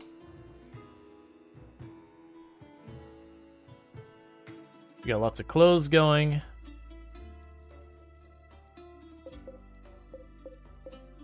Yeah, so we still have 212 or 215 wood, so we're actually doing pretty okay on the wood front.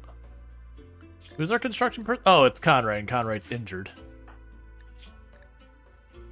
Ah, you did actually take a scar on that last one. Boo. It's fine.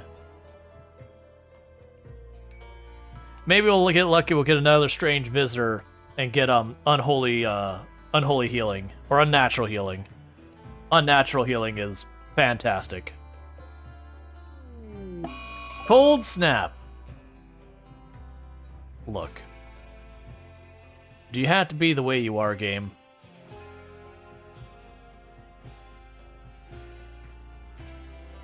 I'm hoping it won't be so cold that we have to deal with hypothermia. Because if so, then what I'll do is I'll drop a fire inside the main building there. And then we'll just have everyone go back in there. Hey, Whitty, how's it going? The resort is going... It's going alright. We already had toxic buildup, and now I got a cold snap, so that's a little annoying. But that is what it is. It is a slow start because we are on an archipelago, so wood is a struggle.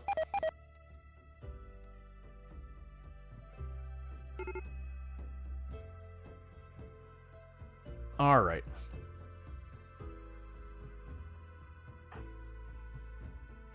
Oh, right, it's still trying to convert you. And they're converted. So that way we don't have them melting down because of ideological differences. Alright, so we sell the Sci-T for the cash. That's literally why we have it. We don't really care about the Toxifier generator.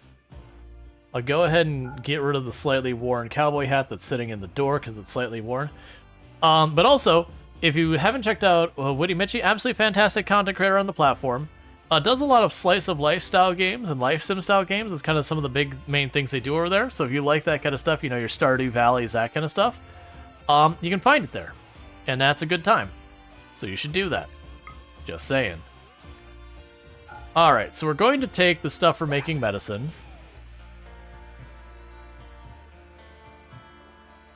Because that'll let us give ourselves a certain amount of immunity to disease. Alright. So what is your tolerance for temperature? You can go down to 26 degrees Fahrenheit and not have any issues. It's -3. So it's not great. It's not great.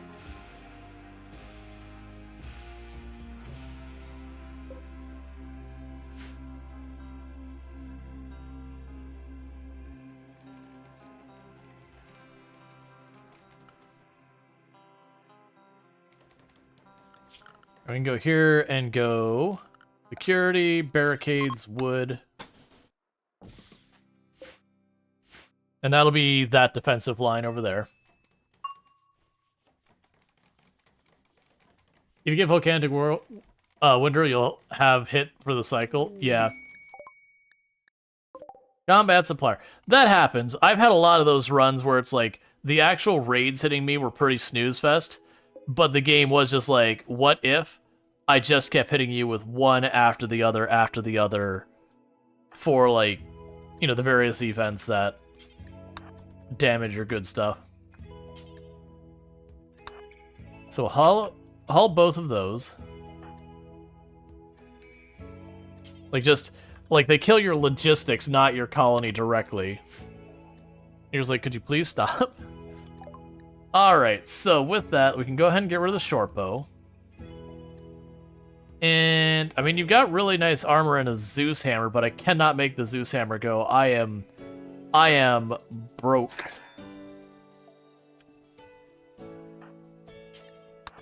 Get that out of the, you know, so it's not just sitting outside in the weather. Cool. So recover the stuff I care about. Yeah, I don't care about those weapons. Yeah, so we are slowly getting this built. Getting... Every 2 days we're getting about 64 wood, so about 32 wood a day on average. So definitely worth making that happen. Now it's slow bone, because that means it's only a couple of tiles a day of the flooring, but that is what it is. We are starting to get close on enough steel to potentially start pushing at maybe making helmets or whatnot. Oh, we tried to convert one of them. I was about to be like, who do we convert? That's fine.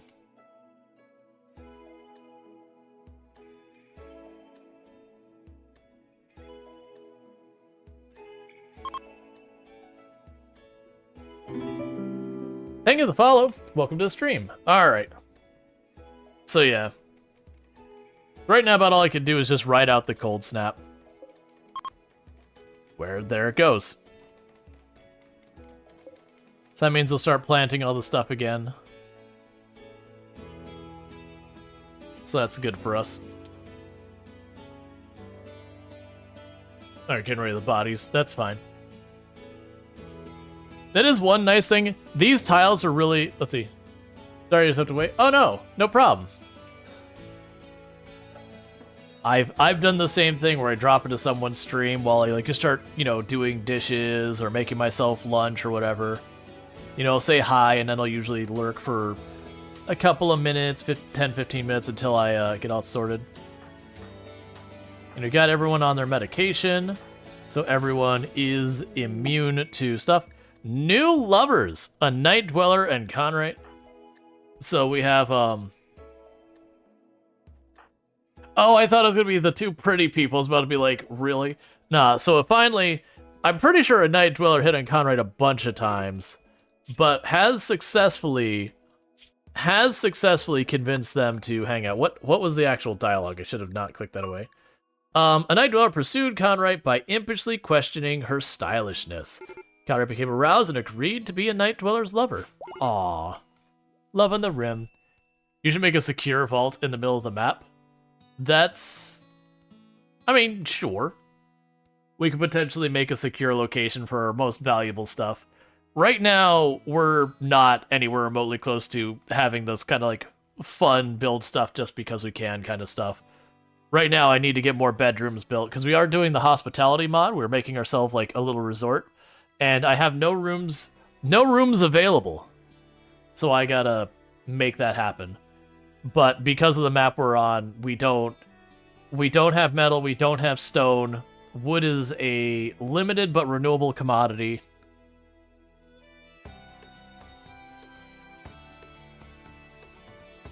So we're making that all happen. You said menudo in your Instapot today. Neat.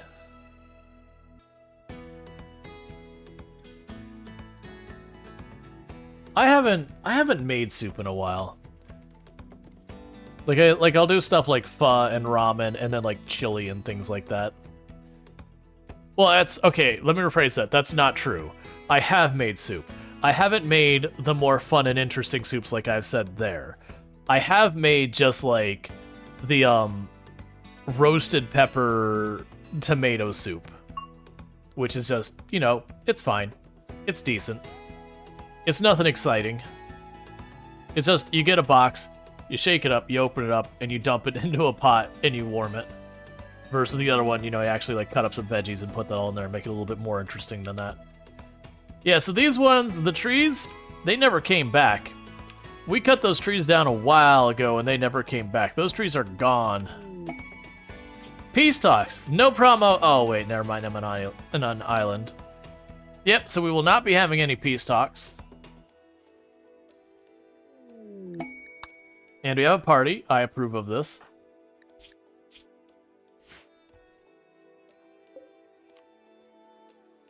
Let's see. So we can have an encouraging speech and all that. And we'll discover a nearby complex if it succeeds. So that is those ones I wonder, if we could get enough of those, if we could start saturating the tiles nearby, that we reduce the risk of negative events taking those spaces. I don't know if that's a thing. I've never remotely had enough things. Can you shoot yourself with launching pods from the island and back again? Just wondering. That is something you can do. I don't even have microelectronics yet, so it's not something I can do right now. But that is something you can do, is you can drop pod yourself over and send components, steel, and fuel to build a drop pod on the other side and drop pod yourself back. You have to set up the multiple colonies, or you have to be going to a place that's like, you know, where you attack a base and there's, you know, a map being generated. So if I were to go to, you know, this town down here and visit the town, I would have to go to a town nearby, create a colony, drop pod myself back, and then delete the colony. Or I could just leave the colony there, abandoned and whatever.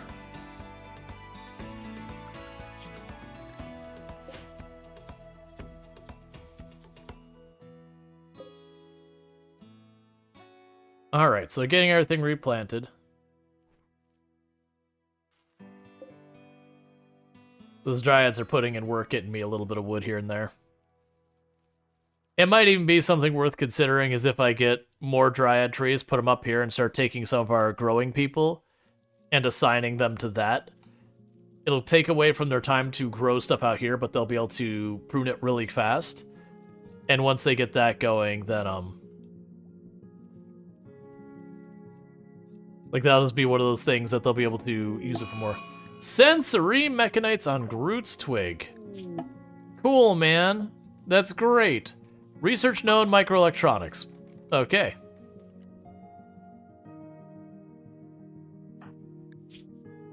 It has clearly targeted my doctor. So my other person will take care of tending to them.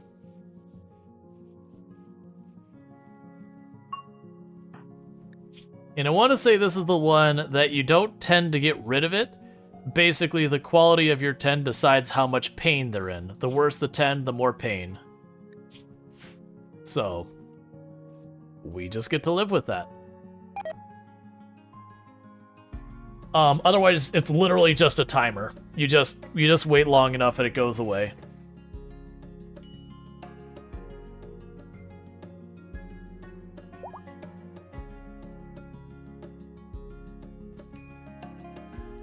We also need to get shelving for more storage and all of that, but right now, we don't have those luxuries.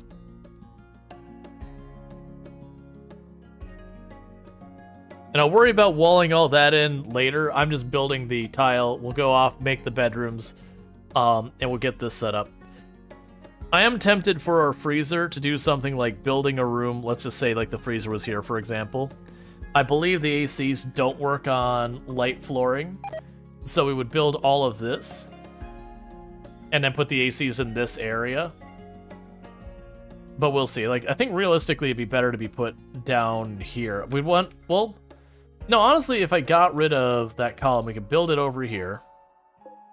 Double wall it. You know, this becomes our break room. This is our actual kitchen up here.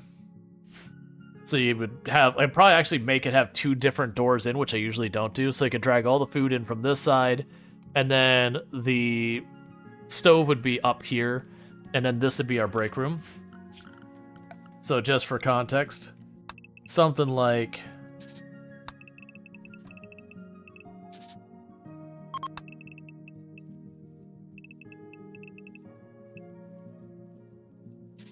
Because it needs to be... oh, actually, I could put that there. Yeah, so something like that for the freezer. The kitchen won't be able to go that far to the right. I gotta have that underground. So the kitchen could be something like this. And then connect that over.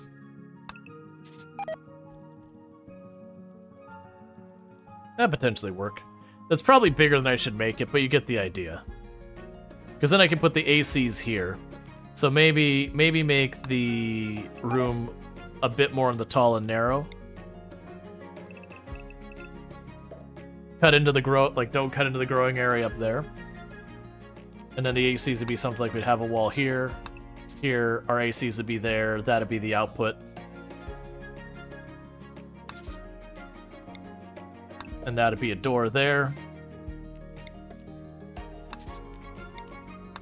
And that'd be a door there.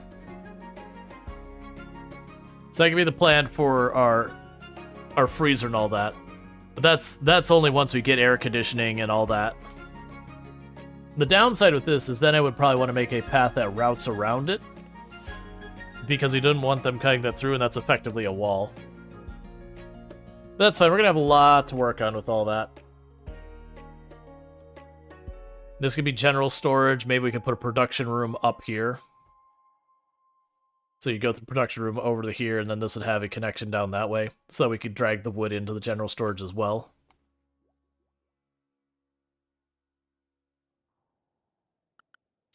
It'd also be worth eventually going down here and saying, okay, however close we want to go. Put it, like, walling it off so they want to naturally come over some of these certain islands for pathing. So like kind of wall off, like maybe...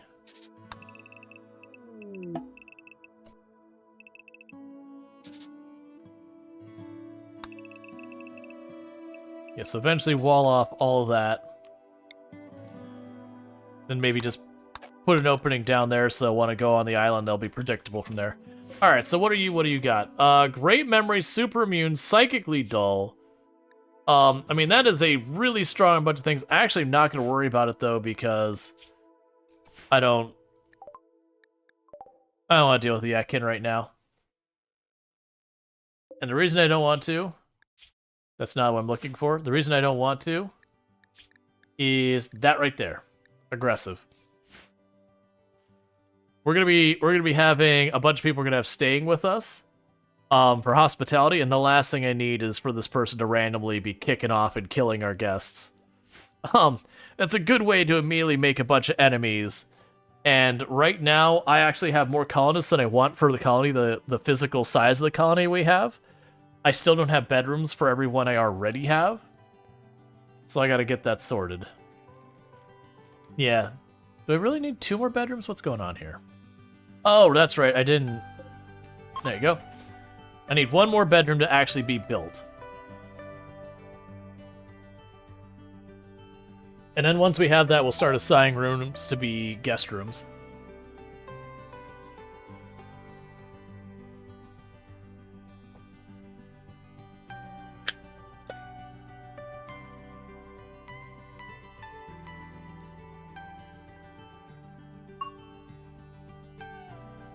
And then once we get a fridge, we'll start making better meals as well. Mad Muffalo has chosen death.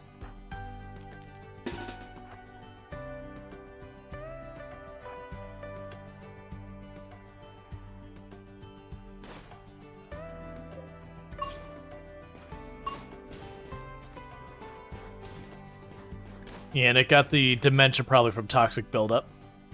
From the fallout. Wouldn't be surprised we look around at a bunch of them, they have health problems, but that's fine. Cool.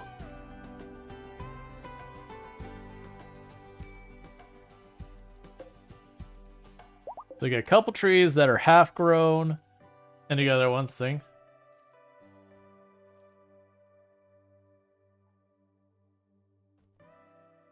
Alright. And that'll bleed out soon, so we'll have Muffalo on the menu.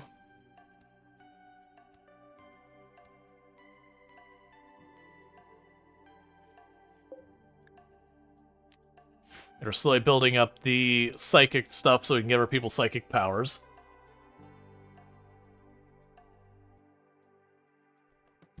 I'm also sitting on probably a decent amount of dye, so we can start messing around with making people's rooms their favorite color.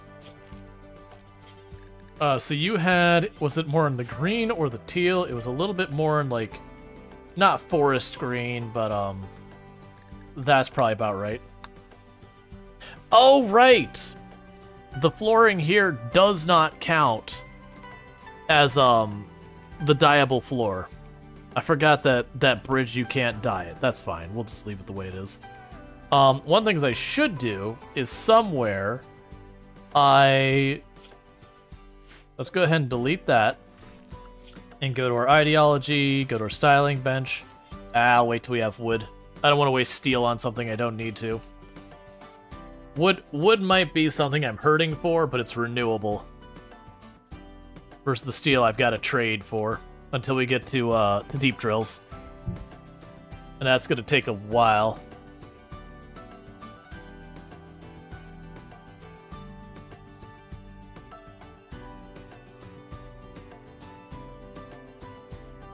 There's nothing. Well, actually, go in here. Do not store steel in here. Steel doesn't rot, so it doesn't need to be indoor right there. We can add steel out here for right now to make sure it has a spot. Alright, so I get a bunch of you who are idle. We can have them break more of the wreckages on the map.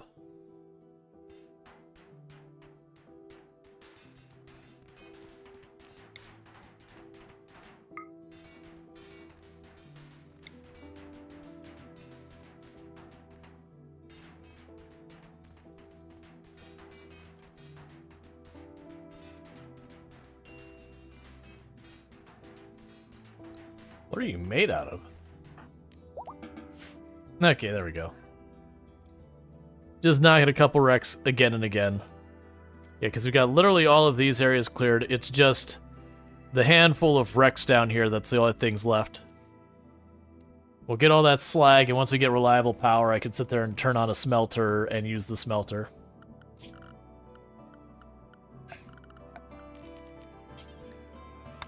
I kind of wish there was an easier way when I don't have wood to be like, yeah, but let me make it out of wood anyways. Yeah, because I can only click to choose the materials I already have. It's fine. Well, we might end up making out more exotic materials down the road if we're still hurting on it. Wood should be one of those things that as we build, I'm going to end up needing less of. Inspired surgery, that's cool. I don't have a surgery I need to do right now, so that's fine. We don't want to investigate that until we have at least steady electricity, and then I might experiment with it.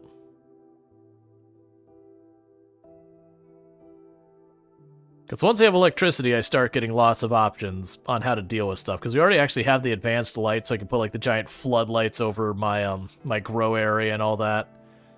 So that way, if we get like the Noctil event, we're all good. We can keep lights on in our own territory.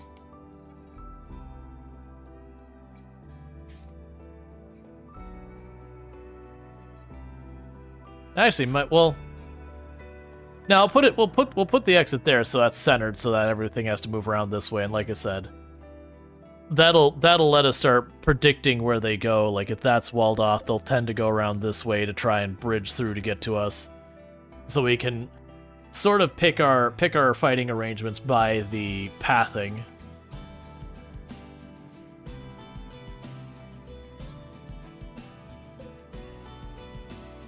Yeah, so you're over halfway grown. You're nowhere near that. Do I want to set up another?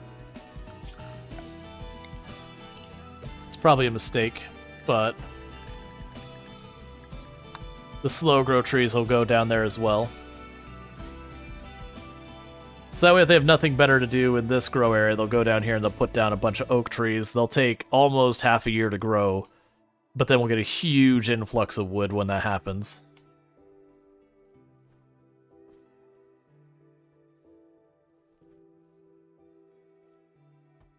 Because we're going to have a lot of wood in this base. A lot of wood in this base.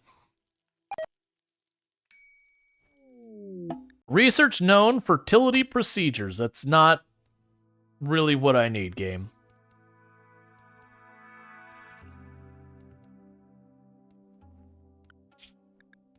The only good news there is each time I get one of those texts that isn't very useful, at least I don't have to worry about that showing up on my list of things researching. It narrows it down to the more useful things.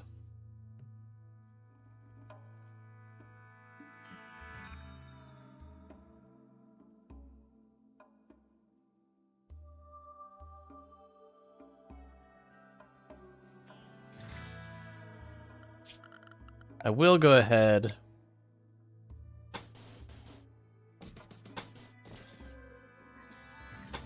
and tell them to queue up that. And then I'll figure out about how much wood it is to build one of these. And then as I have that much wood, we'll build one room, then the next, as opposed to queuing everything up in advance and then having nothing get done.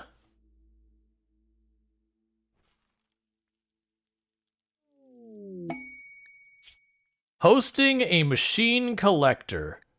We can have a person join who is a recluse. That's not really helpful.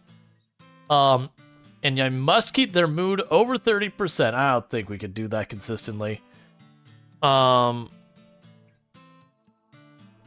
wait. If I can get the bedrooms up, that might make sense. Otherwise, I might just let that one slide. Like, I don't mind when it's one of those ones like, hey, you can have someone stay. Oh, let's also manage settings. Oh yeah, I forgot there's a shopping thing in the game as well.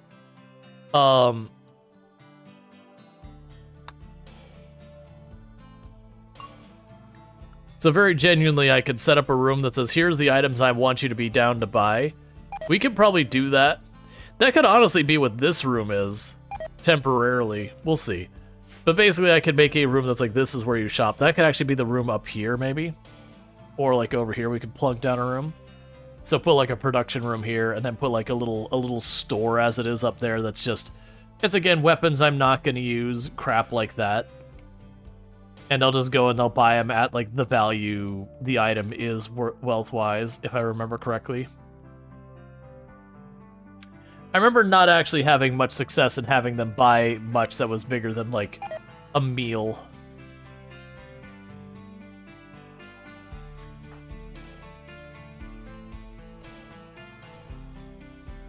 Alright.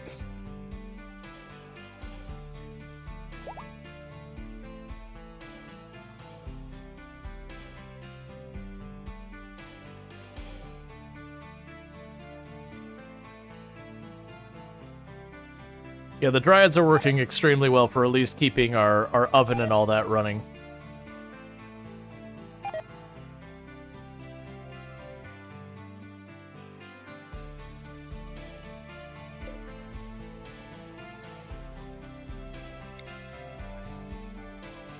I'm gonna shrink that zone.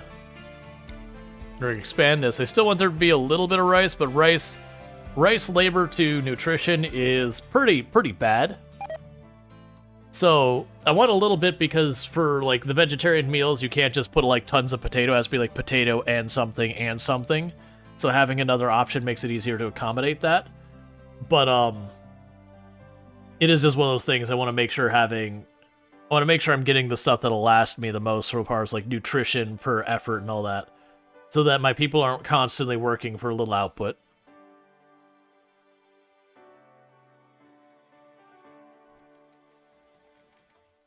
Alright.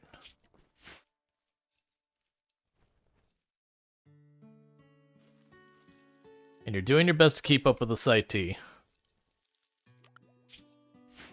Yeah, don't know what we got for research. This one seems to be going pretty fast, though. So I'm gonna guess it's one of the ones over here. Or maybe, like, battery. Or basic mech.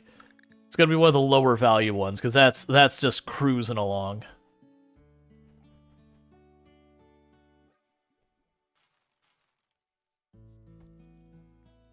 Could also be like harp. Which, I mean, as much as it's a meme, harp actually would give me another option for recreation.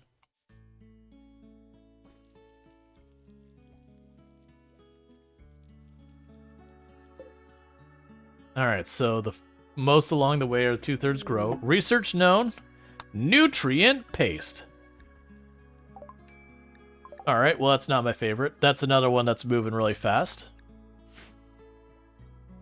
To be fair, I actually do have 2 people on there who are both solid researchers, so no matter what they're working on, it's gonna have a pretty good rate. Do you have to, like, did you have research for electricity and freezers? Yeah, electricity, not that I can sustain. I don't have the batteries, nor do I have the chem fuel processing, nor do I have geothermal, nor do I have, like, the bioferrite. So the only sustainable power I could have right now would be wood burners, which, I'm not doing that. I could build, like, I do have solar panels and windmills, but without the batteries, it'd just be power comes up, power goes off, power comes up. I also don't have air conditioning, if I'm not mistaken. Yeah. Okay, that one's probably not the stone cutting, or the pemmican, or the nobleware.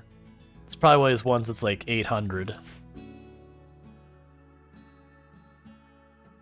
Yeah, no, that's kind of the bummer with the electricity with the no research, random research. Until you get either battery, geothermal, bioferrite generators, or one of those.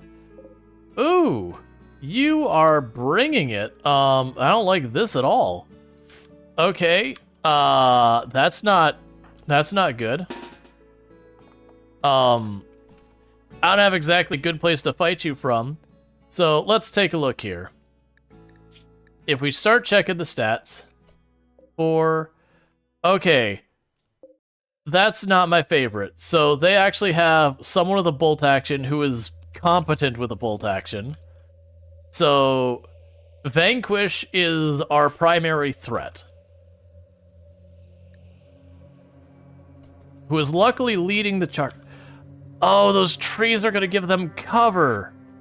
No. That's really not great.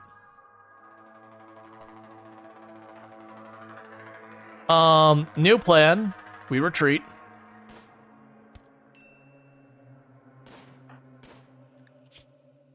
Of course, you'd peg my one person with the bolt action.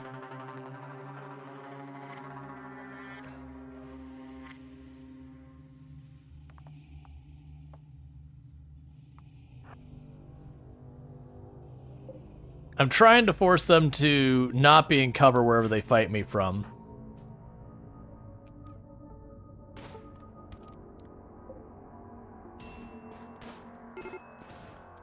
Those columns I said are going to be a problem. How are you able to shoot farther than I am? This sucks, is what this is. So you just hang out here. You get back there, you get back here, you get over here. Where did you get hit? It's an arm hit.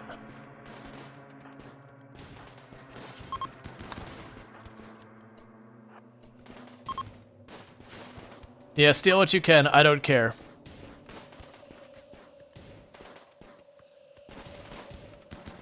Because this is my fight to lose.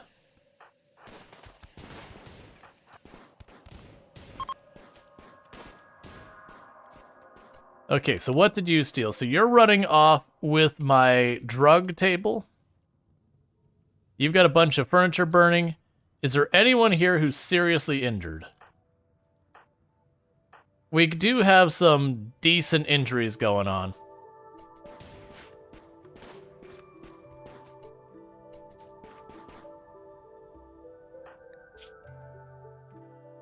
Yeah, so you're probably just gonna get away. I'm gonna try and run down here. Let's see if we can't run interception on you. Because I would rather they not get away with my table.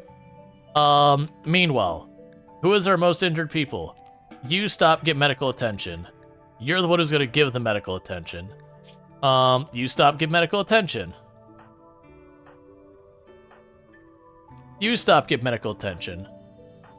Yeah, so you three are interception.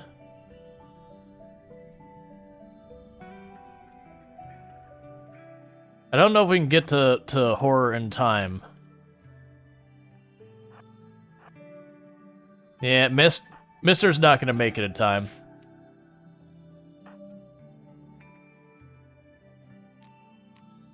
Oh yeah, he's going for the border, that's fine.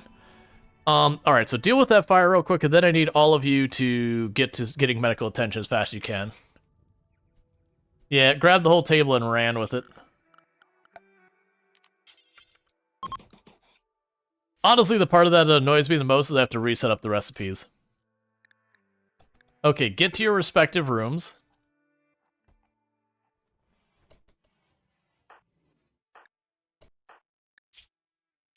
So start tending to them. And you're my other doctor. Start tending to them. Did you get back up? Look, I don't care what you do. Just get out of here.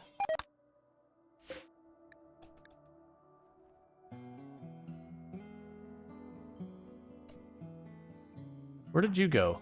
Okay, you're already tending. Because need to get people patched up right away.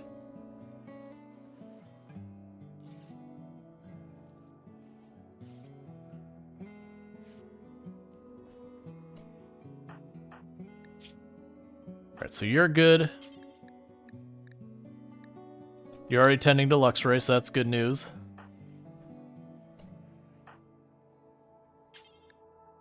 You're not done yet. Keep treating people.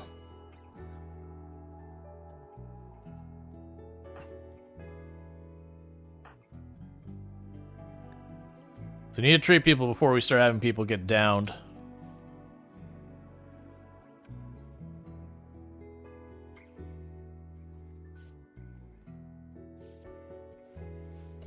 Alright, so you're good there, so start sending to that one.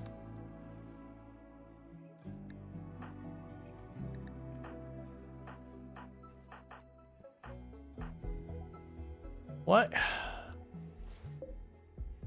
Luxray got in the middle, up in the middle of treatment and didn't get finished.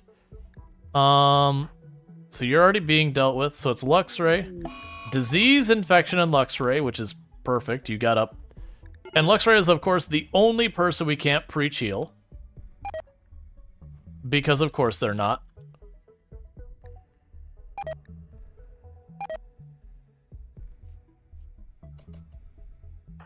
Alright, so tend to them, and then tend to them.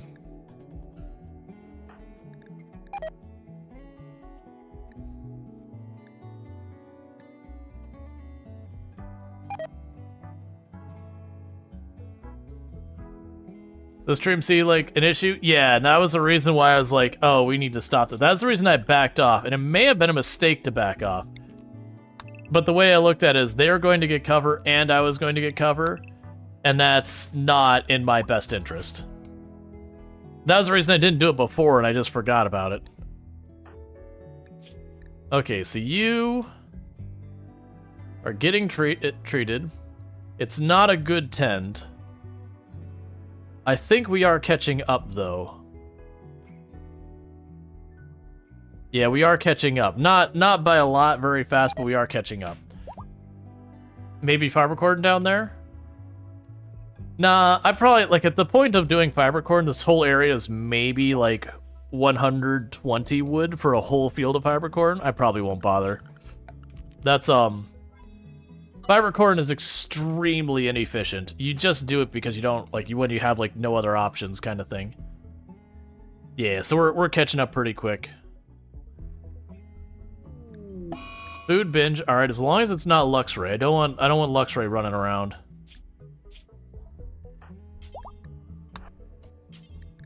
Feed Luxray.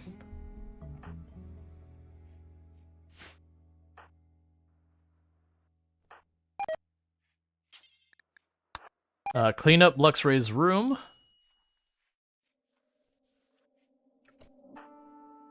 And you're already tending to Luxray, so that's good news.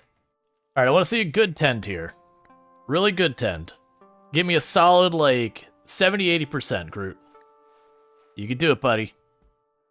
66%, I'll take it. That should be perfectly fine. Lux should be alright.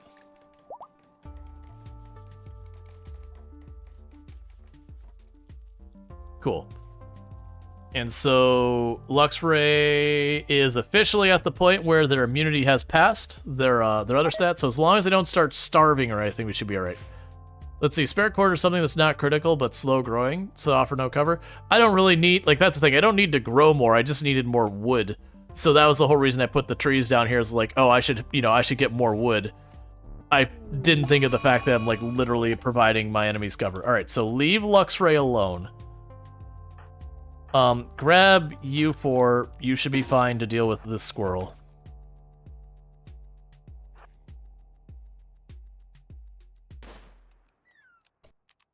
And dealt with.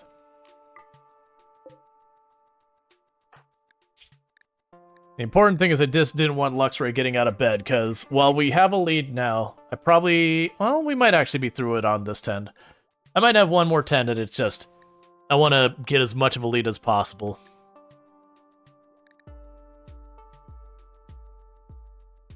I mean, at this point, we've got about a 6-7% lead, so we should be fine. That first really, really rough tend didn't do us much in the way of favors, and how long it took us to actually get to bandaging up Luxray.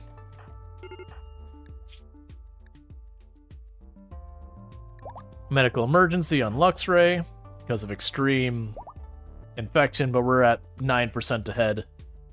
And we are going to have one more tend, but even if I roll a 0% on the tend, that'll be fine. Actually, I probably don't even need to tend them. We're going to, well, actually, Conrad's already on. I was going to say we're going to, because that's medical XP. Except we didn't quite finish the tend because they got... Stupid flu. Alright. Start treating people.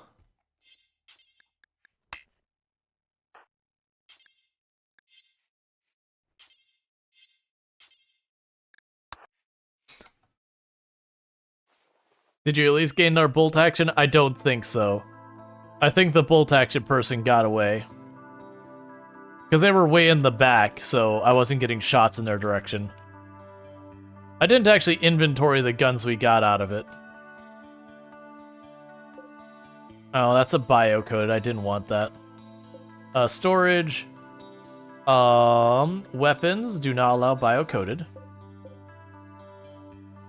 Yes, I got the auto pistol, a machine pistol, a revolver, but I'm not seeing that. What's the most ill you've seen a pawn get? I have had more than one pawn simultaneously having malaria, plague, and flu at the same time. Just because the way it rolled the events. And the worst thing, it wasn't even like a tile that was particularly bad, so like, it wasn't like Tropical Swamp or whatever. Okay, so you're raiding right now. You're gonna prepare, so this actually works out well for me, because while you're preparing, it means the trading caravan's gonna approach me, and there's a very good chance the trading caravan will be in position to deal with that. Heck, at the rate they're going, that trade caravan might literally walk close enough to them to aggro them.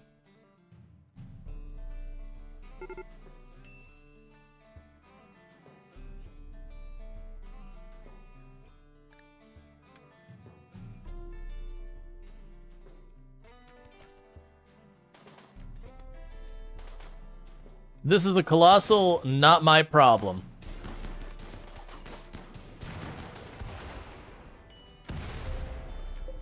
Except the leader of the trade caravan is just rushing the impids.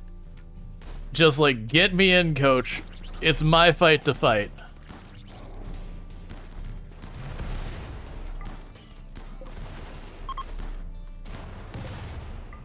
So,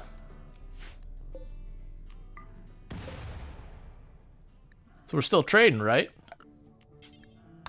Can I still trade? I'm pretty sure I can't.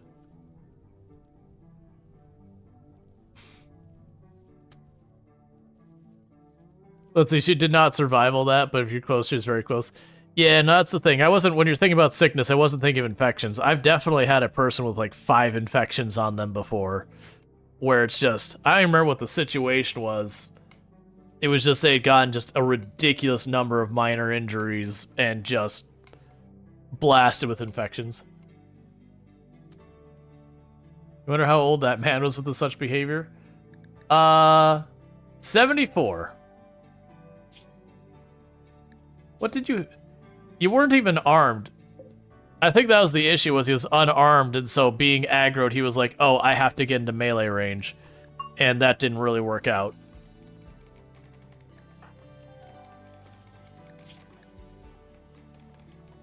Yeah, so they're doing fine on their immunity and all that so far.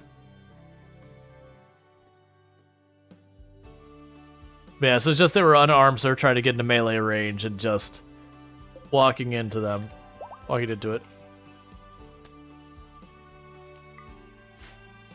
Well, I do appreciate the caravan helping. I wish I had traded with them first, but they were still on their way in. That said, I'd rather not deal with that. We've got sensory mech ignites.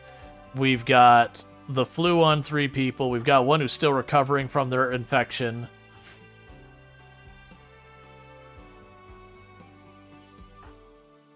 So that is Randy just being a wee bit of a jerk. Considering I believe the tile we're on is considered temperate forest. Why aren't you treated, by the way? Oh, right, because only you can treat Groot. Let's go ahead and do that so sensory mechanites aren't causing you additional pain. You should be getting over those relatively soon. You've had those for a pretty long time now.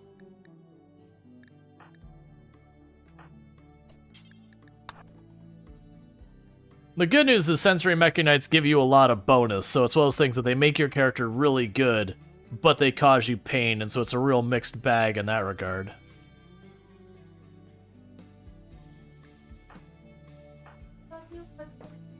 I love you too. You sleep well. You sleep well. Never. Remember wiping. I'll remember you. Love. Alright, so Conrad's already dealing with that. Your flu is already treated. Yeah, so you're winning on your battle.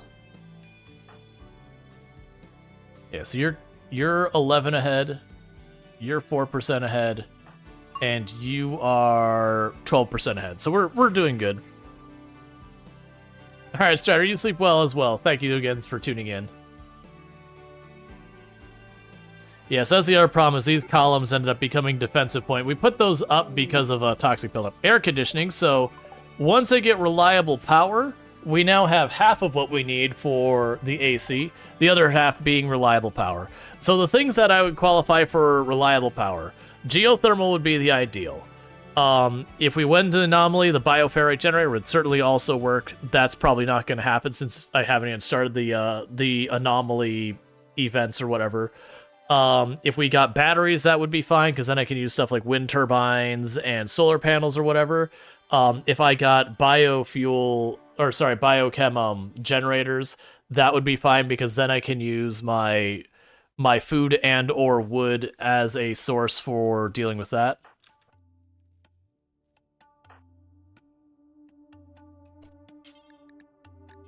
Otan is treating you. What?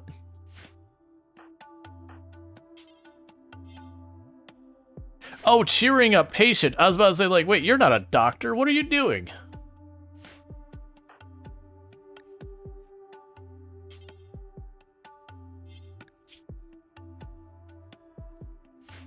Rot stink lingering. Oh, get that body out of here before someone dies of rot lung. Okay, and you're tending to people already, so that's good. I was just making sure we were actually getting our people treated. You deal with that one, and then you feed them. Then you're gonna tend to Luxray. And then feed them. So that's not a very good tend. That said, you got a 16% lead. That's a really good tend. And that's a really good tend to the one who needed it the most. Yeah, so we should be fine with the flu.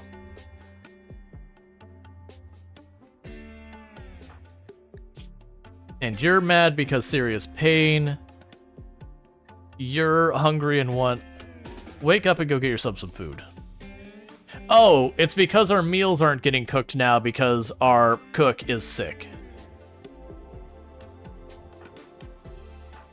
Because that's just the way it is.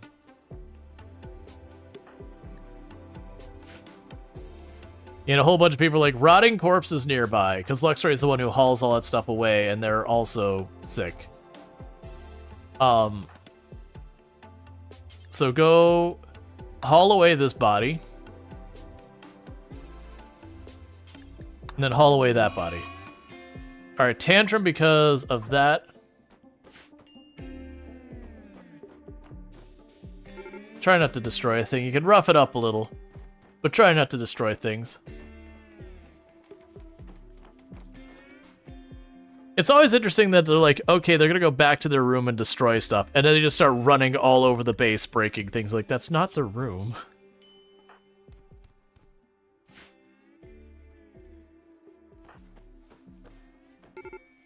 Okay, so you're all settled, that's fine. How are you doing with yours?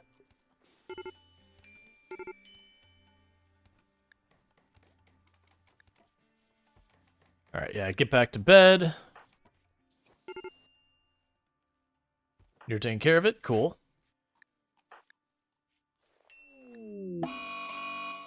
Psychite binge because you got rebuffed by someone who's already in a romantic relationship.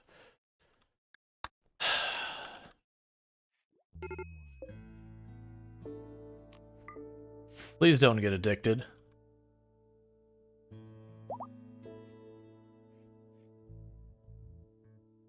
We're dealing with enough as is. Dromdaries join. Normally I'd be pretty down with that, but in this case I can't caravan. We're on an island, so they get to be meat.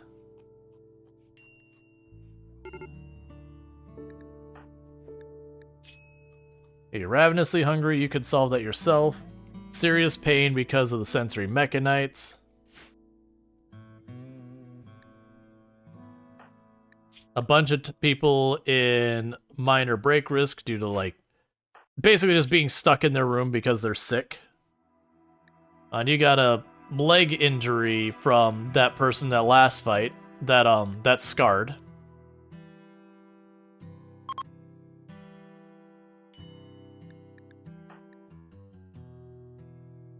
Yeah, so you're almost done with that.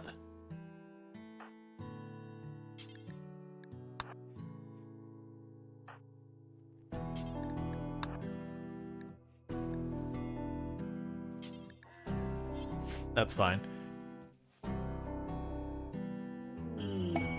Okay, again, our tree sprout.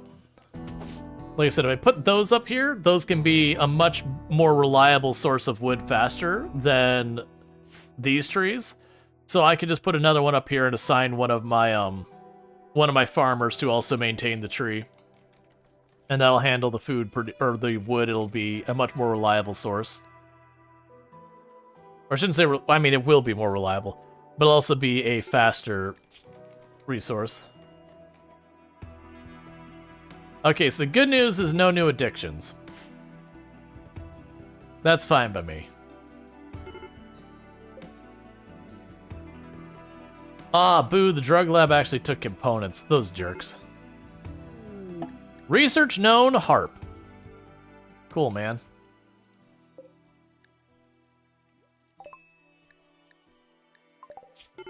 All things considered, go ahead and make a harp.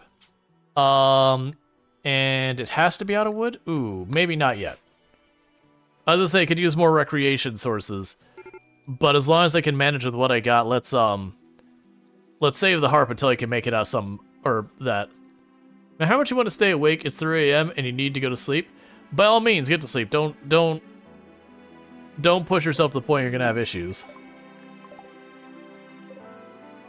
Alright, they sent me a bunch of face masks. Cool.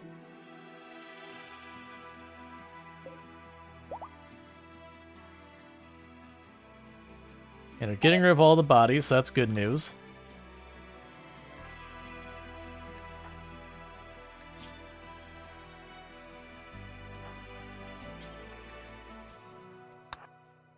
Alright.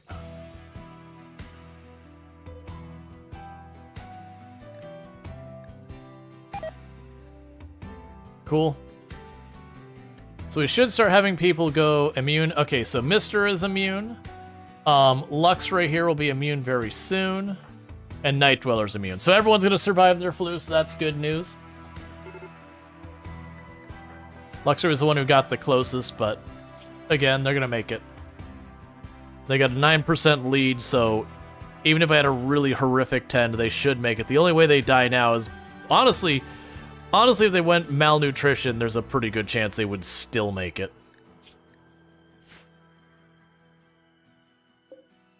So if they die, it's going to be something other than disease. Alright, Flash Storm, that's fine. Feel free to zap the water all you like. I'm just looking forward to getting our people back to work, because right now they haven't been getting any of that done. So plant. Plant you as close as it'll let me to that. There we go.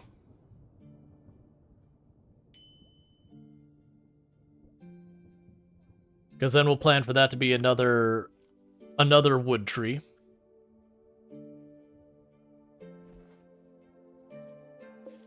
Alright, so with that, that'll be a Night Dweller's tree.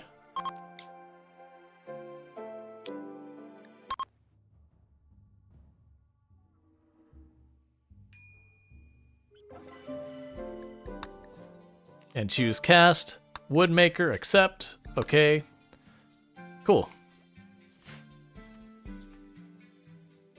And that'll be our primary source of wood. Because honestly, if we get these up, that'll be something that I could just go ahead and start toning down the tree farms as is.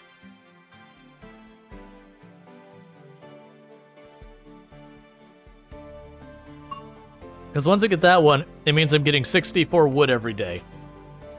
Well, 64 wood every day on average.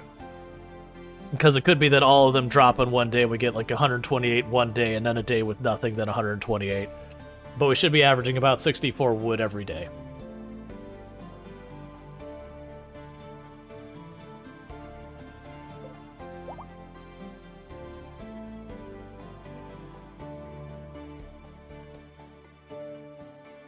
And considering we figured out these rooms are going to be something like 200-300 wood for a full room, that means every 4, 5, 6 days we should be able to build an entire room. Well, I mean, not counting what wood ends up going into the oven and all that.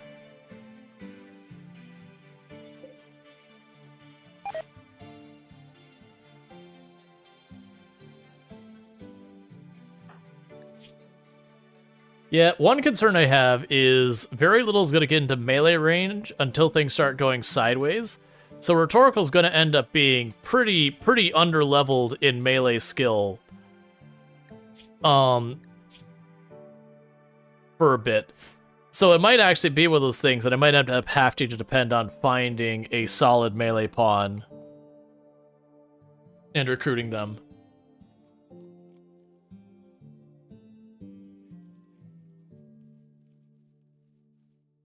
And how are you doing? Alright, so we're going to start getting our first round of trees to cut down here. And considering it's 93%, 51% average, it means we should have a pretty wide spread so far as when those are growing. So it would be a more consistent, smaller amount of wood we get versus getting all the wood at once and then a whole lot of nothing for a while.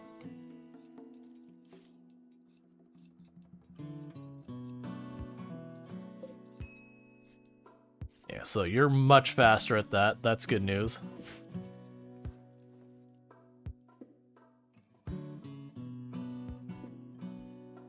Getting all the bodies out of here. Still have the pump shotgun out there.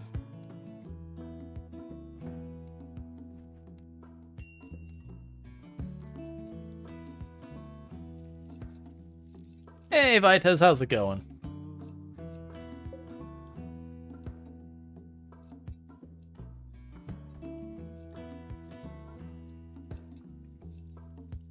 Did we lose one of our dryads? We did. I think the tree got low enough thing that one of our dryads went away. That's a bummer, so we're actually taking a hit on our wood production right now, but that's okay. We'll get there. We're about to have this field up, and that's going to at least get us this a little bit done. We can figure it out from there. That'll be the big one, is when I go to push building a perimeter around the whole outside here with just a gap so I can kind of control where they come in. Let's actually move that gap as well.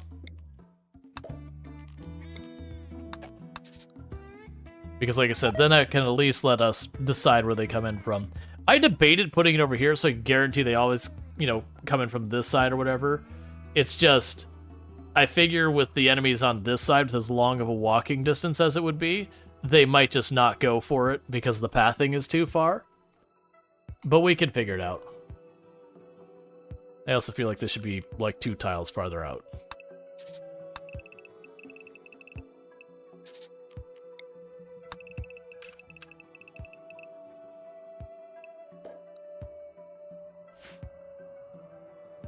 That said, that does mean if we have drop, like when we have siege raids and all that, they are going to plunk down. Like we could have a mech cluster drop here, or siege raid over there, or over here, over here. This would be a map that would be relatively easy to shut down a lot of those kinds of raids, but I'm not going to go out of my way to break them. That feels like it's going too cheesy, like make the grid of structures on here so that it can't be targeted by a siege raid. Because there is so little land for it to work with, and it can't drop in the water and succeed. We'll see. We're nowhere near we're going to be expecting, like, siege raids and mech clusters and that kind of stuff. That'll be later on. We're still early game.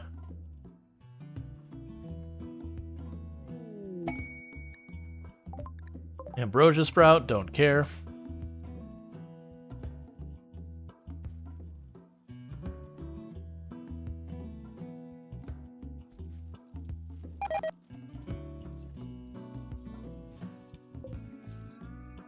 Yep, and we're doing good on keeping the dryads going as well.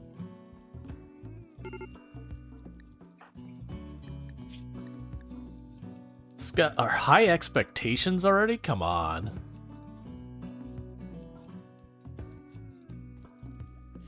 Yeah, and they're upset about your awful bedroom, and they're awful because they're messy. Hey, Sherry Kid, thank you so much for the raid. I really do appreciate that. How was your stream, and what were we playing tonight? If I can get a shout out for Sherry Kid, that would be, or Sherry Kind, that's not at all the same thing. Sherry Kind, my apologies. If I can get a shout out for Sherry Kind, I'd really appreciate that. But yeah, so what were you streaming today, and how did it go, and all that good stuff? My apologies, I misread your name, and I was like, huh. You can say it either way. Well, I mean, I'll call you Sherry Kind.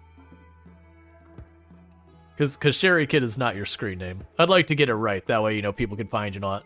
Here, let me go ahead and get you a shout out if someone else didn't already. That is not who I'm looking for. Sherry Kind. You're a dual citizen, so you go, oh! I see. Playing some Tavern Manager Simulator. So, definitely a good game with her. So if you're looking for that, you can find that there. Yeah. Because it was it Kinder? Is kid in German? It was something. It was Kinder, I thought was kid. I used to speak German way back, and I'm very rusty. You played RimWorld. You've been trying to no pause. It was fun. Nice. Okay, gotcha. Cool. Yeah, Twitch is lying to me and saying you were playing Tavern Manager Simulator. It does that. It means you probably played it recently. But yeah, no, that's so for me with content creation, I don't usually do like no pause. It's just kind, kid, kinder, kids. Gotcha. Thank you. You did play it recently. Yeah, gotcha. But yeah, no, it's I've definitely not been one to do like the no pause stuff. I get for the challenge stuff, it is a very, very significant challenge.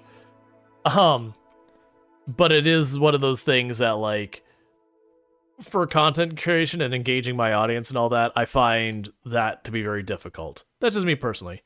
You do no pause, but not 500%. Gotcha. That's also very fair.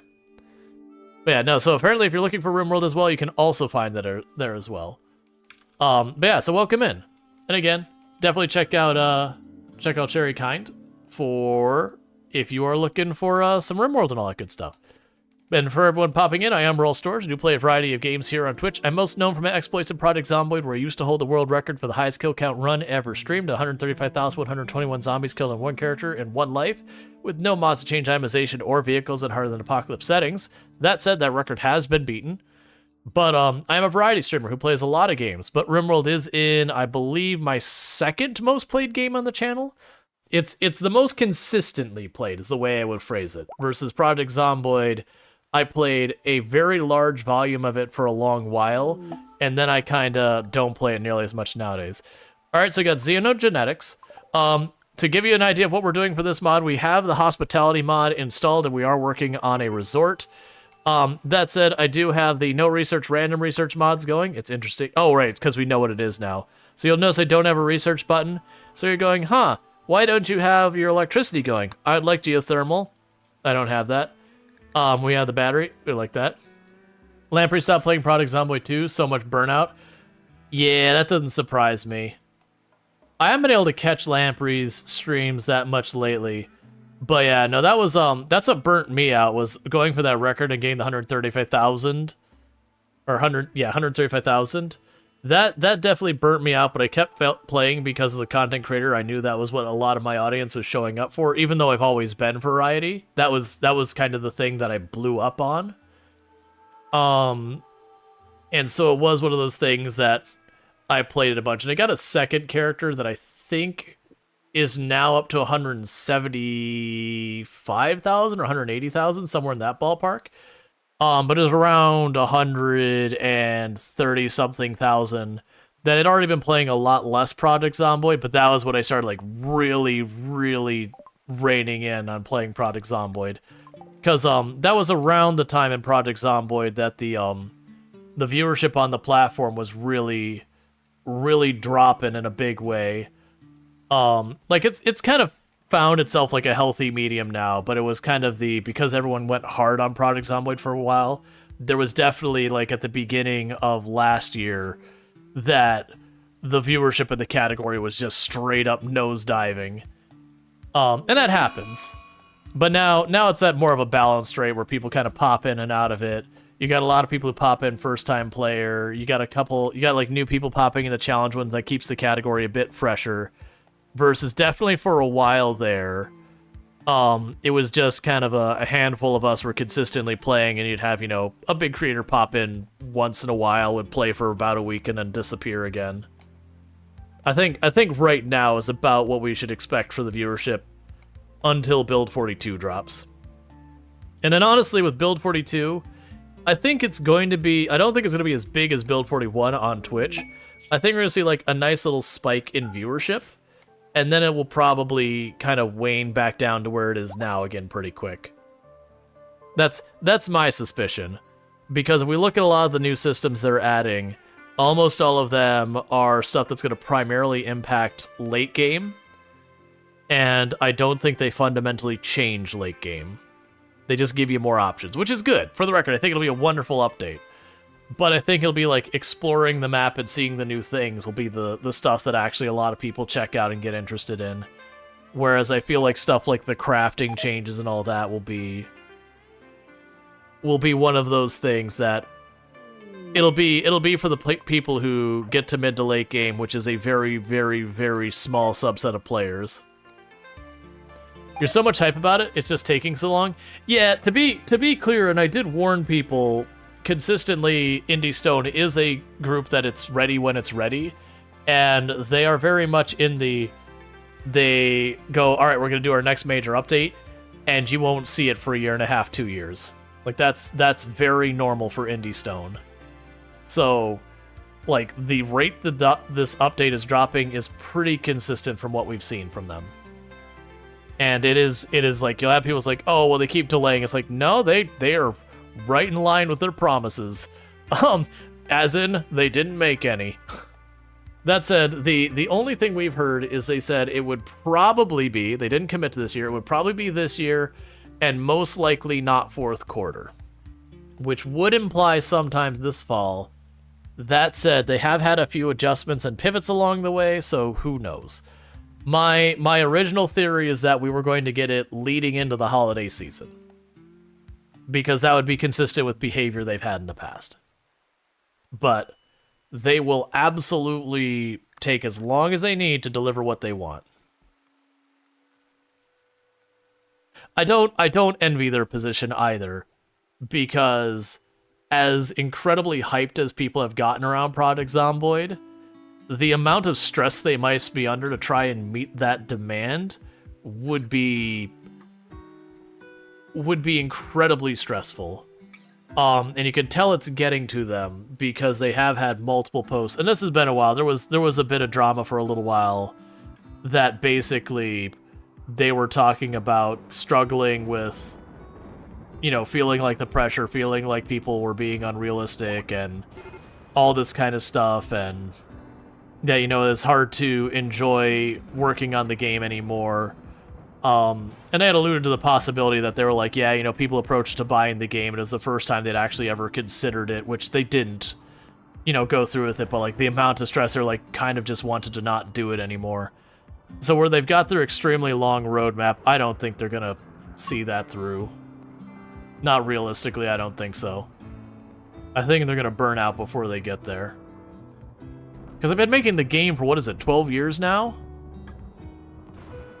How many games have you heard of that the devs managed to stick to it 12 years and not burn themselves out? You got like Stardew Valley, you got Terraria, and I'm not talking about like major projects where the dev team probably is like 2-3 different dev teams over the years.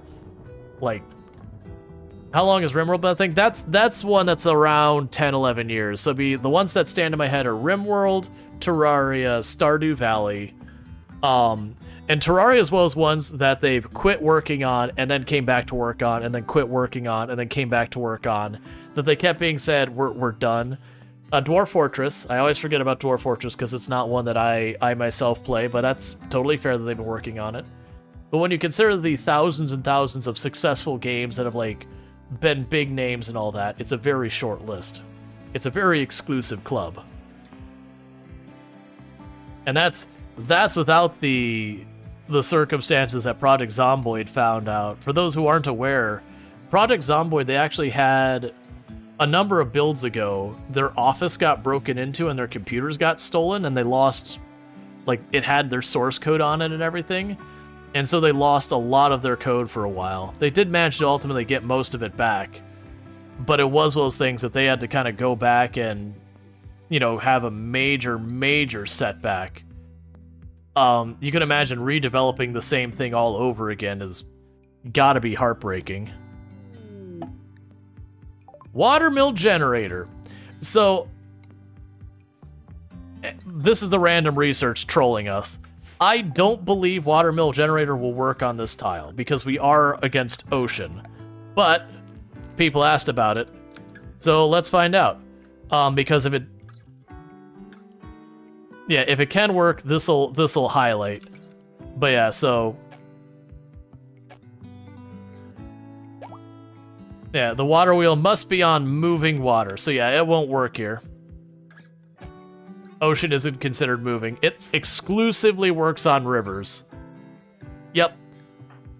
We had people bring it up earlier. I'm like, no, I'm like 99% sure it has to literally if the tile doesn't have that on it, it's just a no dice. And then even then, when you go to the tile, it has like, there's like, I think it says like shallow river water or moving water. Like it has a special thing that it says for the water that's the river water. But that's one more useless research that we can't do. Because we're not, like we've got electricity set up, we haven't started using it because I need geothermal, battery, or biofuel refining to really make that work. Because I could put up the wind turbines, but every time they stop, all my power goes back off, so I can't depend on it.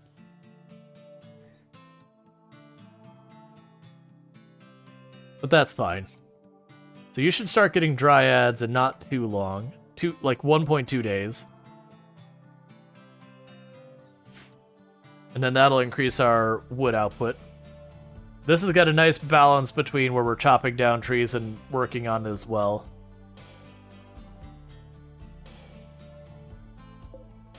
Yeah, and you're losing progress. Let's actually just stop worrying about the meditation tree at all.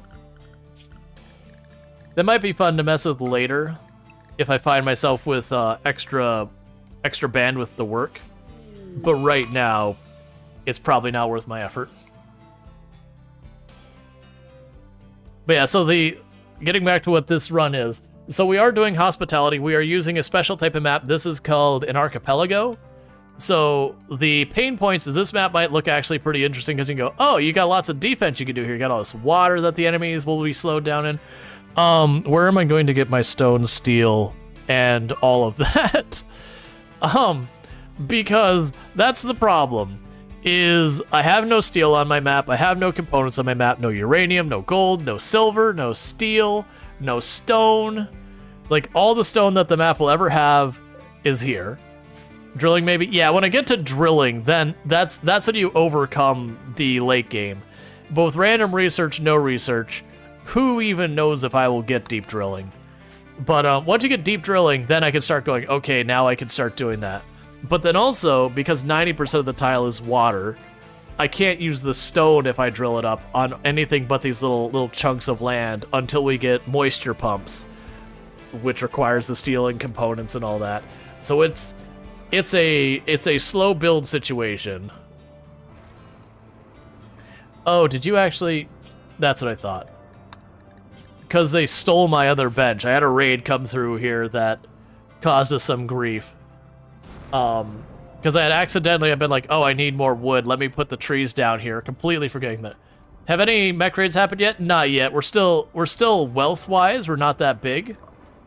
Wealth-wise, we are at about 50,000. So that's pretty low wealth. And then tech-wise, we're not that far. Okay. Go deal with the fire, please.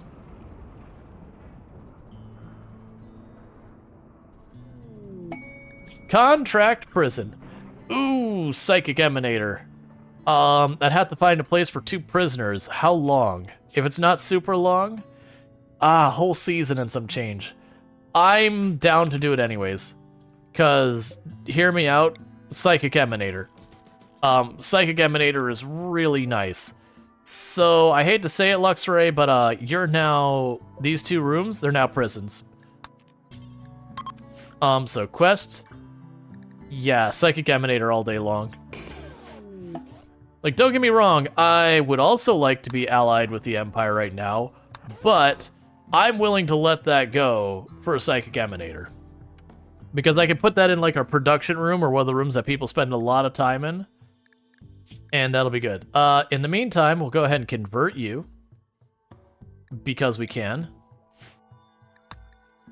And that'll be good.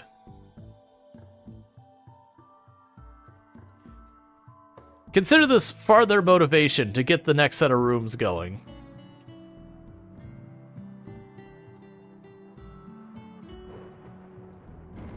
Yeah, so right now I'd put the Psychic Emanator to cover this room since we got our people research standing here all the time. That's more than likely where it'll go in the short term. And then as we move stuff around to be better, we can get that. But yeah, no, when I get my Psychic Emanators, usually it's the production room is my first choice. The hospital is usually a close second. And if I can happen to position it where like it gets a hospital and then also catches a room where people stay, I'll do that as well. But production, you spend lots of time standing there. And then hospital, you have a lot of people who are usually sickened or injured, which means they tend to have a higher rate of breaking. You know what? I believe I can actually put carpeted floors in here to make the rooms nicer. I usually don't like carpeted rooms, but in this particular case, I believe I can put the carpet on light flooring, so I believe that will work. What color is our ideology color? Because we're not going to be trying to go for the dye, so it's green. So we'll get green floors in here. Nope, I can't. Oh, you require heavy? I could have sworn that was like one of the big deals about carpet. It supports light, medium, and heavy. Oh no, it supports light, medium, and heavy. It requires light. Or sorry, it requires heavier. I had a whole conversation the other day about the carpet, yeah, terrain heavy. That, like, what was the reason why people would want carpet over other options, you know, other than just simply not having access to stone or whatever. And one of the comments I'd come by is that you can actually put it on light, and that's just wrong. Because I never put carpet down because it just catches fire. So that takes that out as the equation. So it's literally almost just if you cannot do stone or you want it to look nice. And that was the whole thing. It's like, okay, if I could put it down here, that'd be fine.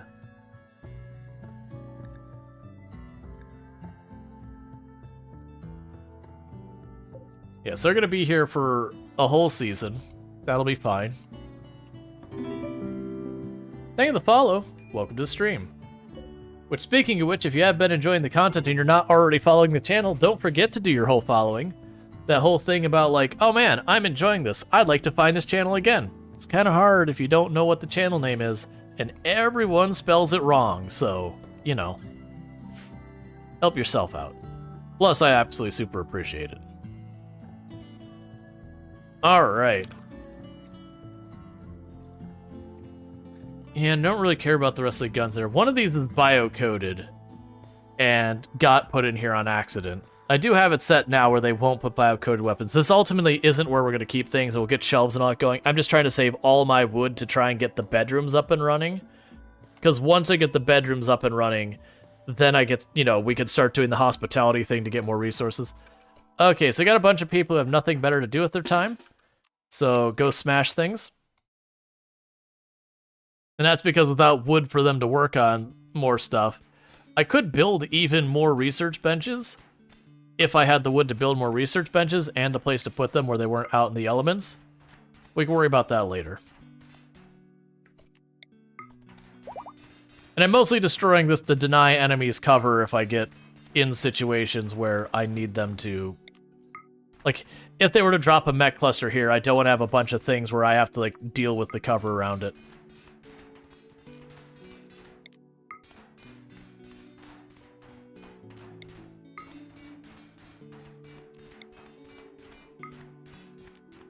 We're gonna need to wrap them up soon because they're gonna start getting hungry and cranky. Plus, once we get the smelting online, that is a lot of slag. And now I can also have them haul the slag.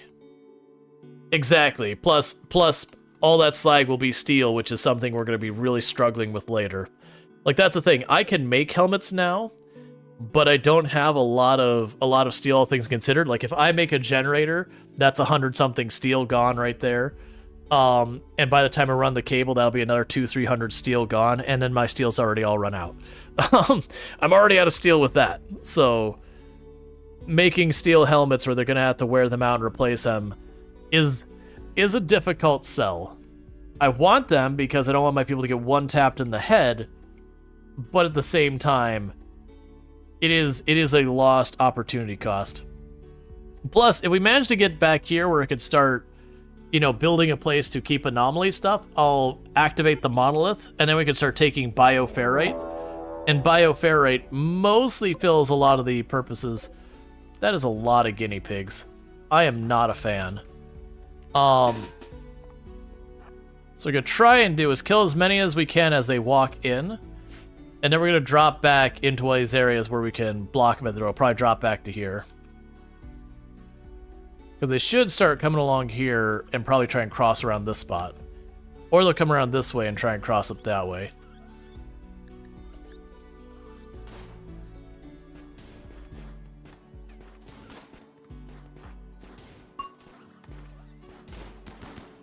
Oh my god, please. I'm waiting till you're getting too close because I forgot I don't have that many good long range weapons.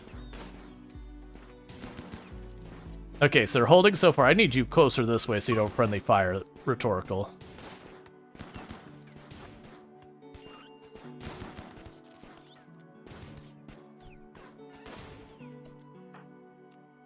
That'll do. So Rhetorical's the only one who took a hit and got much nibble. Got a scar on their eye, of course. How do you feel about fibercorn versus trees? Trees are just hands down better, in my opinion. So the fiber corn grows quickly, but as far as the labor intensiveness of it, it's a lot of labor for your output. So the person who is farming spends a lot of time doing it for the amount of wood you get.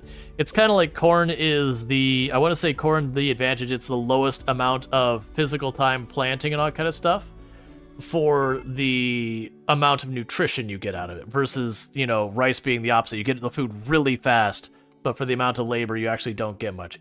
You mostly use rice to bootstrap up other stuff. The best tree, so usually when it comes to tiles, the tree that has the highest yield is your best one, so like oak would be good here. But again, you have the poplar is the one that grows faster, so gets you a thing. And it's not as extreme a difference between the fast and slow growing with the trees. So in most cases, it actually probably is better to do the faster growing tree. There's just a lot that can go wrong before you get the tree up. Fire, toxic buildup, that kind of thing. But I usually consider the amount of time my workers are working on it versus the amount I get out for that time. Because most of the time, their time is my bottleneck.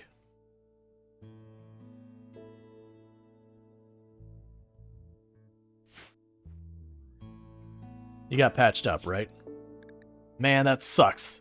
Scar on the eye. At least it was on our melee pawn of all the people. But yeah, no, there's pros and cons. Like, I would definitely say making your entire field rice is a mistake.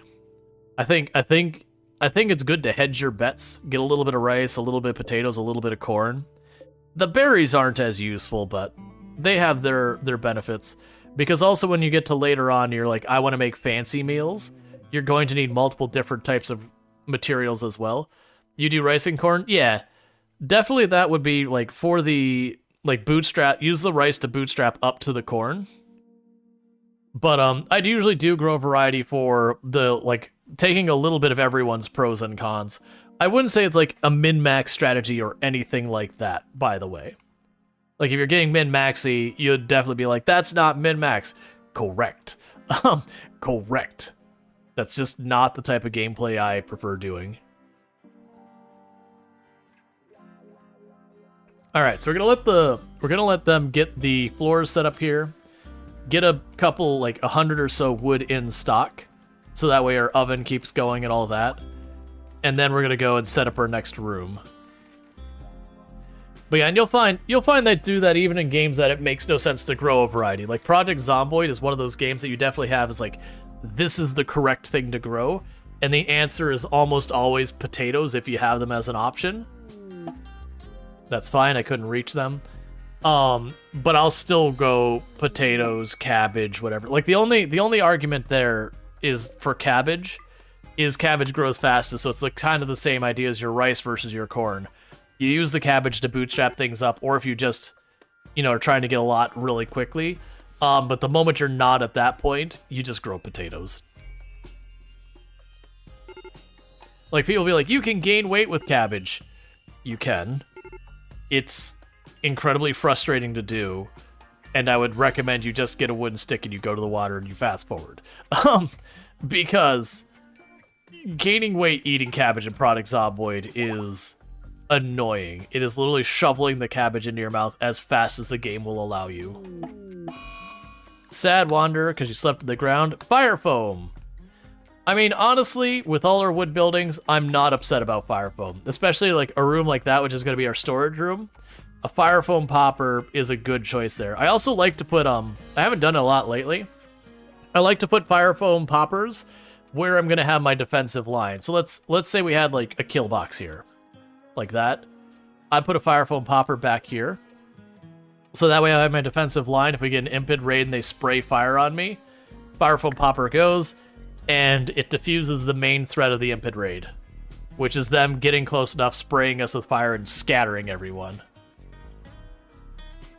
Yeah, fishing does seem... Oh yeah, no, if you're gaining weight in Project Zomboid, you need to trap or you need to fish. That's how you gain weight. And I'm not talking, like, because you cannot reliably and consistently get goods to gain weight from hitting places. Obviously, you find butter, lard, all that works.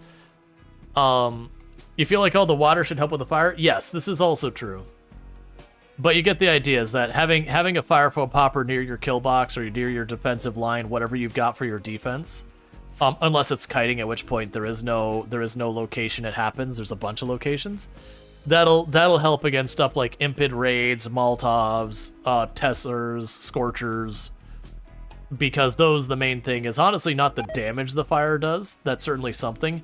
It's the fact that the fire makes your people run from out of the cover, and then suddenly they're getting pelted with no defensive bonuses.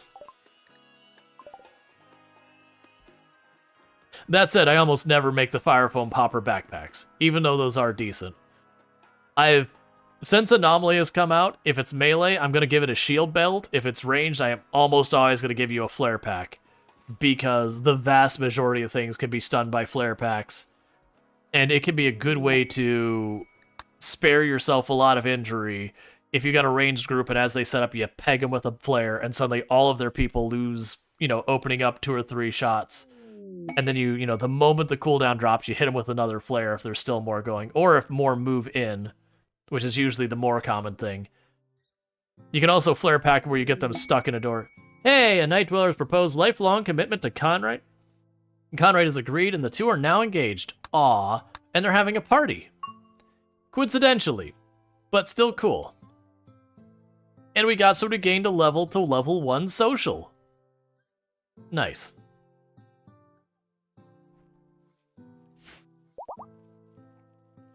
And we got more wood. Cool, so you're gonna get... Yeah, so you've got your 2 dryads, and you're getting your first dryad, and you're gonna get your second one soon. Yeah, no, flare packs, it's like... As much as Anomaly can bring to the table that causes you trouble, I feel like flare packs are powerful enough, it is worth considering anyways. Because the moment you get flare packs up and running and you have a colony that's more than like 5 people, Revenants become really just not that big a threat once you're at that phase. Before that, they're rough. They're real rough. They can be a real problem. Once you get the flare pack, you just peg it with the flare, you chip at it. When it runs away, you aim where it came to a stop when the flare runs out, and you just follow it around the map until it stops moving or you're out of flares. Especially if you get lucky, you get some leg hits on the Revenant. You can penalize its movement speed, then you can just walk along with it and spray it with shots until it stops moving. And I like keeping Revenants in my, I like Revenants are specifically the enemy I like keeping the most in my, my containment. Because if you have people who have a mood break and they release it, they're very easy to kill in the mid to late game, so they're like a very easy one to recapture. You don't have to worry about accidentally killing it and then, losing out on it. Oh, you're afraid to do no pause with Anomaly? Yeah, no pause with Anomaly, like, devours me. Alright, so we now have permanent smoke on our map. So this is now a permanent giant smoke cloud run, for the record. Because I don't have drop pods, and that's not on my tile. So that is there to stay. And I don't believe that stops growing entirely. I believe the smoke cloud will penalize our growth rate.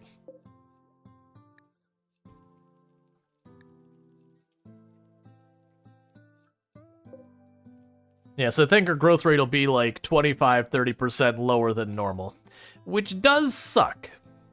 But honestly, is a negative we could fully just absorb.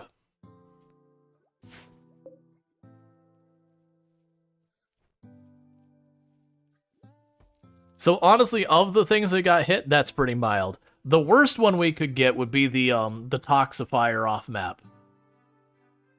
That'd be bad news. Another one that could be really bad is the Sun Blocker, because that does give you 0% light, which kills all your plants. So that would be a big negative. The temperature change wouldn't be... Well, I mean, it's nighttime now, I believe. So it's nighttime with a giant smoke cloud.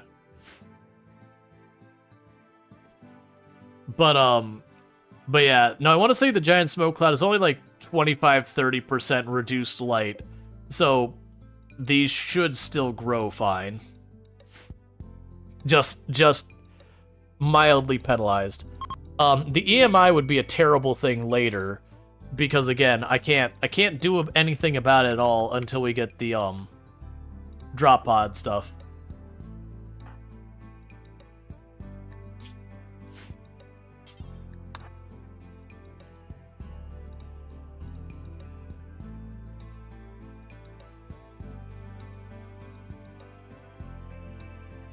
Oh, I forgot there was like, they were mining silver on the edge of the map. I was like, where are you going? Because we had a meteor strike over there.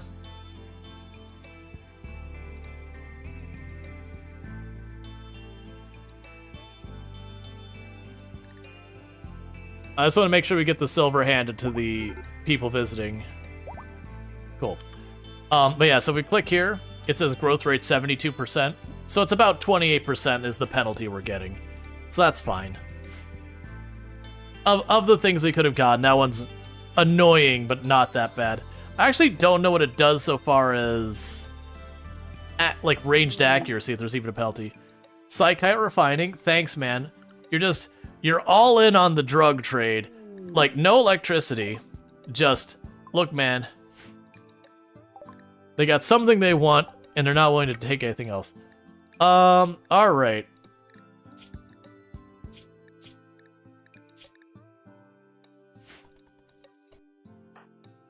That's fine, I don't actually care about it. So what faction is that with? Oh no, it's a mech cluster, never mind. I was gonna say, it's like, I wonder if they could have it where it would be a smoke cloud, and then we could, you know, become allies with the person with the smoke cloud if it would go away. But it's a mech cluster, so I can't.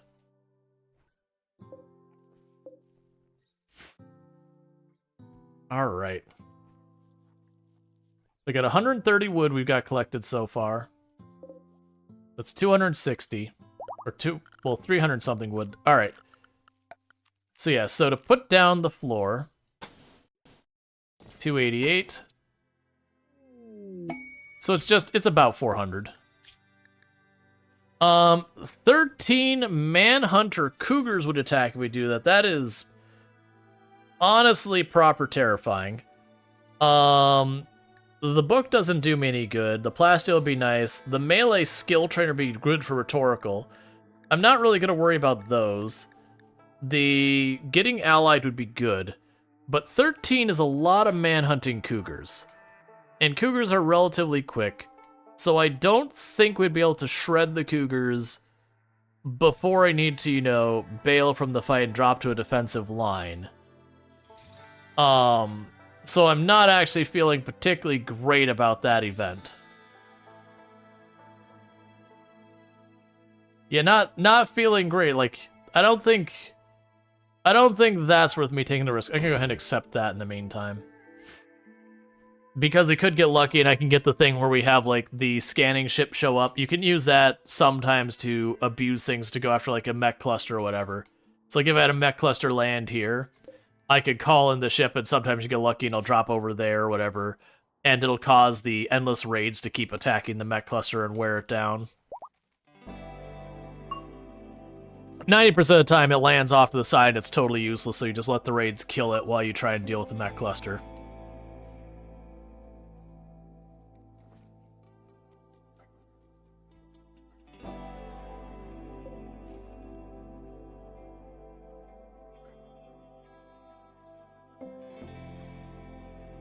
Oh, and allow that so I can drop that into the corner over there so I can get rid of the bodies.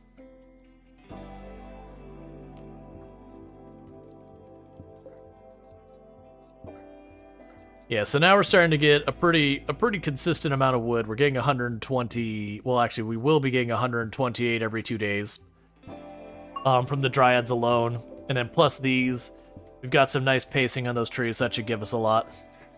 So I should be getting an extra room to add to our place every couple of days or so. We'd be able to get another room, like every half season, not counting even these trees. So that'll be good.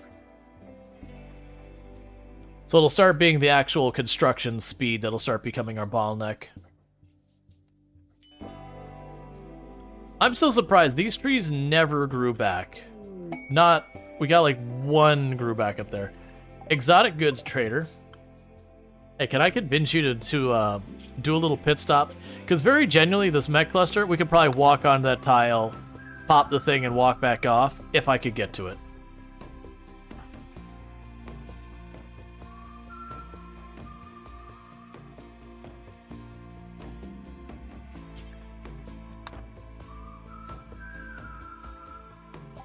Okay, so what do you have for me?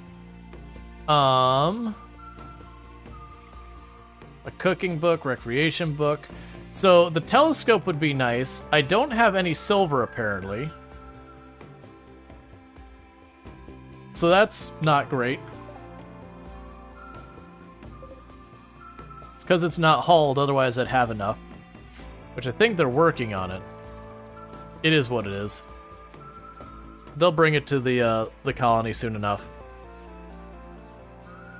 And actually send Luxray down there to grab a pile before some raid shows up and just steals it and walks off.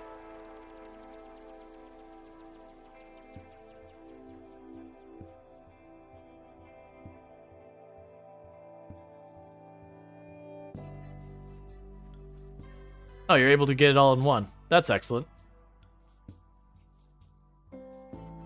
Because if we get the telescope, that'll help with our recreation to keep people nearer to maximum being fulfilled. Alright, so let's see what we could do with this now. I don't think we have enough still. So telescope is 475, we have 400. I could deliberately part with a couple of components, which is probably not the best move. But honestly, I feel like in this case, I can accept that. I think the telescope's worth it. Yeah, I'll put it down here for right now.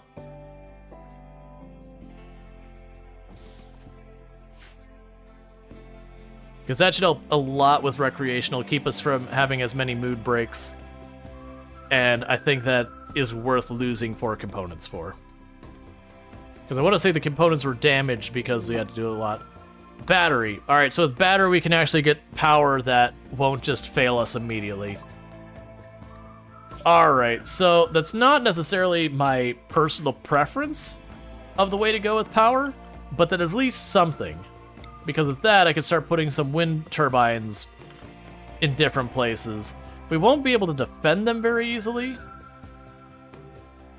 Yeah, I think I'm gonna put one up here. Because that's a spot I can't really use for anything else. We'll do the hidden conduit down here. Cut through that area. Don't worry about that first. Quest failed. We're not saving that person. That's fine. We can go to power. Batteries. Plunk a battery down there for right now. And here and here.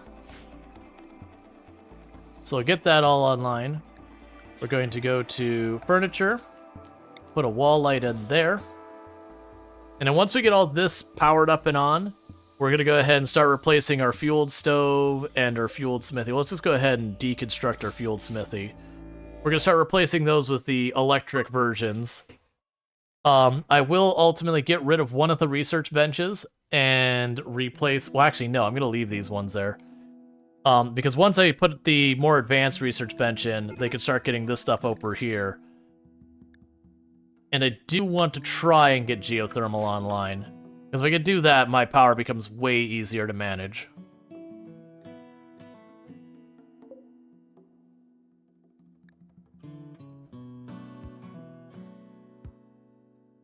Yeah, it should force them to still run through the normal routes. Okay, so you've got that.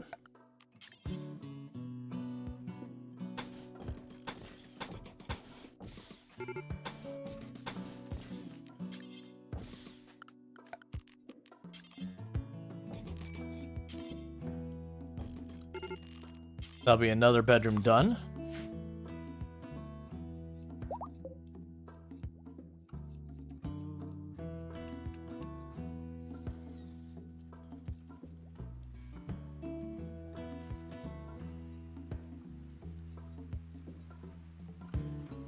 Alright.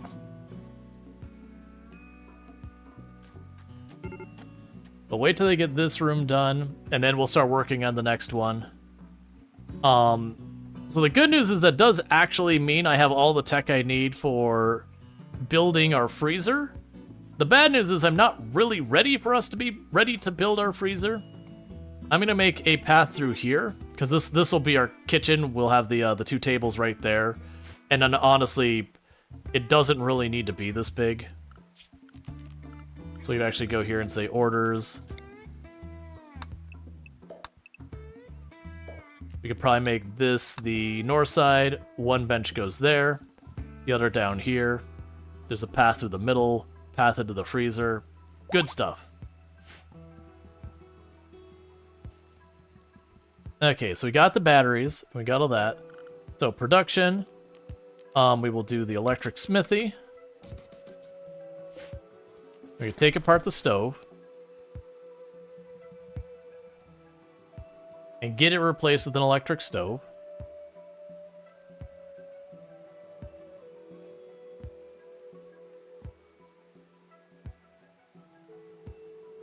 Because good news is all that stuff, when I go to like move a production room to another location, I just pick it up and huck it where I need it.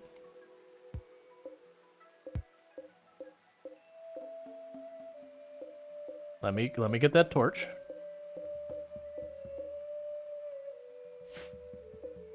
It already clicked. I was trying to cancel a click. Deconstruct, don't. Fuel. We got an actual light in there now. Cool. And 1 turbine's not going to be nearly sufficient for us, but it's a start. I'm low-key hoping that as I set this up, we'll unlock geothermal. And then I'll probably leave that there since it's already built and just continue to expand. I'll probably also leave the battery since they're already built. And eventually we'll move those to a better location versus just shoving them in wherever I can fit them.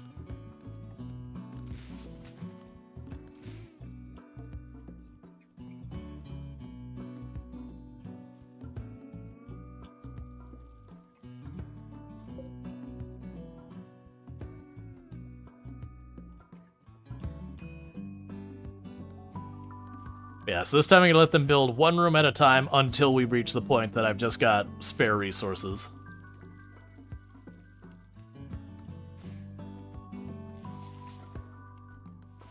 Oh, I forgot. We can work on those certainties. Research known, biofuel refining. Honestly, with what I've already got, we're not going to worry about biofuel refining. If I hadn't gotten the batteries, biofuel refining, we would have used that, because then I would have produced what I need with that. And you're already working on constructing that, that's fine. That'll give us a moment for the wood to catch up. Goats join. Cool, that's really nice. It's a shame you're not going to stay here much longer, but that's fine.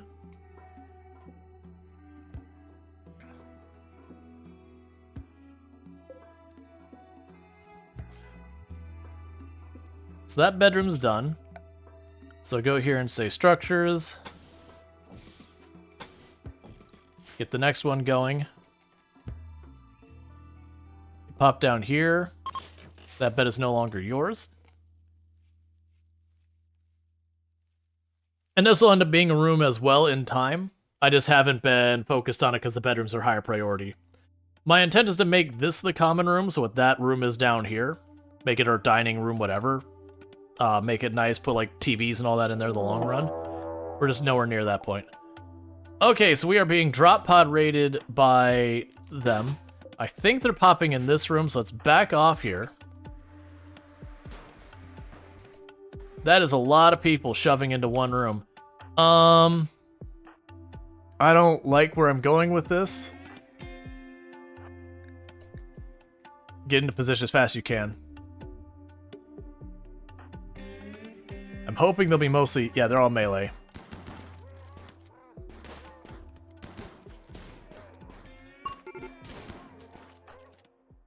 So congratulations. You're a melee pawn now.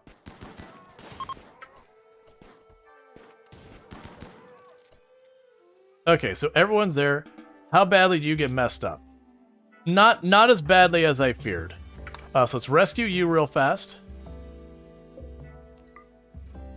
And go here, orders, and allow all. Okay. And you're tending? Good.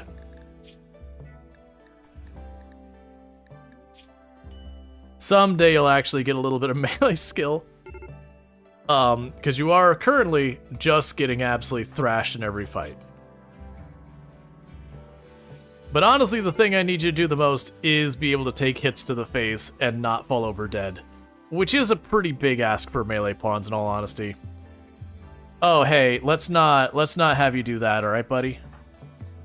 I'm down to let you deal with some stuff, but this is not one of those things I'm down to let you put up with.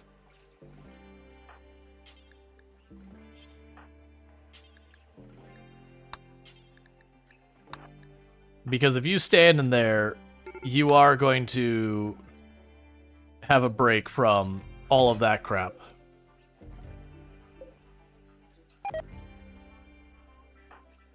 And how are you doing?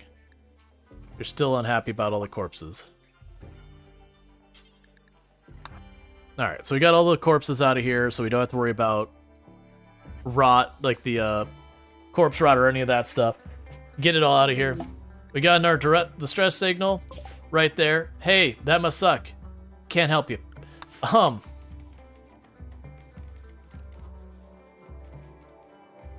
Okay, so we've got the electric smithy online. We're not going to worry about actually queuing up anything on it. I'm going to intervene and say tear that apart real fast. I'm going to manually tell you to set up the electric stove. And I'm going to go a little bit longer since I did fail to prevent the ads from happening. I didn't notice it till it's too late. So just so people don't get caught with an ad, and then it's like... I'm going to go just a little bit over to feel like I've at least tried to, you know, make it fair. Because I don't like feeling like I hit people with ads and immediately bail.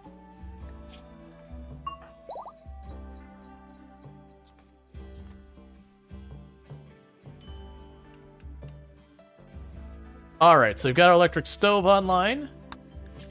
Do that for... not forever, that would be bad. Do that, and do that forever. Do that until we have 20. That should do for now.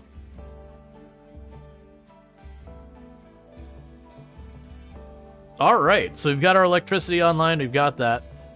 I don't want to run the power over this way, because this is going to become a room here. And I don't really care about having power in that room or that room right now. I do want to cut it across here, so I think literally I'm going to be building more in this space. To be fair, the only reason I'm going to be running this through is so I could put lights in these rooms in the long run. And so we can worry about that in a little bit here. Let's get the other rooms online first. Then we're going to go for our giant freezer, which is going to take a considerable investment. But that's fine. We've got, we've already got 3 of the wood-making drads. You can see they're doing a good job at producing the wood. We're up to 230-something wood sitting here, which is enough to finish off all that flooring. Hey, Crossovery, how's it going?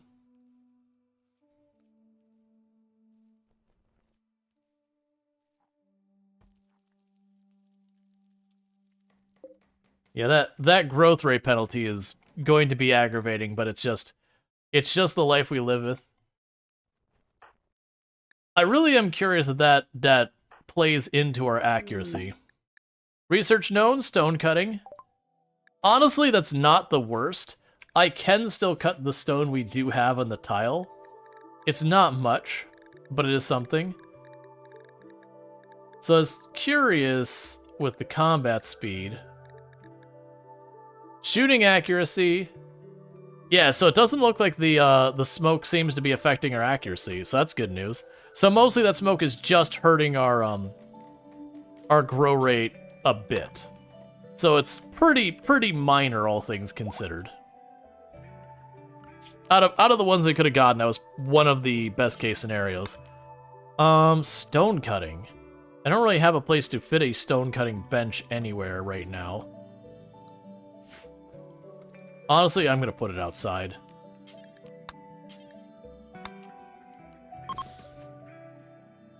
It'll take a penalty on the speed they build, but that's whatever. We'll definitely not want to do that long term, but that'll be our Band-Aid 2-second solution, because then I can take all of these chunks that are laying around. It's not much in all things considered, but it will let me go and at least build some smaller buildings. I could put something over here if we need to, you know, for various projects and all that. That's at least a little something.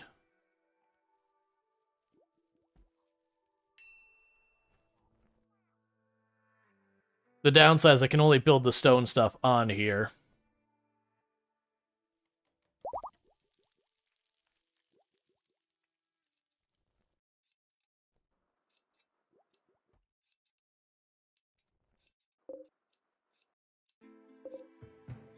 Yeah, it looks like we're keeping pace with the wood production. Transport pod crash is not affiliated with anyone. You are a psychopath, and it is unfortunate that you apparently died on impact. Definitely died on impact. And anyone who says otherwise is a liar. I mean, that's 1,000 slate alone. Yeah, no, that'll definitely be a decent amount of stone. It's more I don't really have the ability to put it many places, but we'll figure it out. It'll be useful. That's the whole point. Is regardless of anything else, it'll be useful.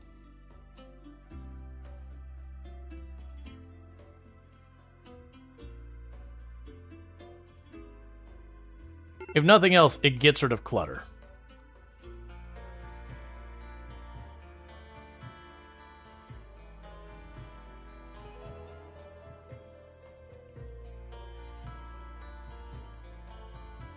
I can see just like building any walls we put over sand out of slate, even if it means our base is a whole bunch of mismatching kind of whatever, that's fine. It's like build it here and here, put down the barricades there, the tile there, because this is where our ACs are gonna go. For our unreasonably large freezer, because we're doing hospitality, our food consumption is gonna whiplash all over the place constantly.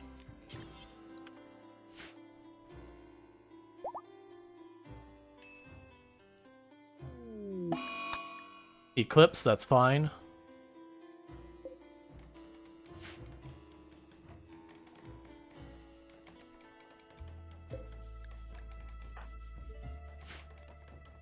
And you're here for how much longer? It's gonna be a while, isn't it? Oh no, only 3.8 days. I thought they were gonna be here for like another 9 or 10 days. That's really not bad. They'll be out of our hair soon. We can turn those back into regular rooms. And that'll mean this will be our first extra room that I don't already have allocated towards a pawn. And once I start getting extra rooms, that's when I could turn around and start, I could start opening up for the hospitality stuff we're talking about doing.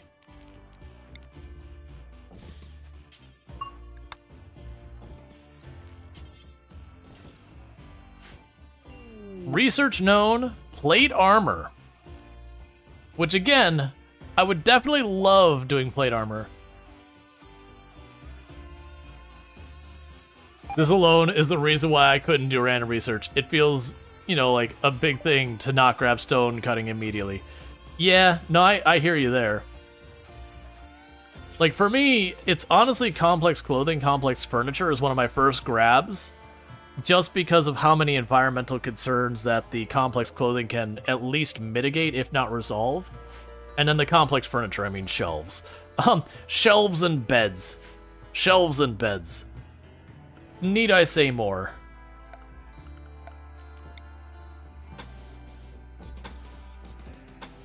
Get the next one of these going. Yeah, because getting like 64 worth of wood every single day on average, that's enough to keep all that stuff going. We also have cut back our use of wood to bare minimum now, because we replaced our 2 things that were eating our wood for electricity. Since we've got 3 batteries and a windmill running, that should be plenty to keep things up and running for right now. till we start expanding to get more. Ultimately, I want to get lights into all of these rooms. I should be able to run the hidden power line through the docks and all that. Get them into all the different rooms.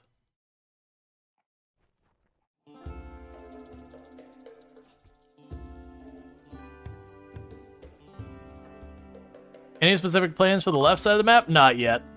Like, right now, I just need to get all this set up. I could even sit there, depending on how hospitality goes, you can make more bungalows down here. So mostly right now, it's going to be enclosing the space so that there's one way in to try and draw the enemies to follow it. I don't even care which route they take, so long as they follow the land, like the land routes, to predictably come from my base at a certain angle most of the time, so that I can use defensive positions like that to at least give myself cover bonuses versus denying them cover bonuses. You know, get the RNG to work as much in my favor as possible. Ideally, obviously, I'd want to do something like where I have that blocked in. You know, you'd have, you know, if we're doing like the ideal defenses, have like as much of a kill box as possible to force them to like slow feed into you, so you have 8 or 9 people shooting each person as soon as they come in to hopefully drop them before they can overwhelm. But I'm not going to go that far with it. At least I don't intend to. Because if we're doing hospitality, we're going to end up having a decent amount of base to give rooms for everyone.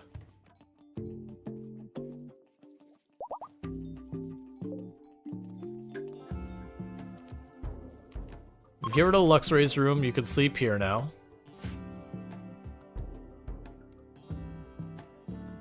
They'll be out of her hair very soon.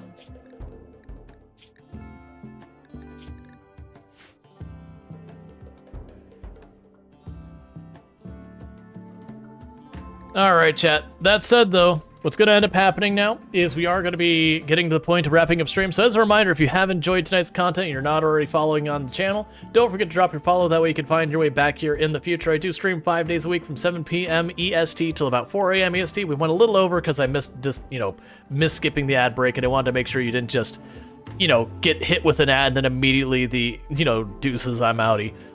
So I wanted to make sure you got a little bit of time. But with that said, I do stream every day, but Thursdays and Fridays. A whole variety of games, including RimWorld. So I don't know if I'll do more RimWorld tomorrow or we'll do something else. We'll figure it out when we get there. But there will be more RimWorld in the future. We'll keep this run going. But in the meantime, if you are watching on YouTube, the stream will be ending abruptly for you because there's no rating over there. And for those over here on Twitch, what's going to end up happening here is we're going to go to my ending stream screen.